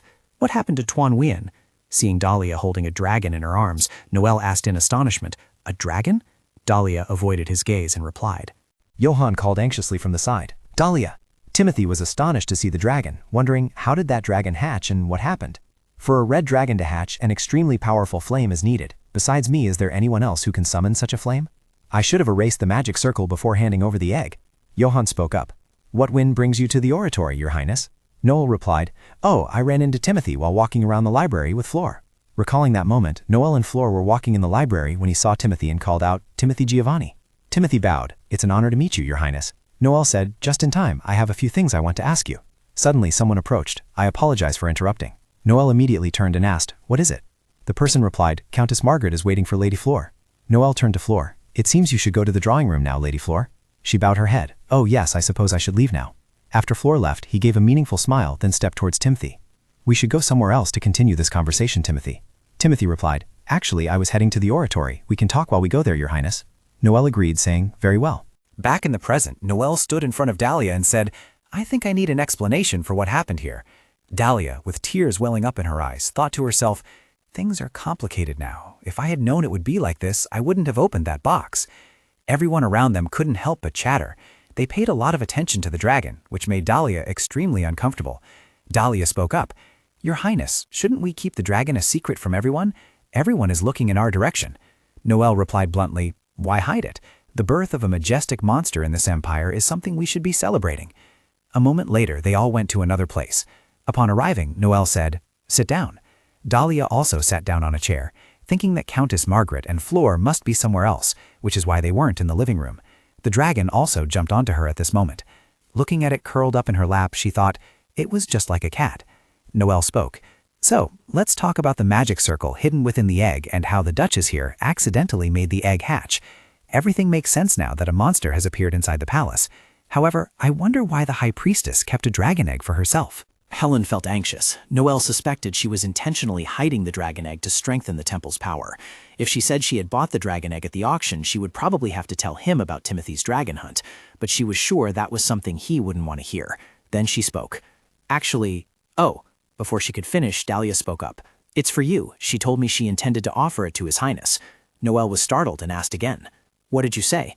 Dalia replied. "She accidentally found the egg at the night market and was waiting for the right time to present it to you." Noelle asked again, puzzled. "The night market?" Dalia continued. "I went to the night market to look for jewelry, to make clothes before the party at Hubert's house. The High Priestess accompanied me at that time, and that's when she discovered the egg." Suspicion arose in Noelle's mind. The party at Hubert's house? That's exactly when Aaron got into trouble for not being able to find the High Priestess. Is that true? Timothy sighed and said, "As she said, Your Highness." But in her heart she thought, giving the dragon egg to Noelle would certainly be an act to consolidate his power. However, She spoke. However, the dragon chose the Duchess. Noelle asked again, "The dragon chose her as its master?" Looking at the dragon, Aaron said, "Yes, I intended to present the dragon to you and dedicate it to the honor of the Empire, but I didn't know how to hatch the egg, nor did I know about the magic box. That's why I researched it more deeply before giving it to you. But in the end..." Noelle immediately interrupted. "Wait, all I heard was that the Duchess accidentally touched the egg and activated the magic circle. So how could she activate it? Does she have the ability to control mana?" Dalia held the dragon in her arms, pondering. "That's strange. I'm sure nothing happened at that time. Even so..." Her hand lightly touched the wooden plank carved with patterns. Then she broke into a delighted smile. A wooden fence blocked the way, far from the forest. Once back inside, Noelle asked seriously, "I want to know how the princess hatched the egg." Timothy turned away. "I can answer that, sir. It seems the princess was not blessed by the gods, or the spell has expired despite having been bestowed." Dalia looked up, puzzled. "In other words, ultimately this means the princess can use firepower. As you know, those protected by the gods do not use firepower. The reason is that the divine mandate only permits the use of water power. Not only that, but also a dragon will be loyal to the one it considers its birth parent for its entire life. This means anyone who disobeys the princess will face its full wrath. Such is the current situation. Anyway, if the dragon mistakes a human for an ally, it will fight its opponent to the death, even if it has to face monsters. At the same time, a dragon can become the ultimate weapon." Hearing this, Dalia was furious. She felt very uncomfortable with those words. Noelle rested his hand on his chin and sighed. He asked, "What kind of power does a dragon possess?" Timothy explained, "Dragons possess firepower that cannot be extinguished, not even by magic. However, since it's newly born, it can't breathe fire over a wide area yet, but the larger it gets, the stronger it will become." Timothy mused. "Indeed, it's quite surprising to learn this is the offspring of the previous dragon. I thought it couldn't and shouldn't have hatched. God's blessing is one thing, but I still don't understand how the princess can use mana. She used to be a simple and arrogant woman." Dalia wondered, "How big will the dragon grow?" Timothy raised his hand to his chin, thought for a moment, then said, "Usually until it's as big as its mother. Since the dragon considers the princess its mother, one could say its development is comparable to a human's." Dalia asked, "How long will it live?" Timothy replied, "Dragons grow very quickly when they are young, but after that they grow very slowly, so their lifespan is quite long. Unless it's killed while still young, it will live for at least 100 years. Dalia wondered, "How can I break the covenant with it?" Timothy immediately replied, "Not until death." Hearing that, Dalia felt a little worried. Trouble's brewing. Noelle snorted. Then he stood up and said, "I want to see if it really breathes fire." Noelle approached the dragon, then extended his hand, and the dragon reacted fiercely. Noelle glared. "So it's still a dragon, just newly born, isn't it?" Dalia stroked the dragon. "Good boy, good boy." Johann, standing nearby, spoke up. "That last move was dangerous, Your Majesty. I think this dragon might be useful later on." Noelle returned to his seat. "After all, it would be quite difficult for the young countess if her dress got burned, wouldn't it?" Dalia replied. "It's all right, Your Majesty." Johann spoke up. "What do you mean? Your sleeves are completely tattered." Dalia forced a smile. "But it really..." Suddenly, there was a sound outside the door. Flora flung the door open and entered. Seeing her, Dalia was also a little surprised. Flora stepped inside and observed Dalia from head to toe. Her gaze stopped at the scar on Dalia's hand. Flora glared. The scar! Dalia flinched. Oh no, I forgot about the scar while holding the dragon. She saw it, didn't she? Flora said nothing and walked straight towards Dalia. Upon seeing this, Johann immediately stepped in front of her, saying, That's very rude, Lady Flora. Not only did you enter without permission, even with His Majesty present, but you also didn't announce yourself. Is that how you were taught to behave? Flora's face darkened, and she stammered. I apologize to His Majesty. I sincerely apologize. I was just too surprised to see my sister's clothes in tatters. Noelle said, It's all right. You always make mistakes, don't you? It's quite unreasonable to expect any politeness or formal etiquette from someone like you. Hearing these words, Flora's face became livid. Flora wondered if Father Minju's scar was exactly the same. Meanwhile, Johann spoke up. Your Highness, my wife still seems to be in shock from everything that has happened. Since the Holy Swordsmen are primarily responsible for investigating the monster's whereabouts, you will receive a report tomorrow. We will return here then. Noel said, I understand why the lady is so surprised, but do you really have to leave immediately without discussing what to do with the dragon? Dalia thought worriedly. Noel was right. She wanted to go back immediately to discuss with Johann, but the dragon was not something to be easily dismissed. Noel had his own calculations. The red dragon was part of the emblem and the flag of the Knights of the Seven Empires. However, no one had ever seen a dragon with their own eyes until now. It was just a creature. Possessing one of these mythical creatures was more than enough to strengthen an empire for 100 years. And that dragon, it chose that woman, not him. It chose his brother's wife, the Duchess. If the people of the empire knew the dragon chose her, they would surely start arguing about their lineage. At this moment, Helen spoke up. I have a suggestion. Noel looked surprised. Well, do you have any suggestions? She calmly replied, Let Timothy personally investigate the dragon's mark. No one else can investigate this case except Timothy. Hearing this, Noel immediately glanced at Timothy, seemingly asking for his opinion. Timothy? They all stared at him, awaiting his decision. Seeing no response, Noel added, Let's decide that then. Helen seemed overjoyed internally. Thank you, Your Majesty. In contrast, Timothy's face was twisted with displeasure. She subtly glanced at Timothy. So Timothy will visit the scholars every day to research the dragon. He let out a sigh. All right, I understand. At this moment, Johann approached Dalia. So can we go home now? Noel sat leisurely on his chair. All right, but I want both of you to come to the castle early tomorrow morning. Yes, Your Highness. Then Johann leaned down and gently said to her, We should go, Dalia. She just nodded slightly. The two quickly left, much to Flora's annoyance. Suddenly, Flora called her back. Dalia? Then she thought to herself, I need to talk about the scar on her hand. However, at the same time, Noel called her back and asked, I believe we have a few matters to discuss, Miss Flora. She stammered, I'm sorry. Noel's expression was as cold as ice. She needed to describe the monster she had seen to Timothy. Noel was truly skilled at this game, making Flora's face contort, sweat beading on her face. Yes, I will. On this side, Johann and Dalia left together, Dalia's face showing a hint of fatigue. By the time they returned to the mansion, it was already dark. Dalia sat on the bed, the little dragon still clinging tightly to her. Daisy spoke up. You should go take a bath, shouldn't you? Suddenly, the little dragon became agitated again, letting out a roar. This made Daisy and the maids nearby tremble with fear. Dalia had a terrible headache. If things continued like this, she wouldn't get anything done. Suddenly, a decisive hand picked up the little dragon, startling her. Oh, it turned out to be Johann, who said kindly, You must be tired. Go take a bath. I'll look after this in the meantime. She softly replied, Are you sure, Johann? The dragon suddenly breathed fire. Dalia immediately cried out in worry, Johann? But Johann blocked the dragon's fire with his mana. He said, It's okay, I'm fine. I can protect myself with mana. Besides, it won't attack so easily, especially since you're still nearby. Dalia let out a sigh of relief. That's right, Johann can use mana. I was worrying for nothing again. Then she stood up and said, I'll be right back then. After Dalia left, Johann glared at the dragon. He wondered, So this is the legendary dragon? The dragon nipped his finger. He thought, It doesn't hurt much. It's probably a baby. Just then, the room door opened, and Dalia stepped inside, saying, I'm back, Johann. Johann was startled and immediately tossed the dragon onto the bed. The dragon sat up and shook itself. Dalia immediately ran over. Oh, what's wrong? She picked up the dragon and said, Has the dragon been crying this whole time? I'm sorry, I should have bathed faster. Johann coughed and said, No, it was just biting my finger. It's crying because you came back. Dalia stroked the dragon. After a while, Johann spoke up. By the way, you can't keep calling it a dragon anymore. I think we should give it a name. Dalia immediately asked, What do you think? What should we call it? Johann suggested, How about Karen? It's the name of the goddess of fire and war. Dalia put her hand to her chin and thought, Goddess of fire, That suits a dragon very well. Suddenly, she seemed to realize something. Huh? Goddess. She then added, now that I think about it, is it a male or female dragon? Dalia called out, Karen. So what do you think of the name? The dragon, hearing the name, wagged its tail. Dalia smiled, thinking, it looks like a giant lizard, but it acts like a puppy. Johann picked Karen up and said, now that it has a name, let's put it aside. Then Johann took Dalia's hand, startling her. Johann, what? To her surprise, Johann kissed the back of her hand. He said, I'm glad you're not hurt. Dalia's face flushed. Oh, thank you. Johann continued, every time I take my eyes off you, you keep getting hurt. I shouldn't leave my wife alone for even a second, should I? If I could keep you by my side all day, perhaps you wouldn't get hurt anymore.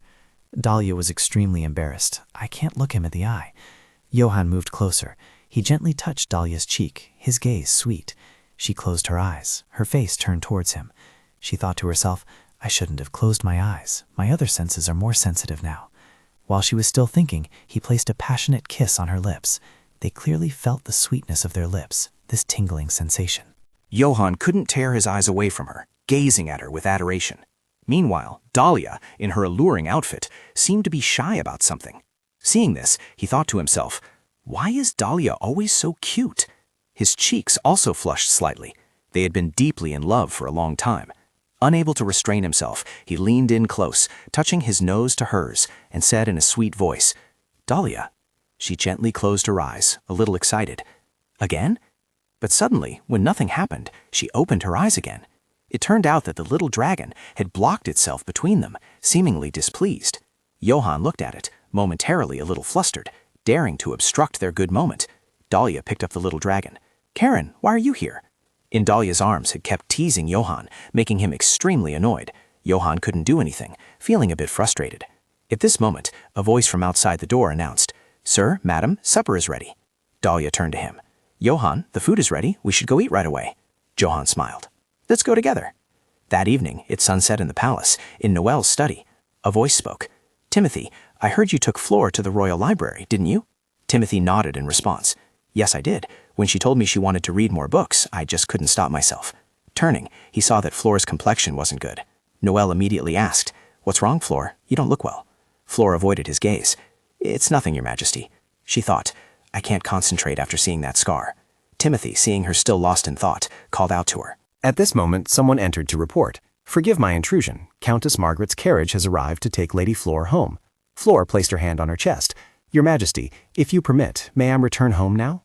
Noel said, I am a little tired from today's events with the monsters and the dragon. I don't think I can do any more work. You may go. Flora bowed her head. Thank you, Your Majesty. I shall take my leave. With that, Flora departed. Timothy spoke up. Lady Flora must be quite shocked by today's events. Why were her merits not rewarded today?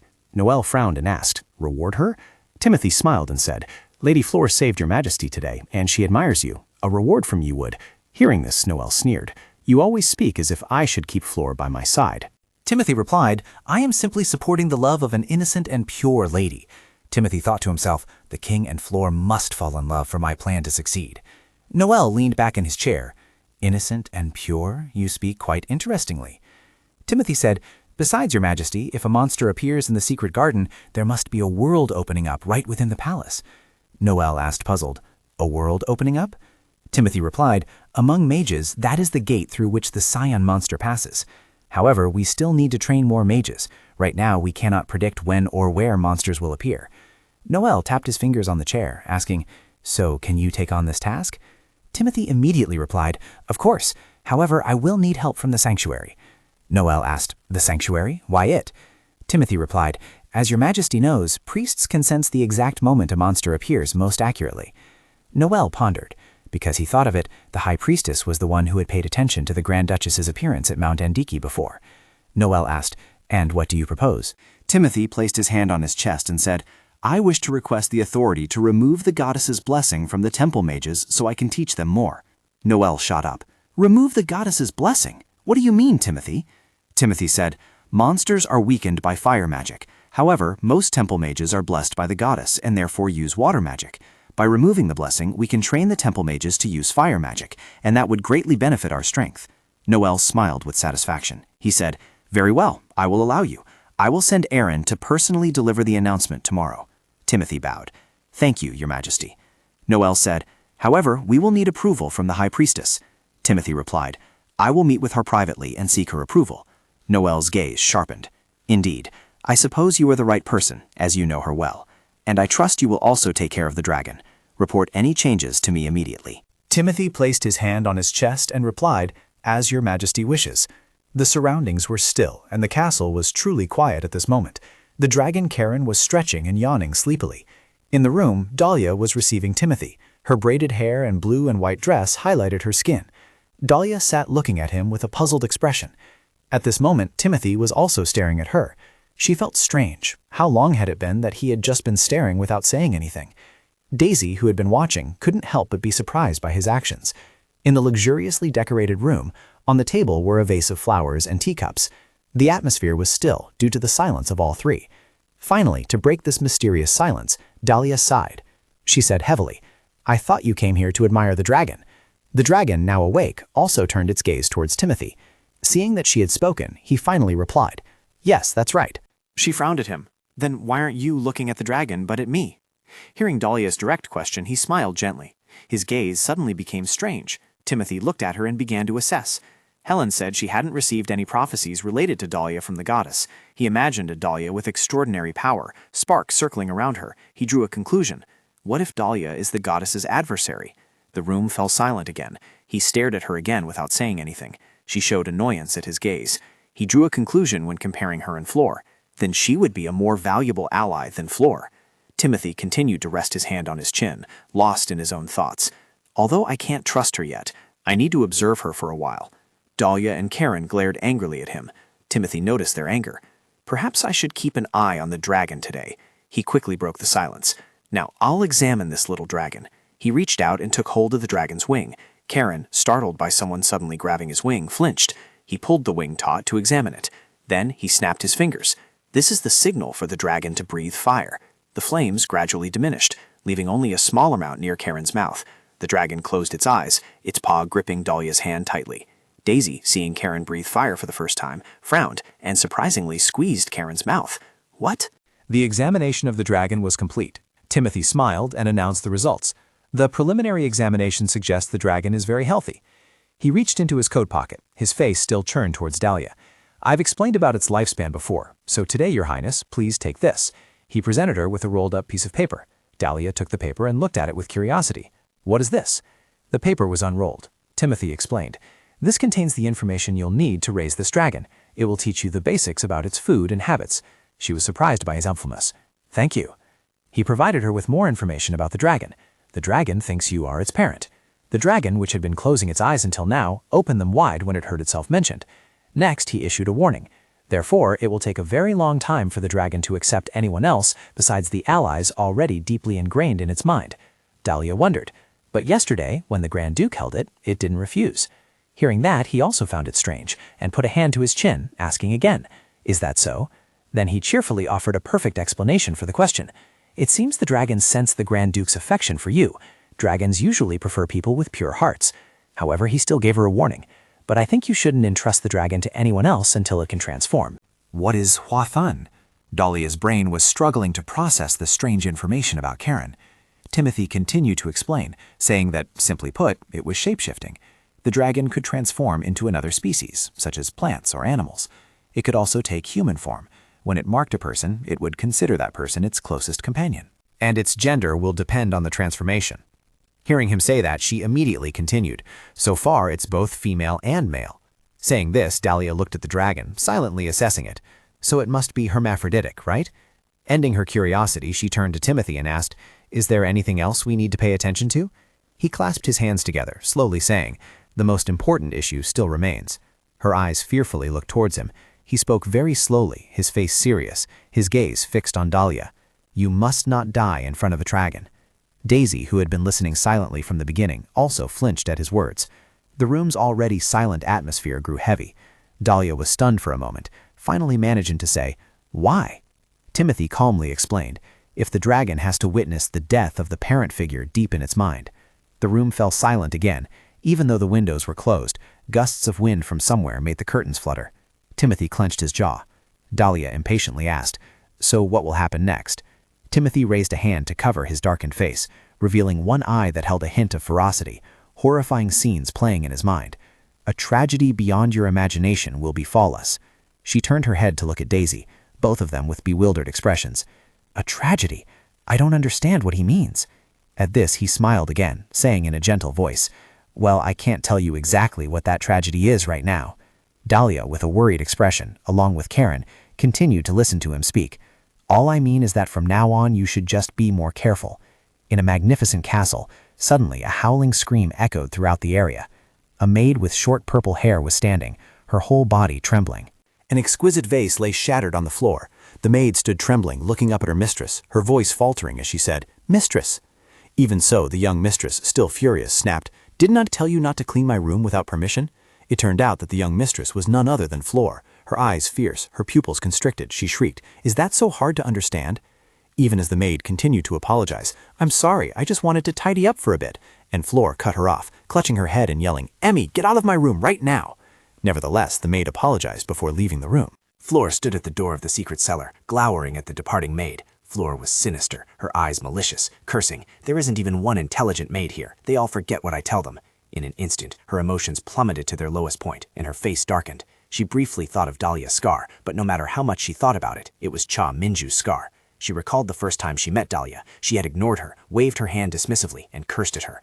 Yes, I thought it was strange that she showed such animosity towards me from our very first meeting. I just thought she was angry at the illegitimate child intruding in the family. Her eyes were fierce like a demon's, her pupils constricting and shining brightly.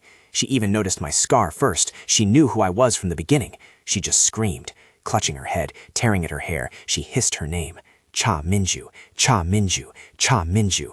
How dare you deliberately sabotage me? She gritted her teeth, hissing, "How could someone like Cha Minju?" She quickly ran out. "I don't have time for this. I have to go out." Flora opened her room door. Outside, two maids saw her, and both were startled. "Lady Flora!" She quickly walked past them, leaving only a remark. "I'm going to Hubert's house. Prepare the carriage." The maid who had just aired hesitantly spoke up. "Yes, but lady, please wait." Flora didn't listen and continued walking. She then met the butler walking towards her. He respectfully said, "Lady Flora, there you are." The butler bowed, nervously informing her, "Lady Joanna Hubert is here looking for you." Flora was also surprised to hear that. "Lady Joanna?" "Yes, the lady is currently waiting in the drawing room." She gave a sly smile after hearing what the butler said. "Excellent. In that case, I won't need to go look for her myself." In the room, a teapot had been prepared on the table. Joanna, wearing a dark blue dress, was standing and looking out through the glass window. Flora changed her expression. She entered with a bright smile. "Joanna!" Hearing her voice, Joanna stopped gazing at the view and turned around. Her brown hair and blue dress exuded her gentle, soft demeanor. She turned to Flora and smiled. "Oh, Flora!" Flora, feigning interest, approached Joanna, took her hand and said, "Hello, have you come for me?" Joanna sat down on the chair, gently ran a hand through her hair and said, "Yes, how have you been lately?" Flora also sat down right next to her and reached out to take Joanna's hand, feigning concern. "Of course I'm fine, but you look a little pale. Are you sure you've been getting enough sleep?" She gave a forced smile, but still replied, "Barely enough." Noticing her expression, Flora assessed that she seemed to still be heartbroken over Johann. Joanna looked up, her expression changing. "I've come here today because I have something I want to discuss with you." Hearing that, she was momentarily surprised. "What is it?" Joanna hesitated to tell Flora, "Actually, I want to discuss my plan with you." Hearing her say that, she asked, a little surprised, "A plan? What do you mean?" Joanna hesitated for a moment. Then she continued, "It's about the Grand Duke's mother, the former empress." Floringay, the former empress, was startled. Joanna's face looked a little dangerous as she said angrily, "I've been thinking about telling the Grand Duke information about her." The more she listened, the more panicked Flora became, beads of sweat forming on her forehead. Did she want to tell the Grand Duke information about his mother? The room continued to echo with the two women's conversation as Joanna continued to lay out her plan. "Yes, I plan to propose a private meeting with the Grand Duke to tell him. He will agree, because it concerns his mother who is sinking into oblivion." She looked directly at Flora, her voice earnest, "And I want you to be a witness for this occasion.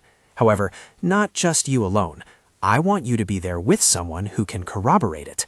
Flora asked fearfully, "Corroborate?" Joanna stated her requirement. "Someone who loves to gossip, someone who will easily spread shameful rumors. With a scandal like this, even the Grand Duke will have to take action." Flora smirked, thinking maliciously, "I knew it." She was asking her to witness a moment when Johann was with a woman in a private place. Even if it was ultimately just a rumor, it would still be a scandal, and this would certainly affect their reputation. Flora seemed to have tacitly agreed to participate in this plan, so how exactly would she do it? Joanna recounted her plan while imagining the things she would do. First, I will persuade my father to gather information about his mother. Then I will send my maid to spread the word to the Descartes family. Flora's bright brown eyes lit up as she eagerly pressed on. And then? Joanna smirked, looking no different from a devil at that moment. We'll wait until the Grand Duke takes the bait. He'll seek me out if there's a chance to gather some useful information. Once the plan succeeds, you should limit all your activities, as the Grand Duke might grow suspicious. Flora also smiled sinisterly, her face cunning. She covered her mouth with her hand, hiding her overly excited reaction. All right, I can do that. In Dalia's bedroom, Karen was still curled up asleep on Dalia's bed. Dalia called for Anne, her maid, to come into the room. Seeing her mistress call for her, Anne was overjoyed. Do you need me for something, mistress? Dalia replied cheerfully. Yes, I want to ask you a few things. Anne looked at her cheerfully and eagerly. Oh, what is it? You can ask me anything. In contrast to Anne's cheerfulness, Dalia felt a pang of guilt. The feeling of having to deceive someone like her was truly awful. Recalling a few nights ago, it was already dark when a voice suddenly spoke. My lady, there are a few things I must tell you. Daisy came to see you. What is it, Daisy? She honestly spoke of her concern. Actually, I saw Anne talking about the Duke with someone. Hearing Daisy say that, she also grew curious. And who was that person? She used to be a maid for the Hubert household. I found her a bit suspicious, so I wanted to inform you.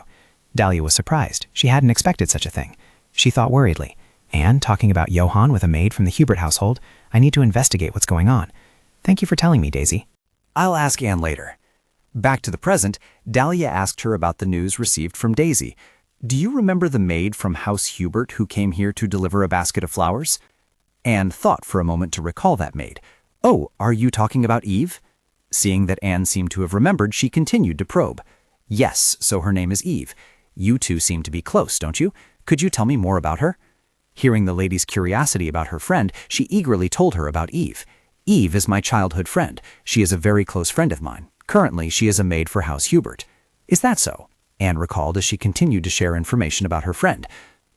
Her younger sister is often sick, so she is willing to do any strenuous labor to earn money to buy medicine for her. From this information, Dalia deduced that, well, it meant she always needed to receive a lot of money. Why would a girl like that ask about Johann? To clarify this query, she continued to probe at Anne. Can you tell me what you said to Eve yesterday? By this point, Anne's enthusiasm had waned, and she hesitated. Lady Joanna is almost always at home, so she wondered if you and the Duke are also often at home. She remembered Eve telling her yesterday, Anne, are the Duke and Duchess always at home too? I was just wondering, because Lady Joanna has as well. Immediately, alarm bells rang in Dalia's head. It seemed Joanna was planning something, perhaps wanting to gather information through the maid. After realizing she had obtained a lot of information, she gently told Anne, Thank you for telling me, Anne. You may go rest now. Anne smiled and said, Thank you, my lady. You can call for me any time you need. I'll take my leave then. Once Anne had left the room, Dalia called out Daisy. She appeared immediately, raising a hand respectfully as she replied, Yes, my lady. Her face hardened, and she sternly made a request to Daisy. From now on, keep a close watch on Anne, especially on those who approach her. Daisy hesitated, asking, What do you mean? Dalia brought a hand to her chin thoughtfully. Johanna must be plotting something. She will try to approach Anne through that maid again. That's when we'll find out what they're trying to do. Daisy seemed to guess her purpose, and she continued, Because if we find out what their objective is, we can use it to our advantage. Dalia, seeing that she understood, quickly replied, Exactly. Daisy clenched her right hand and placed it over her chest, determined to follow whatever she was instructed, as per the lady's wishes. Afterward, she reported to Dalia a piece of information that had been circulating in recent days. Oh, my lady, there's one more thing I need to tell you. A rumor is being spread among the public, which is, The scene shifts to the imperial palace. Noel asked Timothy, There are rumors that the princess is a devotee of the goddess on earth, the one who will confront the monster. Timothy confirmed. Yes, it seems these rumors have spread quite widely.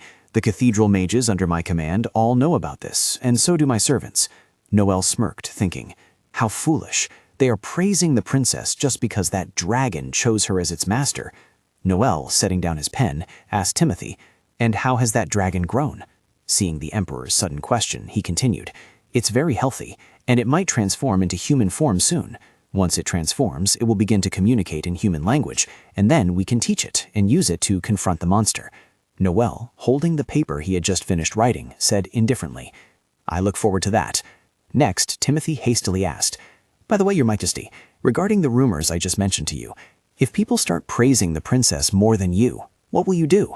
Seeing Timothy's question, Noel scoffed. Why would you ask that, Timothy? If the princess's reputation grows stronger, it could turn into a new form of worship. and that would mean the monarchy would weaken. He smirked. The monarchy would weaken. What a pity. If I had married the princess from the start, all that praise would have strengthened the monarchy even further. The words hit Timothy like a thunderclap, his eyes widening in surprise. Observing Timothy's expression, Noel remained unhurried, smiling as he said, "There's no need for you to look so serious, is there?" It was just a fleeting thought. Outwardly, he was flippant, but deep down, he thought differently. Even so, he could still use his power to make the princess his empress. But to do that, he first had to eliminate his brother. The next day, Dalia slowly woke up from having fallen asleep in the garden. She yawned, tears welling up in her eyes. "When did I fall asleep? I think I dozed off after going for a walk in the garden." As she was about to stand up, she noticed a coat draped over her. She took the coat off and realized it was Johan's. Dalia snapped awake. "Wait." She quickly turned to her side. Her eyes landed on a head of black hair. It was none other than Johan. Dalia looked at him in surprise. When did he get here? He's fast asleep. Seeing him in such a deep sleep, she intended to gently remove his hand from her waist to stand up. First, I should get up. Suddenly, his voice came from right behind her, startling her. "Are you trying to sneak away?" Then Johan's arms wrapped around her waist, holding her in place. Seeing his action, she cried out, "Johan!" His arms held Dalia tightly, his head resting on her shoulder. She gently asked, "Are you awake?" She was wearing an off-the-shoulder dress today, which made it convenient for him to kiss her shoulder at that moment, making Dalia blush. He said, "I've been awake since you woke up." Seeing that he was already awake, but still pretending to sleep, she said shyly, "You should have told me you were awake. You surprised me." In contrast to her embarrassment, Johan's heart was blooming with joy.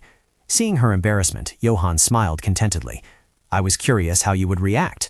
Hearing his reason, her face grew even redder, and she said with playful annoyance, "You rascal."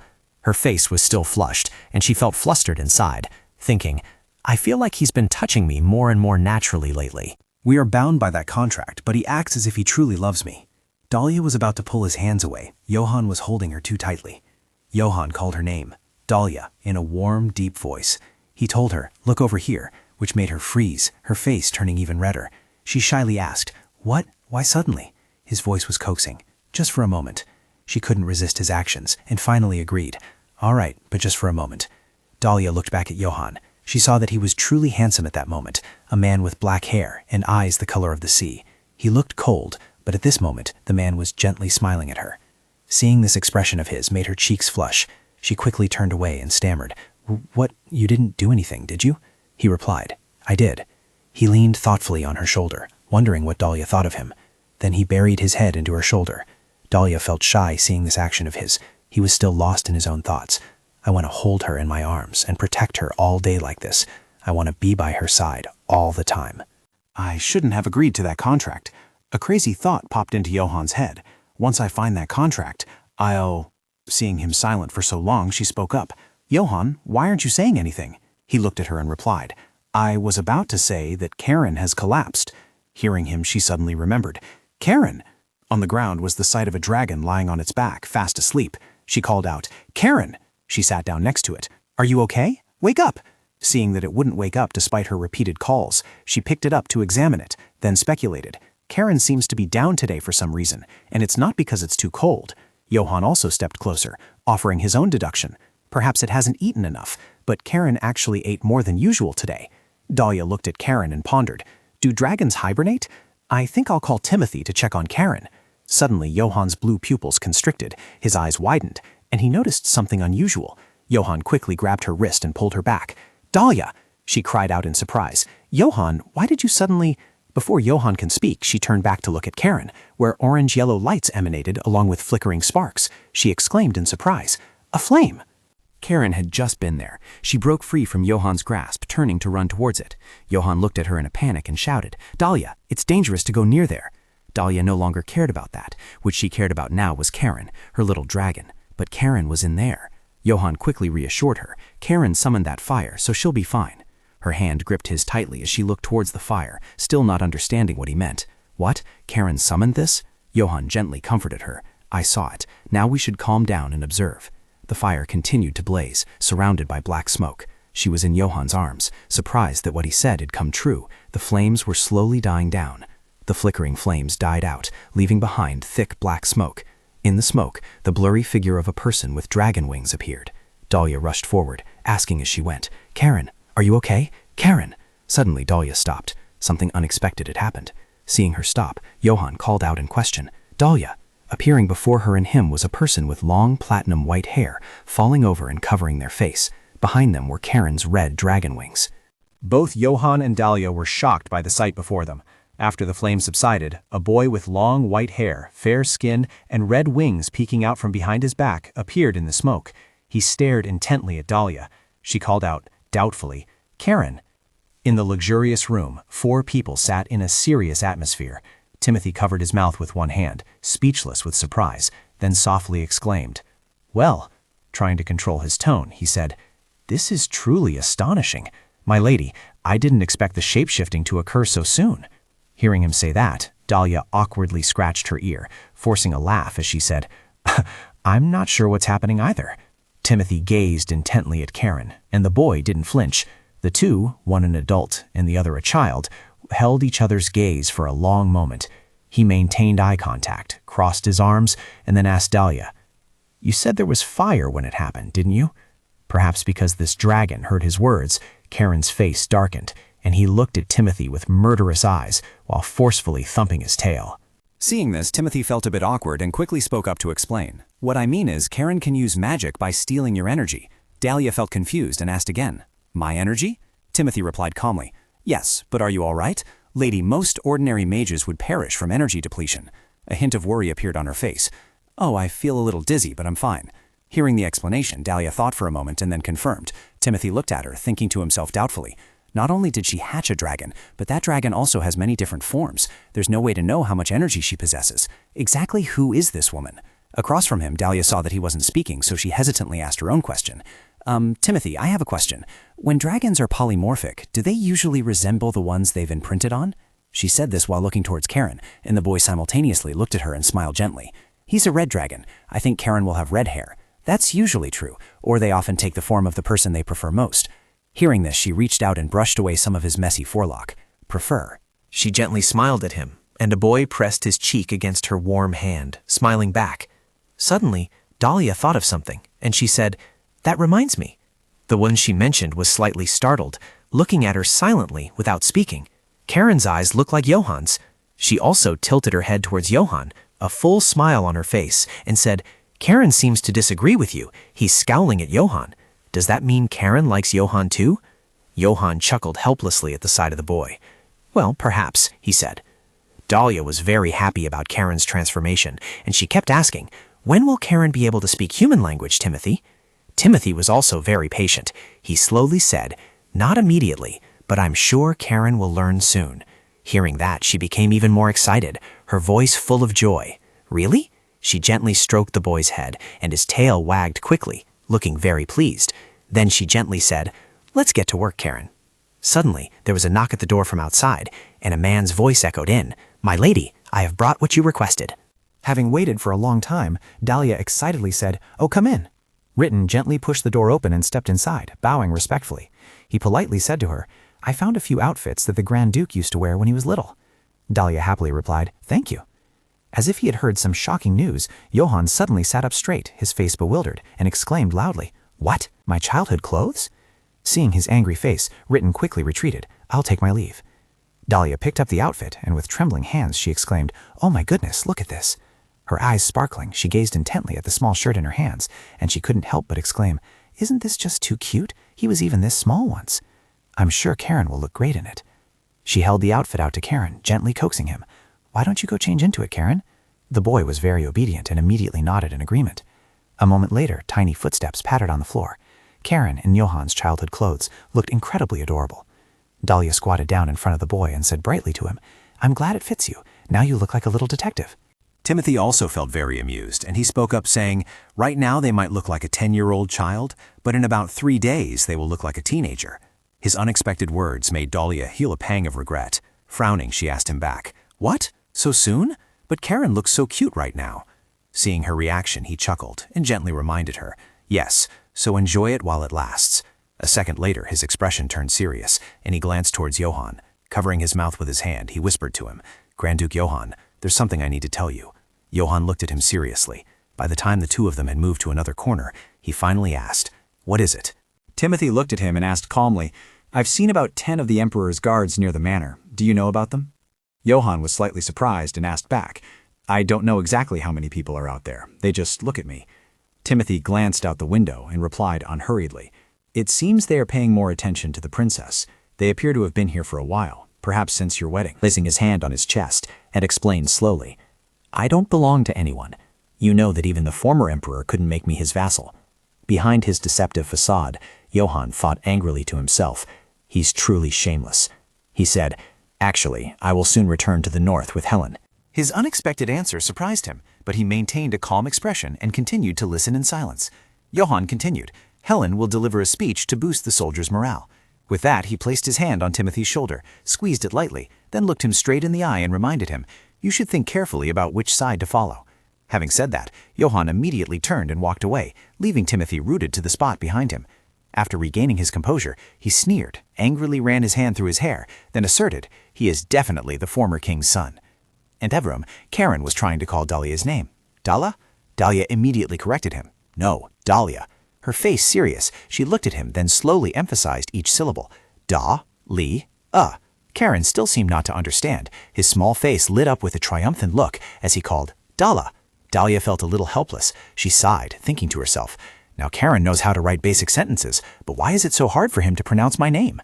Suddenly, the boy spoke up very clearly and proposed, Can I call you Leah? That suddenness greatly surprised Dalia. She couldn't process it in time and asked blankly, Huh? Before she could fully recover, the boy jumped up, rushed into her arms for a hug, then flashed a radiant smile and repeated, I'll call you Leah, okay? Dalia looked at him gently, then nodded in agreement. All right, from now on you can call me Leah, but you still have to keep practicing. Hearing that, the boy happily replied, All right. Dalia felt a little embarrassed, her cheeks flushed, and her lips gently curved into a soft smile, thinking to herself, It seems I have a new nickname, which is a bit embarrassing. The peaceful scene was suddenly interrupted by a knock on the door from outside. Dalia called out, Come in. Daisy quickly entered and bowed, then promptly reported, Your ladyship, the servant has once again called for Anne to be approached. Dalia spun around to face her, confirming the words she had just heard, and just as she expected, she urgently asked, What did they say this time? Daisy's face was extremely serious. She spoke concisely and clearly, then pulled a ticket from her pocket and handed it to Dalia. She had invited Anne to go to the flower market with her, and then she handed over this ticket. Seeing the strange ticket, Dalia wondered, A ticket to the flower market? Daisy quickly replied, Yes, though the timing on it was our doing. Dalia intently looked at the ticket she held tightly in her hand, praising her. You did very well. Daisy continued her report, straightening her back as she spoke. Anyway, Anne didn't seem interested and she refused, but the Grand Duke happened to see this ticket and he found it quite interesting. Instead, he took the ticket. Dalia felt a little strange and she quietly wondered, Is Johann interested in flowers? Daisy also wondered, What will he do? Dalia gently placed the ticket on the bed, instructing Daisy, First, keep this a secret from Johann, but I want you to discreetly follow him that day. She stood frozen cautiously, then quickly gave a slight nod in obedience.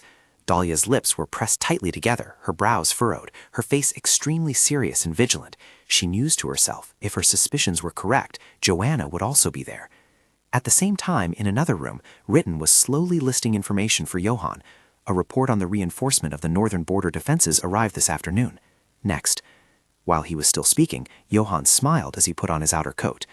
With one hand, he loosened his tie and said to him, We should report everything that's happening to the Emperor without any issues. By the way, where is my wife? Ritten replied, Oh, at this moment the princess should be. The slightly ajar door let out a faint sliver of light, along with sounds of laughter that seemed incredibly joyful. He vaguely heard Karen's voice, Leah, how should this be arranged? Standing near the door, looking at the harmonious scene inside, Johann seemed unaware of how happily he was smiling. Here, try it like this. He gently knocked twice on the door, then stepped inside. He didn't rush to join them and stood with his arms crossed, leaning against the door, gently smiling as he asked, You two seem to be having a lot of fun, don't you? The two people in the room heard that, stopped what they were doing, and simultaneously looked at the person standing at the room's door. Dalia reacted first, happily greeting him. You're back, Johann. Johann slowly walked closer to the bed where the two of them were sitting, gently replying to her. Yes, I stopped by because I wanted to see you. What are you doing? Dalia held up the paper flower she was holding in her hand, replying to him. It's paper folding, because Karen was bored. Karen interrupted their conversation, raising the crumpled paper in his hand. He looked at Dalia with a pitiful expression and whined, Leah, teach me again. Hearing the unfamiliar name from Karen, Johann immediately asked, Leah, why does Karen call you that? Dalia didn't feel bothered. She calmly explained, Karen is having difficulty pronouncing my name, so I told him it's fine to call me that. Karen, sitting next to her, also nodded vigorously in agreement. Yeah, Johann. Dalia felt a little annoyed hearing Karen pronounce Johann's name so smoothly. She looked directly at the child with a hurt expression and said, You can pronounce Johann's name without any problem. Seeing her like that, the child's movements faltered, revealing his awkwardness. He gave an awkward laugh. Hee. Johann replied as if he understood. I understand. Suddenly, he felt a bit strange, as if a murderous gaze was staring at him. He subtly glanced and caught Karen's angry gaze. At this moment, a feeling of jealousy arose within him. Johann felt a shiver run down his entire body. His eyes whitened, and he clenched his teeth to suppress his trembling. He quickly placed a hand on his chest and said sincerely, From now on, I will also call you Leah. Seeing him act so suddenly, Dalia was so surprised that she dropped the paper flower in her hand. She asked, bewildered, What? Seeing her reaction, his eyes drooped pitifully, and with a blush, he spoke in a wrong tone. You don't seem happy when I call you that. Dalia didn't understand what was wrong with him, so she quickly reassured him. That's not it. I was just a little surprised. He stepped closer to her, bent down slightly, and gently lifted her hand, not allowing her to pull away, as he looked straight into her eyes and asked, It's not unusual for a husband to call his wife by a nickname. Dalia awkwardly replied, Johann. As he lifted her hand higher, he slowly said, So you don't need to act so flustered. Then he gently placed an utterly indulgent kiss upon it. On the bed, Karen angrily clutched the paper in his hand, deforming it, and cast a gloomy gaze towards Johann. He stood up on the bed, faced Johann, and spoke with conviction. No, I am the only one allowed to call her Leah. Johann, meanwhile, looked down at him, his voice challenging. Aren't you being a bit too confident? Dalia spoke up, breaking the tense atmosphere between them, shyly raising a hand to lightly scratch her flushed face, and said in a low voice, I was a little surprised, but if that's what you wish. Johann, just don't say it in front of others. I'm still very embarrassed. Johann saw Dalia's flushed face and found it very adorable. His own face also slowly heated up as he thought to himself, Dalia is blushing. His face quickly flushed a light pink, spreading all the way to his ears without any attempt to hide it. Perhaps he was truly obsessed with it. He couldn't stand it when his wife was this adorable. That reminded him of why he agreed to marry her, the image of them in their wedding attire, perfectly harmonious. Adorable, yes, he loved Dalia. He wanted to give her all the wealth and prestige she deserved, but to do that, he had to reclaim the throne. Johann unconsciously clenched his fist as he recalled Dalia's previous words. He thought of her, Dalia. At that time, she had very coldly stated her proposal, which was very painful for him. Your goal is to reclaim the throne, and my goal is to eliminate Flora. The contract clearly states that we will divorce as soon as our objectives are met. He remembered how weak he had been then, agreeing to her request, unable to suppress his sadness as he thought, If you get your revenge and I become emperor, what will happen to us? The sun rose high, its brilliant rays shining down, making the castle even more magnificent and splendid. Sunlight flooded into the room where Timothy was, sitting silently on a large blue sofa. His arms were crossed over his chest, his head slightly bowed in contemplation. I'm tired, he thought. I think this makes sense because a lot has happened recently, and what I care about most now is... Suddenly, the door was pushed open, and Dalia, holding Karen's hand, walked towards him and greeted him. Hello, Timothy, she said. She had arrived just as he was thinking of her name, Princess Dalia Descartes. She and the dragon boy sat down on the chairs opposite each other. She said with a warm smile, Thank you for helping Karen again today. He, however, was still lost in his own thoughts. Everything began to change when she appeared. This is the strangest development I've experienced so far. Could something actually change this time? Noticing his distraction, Dalia softly called his name. Timothy. He slightly bowed his head, and without any deference, called her by her first name, Dalia. Seeing that he wasn't paying attention to her, and was now even calling her by her first name, she became furious and snapped. Are you no longer concerned with status? Is that truly how you think of me? Knowing he was in the wrong, he bowed his head, placed a hand over his chest as a polite gesture of apology and request. I want to get straight to the point, as I'm in a hurry. Then, reverting to a serious and cold demeanor, he called out directly, Dalia. It seemed he had discovered something unusual about her, so he didn't hesitate and asked directly, Who are you? Her face suddenly changed when she heard him ask that. She had a bad feeling, but still tried to guess his intention. What do you mean? He frankly voiced the doubt in his heart. I've suspected this for a while, but only now am I completely sure. Are you also a time traveler? Dalia, full of tension, stammered, repeating, Time travel? Timothy reiterated his question. I'm asking if you travel back in time from the future. She feigned composure, acting as if she didn't understand, and shook her head in denial. No, I don't understand why you're asking such questions. I don't have the ability to do such things. Then she quickly spotted a loophole in his statement and retorted, "Besides, you said also. Does that mean you are a time traveler yourself?" He didn't have time to react when the tables were turned like that, his expression showing surprise as if she had hit a nerve. Before he could answer, she pressed her advantage and made him an offer. "I want to understand what you're saying. If you answer me honestly, then I will also answer you honestly."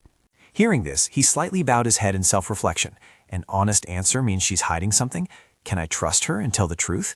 Very quickly, Timothy made his decision. He gripped his shirt tightly as if making up his mind and said, "All right. It's quite a long story, so I can't tell you everything right away. Instead, I can show you the truth with a spell." He gently extended his hand, his expression serious as he cast some kind of spell. Immediately, a strange white light flew straight towards her and entered her body, surprising her greatly. Karen beside her turned worriedly, shaking her and calling out, "Leah!" Receiving the strange surge of power into her body made her extremely uncomfortable. Her face pale, she brought a hand to her chest and exclaimed in surprise, "What is this?" Timothy sat opposite her, reaching out to explain that from now on she would be able to see his memories in her dreams. She would understand the current situation when she met them. Hearing this, she felt less afraid and relaxed. She rubbed her hands together lightly, full of doubt. "I'll see Timothy's memories through dreams?" Timothy stood up and walked over to Dalia. In his palm, a stream of red light appeared. Reaching her side, he lifted her hand and transferred the power from the spell, then issued a warning. This is a silent spell. If you tell anyone about this besides me, your tongue will stiffen." He released her and, smiling, full of anticipation, and said, "I trust you to keep the secret between us, and I truly hope that this time something will change." Both she and the little dragon were utterly surprised. They looked up and called out his name, "Timothy." He flashed a dazzling smile and said, "I should leave today, but I will return in 3 days, and I will also listen to your story." Then he quickly turned and closed the door. For a moment, the entire room fell silent. Only vague thoughts swirled in her head. What was Timothy thinking? Did he want to help her, or did he want to borrow the power of Karen, a dragon? Seeing Dalia sitting silently, lost in thought, Karen was extremely worried about her, so he placed a hand on her arm, asking with concern, "Are you all right, Leah?" Not wanting him to worry, she turned to him and gently reassured him, replying, "Yes, I'm fine, just a little surprised." She smiled, stroking his head to comfort him, while thinking to herself, after all, the important thing was that she would finally find out what he was hiding. Dalia immediately knew what needed to be done. "First, I should meet Helen and ask her for advice," she mused, then turned to the door and called for her knight. "Are you there, Daisy?" Immediately someone stepped in, one hand behind their back, the other placed respectfully over their chest, saying, "Did you call for me, your ladyship?" Dalia gave her command, "I will visit the great cathedral. Prepare the carriage." The knight quickly bowed in acknowledgement, "Understood," then turned and left to prepare. Suddenly, Karen tugged on her ladyship's arm and called, Leah?" The dragon boy voiced his thoughts. "I think I've met that person before." Hearing him mention that person, she asked back, "That person, do you mean Timothy?" He obediently replied, "Yes, the white-haired mage. I think I've met him before." She asked curiously, "Where did you see him?" Karen recounted his thoughts. "Inside my egg, I sensed his presence before he awakened me from the egg." In the corridor of the Grand Cathedral, 2 people, 1 adult and 1 child, with silver hair, were walking hand in hand. Glancing at the boy beside her, Dalia thought of his earlier words. Karen sensed Timothy's presence while inside the egg. Then she quickly came up with a suitable explanation for herself. Well, perhaps Timothy was the one who sent the egg to the auction. Maybe that's why Karen could vaguely remember Timothy. However, she felt uneasy, sensing that something wasn't quite right, and there was still something amiss. As the 2 walked past a corridor, a man from the cathedral recognized them. Hey, look over there. Isn't that the princess?" The girl beside him quickly recognized her too. "You're right, that's Princess Dalia. Oh, look at her elegance even as she walks." But the girl also noticed the child next to her, and, unsure, turned to ask, "Wait, so the child next to her is the dragon from the rumors we heard?" The man, with his arms crossed, nodded repeatedly, confirming, "Yes, based on its wings and tail, that must be the red dragon. So the rumor that it can take on different forms is true. Amazing." Hearing that, the girl's eyes sparkled even more brightly, and she clasped her hands together, exclaiming in admiration, "Wow, that's not easy even for a mage who has practiced for over 10 years. The lady must truly be the dragon's master." No sooner had she finished speaking than a hand swung out and flicked her forehead, making her head snap back. The girl could only manage a cry of, "Ow!" He lightly rotated his wrist as he issued a warning reminder. "Enough with the nonsense talk. Don't tell me you actually believe those rumors circulating." The girl rubbed the red bump on her forehead, wincing as she listened to the man continue. "Everyone keeps saying that the lady is a messenger of the goddess." Then he propped his hand on his hip and sighed. "We belong to the Grand Cathedral. We shouldn't be talking about such things." The girl bowed her head, a little scared. "All right." Then he asked curiously, "Anyway, I wonder why the princess is here." He replied, crossing his arms, "Who knows, but perhaps she came here to meet the high priestess, right? I heard she's sending reports about the dragon to the cathedral and the palace." As if suddenly remembering something, the girl paused. "Wait, and speaking of someone, wasn't there someone who brought offerings earlier on behalf of the king?" Then she immediately offered a name. I think her name was Flor Margaret, wasn't it? Meanwhile, Karen looked up curiously and asked Dalia, "Who are we meeting today?" She replied, "We're meeting the high priestess. Do you remember her? She has red hair." Suddenly, a very familiar voice echoed from somewhere. "You mean Sir Timothy isn't at the cathedral right now?" She immediately paid attention to that voice, and seeing the figure of the voice's owner before her eyes, Flor. She and a young man from the cathedral were walking towards them talking. "That's right, Lady Flor. Even we don't know when he'll be here." She continued to make her request to meet someone. "Then at least let me meet the high priestess." Before she could finish her sentence, she was filled with immense surprise mixed with a hint of hatred upon seeing the person in front of her. The four people stood facing each other in the long corridor, the scene frozen as the eyes of the two women met. The young man beside her recognized the person in front of them, breaking the silence. "Your Highness." Flora raised her hand, signaling the man to leave.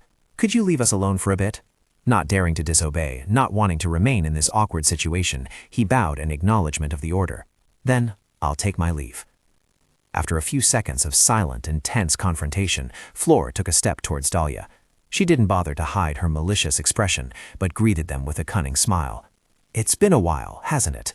Sensing the ill intent from the person opposite, the dragon boy stepped in front, his face full of anger, extending his hand as if to protect her.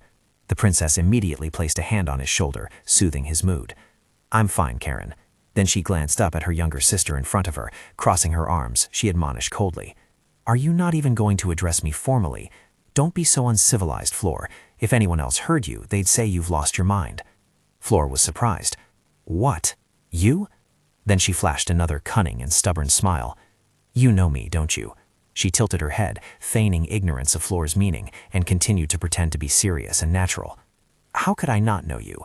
You are my foolish, uncivilized half-sister. Recently I've heard some baseless rumors about you, but it seems they only reveal your true nature." Seeing her feigned ignorance, the woman clenched her fists bitterly. "Seriously, don't pretend you don't know me." Then, unable to restrain herself, she yelled angrily, "You are Cha Minju." She unconsciously covered the scar on her hand, realizing that the other woman had seen her scar that time. Knowing that the woman already knew who she was, she decided to lay her cards on the table, realizing she no longer had a reason to hide. She crossed her arms, calmly smiling as she admitted, "Yes, you're right. I am Cha Minju, the one you killed." And she didn't forget to provoke back, "So you finally recognized me?" The woman replied, "I killed you? That's hilarious." Then she spoke with arrogant words again, "You wanted to fall. Don't blame me. If anything, I should be blaming you for getting me killed." Seeing this familiar, wicked appearance, she thought to herself, "You haven't changed at all, Li Su-yun. It seems you have no remorse whatsoever." Seeing her silence, the other woman became even more arrogant and provocative. "Why aren't you saying anything? Do you think I'll feel remorse? How can I feel remorse when I haven't done anything wrong?" Not letting her gloat, she said coldly, "No, you don't need to feel remorse." The other woman was utterly surprised and stammered, "What?" She then leaned in close to her face and delivered warning, "You don't need to feel remorse, as I have no intention of accepting your apology anyway." Her demeanor made her tremble with fear, and with wide eyes, she stammered, "What are you talking about?" Dalia smiled coldly and continued her taunt. "Indeed, perhaps your foolish brain can't comprehend. If you were intelligent enough to recognize your own errors, you would already be the king's lover by now." These words struck a nerve with Flor. Enraged, she snapped back, "Hey, how dare you speak to me like that?" Unfazed by her attitude, she crossed her arms and replied, "How dare I? I'm quite eager to see what unfolds." Then, with a condescending and challenging look, "I wonder if you'll still be able to talk to me this way." Night fell, enveloping the castle. Dalia sat on the bed, looking utterly exhausted. She tilted her head, massaging her shoulder, and grumbled, "I couldn't meet Helen after all because she was too busy, and thanks to Flor, I'm utterly exhausted." Lying down on the comfortable bed, she softly murmured, "I'm so tired." Then, quickly closing her eyes, she told herself, "I'll just take a short nap." Suddenly, strange sounds emerged in the darkness before her. She opened her eyes, vaguely unsure of what was happening, what those sounds were. Suddenly, a voice broke the silence. "Stop!" Her attention was immediately drawn to the voice. Before her was a familiar figure hastily performing some task, who turned their head and shouted, "Mr. Timothy, stay away from there!" It didn't take long for her to realize it was Timothy. She rushed towards him, urgently asking, "Timothy, what is all this about?" She reached out to place her hand on his shoulder, but her entire arm passed through his body. It was then that she realized she couldn't touch him, that she was in Timothy's memory. While she was still in a state of bewilderment, a large shadow suddenly appeared, obscuring the light before her eyes. It was a gigantic red dragon with many sharp fangs, ferociously attacking the group of people. Among the soldiers, someone shouted, "The dragon is here! Attack! Aim for its wings! We must bring it down to the ground!" Seeing the scene before her eyes, she immediately recognized it as a memory from a dragon hunt. The dragon hunters charged straight towards the dragon, shouting loudly, "Hiya!" Many spears were hurled into the dragon's body, accompanied by shouts of, "Take this!" Struck by numerous sharp weapons, the dragon was in pain. It thrashed angrily and roared. A few flaps of its massive wings created a powerful shockwave, affecting everything from trees to people nearby. The soldiers nearby were even thrown backward, screaming in helplessness. Noticing the dragon's rage, Timothy quickly raised his hand to cast a protective spell and instructed, "I will create a protective spell. Everyone get behind me quickly." But perhaps the dragon possessed immense power, causing him to exclaim, "Damn it, it's too strong. But what if I could use a spell to put it to sleep, then teleport it and its nest far away?" Having determined the plan, he was about to continue speaking to everyone. "We still can." However, before he could finish his sentence, someone cried out, "The child is here." While focusing on the situation before her, the recent cry drew Dalia's attention to the child. She immediately turned to look and saw a familiar figure, a small red dragon cub sitting in a tiny nest. She immediately recognized it as Karen. At that moment, a soldier pointed towards the nest where the little dragon was sitting and shouted, "Surround the nest! We must attack the child!" The others, hearing this, quickly rushed forward. "Charge!" Seeing this, Timothy quickly shouted to stop them. "Wait, no, don't kill the child!" The actions of the group enraged the giant dragon, and it retaliated. It spewed out flames of terrifying destructive power, leaving both Timothy and Dalia utterly stunned and terrified by the sight. The people, scorched by the flames, screamed desperately, "Help! Save me!" Even though it was just a recollection from Timothy's memory, it still made her tremble with fear. Knowing they couldn't defeat the large dragon, one of them yelled, "Damn it! All remaining soldiers, retreat!" All the soldiers quickly urged each other, "Retreat! Retreat!" The brutal scene before her eyes filled her with immense pity, while simultaneously wondering, how did this happen? The attackers had retreated from the nest, and the large dragon approached its small child within the nest. Reaching its child, it extended its tongue and woke the small dragon. The small tail immediately reacted, wagging joyfully. This scene made her realize it was still alive. It seemed it couldn't move well yet, but its wounds had healed. Then the large dragon turned back towards the group and opened its mouth, preparing. Someone screamed in fear. "Ah, it's going to breathe fire again." That colossal flame shot straight towards the attackers, making them cry out in terror. "No!" Timothy, meanwhile, was still using all his strength to cast protective spells on everyone. He angrily scolded the recent attackers. "That's why I told you not to kill the child. Now the dragon is angry with us, and there's no way to move the nest anymore."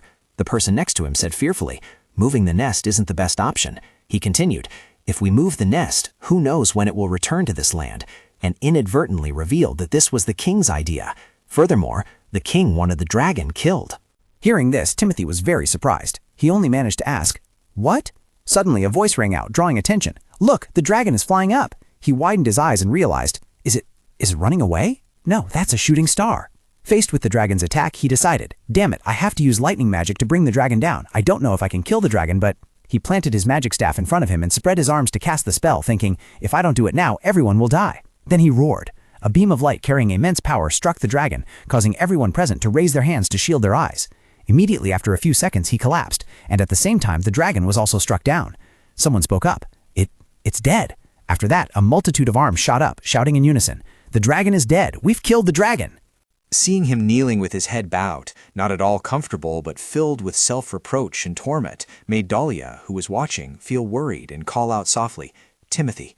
Timothy, filled with extreme remorse, gritted his teeth. "Honestly, I didn't expect the king to issue a special order to kill the dragon." He clenched his fists on the ground and continued to ponder. "That wasn't my plan. I only intended to move the nest. That way, both the dragon and its child would be safe." Meanwhile, in reality, inside the ancient castle, Johann was walking down the corridor, deep in thought.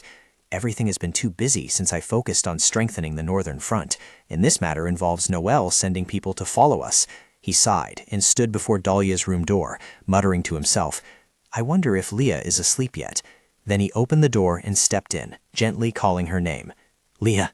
But his face suddenly changed. He saw her lying on the bed, but both her face and body looked extremely uncomfortable. He rushed to her side, gently shook her body, and asked, Dalia, are you all right? But she didn't wake up, and her complexion worsened. He still called, Leah. He was extremely puzzled. She's not waking up. What's going on? Suddenly a voice rang out, startling him. Don't try to force her awake. It turned out to be the dragon boy Karen beside him, yawning as he explained. Leah is currently in a dream. He didn't understand what had happened, and still asked worriedly, Karen, what do you mean she's in a dream? The boy told him about the current situation. She was dreaming about the man with white hair. He immediately recognized the man with white hair, Timothy Giovanni, but many questions still lingered in his mind. Why was she dreaming of him now? But without asking further, Johann tried to wake her up.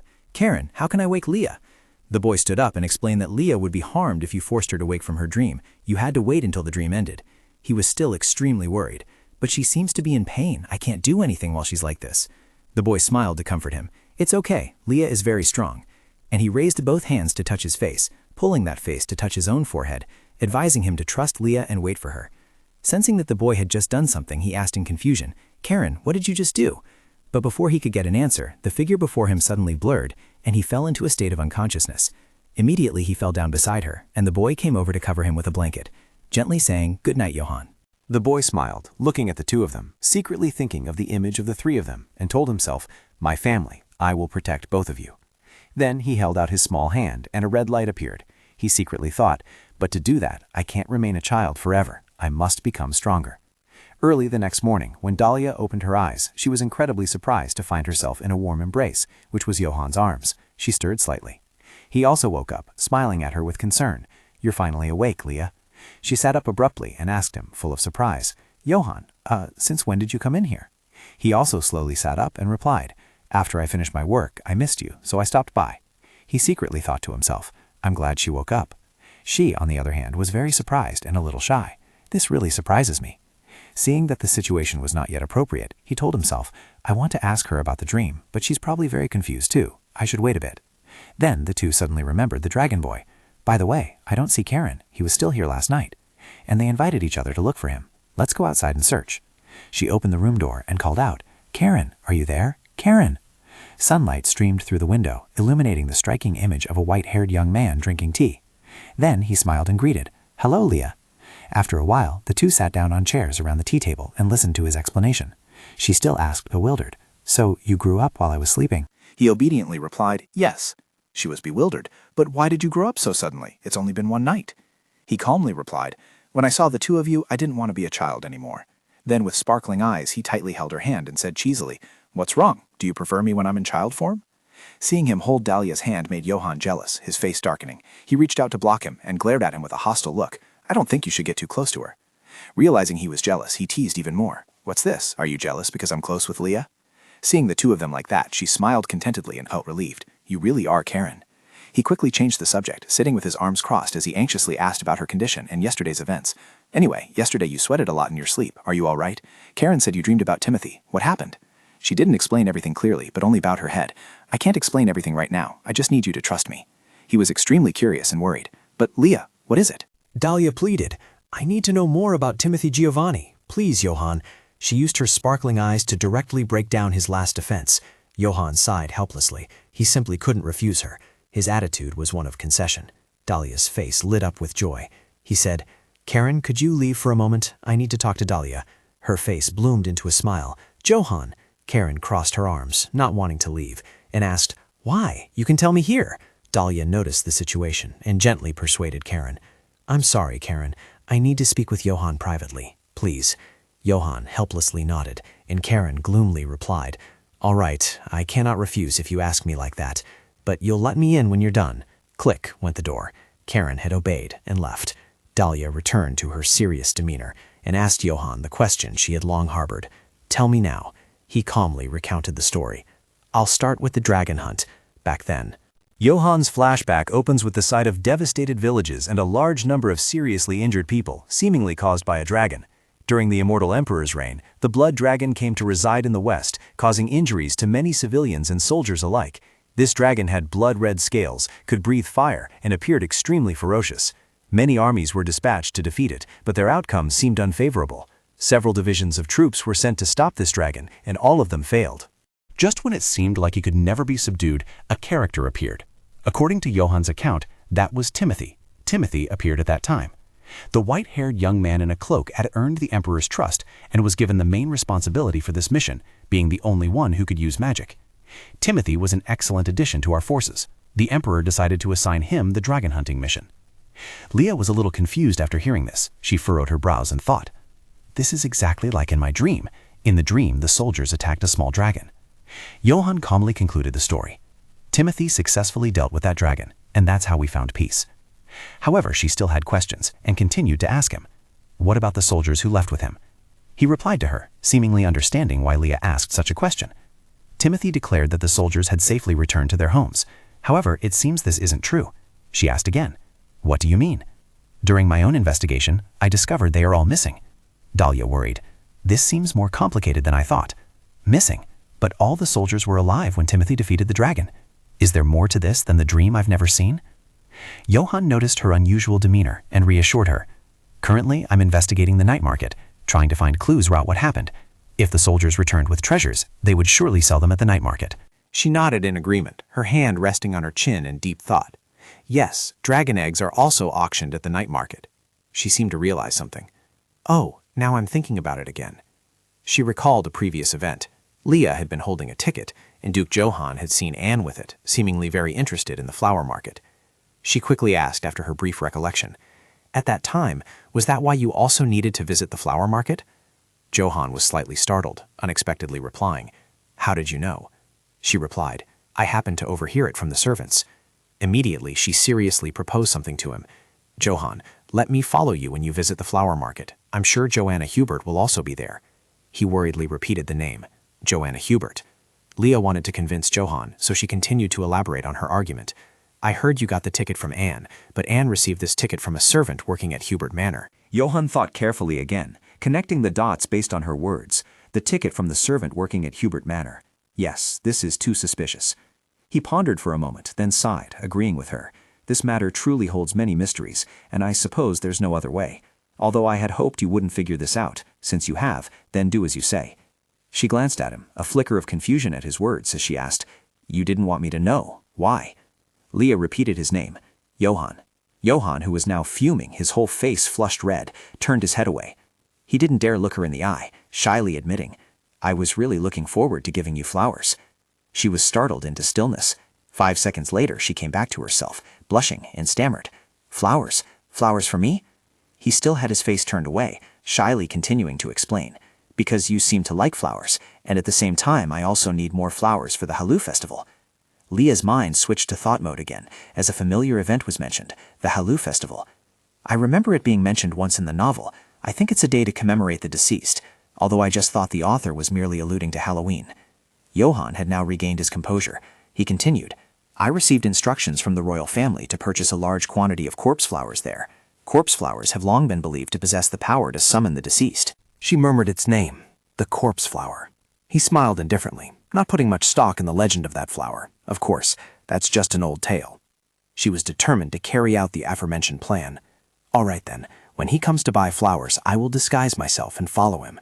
Their conversation continued, one asking, the other answering. "Leah, what do you plan to do? If Joanna Hubert is truly there, I will definitely find out what she is plotting." Dalia gripped her hand tightly, affirming, "I suspect that Fleur is also involved in this." She thought worriedly, squeezing her hand tighter. "Joanna won't do this alone. I'm sure Fleur will be there too.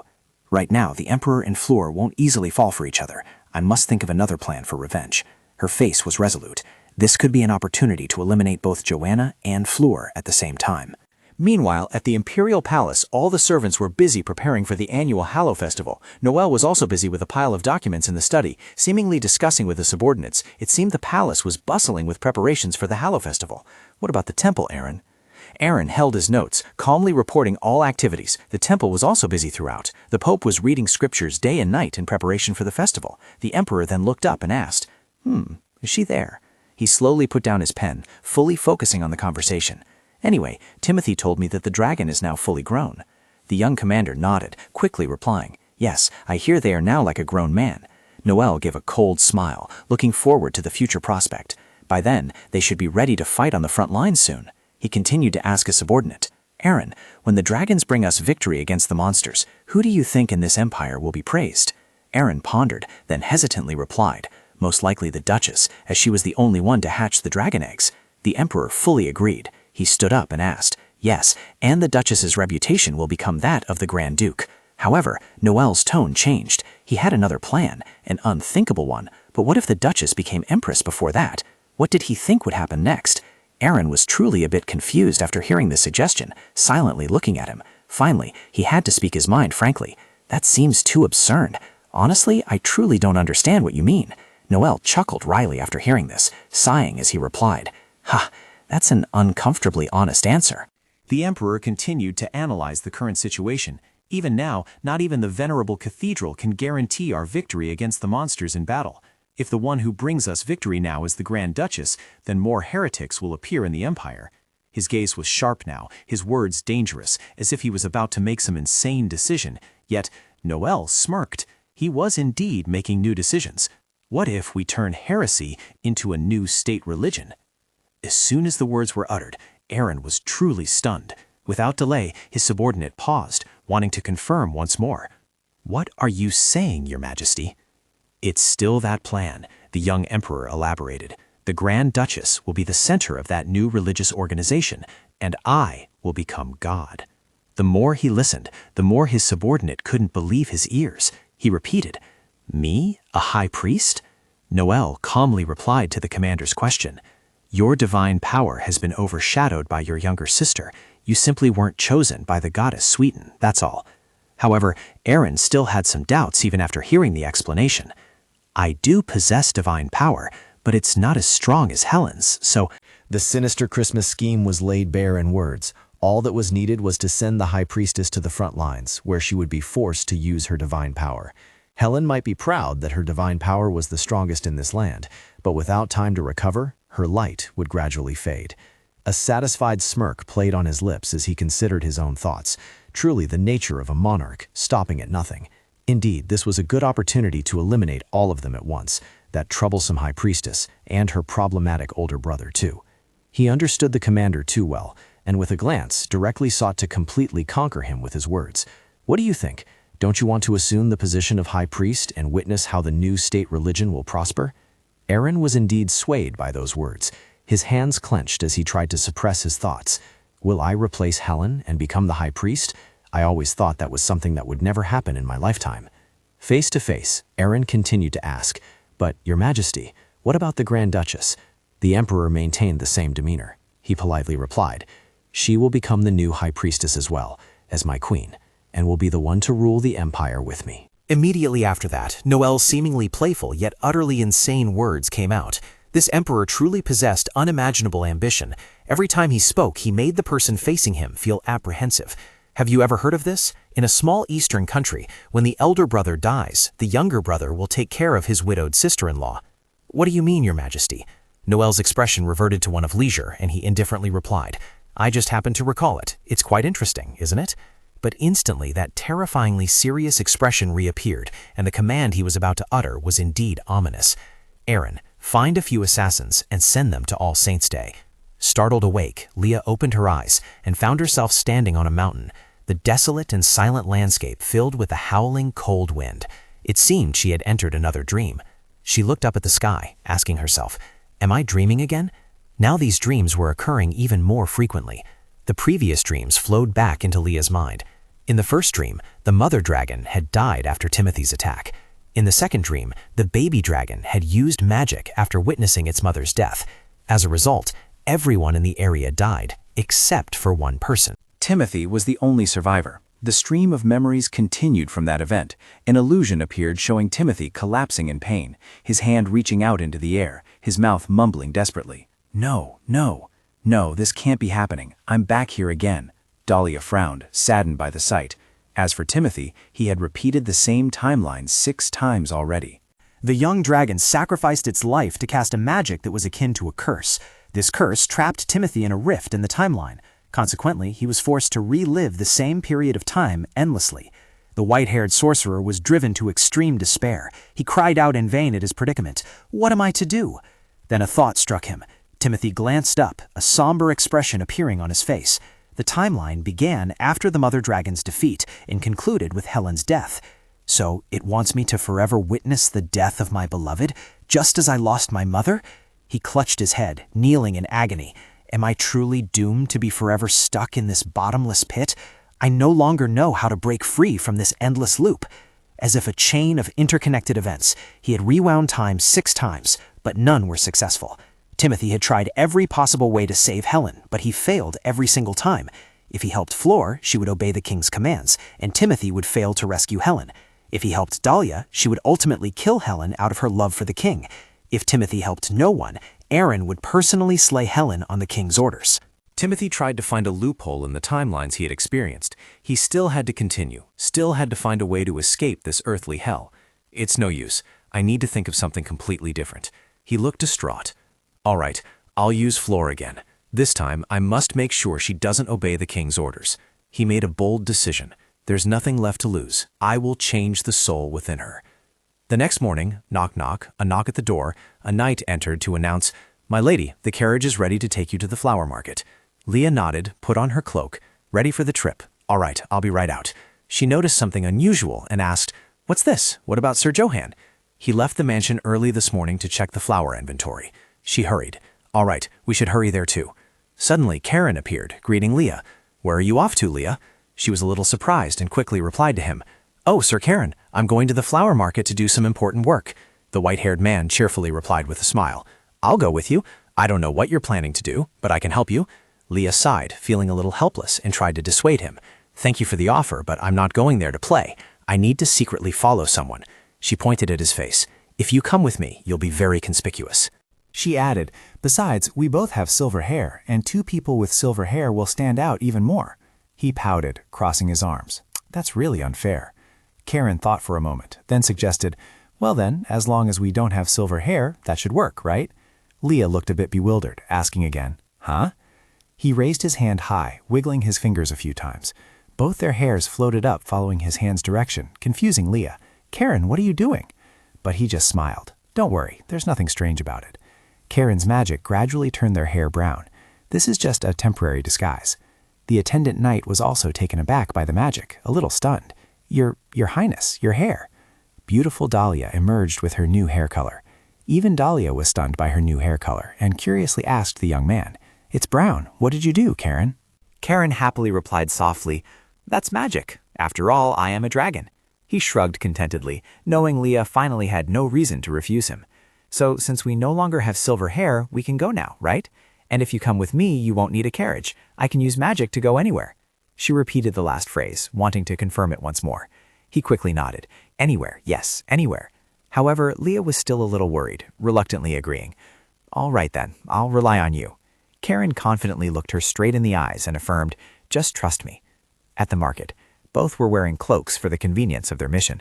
Karen looked around curiously, happily asking, "This market is so bustling. I wonder if it's because it's daytime." Daisy came closer and whispered to Leah, "My lady, the Grand Duke has probably finished paying for the flowers. I believe he's patrolling in the nearby area." After hearing this, she nodded, deciding to proceed with the next step of the plan. "Then we should go there." She thought to herself, "Joanna might be near Johann." Suddenly, the young man accompanying her showed a surprised expression, as if he had seen a familiar face, and pointed towards the person. That's the woman from before." Dalia instinctively turned her head in the direction he pointed. "The woman from before? Karen, are you talking about?" In the distance, the figure of a cloaked person appeared. Her profile came into view. "Flor, she's here, just as I thought. I don't know what she intends to do, but I should follow her." She turned her head, signaling everyone to come with her. "Karen, Miss Daisy, let's just follow Flor." At this moment, Flor stepped into some kind of shop. The space was dimly decorated, the furniture was old, and on the cluttered tables were tubes containing liquids of unknown origin. She grumbled a complaint. "The smell is awful. I'll get out of here as soon as this is over." Another person's footsteps appeared. She held a wooden staff, tapping it against the ground, making clacking sounds. She cheerfully greeted the young woman in front of her. "Oh, a noblewoman. How charming." The young woman didn't pay much attention to the compliment. She seriously asked the person opposite her, "Are you the owner here?" She replied, "Yes, how may I help you?"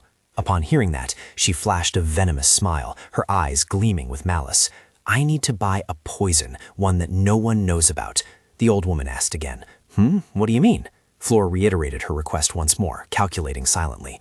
"As I just said, I'm looking for a poison that no one knows about and no one knows how to cure." She thought to herself, "Now I know Dalia is Chamenju. I have to do something." The shop owner opened a drawer and cheerfully said to her, "I understand. I have just what you want." She presented a bottle of clear liquid, which looked quite harmless on the surface. The girl picked up the bottle, a little suspicious, and asked her, "What is this? Is this really poison? It looks like plain water." The old woman calmly replied, "Why would I need to deceive a noble woman like you? Just one drop of this is enough to make someone bleed to death." Flora asked again, "Really? All right, I'll take it." She threw the money pouch onto the table, a signal of a successful transaction, and didn't forget to issue a threat. "Make sure this doesn't get exposed. This should be enough. If you dare to utter a word about today's business, you won't be able to keep that money or your life." The shop owner, pleased with the money, understood the implications and immediately agreed. "Oh, of course, I understand." She turned her head, as if searching for someone, wondering if Joanna had found Johann yet. Biting her lip, Flora uttered venomous words in her heart. "Just you wait, Chan Menju. Do you think you can deceive me? Someone like you, I can crush with my bare hands." She stepped out of the shop, taking off her hood and cloak, still lost in her own thoughts. "Everything will go exactly according to my plan." From a distance, a voice called out to Lady Flora, "We apologize for being late." Flora returned to her usual amiable state, her tone gentle. "It's all right. I just arrived myself. Now that everyone is here, shall we go somewhere interesting?" Observing from above for a long time, the three people were all very suspicious of Lady Flora's behavior. Leah pondered her recent actions, which raised many questions. She had gone into the potion shop earlier, so why was she standing there now? She turned away with a sigh. Just observing wasn't enough. She couldn't tell what the other person was thinking. A figure in a black coat glided past, and she recognized him. Johann. At that moment, Johann was also thinking of her, curious to know the whereabouts of the one he cared for. "I've finished buying the sacklote flowers. I wonder if Leah is at the flower market now." He then recalled her suggestion from yesterday. "Johann, let me accompany you to the flower market." He immediately felt a little happy, smiling faintly. "She wants to come with me. That's Leah. Even so, I still suspect Lady Doa." A sudden scream erupted from behind, and a girl from behind abruptly clung to Johann's arm. The girl looked up, quickly apologizing. I'm sorry, I just tripped, so..." He was clearly annoyed, glaring at her with a dark expression. The young lady quickly recognized the person she had just touched. "Oh, Grand Duke." Johann also recognized the girl, pursing his lips in thought as he reconsidered. Leah had guessed correctly. It was Lady Joanna. So she really came here. He nodded coldly, greeting her. "Long time no see. It seems you've also come here to see the market sights. I'll be going now." Joanna's face looked flustered. She wanted to stay and talk more. Wait, Your Grace," she said. "Since we've met like this, I have something to tell you." But he resolutely turned and left, sweeping past the girl coldly. "Unfortunately, I am very busy. I hope you understand." Seeing his cold demeanor, she clenched her hand. With a dangerous expression, she asserted, "If you leave, you will regret it. I have information about your mother." The words were truly effective. Johann actually stopped, his eyes sharp, and turned to Joanna. "What did you just say?" The girl stepped closer, whispering what she had just said. "I have proof."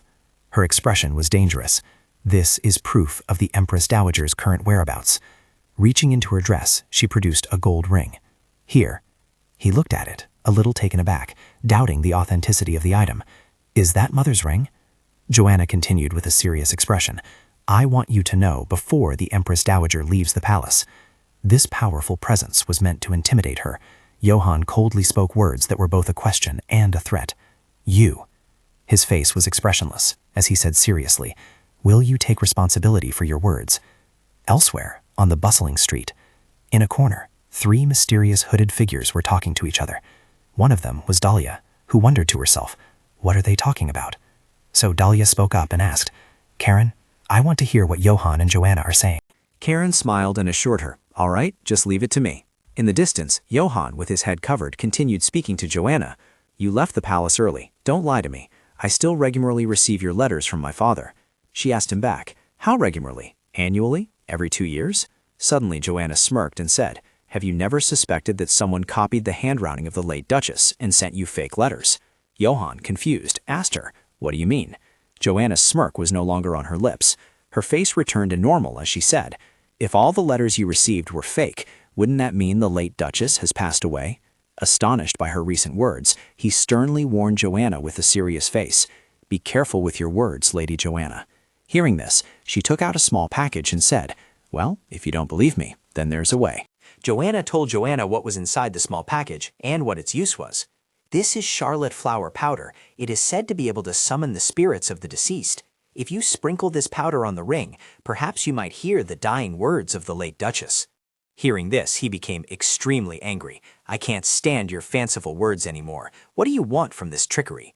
Suddenly, Joanna slowly walked towards Johann and told him, there is only one thing I have always desired. When she got close to him, she made a request. To thank you for the ring and the flower powder, I want you to hug me once. Johann was surprised and shouted, what? Joanna blushed and said, I have admired you for a very long time. Once is more than enough. In the distance, 3 girls were walking closer to Johann and Joanna. Among the 3 was Flora, who recognized them and said, isn't that Lady Joanna and Grand Duke Johann? The 2 girls accompanying her also recognized them. The black-haired girl exclaimed in surprise, oh, it's true. The blonde girl asked in astonishment, oh my, why are they standing so close? Flora smiled and said, indeed, they're standing so close, just like a married couple. Meanwhile, the black-haired girl laughed and pointed in a direction, saying, hey, look over there, isn't that him? In the direction the black-haired girl pointed, someone was running very quickly towards Johann and Joanna. Meanwhile, Joanna was still trying to get close to Johann to hug him. Johann dodged Joanna as if avoiding a plague and said to her, what do you think you're doing? She pleaded, just this once, please, my lord. Suddenly, a shout rang out, enough! The 2 turned to look, and it was Dalia. She ran up to them, furious. I don't think I can tolerate your behavior any longer, Miss Joanna. Recognizing her, Johann immediately called her name, Leah. When Joanna saw Dalia, she trembled. Grand Duchess, why are you here? Dalia tried to snatch something from Joanna's hand as she spoke. I've heard enough. How dare you use Madame Gu to threaten the Grand Duke? Hand over that ring now. This made Joanna shriek. During the struggle, Joanna accidentally slipped, and the packet of powder in her hand fell. It flew straight into Dalia's face. She frantically clutched her face and said in fear, I've inhaled flower powder. I can't breathe. Johann ran to embrace Dalia and frantically called her name, Leah. Meanwhile, Dalia said nothing, only staring straight ahead into space. During this time, Johann continued to call her name fearfully, Leah, snap out of it.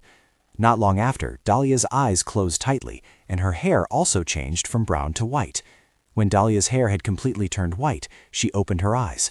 Dalia looked straight at Johann and said, Grand Duke. He was overjoyed and hugged her tightly, saying, thank heavens, I thought something terrible had happened to you. Dalia pushed Johann away and fearfully asked him, what are you doing, Grand Duke?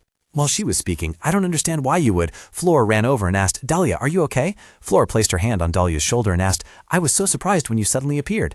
Dalia angrily pushed Flora's hand away and yelled, don't touch me. Dalia glared at Flora and interrogated her, why are you here? Who gave you permission to appear before me? Upon recognizing the person in front of her, Dalia squinted and said, wait a minute, now that I see you up close, you're not her. Hearing this, Flora was confused and wondered, what is she talking about? She's a bit strange. Is this really Chiminju? The blonde girl in the group advised Flora, Lady Flora, I don't think we should be here. We should leave now. So Flora also stood up and ran off, but still wondered inwardly, damn it, what's going on? Karen and Daisy also ran over, worried about Dalia. Karen asked, Leah, are you all right?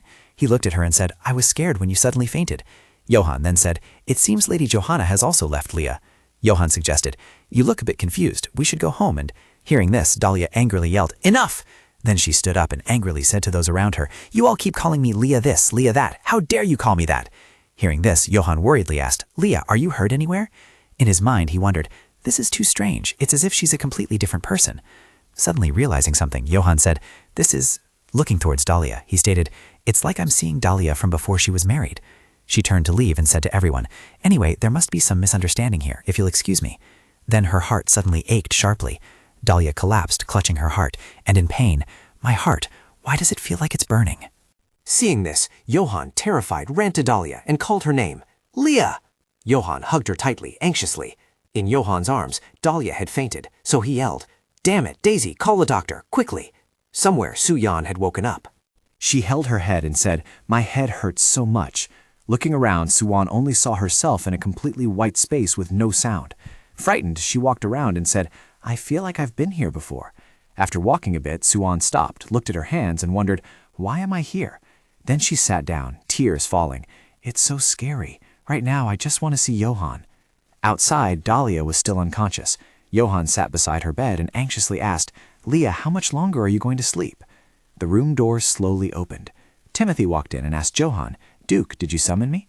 I have heard about what just happened. I think you're overthinking it. The Duchess won't turn into a different person just because of a few words from Charlotte. Johan, still anxious, asked, Timothy, you're finally here. I don't know what to do anymore. Before he could finish speaking, Dalia woke up and complained, It's too noisy.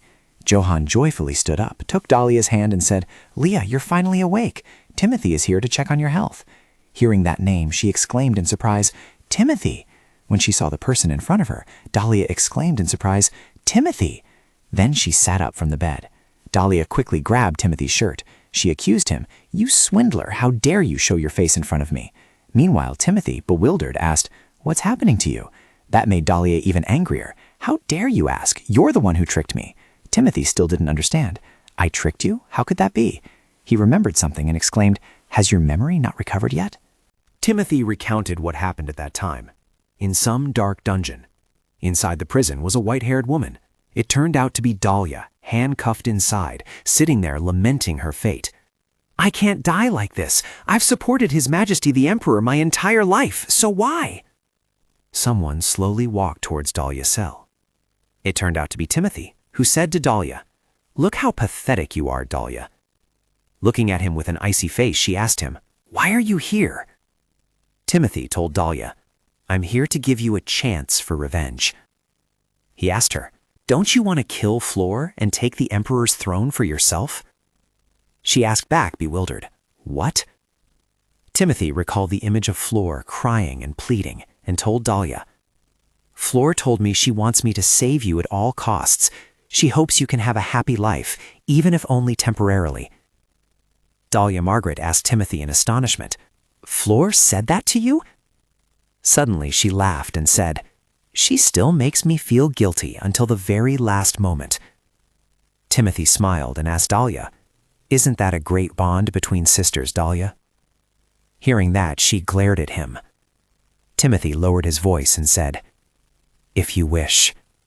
He looked at Dalia with a sharp gaze and told her, I can let another soul possess Flora's body. Hearing that, Dalia was astonished.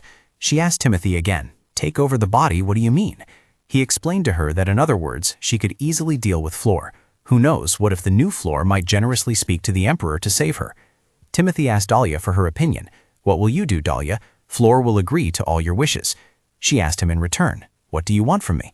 Timothy replied, Nothing. Timothy was astonished. What? He told her, All I want is for you to just say you want revenge, and I will take care of the rest. Even as he said that, Timothy's hands clenched, proving he was very angry. He thought to himself, It will be fine, as there would be no future for Helen, Flora, and Dalia to all survive. Remembering the image of the three of them, Timothy thought if he wanted to save Helen, he had to make good use of these two pawns. Dalia was skeptical, so she laughed and said, You want me to say I want revenge? Are you making fun of me? Timothy seriously told Dalia, I'm not idle enough to tell jokes to someone who's about to die. Dalia trembled and wondered, Damn it, can I really believe what he's saying? Is this really my chance? Timothy reached his hand through the cell bars and told Dalia, The decision is entirely yours. Looking at her seriously, he said, I'm sure you know that shaking hands with me is the only thing you can do right now. While Timothy was saying, I will make your wish come true, Dalia looked annoyed. Then she raised her hand, and Dalia took Timothy's hand. When the story was finished, Dalia was still gripping Timothy's shirt. She angrily looked him straight in the eyes and asked, What, make my wish come true? Timothy was trying to calm Dalia down, telling her to settle down, but before he could finish his sentence, she screamed, Shut up! Dalia clutched Timothy's shirt even tighter and said, Thanks to you, I even have to die yet again after my death in the previous world. She looked at him with eyes full of hatred and asked him, How dare you swap my soul? Dalia angrily yelled, What are you going to do? How are you going to fix this? Johan took Dalia's hand and told her, Dalia, stop. She angrily yelled at Johan, Let go of me. I can stop myself from tearing into him, can't I? He told Dalia, You're hurting your own hand. Hearing that, Dalia was stunned. Looking closely, one could see her hand had small wounds. Johan took Dalia's delicate hand and worriedly said, Are you all right? You're scratching yourself by holding your hand too tightly. Dalia was confused by Johan's worried actions. Why is Duke Johann treating me like this? He's acting as if he loves me. She angrily pushed his hand away and furiously said, I understand, so let go of my hand. Dalia pulled her hand back and angrily said, You don't know how much I've suffered because of that bastard. Suddenly she felt a headache and cried out, My head! Johann gently approached and embraced her, then advised, I think you need more rest now, Leah. Dalia angrily pulled her hand back and yelled at Johann, Don't call me Leah. Nothing is going on between us, so why do you keep calling me by that nickname? Johann looked at Dalia and wondered, She's forgotten the time we spent together. Something is definitely wrong here. Then his gaze shifted behind her. It turned out Anne was peeking from outside the door. She wondered, I wonder if the Duchess is all right. Seeing her, Johann called out, Anne, just in time, go with Duchess Dalia and help her get treated. Anne trembled as she replied, I understand, I get it. Johann said to Dalia, I think you need to go and calm down first, Dalia. She was frustrated but agreed. Anne led Dalia and said, This way, Your Highness. Dalia, still angry, yelled, Don't touch me, I can walk by myself. The two of them then left and the door behind them closed. Timothy sighed in relief. Johann called out, Timothy. Johann asked Timothy to explain what everyone was wondering. You need to explain to me what is happening here. A moment later, Johann and Timothy had sat down at the table. Timothy asked in return, You asked me to explain everything that happened, didn't you? Johann replied, That's right. Timothy told Johann to prepare himself, that he was ready to hear the truth. Johann asked back, astonished, The truth? Timothy began to tell the story, saying, First, let's continue from where we left off. Timothy looked at Johann seriously and said, You said that the Duchess was behaving like a different person after she ate the powder of the Charlotte flower. Johann didn't answer. He just nodded. Recalling what Timothy had said earlier, I didn't understand what you meant at first, but I can tell you now, having just seen her. Timothy informed Johann, I need to correct your understanding. She hasn't become someone else. Timothy spoke a painful truth. She has reverted to her original self. Hearing this was like a thunderclap, making Johann ask in fear, What are you talking about? Are you saying that my wife's body has been taken over by another soul? Timothy explained to Johann, No, it's the opposite. I'm trying to tell you that the original soul of that body has returned. Johann clutched his head and said, I don't understand anything you're saying. Hearing Johann say that, Timothy said, Let me ask you a question to make this easier to understand. Timothy began to explain with a question. Do you remember the first time you spoke with the Duchess before you were married? Johann realized something, and his eyes widened in surprise. Recalling when Johann met Dalia, he said, It was at the royal ball, when the Margaret sisters debuted in society together. Hearing Johann's account, Timothy asked him, Did the Duchess ask the Emperor to escort her, only to be refused? Johann shook his head and said, It was the opposite. I heard that she had her younger sister ask for an escort. Hearing this, Timothy thought, She offered to surrender. The original Palia would never have done that. And then, Timothy said, Yes, that must have been the beginning. Hearing this, Johann asked confused, What is beginning? Timothy continued to explain the moment when the spirit regained control of the Duchess. Hearing this, Johann helplessly clutched his head. Johann helplessly said, I don't know how much of this I should believe. Johann regained his composure, looking at Timothy, but his face was still pale as he said, So if I understand correctly, Timothy, you went back in time, repeating the same period over and over, and this happened because you tried to take advantage of Flora and Dalia to lift the curse. Timothy replied, It's true that initially I only did it to change Flora's soul, but something must have gone wrong with my spell. The Duchess was also swapped. Johann held his head and thought, These are reapers. After thinking of it more, his eyes lit up slightly. He thought, But for some reason, perhaps I might remember that timeline. This sounds like a crazy dismissal, but I actually accept it for some reason. After thinking, Johann said to Timothy, I don't believe everything you've said, but for now I will accept it. I know the Charlotte flower can summon spirits, but I didn't expect this to happen. Timothy told Johann, That's wrong. The power of the Charlotte flower doesn't summon spirits. Timothy further explained, More precisely, its power is to eliminate spirits. Timothy seriously stated, The stranger's spirit was likely identified as an evil spirit because it was expelled upon contact with the flower powder. Johann was astonished to hear that. Wait, then, Johann anxiously asked Timothy again, So what about the stranger spirit? Where is she now? Johann wondered if she had vanished. Seeing Johann was extremely worried, Timothy said, Not necessarily. Timothy reassured Johann, The Charlotte flower will have an effect for a while, but that spirit should return in time for All Saints' Day. Johann breathed a sigh of relief. So she hasn't truly left. Suddenly, a voice interrupted their conversation. So what about me? The door slowly opened. It was Dalia walking in. Johann asked Dalia, Dalia, are you feeling better now? She replied, "Yes, I returned after calming down and accidentally overheard this interesting conversation." Then Dalia looked at Timothy with contempt and asked him, "So what happened to my soul?" Timothy replied, "Dalia Margaret, your soul has been dead for a while now. You only temporarily recovered your body thanks to Charlotte's flower." Dalia Margaret angrily asked again, "Are you saying my soul cannot maintain this body?" Timothy nodded and replied, "In other words, that's exactly it." Hearing that, she suddenly gave a faint laugh and said, "So I must always torment myself in regret, only to abandon this body once again?" Dalia Margaret clenched her fists and sadly said, "How futile." Standing frozen there, she thought, "But for some reason, I'm no longer as angry as before, nor am I sad anymore. Perhaps my heart has become empty after hearing that I was dead." After finishing her thoughts, Dalia Margaret turned her head to look at Timothy. She asked him, "You seem calm. Timothy, don't you feel any guilt towards me?" Timothy replied, "I can apologize if you wish, but I know that's not what you desire." Dalia clutched her head and laughed despairingly, thinking, "How shameless."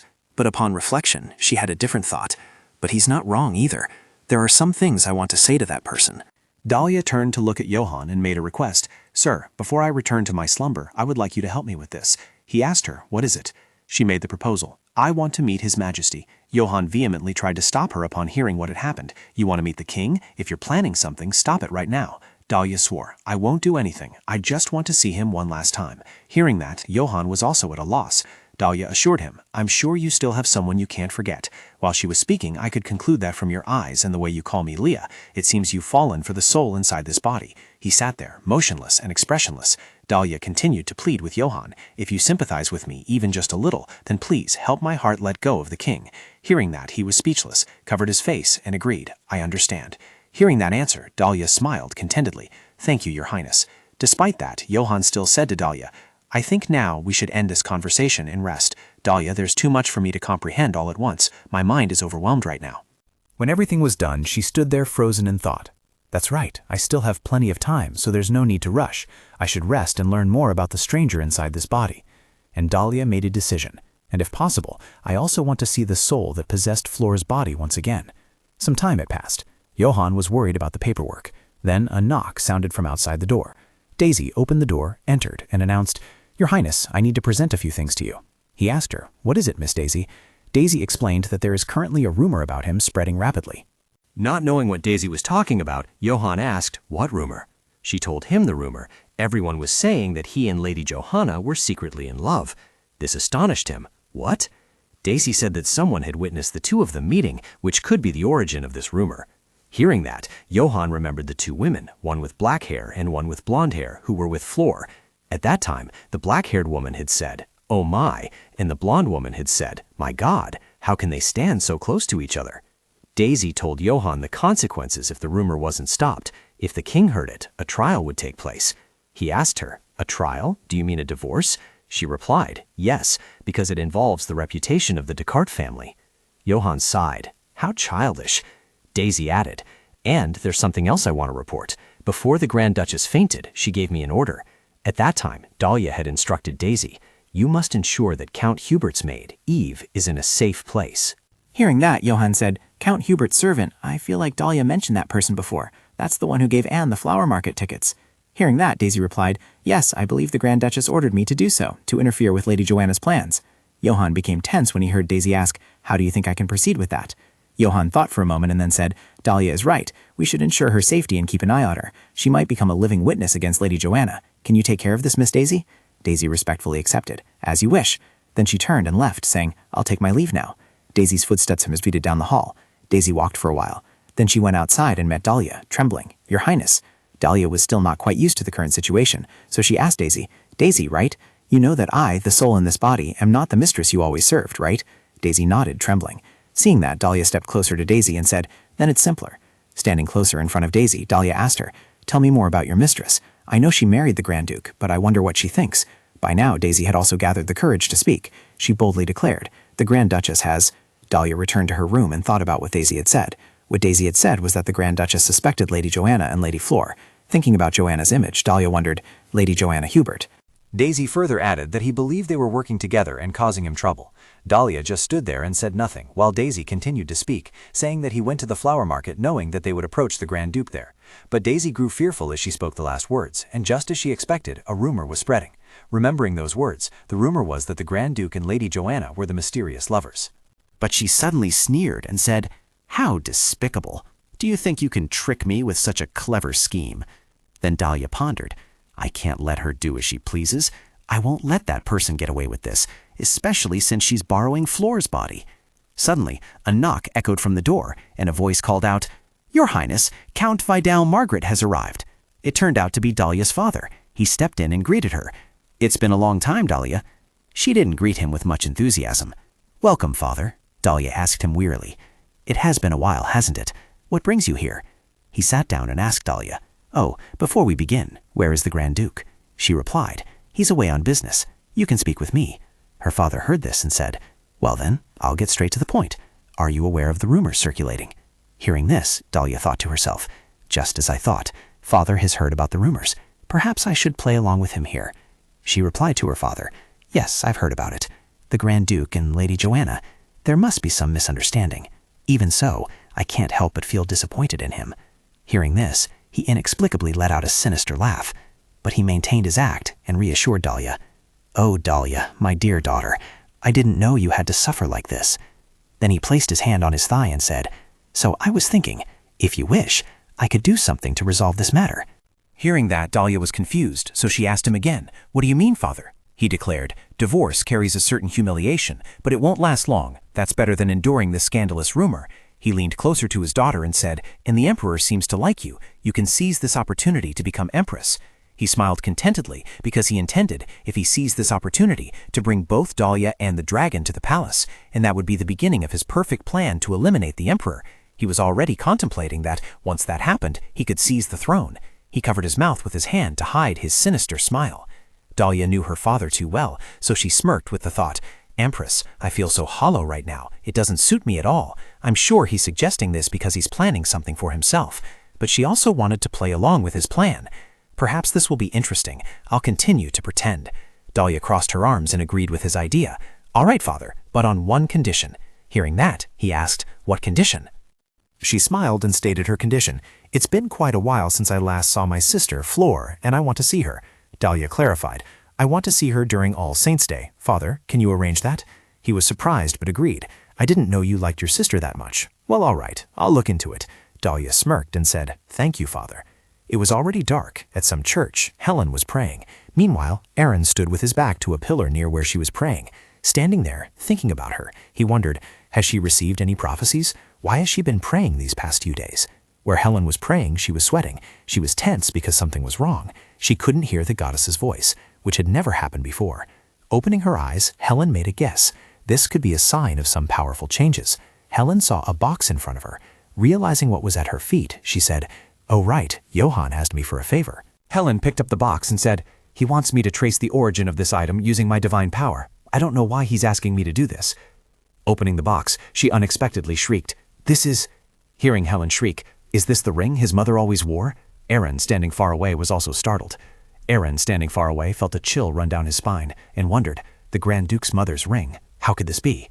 He turned around and thought, "Damn it, I shouldn't be looking at her like this right now. If Helen uses her power to track down the whereabouts of the former empress, everything will be exposed." Aaron opened the door, left the church, and planned, "I must inform the emperor immediately." Night had fallen. Somewhere, His Imperial Majesty, Emperor Noel, asked someone, "My brother asked Helen to investigate his mother's ring?" That person was none other than Aaron. He had arrived and reported, "Yes, Your Majesty, you must do something." His Imperial Majesty, Emperor Noel, suddenly smirked sinisterly. Then he said to Aaron, "Why are you so tense? Do you think my brother will rebel?" Hearing this, Aaron was slightly frightened and replied, "If he realizes you didn't protect his mother, he might threaten you." His Imperial Majesty, Emperor Noel, reassured Aaron, "Don't worry, Aaron." "Your Majesty," Noel smiled and continued, "everything will be prepared by All Saints' Day." In a market, stalls displayed a variety of fresh, delicious fruits. People bustled along the streets, and the atmosphere was lively. On the road, a carriage was moving forward, with Dalia, Johann, and Karen sitting together inside. The atmosphere was very quiet, very restrained. Johann looked out the carriage window, saw the bustling scene of people, and spoke up.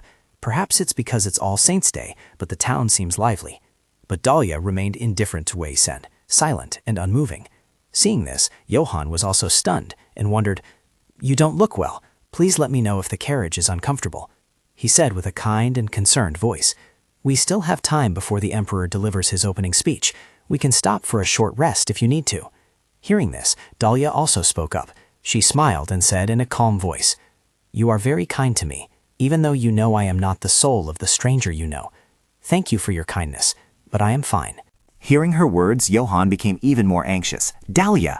But she no longer cared what he said and sharply turned her face away, thinking to herself, "Oh my God, today I'm going to meet the emperor. Thinking about it makes me feel anxious somehow." She thought seriously about what was about to happen. This time when she met him, she wouldn't beg for his affection like a fool as she had done before. She just wanted to sever this lingering feeling of hers. At this point she thought of someone else, and there was one more person she would meet. She would also meet Fleur soon. After thinking, she turned her face back to Karen and said, "Karen, do you remember what I told you yesterday?" Surprised by the question, Karen was stunned, but hearing her words, he wasn't entirely sure and replied, "I remember, but will you really do it?" Dalia calmly said with a firm tone, "Yes, it must be done today." Johann saw the two talking and asked curiously, "What is this about, Dalia? What did you ask Karen to do?" Dalia didn't answer Johann's question but turned to ask him, "First, I want to ask your highness something." She asked him with a serious voice, "When that stranger's soul returns, after I disappear, will you continue to love her?" Johann's voice was full of confusion. "Why are you suddenly asking this?" But she maintained a cold and calm expression. "I want to confirm your feelings for that stranger's soul, one last time." He was also very, very surprised to hear her say this. But he still answered Dalia sincerely and with certainty. "But when her soul returns, I will confess my love to her." As he said this, he clenched his fist and declared firmly, "And I will never lose her again." Hearing this, Dalia said no more. "I understand. After that, please give me time to gather my thoughts in the final moments of my life. This is also for the soul you love. I will bring Karen in case anything happens, so I will be fine." Karen, by her side, looked at her with a worried expression. Hearing her speak, Johann also started to say, but before he could finish, Dalia immediately continued, "I will do what I must do." She placed her hand over her chest and said with a firm voice, "And you should do what only you can do." Upon arrival, Dalia and Karen got out of the carriage, leaving only Johann inside. From inside the carriage, Johann looked at Dalia and said, "I will go to meet the High Priestess, Dalia. If anything happens, send a message through Karen." She replied, "Thank you, Your Highness." At this, Johann, still worried, genuinely expressed his concern for her. "I don't know what you're thinking, but please stay safe." After saying this, she and Karen turned and continued on their way. On the street, people were bustling around. Karen said to her, "I'm helping you because you said this is for Leah's benefit, so what should I do now, Miss Dalia?" Dalia was looking around for someone. "I have to find her first. She should be on the street because All Saints' Day is taking place." Suddenly she stopped short, looking straight ahead. She raised her hand, pointing her finger at the girl walking on the street. "Karen, when I give you the signal, bring Flora to me." In an alley between two buildings, Flora was pushed against the wall. Dalia smiled, crossing her arms and saying, "Well done, Karen." Flora found herself being dragged into an alley and angrily yelled, "What the hell? What are you doing? Who told you to bring me here?" Dalia calmly approached. "Your way of speaking is quite vulgar, Flora." She fearfully backed away, her voice trembling. "What are you doing?" Dalia stepped forward, grabbed Flora's hair and pulled her closer. "Hey, let go of me right now." Her face was cold as she spoke. "Shut up. You see, pain is the best tool to subdue a fool like you." After saying that, she slapped Flora across the face. Despite her painful screams, Dalia didn't stop, continuing to slap Flora's face. Karen, who was nearby, was also stunned by this sight. After slapping her for a while, she stopped, released her hand, the loss of support causing Flora to collapse to the ground, covering her face with her hands and sobbing. She was crying and terrified. She must be insane. At that moment, I also noticed, but this woman was not charming you at this moment. After seeing Flora burn for a while, Dalia calmly and coldly said, "That helps you clear your head a bit, doesn't it? I want you to answer me right now." At this point, she widened her eyes, her face devoid of emotion as she spoke. "What is your relationship with the stranger who possessed my body? Do you come from the same world as that stranger?" Hearing that, Flora endured the pain on her face and fearfully said, "The stranger possessed your body. Are you the real Dalia?" But Dalia ignored her question. "I told you to answer my question." Angrily, she lifted her leg and kicked Flora. She pressed the heel of her shoe into Flora, making her feel the pain and torment. Flora screamed, "Stop it! I'll answer you, so please stop." Hearing that, Dalia scoffed. She crossed her arms and calmly said, "All right, let's get back to our conversation. What is your plan? What have you conspired with Joanna Hubert?" Flora was stunned to hear that, her face full of doubt. She said, "Joanna Hubert?" But Dalia wasn't fooled by her act. She coldly declared, "I already know everything. Don't even think about pretending innocence, unless you want to be beaten more." Hearing about being beaten and recalling what she had just experienced, Flora fearfully spoke up. No, I'll tell you. Joanna Hubert, she loves Grand Duke Johann. She wants you and the Grand Duke to divorce. Hearing that, Dalia sat down, looking straight into Flora's face. She gently smiled and said, And what do you gain from that? Flora was stunned, her voice trembling and full of fear. She said, Her hands clenched tightly in front of her chest. Flora began to recount nervously. No, I'm not asking for anything big. I just want you to disappear from my sight because you're quite annoying. At this point, she spoke with a trembling and hesitant voice. That's why I thought about spreading rumors about you, and it would be great if you got a divorce. Dalia, who was beside her, listened with a cold, indifferent expression. She closed her eyes and thought, She's really stupid. I thought she might have some grander plan, but in the end, it's annoyingly predictable. The more she thought, the angrier she became, her hands clenched tightly together, her face furious. How dare people like this take advantage of me for their own selfish purposes? This idiot, my father, and Joanna too. Suddenly she stood up abruptly and said loudly, I'm afraid if I stay here talking to you any longer, I'll catch your stupidity. There should be a limit to stupidity, shouldn't there? After saying that, she turned to Karen and calmly said, Let's go, Karen. Karen, hearing that, also nodded and asked, Where are you planning to go, sir? But she just calmly continued walking, her eyes cold. Only one more person left. Once on the street, she said as she walked, to meet the Emperor. Inside the cathedral, Helen and Aaron were having a conversation. Aaron asked Helen, So, saintess, after your speech at today's festival? But before she could answer, she suddenly saw someone approaching. Oh, Johann. Johann walked closer to the two of them and said with a calm expression, Are you free, Helen? I need to talk to you for a bit. Helen seemed to know what he was about to say, and she calmly spoke up. It's about the ring, isn't it? I also need to talk about that. After saying that, she turned to Aaron and said, I need to discuss something with the Grand Duke for a moment. Please give us some privacy. Aaron also respectfully bowed. I'll take my leave. Johann asked, So have you discovered anything with your supreme power yet? But she only nervously held something with both hands. She placed her hands on his. Sir Johann, please listen carefully and don't be surprised, she said seriously. I cannot sense any life energy of the Queen in this ring. Johann was stunned, feeling something was wrong, and tremblingly asked, No life energy? What does that mean? But she only turned her face away, her expression sad. It is exactly as I just said. I believe the Empress passed away more than 3 years ago, though I cannot be certain, as my power is no longer what it once was. Hearing this, Johann seemed unable to believe it, his face losing all vitality. Impossible! His hands clenched, showing his suppressed emotions. He spoke to her in a pleading tone. Helen, can you see her final moments? I want to find some clues to know if she truly passed away or not. Helen calmly held out her hand, revealing a small, compact pouch she held in her palm. It can be done, with the energy of the flower. She began to chant a spell, and a magical array appeared behind her, with characters, as if alive, flying into the air and arranging themselves in interwoven rows. Warm blue lights began to merge with the ring Johann was holding. He carefully, gently brought it closer to himself and closed his eyes, sensing what remained. Was that his mother's last memory in the ring? In the memory was an image of the Queen with a distressed face, and she was crying. Suddenly, someone approached and threw a sword onto the ground near the Queen. The memory only showed a man with golden blonde hair and a scar right on his lip. The image ended there, and Johann started as if waking up. He couldn't believe what he had seen. Even though it was a hazy vision, he was certain. His face showed anger. The one who harmed his mother was Noel Harder Serbian. In the imperial palace, somewhere in the garden, Noel was resting. Just then there was movement. A girl was slowly approaching, but Noel didn't notice. He still spoke with his eyes closed. Didn't I say I wanted to rest quietly before the night festival? It's Dalia. I've come to see Noel. Long time no see, Your Highness. Hearing the voice, he was stunned and turned his face. Seeing her, he was also surprised. Grand Duchess.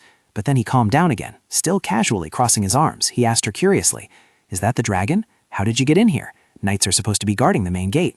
Karen, hearing this from the side, also spoke up proudly. As easy as stating a fact, I've put them all to sleep with my magic. Perhaps now they are having nightmares. At this, Noel also felt interested. Magic? You can control mana at will now? Interesting. And you, Grand Duchess? After speaking, he looked at her with a surprised expression, wondering why she had come to see him without him. Hearing this, Dalia naturally felt startled. She felt as if something was blocking her, preventing her from speaking, her lips unable to move. She thought she had prepared herself for this, but she couldn't move even an inch when standing before him. No, snap out of it. Getting this opportunity is already a miracle. I must end this before my soul dissipates. After a moment of internal struggle, she finally calmed down. She bowed in greeting. I am Grand Duchess Dalia Descartes. Greetings, Your Highness, the noble son of the Empire. I am here today to speak with you privately. If this displeases Your Highness, I will accept any punishment you deem fit. But Noel smiled and interrupted. There's no need for that. I was thinking of granting you a wish for your achievement in subduing a dragon. Dalia was stunned to hear this and asked in surprise, A wish? Noel calmly said, Yes, anything you desire. For example, Become a queen, for example. Hearing his words, she suddenly felt melancholic, disappointed, and somewhat skeptical. A queen? He used to be a discreet person, but now he was saying such things. Was he still the king she once deeply respected? Her hand gripped her dress tightly, as if preparing to make a decision. It was time for her to make up her mind. The king she had fallen in love with no longer existed. She smiled and tucked her hair back, displaying a graceful and gentle demeanor. Making such a proposal in a commanding tone to a married woman was truly unlike His Majesty. She thought to herself, It's time for you to leave everything behind and yield the throne to someone else, just like me. But outwardly, she said something different. However, I desire something else. As she spoke, she thought, For that to happen, the Grand Duke would need more soldiers to reclaim the throne. So then, at this point, her face was calm, but she spoke in a serious tone. I hope Your Majesty will expedite the construction of the cathedral in the north as soon as possible, Your Majesty. As she said this, she thought to herself, the cathedral would be the vanguard, drawing more forces to her side. Hearing this, Noel also pondered. A cathedral in the north? She, standing nearby, also nodded. Yes, a cathedral will help cultivate artistic spirit among the soldiers, and I hope that will alleviate some of the worries about fighting monsters. Hearing that, he also spoke seriously. All right, I will consider it. I did promise to fulfill all your wishes. At this point, he stood up, his voice calm. We will discuss the details later. Now I must go. She felt a weight lifted as Noel walked away. Her face was sad. All right, that's settled. Before, I didn't even dare to speak to you. At least now I've been able to ask for your help once. Then she looked down at her hands. At this moment, her hands seemed to be fading away. She could feel herself disappearing, sadly thinking, I don't have much time left. I might not even make it past midnight tonight. Karen observed her hands, his mood suddenly becoming anxious. Dalia, your hands. Perhaps fearing that Karen would become even more worried if he saw her hands, she quickly lowered her arms and clenched them tightly. I know, be quiet, anyway. Knowing she didn't have much longer to live, Dalia hastily made a request. Take me to the Grand Duke immediately. I want to say my last words to him. The scene shifts to His Majesty Emperor Noel. All the guards in front of him simultaneously collapse to the ground. Seeing the group of people sprawled before him, he thought to himself, they all just collapsed. I can't believe I considered these my elite guards. Suddenly, Aaron appeared from behind Noel. As soon as he stepped forward, he quickly spoke. There you are, Your Majesty. Everything is ready. Then he looked down at his feet, saw the group of guards lying motionless, and wondered, why are all the soldiers? Seeing his skeptical expression, Noel didn't bother much, nor did he bother to explain. That's not the issue. More importantly, everything has been prepared, so the plan will proceed as usual, won't it?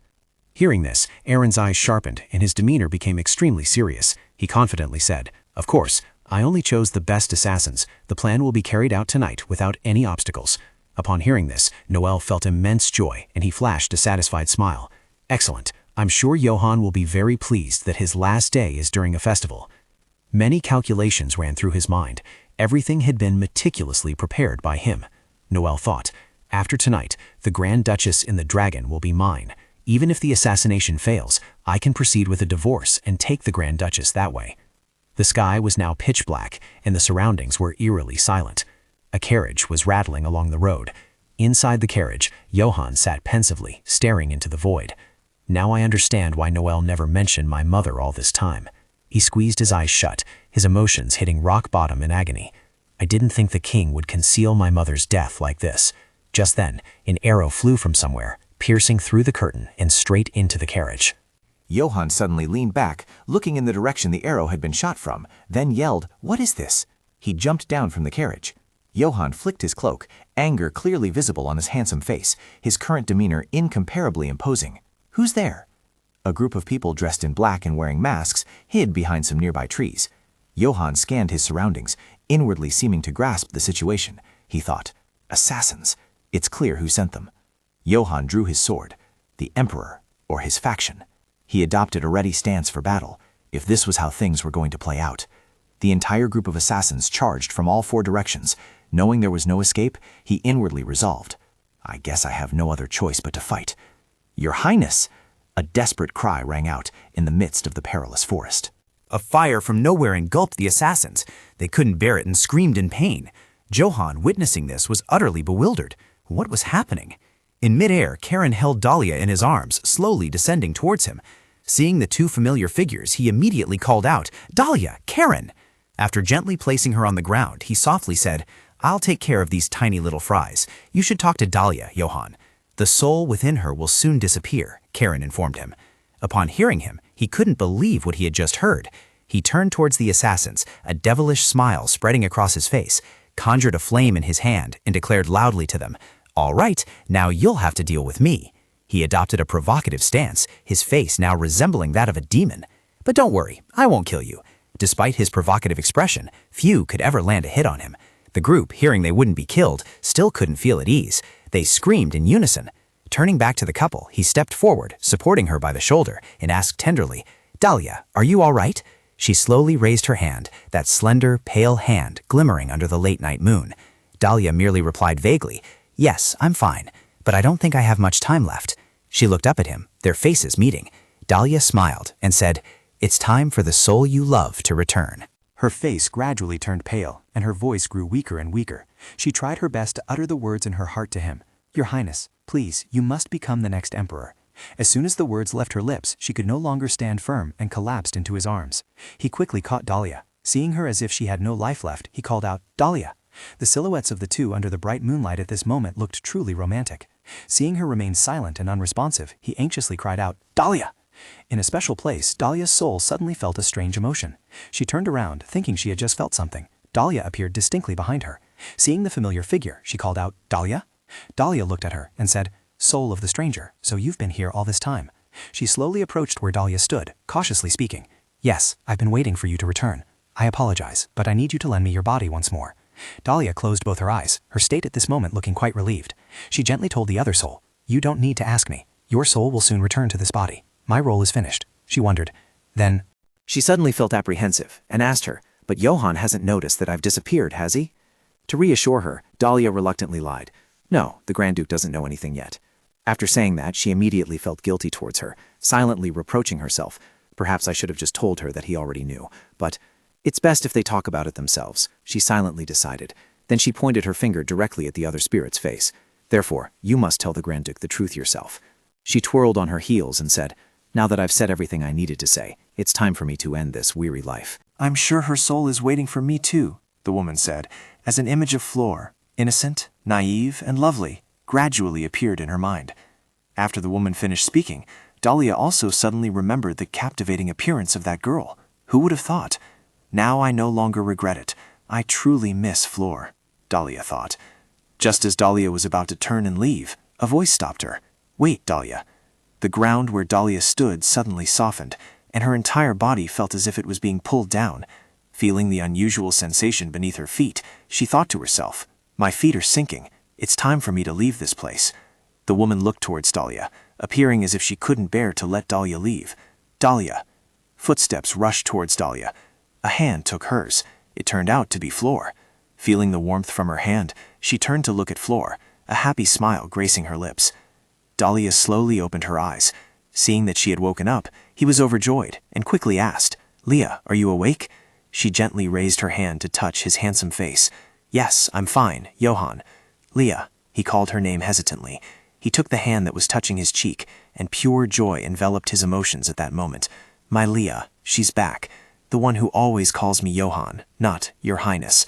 Her warm gaze and rosy cheeks, he thought and cried at the same time, tears falling onto her face. Those tears were probably tears of happiness, but somewhere a hint of regret was mixed in. She unexpectedly called his name, Johann. Thoughts continuously raced through his mind.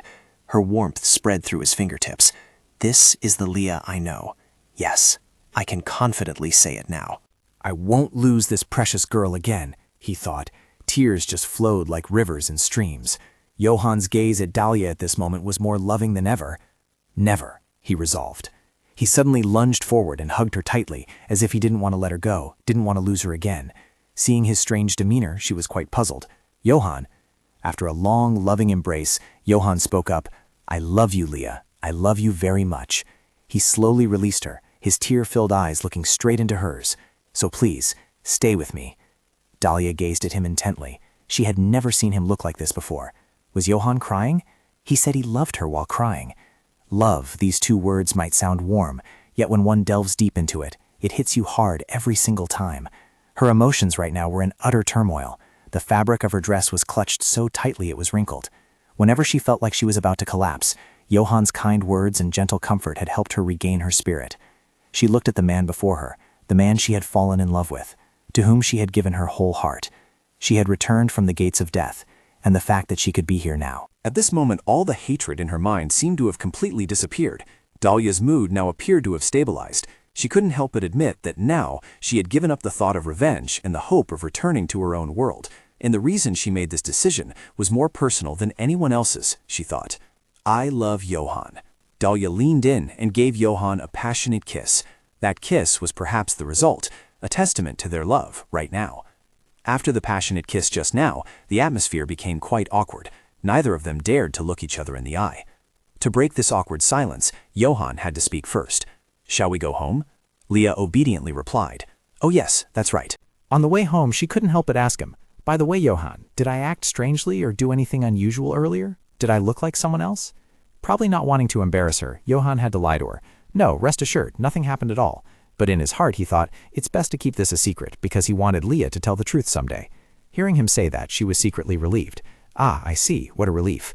He then said, however, there's still something I need to tell you. The Empress Dowager?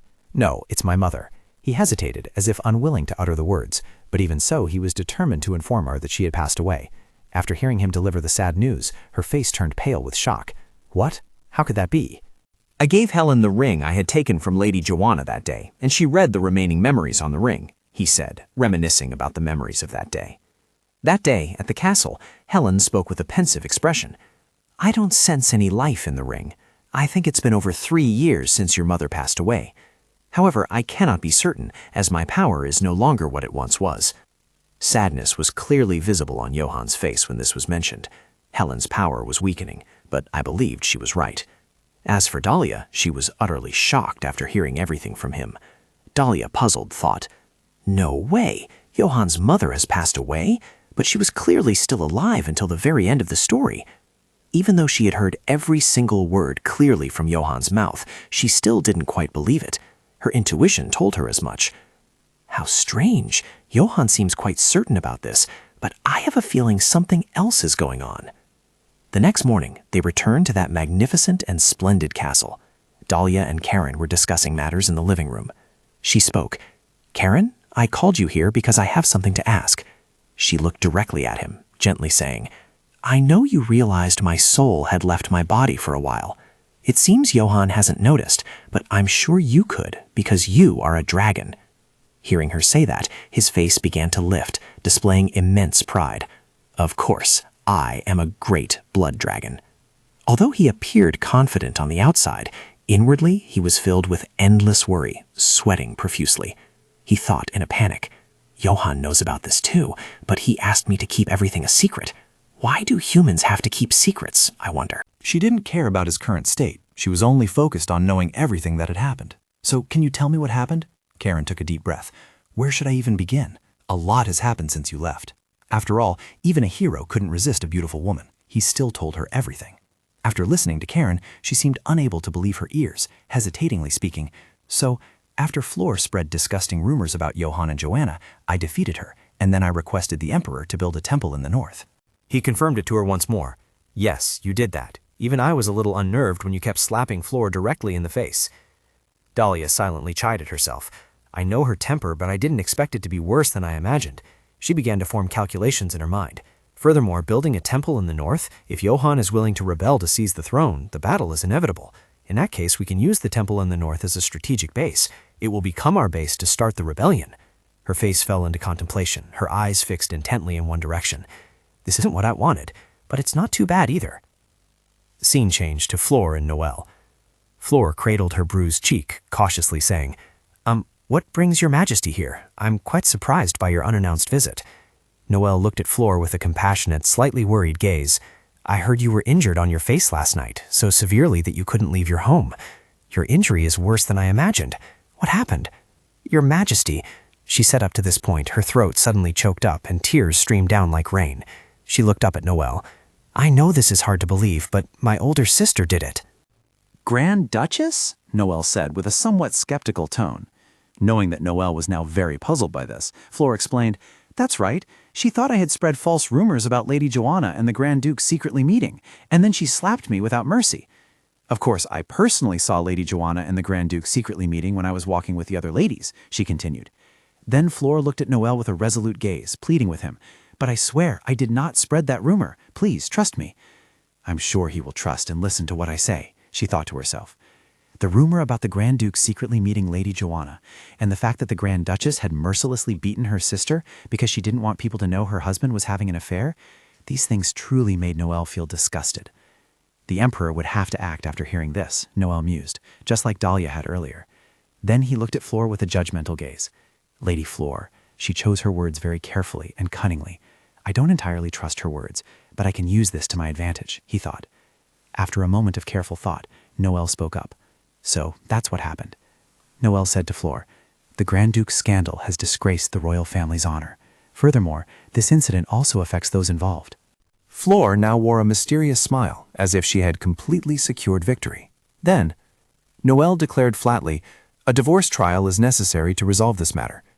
After her conversation with Flora, Noelle was now riding back in a carriage. The carriage rolled along the dirt road, emitting rather pleasant sounds. Noelle and Aaron sat in the carriage, neither speaking a word to the other. Noticing the quiet atmosphere, Noelle spoke up. Aaron, proceed with the trial as soon as we arrive at the palace. The assassination plan failed, he continued. Aaron was quite startled to hear that, his expression turning anxious. Aaron lowered his head, his voice dropping.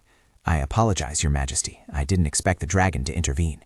Noelle turned his face away, as if he didn't want to see Aaron's remorseful expression. I don't want to hear your excuses, but remember, I will not accept failure a second time. The two continued their conversation as they walked. Noelle spoke up, asking, Anyway, I haven't seen Timothy lately. Do you know what's going on? Hearing that name, Aaron spoke cautiously. Sir Timothy, he seems to be frequently visiting to Cart Manor, where the Grand Duke resides. Aaron continued to answer his question. His official duty is to inspect the dragon. However, he seems to have been visiting more frequently than before. Furthermore, the soldiers I sent to observe to Cart Manor all collapsed and remember nothing. After Aaron finished speaking, Noelle's face gradually fell into contemplation. Noelle began to think, amnesia? A normal person couldn't do that. That means Timothy is behind this. Noelle boldly stated his deduction. Aaron also agreed with his opinion. That's what I suspected. Noelle continued with his train of thought. Timothy Giovanni, I don't know what he's thinking anymore. Is he planning to help Johann after all this time? Noelle was pondering. Then he concluded Timothy's purpose. Could he be doing this for the High Priestess? Breaking free from his thought loop, he spoke up, asking Aaron, How has the High Priestess been lately, Aaron? Hearing him mention Helen, Aaron's eyes lit up and his voice grew warmer. The last time I saw her, she seemed ill. She had been praying longer than usual, and her prophecies lately were no longer accurate. It was as if she was losing her powers. After Noelle heard this, his handsome face fell into contemplation once more. He rubbed his fingers against the armrest of the chair, looking quite skeptical. Losing her divine power. After a moment of thought, Noelle ordered Aaron, Continue to monitor Timothy and the High Priestess. In a certain neighborhood, two seemingly beautiful girls stood by the roadside gossiping with each other. The girl in the blue dress spoke first. Have you heard? There's a divorce trial today. Oh my, I didn't think the scandal between the Grand Duke and Lady Joanna would go this far. The girl next to her agreed, chiming in. That's right, the Grand Duchess said the scandal was a lie, but I suppose we'll know the truth once the trial concludes. Inside that solemn building, both Dalia and Johann slowly stepped into the courtroom. Their footsteps seemed incredibly heavy. As they approached the courtroom, he couldn't help but turn to her and ask, Leah, are you worried about today's trial? In contrast to his anxious mood at that moment, her face appeared strangely calm. It would be a lie if I said I wasn't worried at all, but it's fine, because this worry stems from the expectation that we will win. Johann quickly clasped her hand and gently said, That's right, we have both witnesses and evidence. The two continued walking and cheerfully chatting. Johann added, Moreover, when the trial concludes, the Emperor will have to listen to your demands. Once the temple in the north is built, we can focus on reclaiming the throne. After Johann finished speaking, she thought to herself, That's right, everything is going according to plan.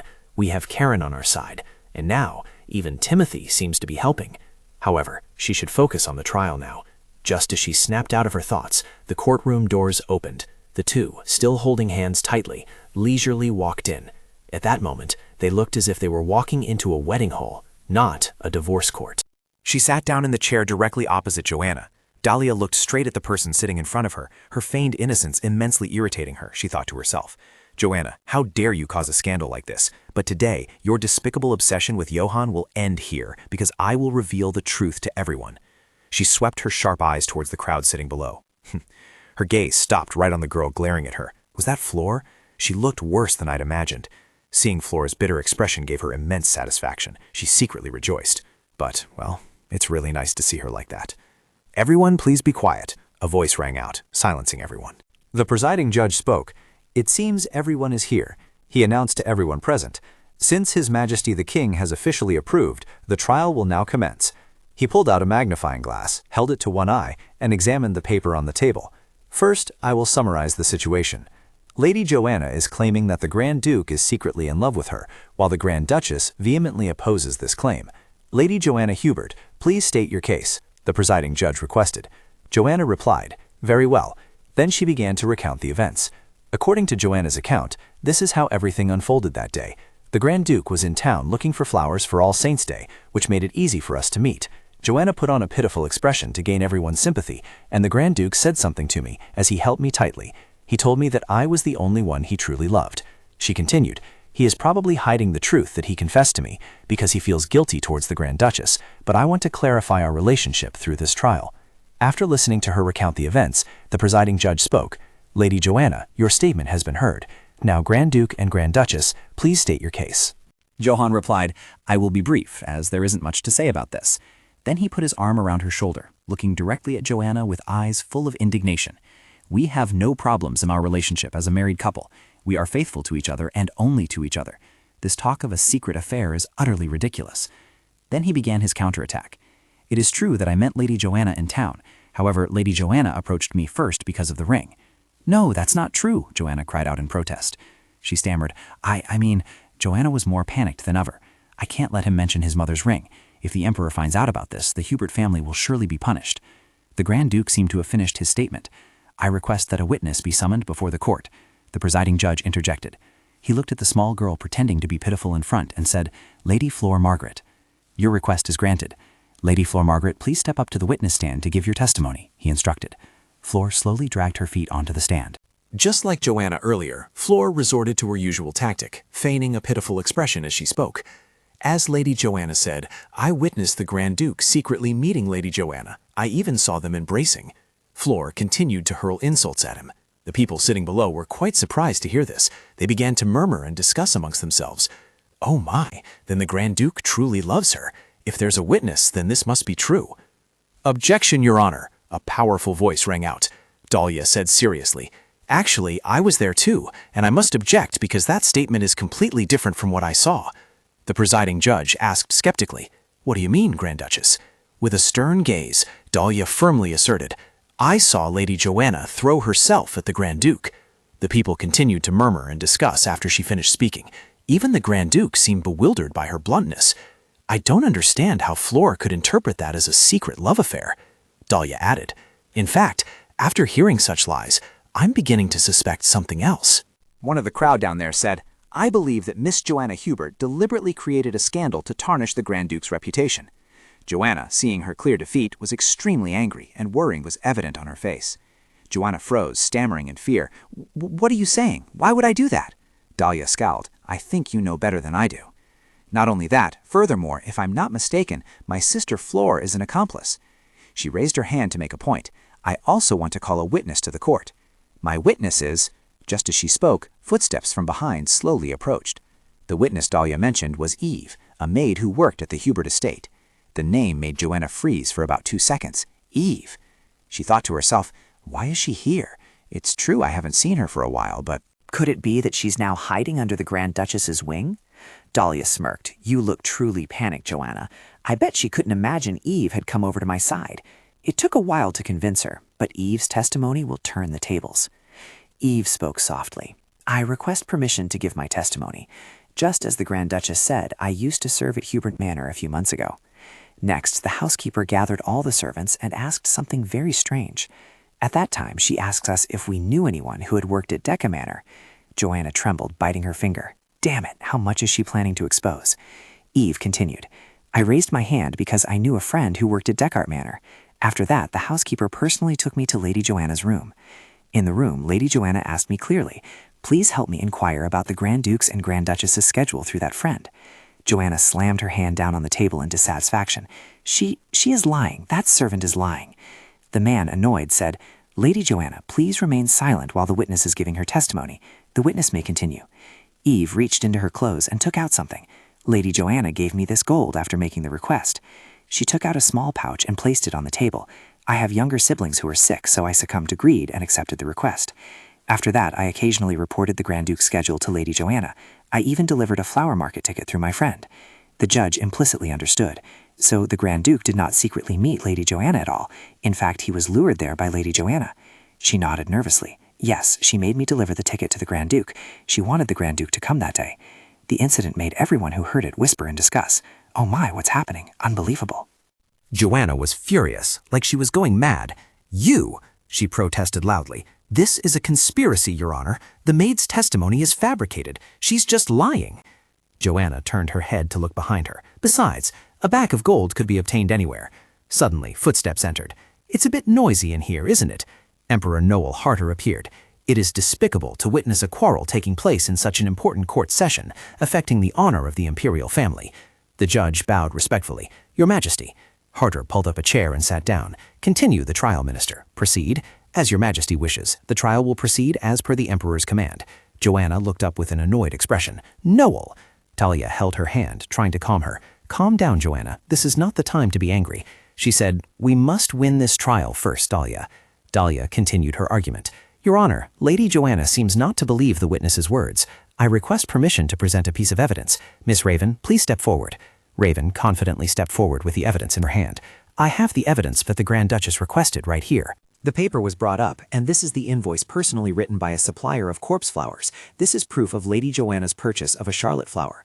Dalia asserted, I believe Lady Joanna planned to bewitch the Grand Duke by using flower powder to cause him hallucinations. Joanna gritted her teeth in fear, the terror evident on her face. Cold sweat began to break out. Dalia thought to herself, that's right, she can't deny this, because if she does, she's admitting that she bought the flower powder for Johann's mother's ring. How does it feel to be caught in your own trap right now, Joanna Hubert? Joanna's mind was in chaos. What do I do now? They already know about the charlotte flower powder. If this continues, it will lead to the Queen's lost ring. She clenched her hands tightly. She couldn't let that happen. Never. She began to sob. Your Majesty, why are you doing this to me? You needed my help. You said you loved me. How can you just sit there indifferently and watch? Dalia sighed in exasperation. She has nowhere else to run, so she wants to create a scandal. She really doesn't know when to stop. Tears welled up in Joanna's eyes, threatening to spill down her cheeks. I won't let us be separated because of the Grand Duchess. Please, say something. Your Majesty. Johann, his face as cold as ice, looked at her with an expression of disgusted annoyance. His gaze shifted, sharp as a sword. Johann said, I can't believe you continue to spout such nonsense. It's my fault for staying silent for too long. However, it's a mistake to think that everyone knows how much I love my wife. Johann wrapped his arm around Dalia. I want to make one thing clear. Dalia stammered. Johann? Johann whispered into her ear. I hope you can bear this, Leah. This is how we'll put an end to these rumors once and for all. It is an honor to have the Emperor as a witness. Therefore, I wish to make a very important announcement here. Noel Harter looked down coldly. The Grand Duchess is pregnant. Dalia froze in astonishment, unable to utter another word. Upon hearing this, both Noel and Joanna were utterly astonished. Dalia then turned and called, Johann. Oh my goodness, so the Grand Duchess is pregnant? It seems so. Johann continued, Someone has accused me of having an affair while my wife is carrying my child, but I am not such a despicable and petty man. If anyone spreads this baseless rumor and it reaches the Grand Duchess's ears again, I will personally take action without the need for a trial. Flora cried out. Your Highness, the silver-haired man spoke. I believe we can now reach a conclusion. Contrary to Lady Joanna's claims, there are no issues whatsoever in the relationship between the Grand Duke and the Grand Duchess. In fact, it appears Lady Joanna is deliberately making baseless statements to humiliate the Grand Duke. Therefore, I declare that Lady Joanna will be temporarily detained until a more thorough investigation is conducted. Joanna disagreed, immediately shouting, "Are you kidding? This was clearly planned. Your Highness, I beg for your mercy. I wish for a retrial." Noel coldly ordered, "Take her away." The subordinate immediately replied, "Yes, Your Highness."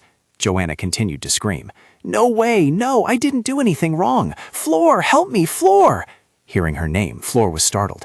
This foolish woman, is she crazy? Why is she calling my name at a time like this?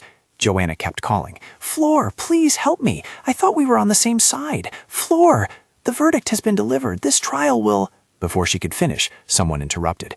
"Wait, I think it's time to expose the true accomplice of Lady Joanna, the other culprit.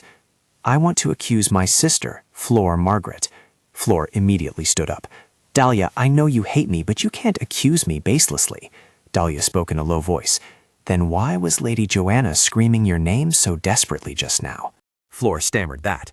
Dalia continued, "Let me guess. It seems you were the one who planned everything and then dragged Miss Joanna into it, weren't you?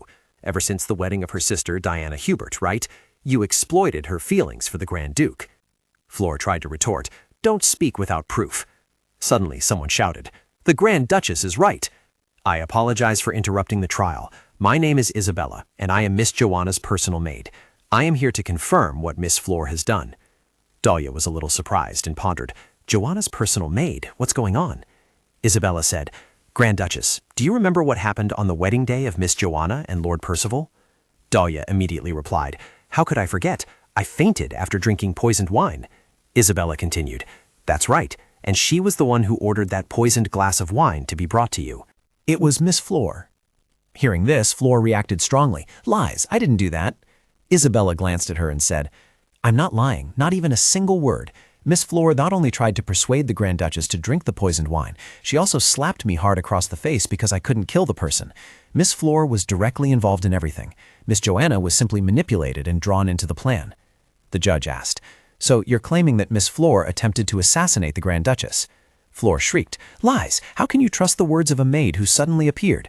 She clenched her fists in anger, thinking, "Damn it, what is she doing? Is she taking revenge on me for that slap?" The judge continued, "It seems we cannot reach an immediate conclusion. If this maid's assertion is true, the attempted assassination of the Grand Duchess requires further investigation. Therefore, Flor will be temporarily detained, and during that time she will also be required to cooperate with the investigation. Take Miss Flor away." As Flor was led away, she cried out, "No, this is clearly a conspiracy against me. Your Highness, please believe me." Dalia mused, "I'm quite surprised that a witness suddenly appeared, but she also exposed the poisoning incident that I thought would remain buried forever." "Flor, it's time for you to pay for everything. Or should I call you Li Sujan?" That afternoon, everyone got into the carriage to return. Sitting in the carriage, Johan asked worriedly, "Are you okay, Leah? You look so tired." She replied, "I'm fine. It feels like I've just shed a ton of weight." Looking out the window, she thought to herself, "I wonder what will happen from now on. The trial has also concluded and sided with me. If Flor is convicted and truly imprisoned, then my revenge will be complete. After that, will I return to the real world? But I still don't see anything changing. Did I miss something? Once again, Noel is still the king, and Timothy, who brought me here, is still trapped in that endless time loop. Perhaps I'm still in this world because I have to end that entire loop. The key to ending Timothy's time loop must be related to Karen, as he was the one who started the curse. After that, I also have to help Johan reclaim the throne. Everything is going according to plan, so there shouldn't be any problems. But when everything ends, I will return to my world, and Johan will be left alone. For his sake, I should divorce him as soon as possible so that he is no longer involved with me." By the time he ascends the throne as emperor, he will find a new wife, and he will certainly start a new life. And so it should be. Meanwhile, inside the prison, Flora was sitting in a heap in her cell. She bit her lip. "Damn it. Why? Why do I have to be stuck in this hole? I will never forgive you all. I will definitely get revenge on everyone who did this to me. Every single one of them." Especially that woman, Dalia, the root cause of everything. After observing her at the trial, I was certain that irritating tone of voice in those hateful eyes. It's Cha Minju. I don't understand why, but Cha Minju's soul has returned to that body. Cha Minju, I will kill you. I will definitely kill you with my own hands. One morning, Dalia sat on her bed. The trial had finally concluded. It was time for the next step. I need to meet Timothy first. If I can just meet him, he can talk to Karen. There must be a way to end this loop. Just then someone spoke up. "Madam, you have a visitor." Dalia replied, "A visitor? Let them in." Timothy entered. "Your Highness, it's been a while." Dalia wondered, "Timothy, why are you here? I was just about to look for you. I wanted to talk a bit about—" Before she could finish, Timothy interrupted. Your Highness, I apologize for interrupting you, but could you please hear me out first? I have an urgent request. Dalia stood up and asked. A request? Timothy replied. I need you to come with me to the grand sanctuary. Helen has locked herself in her room and refused to come out for several days now. There must be something that made her like this. I need you to say something to help her calm down. Dalia thought worriedly to herself. Helen won't leave her room again? Johann already said that her power is weakening. If that's true, I need to go verify it myself. Then she immediately agreed. All right, lead the way. The scene shifted to another location. By this time, Dalia and Timothy had also arrived. Dalia knocked on the door. Helen, it's me, Dalia. I have something I need to talk to you about immediately. Can you open the door for me? Helen, if you're in there, please answer me quickly. I'm very worried about you. Are you okay? The room door was then opened. Helen poked her head out and called, Dalia. Dalia hugged her and asked, Helen, what's wrong? Are you sick? Dalia immediately noticed the earring. She realized the color of the earring had changed. Timothy spoke up. She doesn't look well. Let's get her inside. Once inside, Dalia sat opposite Helen and said, Helen, have you calmed down yet? What happened? Could it be that she has lost her divine power? But why? Why did she suddenly lose her power? Can you think of any reason? Helen stammered. Perhaps it's because of me. I didn't follow the goddess's words. Dalia asked, puzzled. Didn't follow the goddess's words? Can you explain more clearly? Helen explained. When I received the dragon egg, the goddess sent me a prophecy. Offer the blood dragon's egg to the emperor.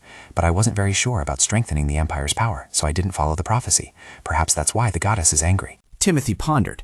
Has Helen lost her power? This is terrible. It's not as if she could vanish before my eyes at any moment. But this time, I won't let you die. I will certainly save you from this cruel fate. Then he spoke. Your Highness, this must be the prophecy about the Emperor. Do you have a plan? Dalia replied. I do. As soon as the northern cathedral is constructed, we will go to the capital with Johann's soldiers. Helen immediately asked. Wait, what do you mean, Dalia? Soldiers? Are you planning treason? Dalia said. This is just a plan. We need more time before we can carry it out. Helen was worried, but then Dalia stood up and said, Besides, please get up, Helen. We shouldn't discuss such serious matters right now. Helen, you need to rest. Come to Descartes Manor with me. Meanwhile, on the well side, someone entered. Your Highness, there is a petition from the Margaret family. Count Vital Margaret seems to be doing everything he can to get Lady Flora released from prison. Your Highness, what do you intend to do? Noel mused. A petition? How shameless. However, if I want to win over the Grand Duchess to make her the future queen, it's best not to anger Count Margaret. One needs to accept letting go of some things to achieve what they want. Then Noel spoke. Flora will be sentenced for a minor offense, after which she will serve her probation at Margaret Manor. Release her immediately. Aran said, So are you going to overlook Lady Flora's actions and accept the request? Noel smiled. Who said I'm overlooking her? Rather, I am maintaining a beneficial relationship with her. Oh, by the way, I want to host a party. Plan it as soon as possible before the Northern Cathedral is completed. Aran immediately asked back, A party? What kind? Noel said, How about a party to celebrate the Grand Duchess's pregnancy? Of course, that's just an outward excuse. We need to plan an assassination at this party. Back on Dalia's side, Helen kicked up her teacup and said, Dalia, thank you. I feel much calmer now. Oh, I heard the experiment was a complete success. I'm so happy. And you're also pregnant. Truly, congratulations. I can't wait to meet your baby. Dalia blushed. Oh dear, that's all a lie. We had to make up a story to stop rumors from spreading. Helen only then realized. Ah, is that so? Dalia replied, Yes, that's how it is. But what are you going to do now? You could get into trouble if the Emperor finds out you've lost your divine power. Helen replied, Yes, he always sees me as an obstacle. He might take this opportunity to remove me from my position as Pope. At the same time, he'll appoint Aaron to replace me. I don't know what to do anymore. Dalia clasped her hands tightly. She said, Don't worry, I will protect you until your divine power returns. No, even if it doesn't return, I will still protect you. That's why you must cooperate. Timothy, I need your help in protecting Helen. Trust me and protect Helen. Timothy gritted his teeth. He couldn't save Helen. He had realized this thousands of times already. But if he trusted the woman in front of him and cooperated with her, perhaps this time he could save Helen. He then made his decision. All right, I agree.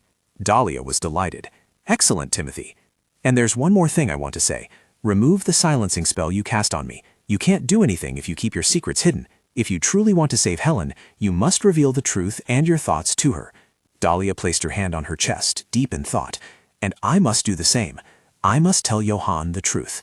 Meanwhile, on Johann's side, a voice from outside called, I have something to report, Your Grace. Johann commanded, Enter, Daisy. Daisy stepped inside. With your permission, Your Grace, I wish to report that we have successfully bribed a maid working in the palace. Johann turned. Understood. Did you find any more information about my mother? Daisy replied, No, unfortunately, Your Grace, but I did find something very sinister. Johann asked, puzzled. Something sinister? Daisy presented a key. Look at this key, Your Grace. Holding the key in his hand, Johann asked, What's this? Dalia explained. This is the key to the dungeon. It said that an unknown prisoner is being held there. It's been decades, and no one in the palace has seen this person. Perhaps this person is connected to the late emperor. Johann murmured, an unknown prisoner. A prisoner held in the dungeon for decades, unseen by anyone? Could my mother still be alive? That evening in Dalia's room, she gently opened her eyes when someone touched her face. Seeing him, Dalia called out, Johann. Johann rested his chin on his hand. Sorry, I didn't mean to wake you. Dalia smiled and said, It's all right, I just woke up suddenly. Johann said, By the way, I just heard this news. Helen and Timothy are still here, right? Dalia replied, Yes, Helen has lost her powers. I think this will be better for her. All right, and there's one more thing I need to tell you. Dalia immediately asked, What is it? He replied, After bribing a maid in the palace, we discovered something very sinister, an unknown prisoner held in the dungeon. I suspect that this person might be the empress. Hearing that, Dalia reacted strongly. The empress? So your mother is still alive? He said, It's just a speculation. We still need to investigate further. Dalia pissed her hand on her chest, pondering. Thank goodness. What a relief. Johann might be able to find his family again. Also, he won't feel lonely after I'm gone anymore. That's wonderful. Johann. Johann stared at her for a moment, then slowly reached out his hand. Pulling Dalia into his arms, he said, Thank you, Leah. If it weren't for you, I would have lost all hope and fallen apart. Thank you for being here with me. Dalia closed her eyes, feeling this warmth. She said, Me too, Johann. The night passed, giving way to the gradual dawn. The warm morning sunlight shone through the cracks in the doors. Dalia stood silently, gazing at herself in the mirror. She thought to herself, The empress might still be alive, and everything is going well. That means I now have to clean up the mess around me. However, first I should return to Margaret Estate and retrieve the contract I signed with Johann. When everything goes according to plan, we will have to divorce, as stipulated in the contract. Suddenly, the doorbell rang, interrupting her thoughts. Daisy pushed the door open and entered. The carriage is ready to go to Margaret Manor, your ladyship. Dalia nodded. Thank you, I will go now. Your ladyship, there are a few things I wish to inform you of, Daisy stammered. I heard that the emperor has accepted Count Vidal's petition. Therefore, Lady Flora has been released from prison. Dalia froze. Flora? She thought to herself, No, I knew my father would do something, but I didn't think the emperor would accept it so quickly. Perhaps he might be planning something afterward, something he can achieve by releasing Flora. Dalia pushed her worries aside and said, Thank you for telling me, Daisy. Let's go to Margaret Manor. After some travel, they both arrived at Margaret Manor. The two pushed the door open and stepped inside. Just then, a butler approached to greet them. Welcome, your ladyship. The count is waiting for you in his study, having heard of your visit. Dalia's expression became serious. All right, but I wish to go to my room first, just for a moment. The butler bowed. Of course, your ladyship. I will inform the count that you will be resting for a moment. After settling into her accommodation and resting, the room door slowly opened. Please wait in the hall for a moment, Daisy. Yes, your ladyship. Dalia stepped into the room. It's been so long since I returned here, she mused. She approached a cabinet and pulled it open. Dalia gasped. Thank heavens the contract is still here. She stealthily tucked the contract into her clothes. I found what I was looking for, she thought. Now I'll meet father and leave immediately after that. The room shimmered with a majestic golden light. Her father was already waiting. Father, it's me. He gently called her in. There you are, Dalia. Come and sit down, my child. Dalia sat down on the chair. I've heard about Flora. The emperor has agreed to your petition. I don't expect you to easily forgive her, after she had to apologize to me and the Grand Duke. He looked quite displeased with what she said. Her father was furious. Dalia, I'm not sure why you're talking about this. Have you forgotten our promise? Besides, you promised to divorce the Grand Duke without causing trouble. I promised to make you empress if you would just trust me and wait. So why are you doing this? Dalia frowned in confusion. Promised to divorce. Something must have happened when Dalia's soul returned. He must have been thinking about taking over the monarchy from me. She continued, But you've dismissed all accusations against Flora as the culprit. How will you take responsibility for this? Dalia rested her hands on her hips, her face serious. Take responsibility? Whatever promises we made, I am now a member of House Descartes. So what do I have to take responsibility for? Aren't you the responsible for the affairs of House Margaret? He clenched his fists tightly. Dalia, how can you speak to me like that? She tilted her head and smiled. Father, you should give up your greed for the throne. I think it's best if you focus on taking care of House Margaret. Furthermore, let me tell you, the throne will belong to someone else, Dalia said, annoyed. He was aghast. What are you talking about? Don't tell me. You've planned to support His Grace the Grand Duke in ascending to the throne as emperor? Dalia's father exclaimed in panic. Dalia continued nonchalantly. Who knows? We'll find out soon enough, but one thing is for sure. No matter what His Grace the Grand Duke does, I will support him, so I hope you will make a wise choice, Father. In another part of the building, Helen closed the room door. She stepped forward. I called you here today because there are a few things I wish to speak with you about. Helen looked at Timothy. Could you tell me what Princess Dalia said earlier, Sir Timothy? She was puzzled. What is this silence about? Are you hiding something from me? Timothy stammered. I cannot tell you. It's all to protect you, but I will tell you someday. Helen froze. When will that be? In a year or 10 years? She reached out and took Timothy's hand. He was embarrassed. Helen, your hand. You always try to run away. I won't let you go until you tell me. Suddenly, a voice called from outside. Sir Timothy, you are needed outside. A guest is looking for you. He thought, a guest looking for me? Timothy released her hand. Helen, I'm sorry, but we'll have to talk later. I need to go now. He slowly walked away. I was wondering who it was, and it turns out it's you. So it's Aaron, Aaron said coldly. Long time no see, Timothy Giovanni. Helen worried. Aaron, why would my brother come looking for Mr. Timothy? Why have you come here? Aaron replied, I'm here because I have something to deliver. He wondered, something to deliver, you say? He nodded. That's right, but before I deliver it, I have a question for you, now that I'm standing before you. Aaron clenched his fist as if something was bothering him. He said sternly, why did you betray the king? Both stood silently, looking at each other, the space unusually quiet. Timothy replied coldly, betrayal? He smiled inscrutably. It's strange for you to say that I betrayed him from the start. I never served the king. I always did as I pleased. So how can you say I betrayed him? Aaron gritted his teeth in annoyance. Timothy. He thought to himself, Aaron, I would never have done this if Noel had become a capable king, and if he had chosen not to kill Helen. Therefore, the only way to protect Helen is to trust Dalia and help Johann reclaim the throne. And honestly, I don't mind becoming a traitor to protect Helen. Aaron angrily said, Timothy, aren't you ashamed to say such things? I wonder if you'll continue to be so arrogant when I become the high priest. Even Helen inside the room was surprised to hear that. High priest? What is he talking about? She thought to herself, the king is about to choose me as the next high priest. Once I am promoted to high priest, even you will never be able to utter such shameless words again. His hands reached behind him, wanting to retrieve something. Aaron, you are... I don't want to continue this meaningless conversation any longer. I will give you this before I leave. An invitation card, an invitation to the celebration party for the Duchess's pregnancy. He then seriously reminded him, this is the king's command. You cannot refuse. See you again, Timothy. On this side of the castle, then. Dalia was astonished. Had Aaron gone to such lengths just to send an invitation? He nodded. Yes, though he also said some strange things. He said he would become God. She froze. God? How is that possible? But Helen is currently the high priestess of the temple, so how could Aaron be promoted to high priest? Perhaps he made some kind of deal with Noel. Furthermore, it's highly likely they agreed to make Aaron the high priest so that Noel could easily gain power over the religious followers. Helen worried. I knew this day would come, but I didn't think it would be like this. Dalia comforted her. Helen. Timothy wondered, what are you going to do? Duchess, I have a feeling something will happen at the party if this is Aaron and Noel's plan. Dalia held the invitation card in her hand for a long time.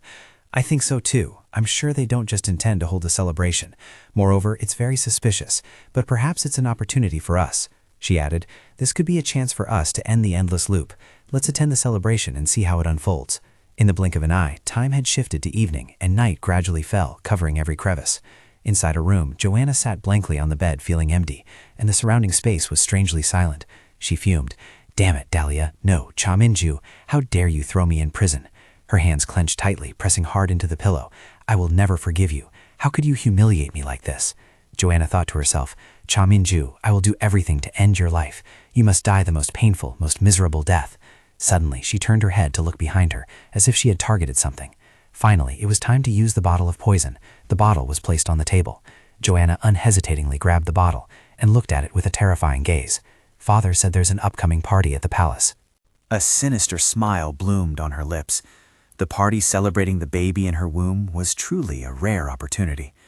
She mumbled, I hope you'll like this gift, Cha Min-ju. You'll cough up blood to your death when all eyes are on you. Preparations were nearing their end. Everything was bustling, and the busyness intensified. Dalia sighed tiredly, gently easing herself onto a chair. She glanced around, feeling that everything was getting too busy as the party approached. Moreover, there were so many gifts on the table. Everyone had sent too many baby presents. Dalia awkwardly thought, what am I doing with a baby that isn't real? I feel so guilty. Footsteps approached from afar. Karen pushed the door open and stepped in. What's wrong, Leah? You look terrible. She shook her head. Oh, Karen, it's nothing. By the way, can you sit here for a bit? I want to ask you a few things. Karen sat down and said, you have something to ask me? What is it? Well, this might be a bit sudden, but... She asked, do you remember anything? When did you see Timothy? For example, is there anything you might not remember from before? Karen rested her chin on her hand. Is there something I don't remember? That must be rare. Oh, I've had some pretty strange dreams. In the dream, that person killed me. When I was killed by him, someone must have been crying. I listened very carefully. The sound was like someone crying. Hearing this, Dalia became genuinely a little worried. She thought, perhaps it was the cry of the mother dragon. Karen just silently sighed. He smiled. I'm not sure. Dalia was surprised. Huh? You're not sure? Well, I'm not really mad at him because it was just a dream, so I'm not sure about forgiving him or anything. She stammered, trying to explain. So what if Timothy apologizes to you for what he did in the dream? He still smiled. If that's the case, I might accept his apology. Everyone makes mistakes. Even if Timothy actually killed me, I could generously forgive him. Really? However, I have one condition. She was confused. A condition? Karen leaned closer to her face. I demand that you do not leave here and go anywhere. Leah, I want to be by your side and protect you forever. Therefore, remember this, inside the room. Johan and Karen were sitting silently, looking at each other. Johan looked over and said, you must have something to say if you've requested to speak privately with me like this, Timothy. Karen replied, first, I'm sure you know Aaron visited me 2 days ago. He gave me an invitation. I'm a bit worried. Furthermore, I'm sure you sense that this isn't just a simple anniversary party. However, perhaps Emperor Noel is secretly carrying out some plan. He might take your life. Johan was a little surprised after hearing this. He glared angrily. Johan stared down at the floor. I've been suspicious too. Noel tried to kill me once. Karen was surprised. So you also suspected Emperor Noel. In that case, allow me to offer a suggestion. Therefore, we should preempt them at this party. At the party, yes, we can use the stage to strike them when they're not paying attention. Johan somewhat agreed. That's a good idea, but right now I'm investigating my mother's whereabouts, and it would be troublesome to kill Noel before finding her. He thought to himself, I haven't even identified the prisoner in the dungeon.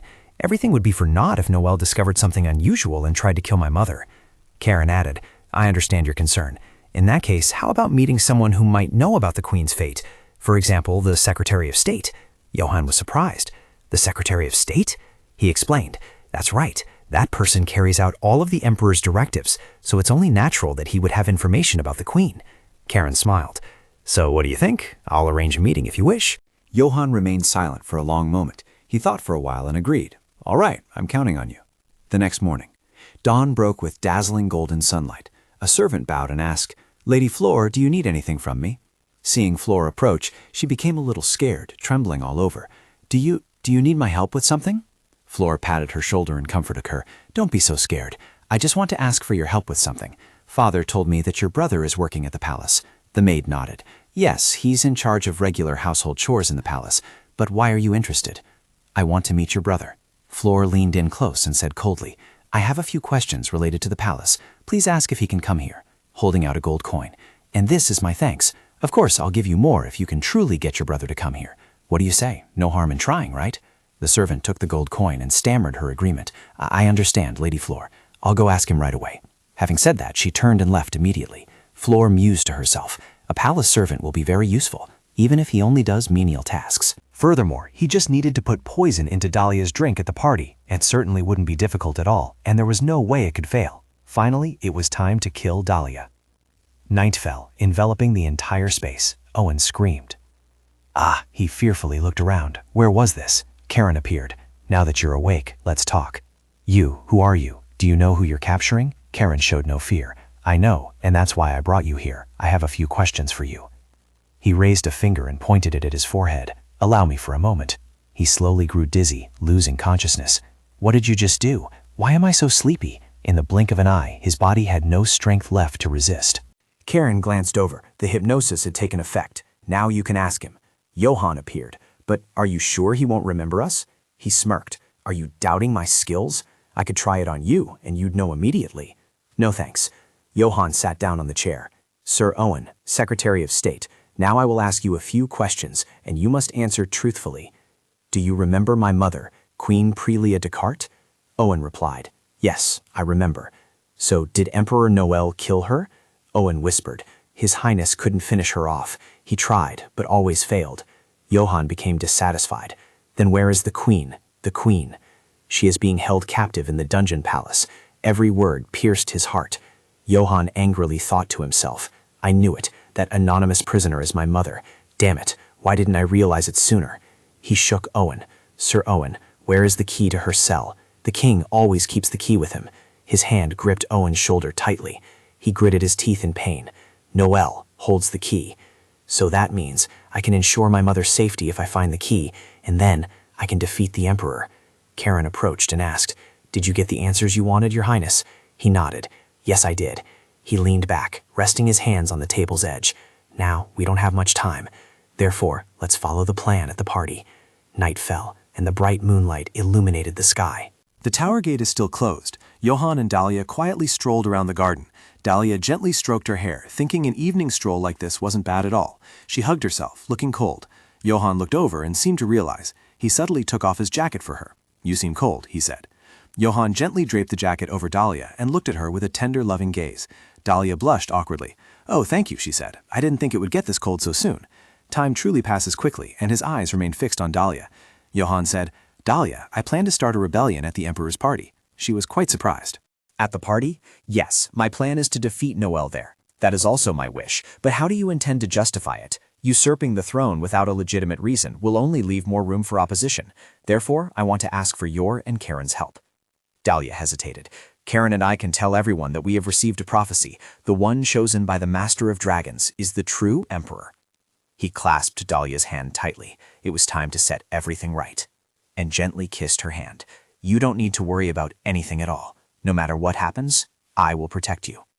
Dalia thought to herself, even at a time like this, he's still worried about my safety instead of his own. She told herself, Johann, there's only one thing that worries me. If all our plans succeed, and we divorce as agreed, then I'm afraid you will collapse, unable to recover. That is what I fear. Dalia called out, Johann. She lowered her face and whispered, When you have finished your revenge, there's something I want to tell you. He asked, Something you need to tell me. What is it? Their hands clasped tightly together. I can't tell you now, but I promise I will let you know when everything is over. Another day passed. A new dawn broke. It was the day of the party. Everyone around was dressed in beautiful attire, chatting excitedly. And then Joanna unexpectedly turned her head to look. Grand Duke Descartes and Grand Duchess Descartes both became the brightest stars of the party. The two women approached to congratulate Dalia. I sincerely congratulate your grace on your pregnancy, and I hope the goddess's blessings reach your child. Dalia awkwardly replied, Thank you very much. Everyone showered her with compliments, saying, Your grace looks even more beautiful than ever. This is truly a wonderful celebration for the Emperor. Karen clicked her tongue. Psst, I want to go to Dalia too. Daisy stopped her. There's nothing we can do. After all, we have another task. Then let's go somewhere else and wait. All right. The clatter of high heels echoed as someone entered from outside. Dalia's father and Fleur entered together. He instructed, Today is a very important day, Fleur. Don't overstep your bounds. I know, father. She forced a smile. Don't do anything, as if I would listen. This is the day I can finally kill Cha-Men-ju. How can I do nothing on a day like this? Is the poison properly prepared? The servant nodded. Yes, everything is ready. The only thing left is to put the poison into the Grand Duchess's glass on the day of the party. Fleur smirked triumphantly. All right, well done. If everything goes smoothly, I will reward you enough for you to live comfortably for the rest of your life. She thought to herself, Today I will be the victor, Cha-Men-ju. Our terrible intertwined fates will end here. His Majesty the Emperor has arrived. Noel Harter entered majestically. He stood above, calling down, Thank you all for coming here today. As you all know, today is a day of congratulations and celebration for the news of the Grand Duke and Grand Duchess's child. Therefore, as today is a special day, I shall select a few nobles and invite them to the palace's secret garden. Thus, from now until then, I hope you all enjoy the party and congratulate the Grand Duchess on her pregnancy. Dalia and Johann were standing some distance away, looking over. Dalia frowned. Noel, this is the last day you'll stand up there like that. Starting today, everything will change once this party ends. Outside in the garden, the light and the clear blue atmosphere truly knew how to make one feel at ease. The banquet tables were all prepared. Then please take this way if you have been chosen. Please have a seat. Dalia gently sat down on the chair. She suddenly realized something amiss. The person sitting opposite her at this moment was Flor. Dalia laughed loudly. It's been a while, hasn't it? Flor, I heard you were released from prison recently. I wonder if you should be appearing in a party like this so soon. Flor replied, Me? I couldn't possibly miss an event like this, could I? But inwardly she was seething with rage. Damn it, don't be so arrogant. Today will be the last day you get to act like that. Wait a minute. Hold on. Over there I felt someone was missing. Aaron wasn't standing next to the Emperor. Furthermore, those who usually follow Father Minju weren't here either. This indicates something is very strange. What exactly is going on? At this moment, Karen and Daisy were heading somewhere. He turned to look at her. Are you sure Johan's mother is imprisoned here? Daisy nodded. This is definitely the place. He ordered us to search for and rescue the Empress Dowager here. She glanced around, but it was no surprise that Karen doubted this. The hot, humid feeling in the mold-covered walls. Could it be that this place was completely neglected? This isn't where the Empress Dowager would stay, is it? That's why he came here at all costs. The voice made Daisy freeze. She readied herself for battle. Footsteps approached. I had hoped the Grand Duke would come here, yet he only sent his retainers. Aaron appeared, his eyes filled with hatred. Daisy couldn't help but be surprised. The commander of the Temple Knights? All right, that won't be a problem. You will die here. The three stood silently, looking at each other. The sword in Aaron's hand emitted a mysterious red light. Could it be divine power? Damn it, I'm in danger. She quickly drew her sword. I need to focus to take him down in one blow. Karen stepped forward and said, Daisy, I'll take on that guy. It's been a long time since I had a chance to show off. He turned back to look at her. It's fine, I'll defeat him myself. Daisy was annoyed. Quite confident, aren't you? Do you not think anything of me? It's not a big deal anyway. Each and every one of them will fall by my hand. Aaron angrily swung his sword. Come on, I won't go easy on any of you. Karen gave a wry smile. See? Don't worry about me anymore and go do your job. She looked at him puzzled. But, he shouted, I told you to go now. Daisy clenched her teeth, bewildered. And then, listening to Karen, he ran off. I will wait for you. All right, now it's just the two of us. He gestured with his hand. He smirked confidently. Let's see how strong you are. After running for a while, Daisy had slipped away to another location. She glanced around. How far have I gone? I must be deep inside now. I need to quickly find the Empress Dowager. Just as her feet were about to turn back, she realized something was amiss. Before her eyes now, was this a prison? Daisy froze. She slowly walked along the rows of cells. The Empress Dowager was probably here, and then stopped in front of a cell door. Could the woman inside be Her Majesty? Daisy shouted loudly. Your Majesty, wake up, please! The woman asked in fear. Who is it? Daisy drew the sword in her hand. I've come to save you. Wait a moment. I'll get you out of here. Suddenly, a voice from behind said, Who allowed you to go? What? How on earth? Footsteps approached. Ha! You say that. You hope that I will be defeated by that foolish dragon. It was Aaron. What a pity. It's over. Outside, where the party was taking place, someone slowly approached. Timothy bowed. Duchess. Dalia wondered. Timothy, what's wrong? You're disguised as a servant. Timothy reported. I suspect Daisy and Karen are in danger. From what I can sense with my energy, they might have reached Aaron's location somehow. Johann ordered. Then go help them. Leah and I will stay here and watch over everything. Go. Receiving the order, he immediately complied. Understood. I will return. Flora, sitting opposite, continued to stare intently at the two, never taking her eyes off them. She thought to herself, Ha! Cha-Min-ju, you're still calmly sitting here chatting? Well, enjoy it while it lasts, because this will be your last time. Once you take a sip of the wine before you, everything will come to an end. Noel Harder leaned his hands on the table and stood up. It seemed everyone was already present. All right, let's begin the party now. Surely everyone here knows the news that the Grand Duchess is pregnant. Johann felt a little uneasy upon hearing that statement. And of course, we must throw a grand celebration for such a momentous occasion. Dalia was equally anxious and restless. This is today's special wine. I hope all those present enjoy it. Flora looked at her with a sinister gaze.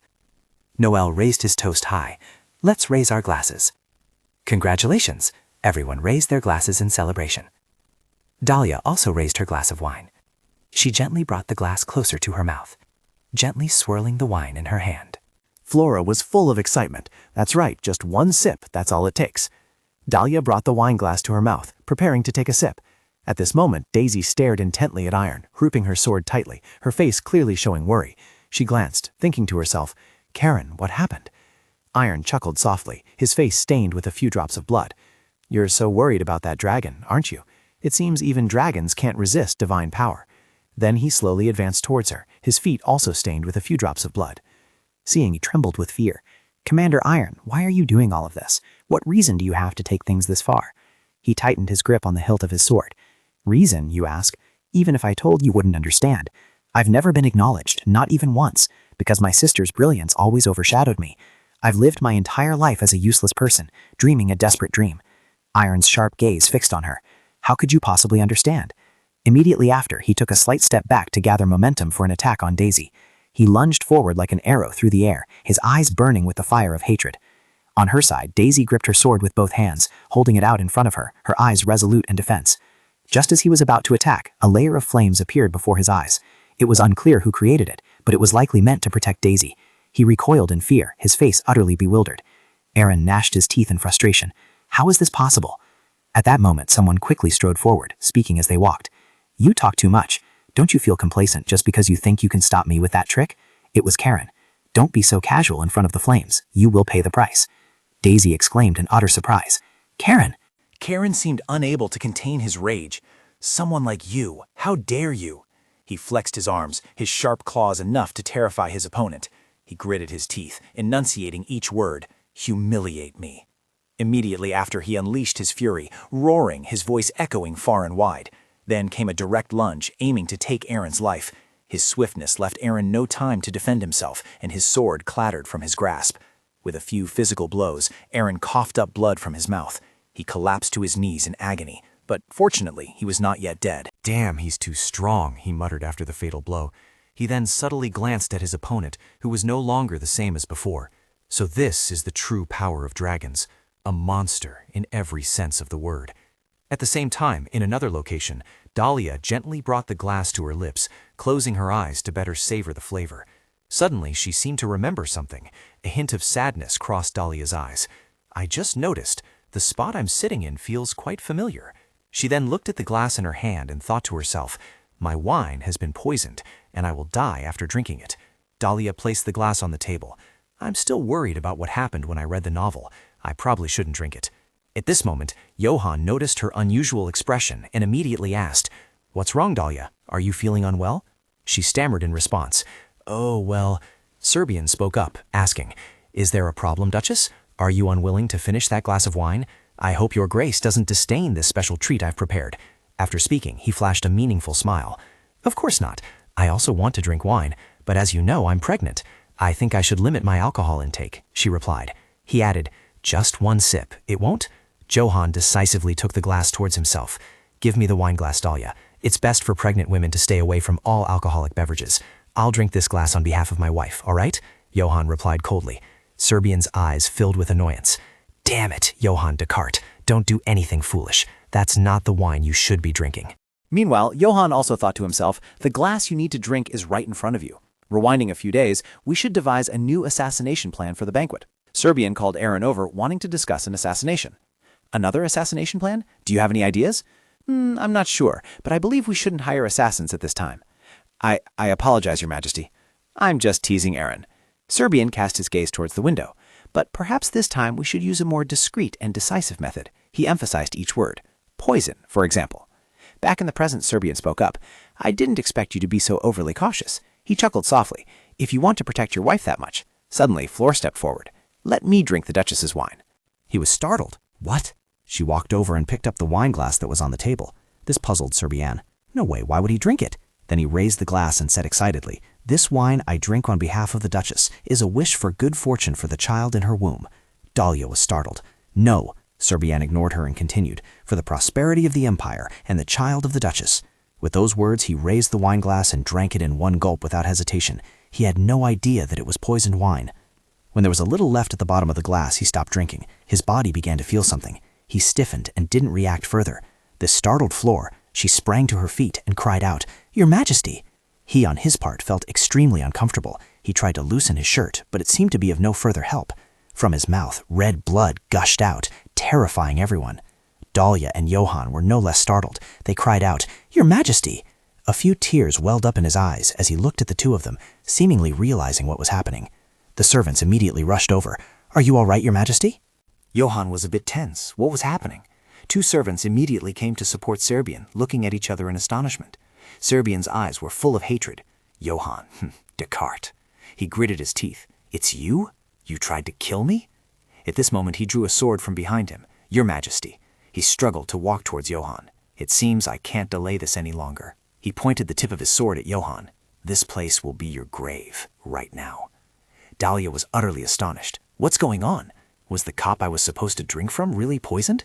Suddenly she thought to herself, wait, could Flora have done this? Flora, on her side, still had no further reaction. Dalia clenched her fists, deciding to do something. She turned to leave.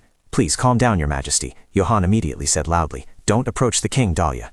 You were the one who took that goblet. Then how could the Grand Duke openly plan to assassinate you? She said, striding toward Serbian.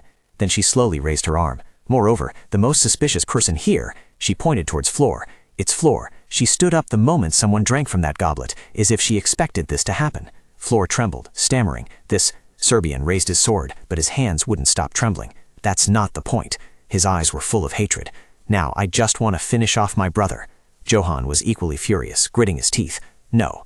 Then he slowly drew his sword from behind him. You can still say such foolish things even at a time like this. With those words, he lunged forward like a gust of wind. The two stood close, looking at each other with hostile eyes, their two swords clashing with a clang. Serbian gritted his teeth. It's your fault. You ruined everything for me. Johann was not to be outdone. What are you talking about? Then he pushed Serbian hard, sending him sprawling backward. His sword also fell to the ground from the fall. Serbian stood up, a trace of blood still lingering at the corner of his mouth from earlier. Johann yelled, "What have I ruined? You're the one who imprisoned Mother and deceived me all this time." He screamed at Serbian, finally voicing the resentment he had harbored for so long. He flashed a cunning smile. Then he suddenly burst out laughing, as if he had found something hilarious. Serbian looked at him provocatively. "Only now do you realize that? You're truly foolish, brother. I truly enjoyed it, watching you happy with those fake letters from your mother." Then he shot a glance at Dalia. "I was enjoying all of that until she appeared, suddenly marrying my brother and ruining all my plans." He screamed at Dalia. "It's all your fault, Dalia Descartes." Dalia's face remained impassive. She simply stared at him, her hands clenched. "No, Your Majesty, you are the cause of everything." She spoke each word clearly. "You have never been worthy of this throne. This is the consequence you brought upon yourself by coveting what was not yours." Then Dalia slowly advanced towards him. "Why did you imprison Johann's mother in the dungeon? Why did you exile the Grand Duke to the north and deceive everyone?" she asked as she walked, her hair gently swaying in the sunlight. Dalia continued to question him. "Why did you deceive all the nobles and people of the empire?" "Silence! You have no proof that I am imprisoned. We already know you possess the key to the dungeon where she is being held." Refuted by her, he gnashed his teeth, wanting nothing more than to devour her alive. "Fine, and what if I did imprison the Empress Dowager as you claim? The king's decision is the empire's decision, and my command is absolute," he roared. "No one can question or ask for my reasons, no matter what I command." "That is not true, Your Majesty," another voice rang out. This greatly surprised him. Johann, also bewildered, subtly glanced at her. Dalia was utterly taken aback. She exclaimed, "Helen!" Helen walked in, radiant as a flower. Dalia thought to herself, Helen's earrings are glowing again. Has her divine power returned? Serbian shouted, "Saintess, what do you mean by this?" Helen slowly approached. "The empire is not yours. It belongs to God. It is time for you to pay for your sins, Your Majesty." Naturally, he couldn't stand it, becoming enraged. "Shut up. Be quiet. Shut your mouth. How dare you? I am the king of—" As he finished speaking, his body stiffened. Could it be the effect of poisoned wine? He bent down and coughed once. His body lost all strength, and he immediately fell to his knees, groaning. "It hurts so much." Johann stepped forward. "Give up, Noel. Give me the key. If you admit your mistakes and abdicate, Helen can save you with her power." Serbian chuckled softly. "You still pity me, even when things have come to this? I don't need your pity." He raised his head and stated bluntly, "I have always hated you. That's why." At this moment, the candles in the room were extinguished, and darkness enveloped the entire room. Aaron coughed up a large amount of blood, likely due to the earlier brawl. He clutched his wounded body, his face contorted as he mumbled, "Monster." On the other side, Karen was still roaring incessantly, his rage burning like a raging fire. He continued to charge at Aaron, determined to fight until his opponent was defeated. Daisy, on her side, looked utterly panicked and screamed, "Karen, it's enough! Stop fighting! We'll be in danger if you keep going!" Karen seemed not to hear, continuing to roar incessantly. Daisy was filled with worry. "What should I do? It seems he's lost control." She then tightened her grip on the sword in her hand.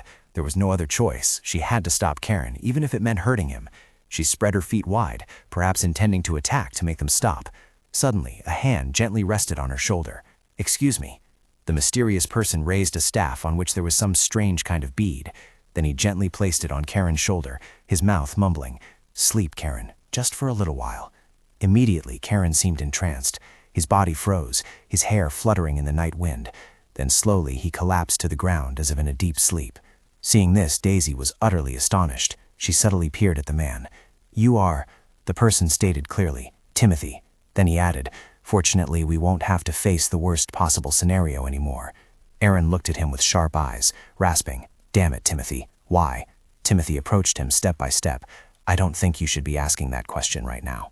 "Look at you, Aaron," Timothy finished, staring intently at Aaron to bring him to his senses. He widened his eyes, enunciating each word clearly. "This is the consequence you must bear for trying to possess what doesn't belong to you. You could have had a happy life if your greedy nature hadn't surfaced. How foolish." While Timothy was reprimanding him, Daisy went to help Karen up, but his body was in too much pain. He couldn't move at all. "How dare you? You're just a filthy sorcerer, yet you crave Helen, who was granted a sacred mission by the gods." Hearing that, Timothy tightened his grip on the staff he was holding. He thought to himself, "Yes, Aaron, I understand why you think things that way. I also know I don't deserve to stand beside Helen, but I have no other choice." He smiled faintly. "Because I have chosen to protect Helen unconditionally, even if my own fate turns for the worse, I will accept it willingly." Then Timothy declared to him, "I'll spare you for now, Aaron. You should repent for your sins after being interrogated." This surprised Aaron somewhat. "Spare me? What?" "Currently, I don't want to see Helen suffer over her brother's death." Then Timothy turned and left, thinking to himself as he walked, "So I will choose what's best for her." Meanwhile, Johann and Serbian were still facing each other, the two staring intently. Johann said nothing, only silently looking directly into his opponent's eyes, trying to guess what they were thinking. Although blood seeped from the corner of Serbian's mouth, he stubbornly said, "Your pity, I don't need it." Then he looked at his hand, stained with blood. As he looked, he thought, "My body can no longer move freely, so is this my hand?" He then thought of the beautiful Dalia. Dalia, I wonder. Dalia's expression was still bewildered, not understanding what was happening. He wondered, what would have happened if I had chosen you instead of Flora at that first ball? After thinking this, he let out a laugh, the corner of his mouth curving upwards. He remained kneeling there, countless thoughts swirling in his mind. "It seems I'm truly about to die. I regret the heinous sins I myself committed." After a moment of thought, he reached for his neck. Then he pulled out a necklace with a key-shaped pendant. "Take it," he said slowly. Johann stared at the necklace in front of him with a puzzled look. "What is that?"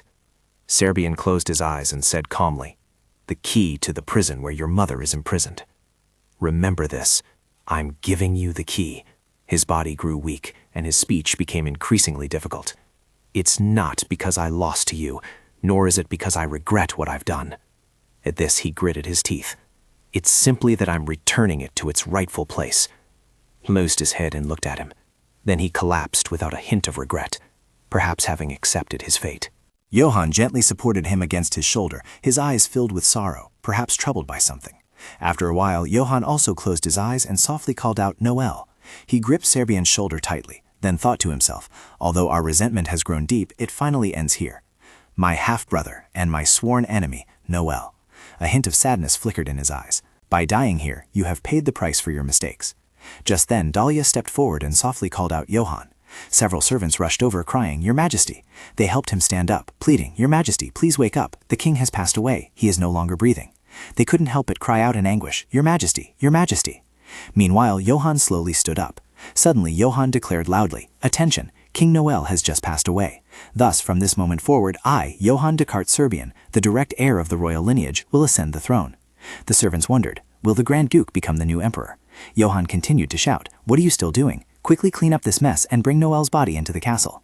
Then he slowly said, "And because she was the first to know that Noel's cup was poisoned." "Therefore, arrest Flora immediately." This made Flora freeze, not having expected her secret to be exposed. She was a little scared, but couldn't help but retort, "Sir?" They quickly moved to seize her, and she struggled relentlessly. "What are you doing? Let go!" Suddenly, a man stepped forward and called out loudly, "Flora!" She seemed to see a lifeline, immediately crying out, "Chanminju, save me, please save me." "This isn't over yet." Dalia's face was as cold as ice amidst the chaos. Flora used all her strength to break free from the people who were taking her away. She fell to her knees, pleading incessantly. Father, Chanminju, I'm sorry. I'm sorry for everything I've done, so please, please just forgive me this one time. You can help me. Hearing such words, Dalia felt a pang of sympathy, but thinking about what she had done, forgiveness was impossible. With tears welling in her eyes, she incessantly begged Dalia, I don't want to go back to prison. I don't want to go back there. However, Dalia merely let out a soft laugh, then said with a voice full of contempt, Why should I help you? Her eyes clearly showed disappointment, and tears welled up at the corners. Dalia stepped closer, gently lifted her chin, then leaned in close and said in a harsh tone, Why should I forgive you? Flora stammered. Because, Dalia continued, did you ever listen when I begged you to stop bullying me? I went through such pain and struggle that I wanted to die. And did you ever stop even once? I begged you to leave me alone, yet, Dalia screamed, as if releasing years of pent-up resentment, you are the one who made me die. Flora stopped pleading and retorted, Shut up. How is your suicide my fault?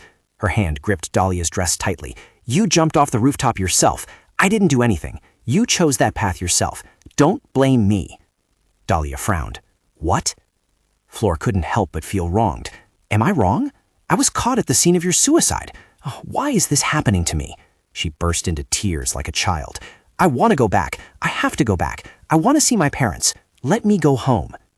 Hearing such jarring words, Dalia gritted her teeth. Go home? Are you kidding me? You still have a home to go back to. I don't. Dalia's eyes were full of hatred.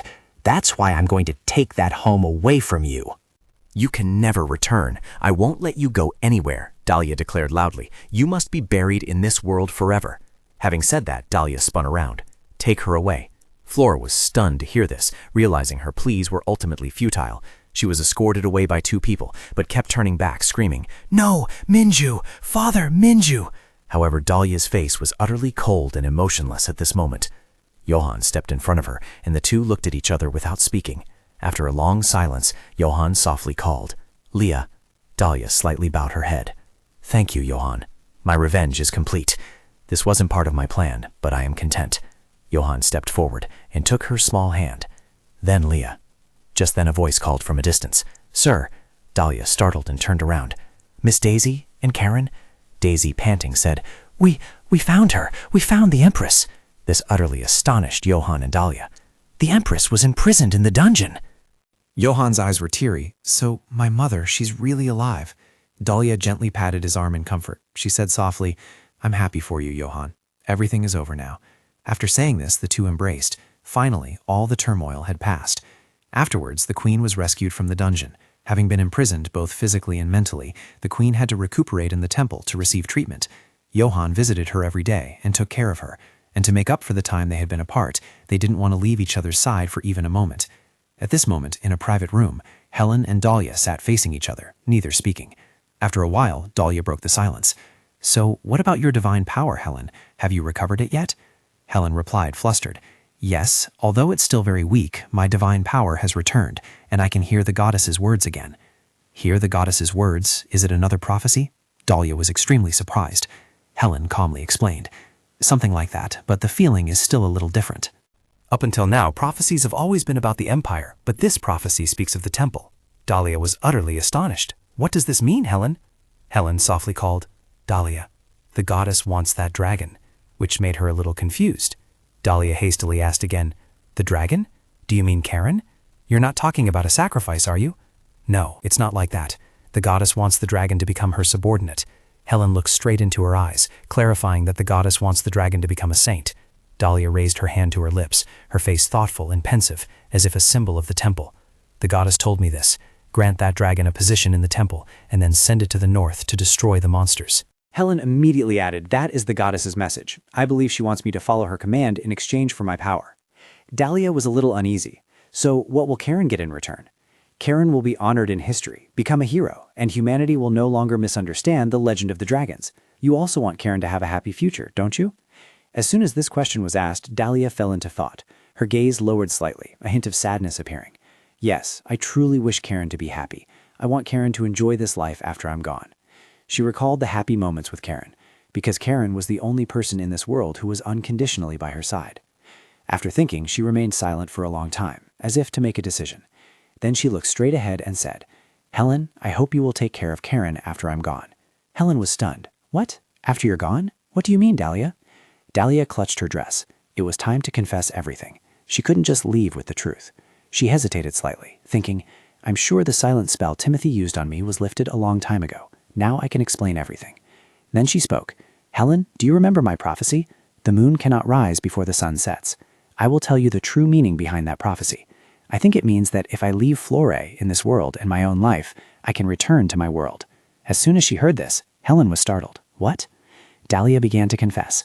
"Actually, I am not the real Dalia. I came from another world and accidentally revived in this body." Floor 2. I only intend to take revenge on her in this world, and I'll make sure Flora can never return to our world again. Helen was utterly bewildered. From another world? How? Dalia's eyes were filled with sadness.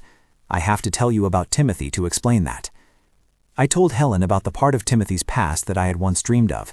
Timothy's memories hurt Karen and the Mother Dragon, how he got trapped in this endless loop because of what he had done, and how he dragged me and Zion to this world to prevent Helen's constantly recurrent death.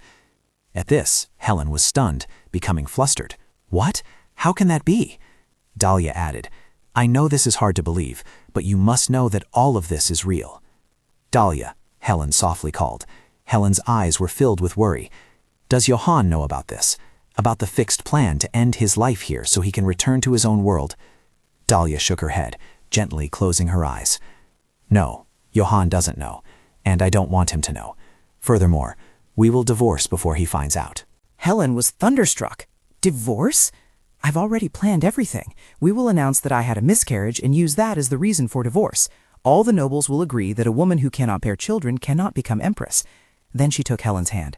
"I hope to quietly disappear without tarnishing Johann's reputation. So please," Dalia smiled faintly, "I hope you will take care of Johann and Karen and everyone else too." Time flew by. Johann was busy preparing for the coronation. As for me, I was busy preparing everything necessary to proceed to the final step of the plan.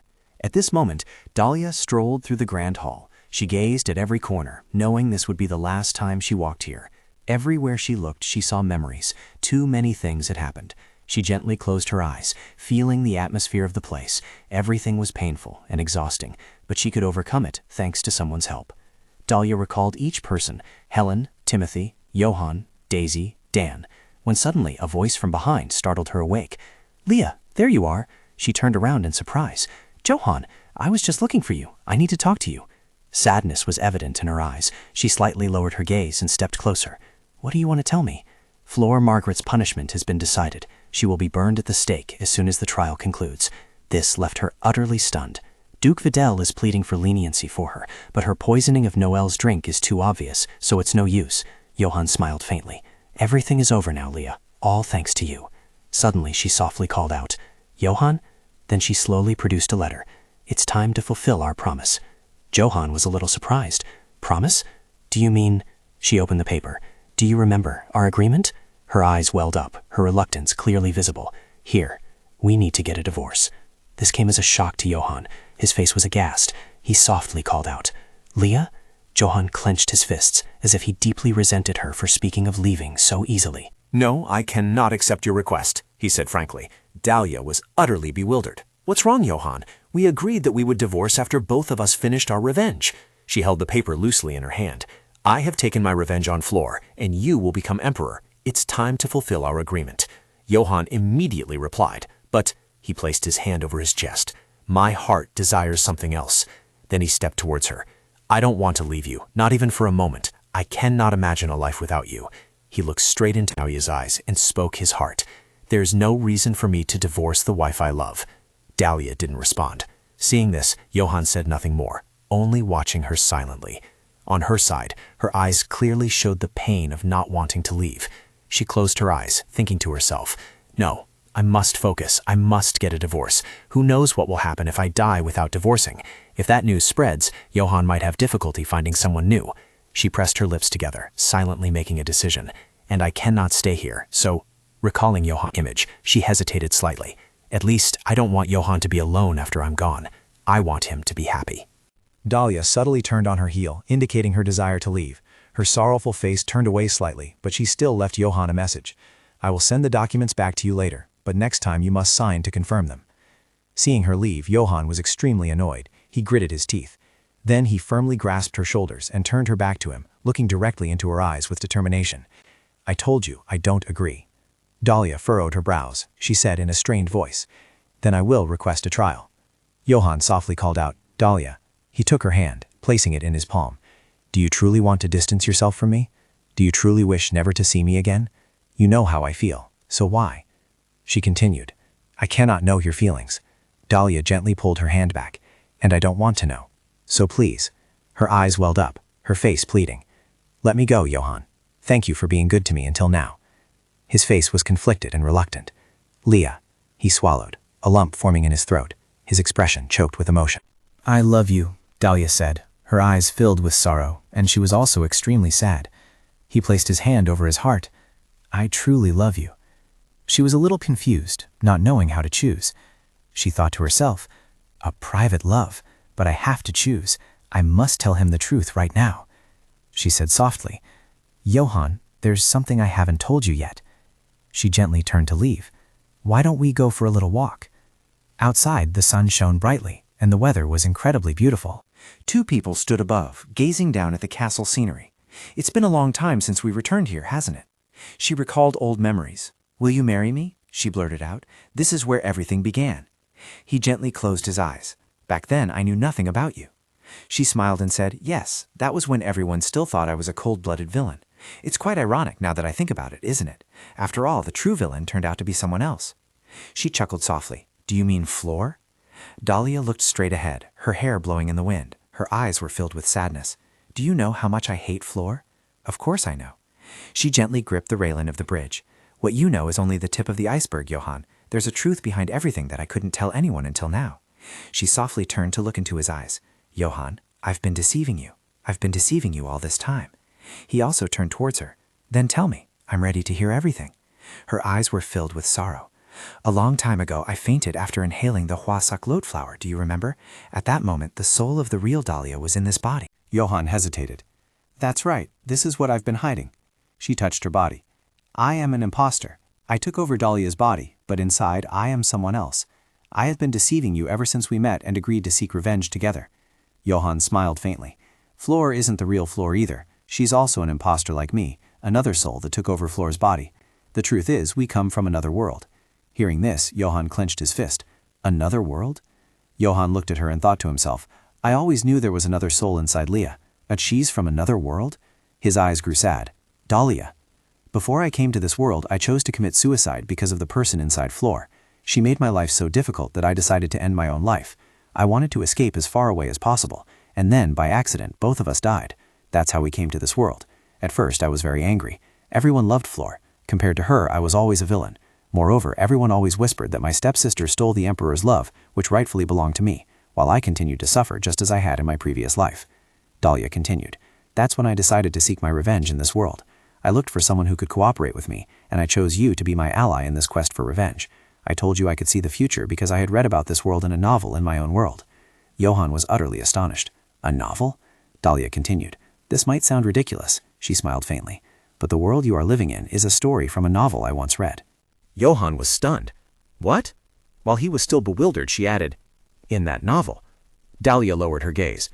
"You fell in love with Flor and were killed by the Emperor.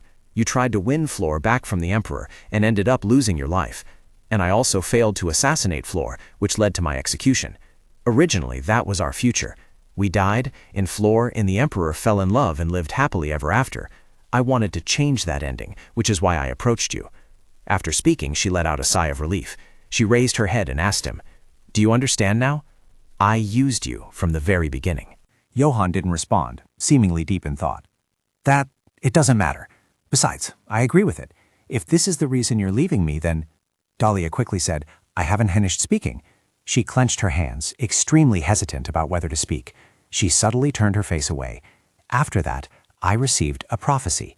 Johann wondered, "A prophecy? From Helen?" She softly replied, "Yes, it's about Flor and me." Then she recounted the prophecy. "The moon only appears when the sun has set. It means only one of us can return to our old world. In other words, whoever dies in this world first will return to our old world. The other will be trapped here forever." Johann gazed thoughtfully into the distance. So it means Flor cannot return to your old world if you die first, and you will remain here if Flor dies first? She nodded slightly. Yes, her face was filled with profound sadness. I don't want Flor to return. Never. That's what I want to prevent at all costs. Her hands trembled slightly. Only then will my revenge be complete. Johann whispered, Dalia. Her eyes were filled with sorrow. This is why I'm telling you the truth now.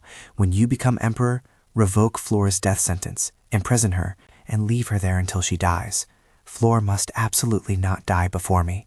If that happens, I will be trapped in this world forever, and Flor will return home. Johann said nothing more, only quietly bowed his head and listened to her speak. His heart was heavy with turmoil. I understand that for Dalia's revenge to be complete, she must return and leave Flor in this world. Looking at her beautiful appearance, he couldn't bring himself to accept it, no matter how he thought about it. I understand it clearly in my thoughts. I know how much she wants revenge. Johann clenched his fists. I understand her feelings. I understand the situation she's in. He gritted his teeth, countless chaotic thoughts swirling in his mind. I truly understand, but...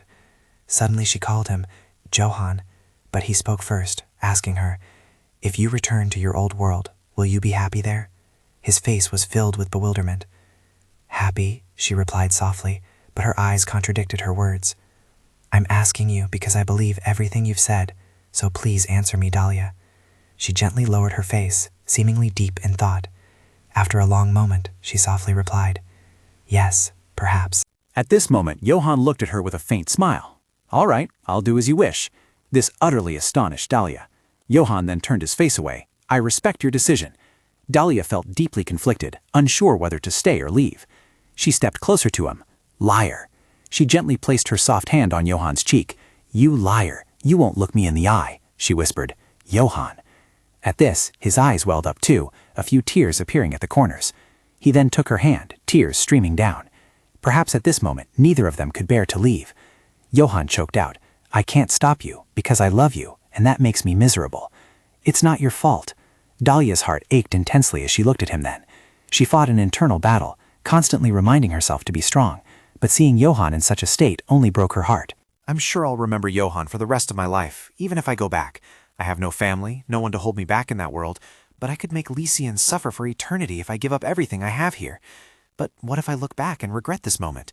Is this truly a wise decision? After a moment of contemplation, she spoke, Johann. At that moment, Karen also appeared in the sky. They both looked in that direction, instinctively calling out each other's names. Dalia, Johann. Karen? He landed, smiling brightly at them. How did you... At this, Karen took a step closer to the two of them. I came looking for you because I have something to tell you. But Johann, are you crying? Your eyes are red. This made Johann uneasy. He turned his head, denying it. Don't mind me. What did you want to talk about anyway? The high priestess told me everything. It seems the goddess wants me as a gift. Then Karen took her hand, softly calling, Dalia, use me. If I become a servant of the temple, you can use me to negotiate with the goddess. This astonished Dalia. What are you saying? Use you? You are my master, Dalia. You can use me to achieve what everyone wants from the goddess. Dalia hesitated. But Karen decisively pulled her hand. Let's go to the temple first. Helen and Timothy are waiting for us there. Then Karen also took Johann's hand. And Johann is coming too, of course. Karen's face lit up with joy, though they didn't know what trick he was planning. They quickly arrived at the temple. As soon as they stepped inside, Karen called out, Helen, Timothy, I've brought Dalia and Johann here. They awkwardly walked in. Only Karen was overjoyed. Dalia asked curiously, Helen, what is this all about? Karen told me I should use him to make a deal with the goddess, but I don't understand. Hearing this, Helen involuntarily smiled. Just as Karen had said, I can use my power to hear prophecies from the goddess. When I do that, you can ask for anything you want from the goddess. Dalia said anxiously, but Helen, if you do that, you might lose your power again. Helen clasped her hands together, as if she was ready. It's all right. I won't lose all of my power, and my power will recover, albeit very slowly. I want to use the remaining power I have right now to help the person who helped me. After saying that, Helen clasped her hands tightly, her eyes gently closed, praying incessantly. Meanwhile, Dalia looked extremely panicked, and she softly called out, Helen! Suddenly, Timothy placed a hand on Helen's shoulder. That's right, and even if Helen's divine power never returns, I can protect her. There's nothing to worry about. Timothy gazed at Helen tenderly. What's more, now I can be by her side to protect her, instead of from the shadows. Helen blushed, and her voice faltered. What are you talking about? She then tried to compose herself. Anyway, tell me what you want, Dalia. Meanwhile, Dalia still looked utterly bewildered. She hesitated slightly, her fingers intertwined tightly. After a moment of deliberation, Dalia looked up. She looked directly into Johann's eyes. I want to ask if I can stay in this world without having to send Flor back to our world. Hearing that, Johann was surprised. Dalia! Dalia's voice was weak. No matter how much I think about it, I don't think I can leave you like this, Johann. I'm not sure I'll remember you for the rest of my life if I return to my old world. That's why I want to do everything I can so I won't regret this moment. All right then, it seems everything is settled. Timothy, take Johann outside for a moment. Timothy approached. Let's leave them for a bit. Johann turned and left, but still looked back. Dalia, I will wait for you. After that, the two left and the door was closed. Only 3 people remained in the room, and the atmosphere was a bit stifling. Helen spoke up. Now then, the 2 of you should sit near the altar. Suddenly, Dalia knelt down on the floor. Karen also knelt down just like Dalia. A beam of light immediately emitted. The light enveloped the entire room, leaving the 2 of them bewildered. Karen looked at her and smiled gently. It's okay, Dalia. No matter what happens, I will protect you. Dalia replied, Thank you, Karen. She remained kneeling like that, letting the streams of light spread across her body. Then she closed her eyes tightly. A long while later, she suddenly opened her eyes. Before her was an unfamiliar room, almost empty. She looked around, then wondered, Where is this? Suddenly, a sound startled her. A woman appeared before her. Dalia confusedly asked, Are you the goddess? Then she slowly stepped forward. Dear goddess, ever since I entered this world, all I have wanted is revenge. And you sent me a prophecy, stating clearly that only one of us can return. The goddess nodded slightly. Dalia's hands gradually began to tremble. I must quickly decide. I must choose whether I want revenge or my own happiness. This is the moment that will decide everything. She recalled beautiful memories. Johann. Fragments of memories continuously appeared before her eyes. My Johann, my love. Then she let her hands fall, as if she had made her decision. She stood facing the goddess. Then she resolutely stated, What I want is... At this moment, she slowly opened her eyes, not knowing what had happened. She heard a murmur, Please. Her tears fell softly, for reasons unknown. She looked at Johann before her, who was crying incessantly. She raised her hand and gently touched his cheek. Johann, why do you look like that? Are you crying again? Johann, tears streaming down, choked out. You weren't waking up. I thought something bad had happened. I told you I'd come back, didn't I? I keep my promises. Then she looked around as if searching for something. Seeing Karen sleeping soundly, she breathed a sigh of relief. Karen. Helen was also leaning on Timothy's shoulder, falling asleep, safe. She recalled what happened before she fainted. The goddess had truly granted her wish. She thought to herself, Now I am a part of this world, in this world with Johann. Then she embraced Johann. Johann's eyes welled up with tears. Dalia, Johann, I have chosen you, she said. She hugged him tightly. Until now, I had never thought about how I could be happy. You are the one who made me think about it for the first time in my life. The two held each other tightly, not letting go. I am content with this. Revenge is no longer important to me. You are far more important. Then she looked straight into his eyes. Because I love you. I have achieved my goal of revenge in my own way, as an ordinary person. My revenge might not be as satisfying as that of other heroines, but it is something I will remember forever nonetheless, because I will never forget this moment that has come to me after all the hardships I've endured, as long as I have you by my side. I love you, my dearest Dalia, he said. Then the two exchanged a sweet kiss. I can still be the heroine of this world. Thank you for watching today's video. We have now reached the end of this captivating story. See you in the next video, which will feature an even more dramatic and exciting story. Don't forget to like and subscribe to our channel to support us and not miss any new videos. Thank you sincerely for watching, and we wish you a pleasant day.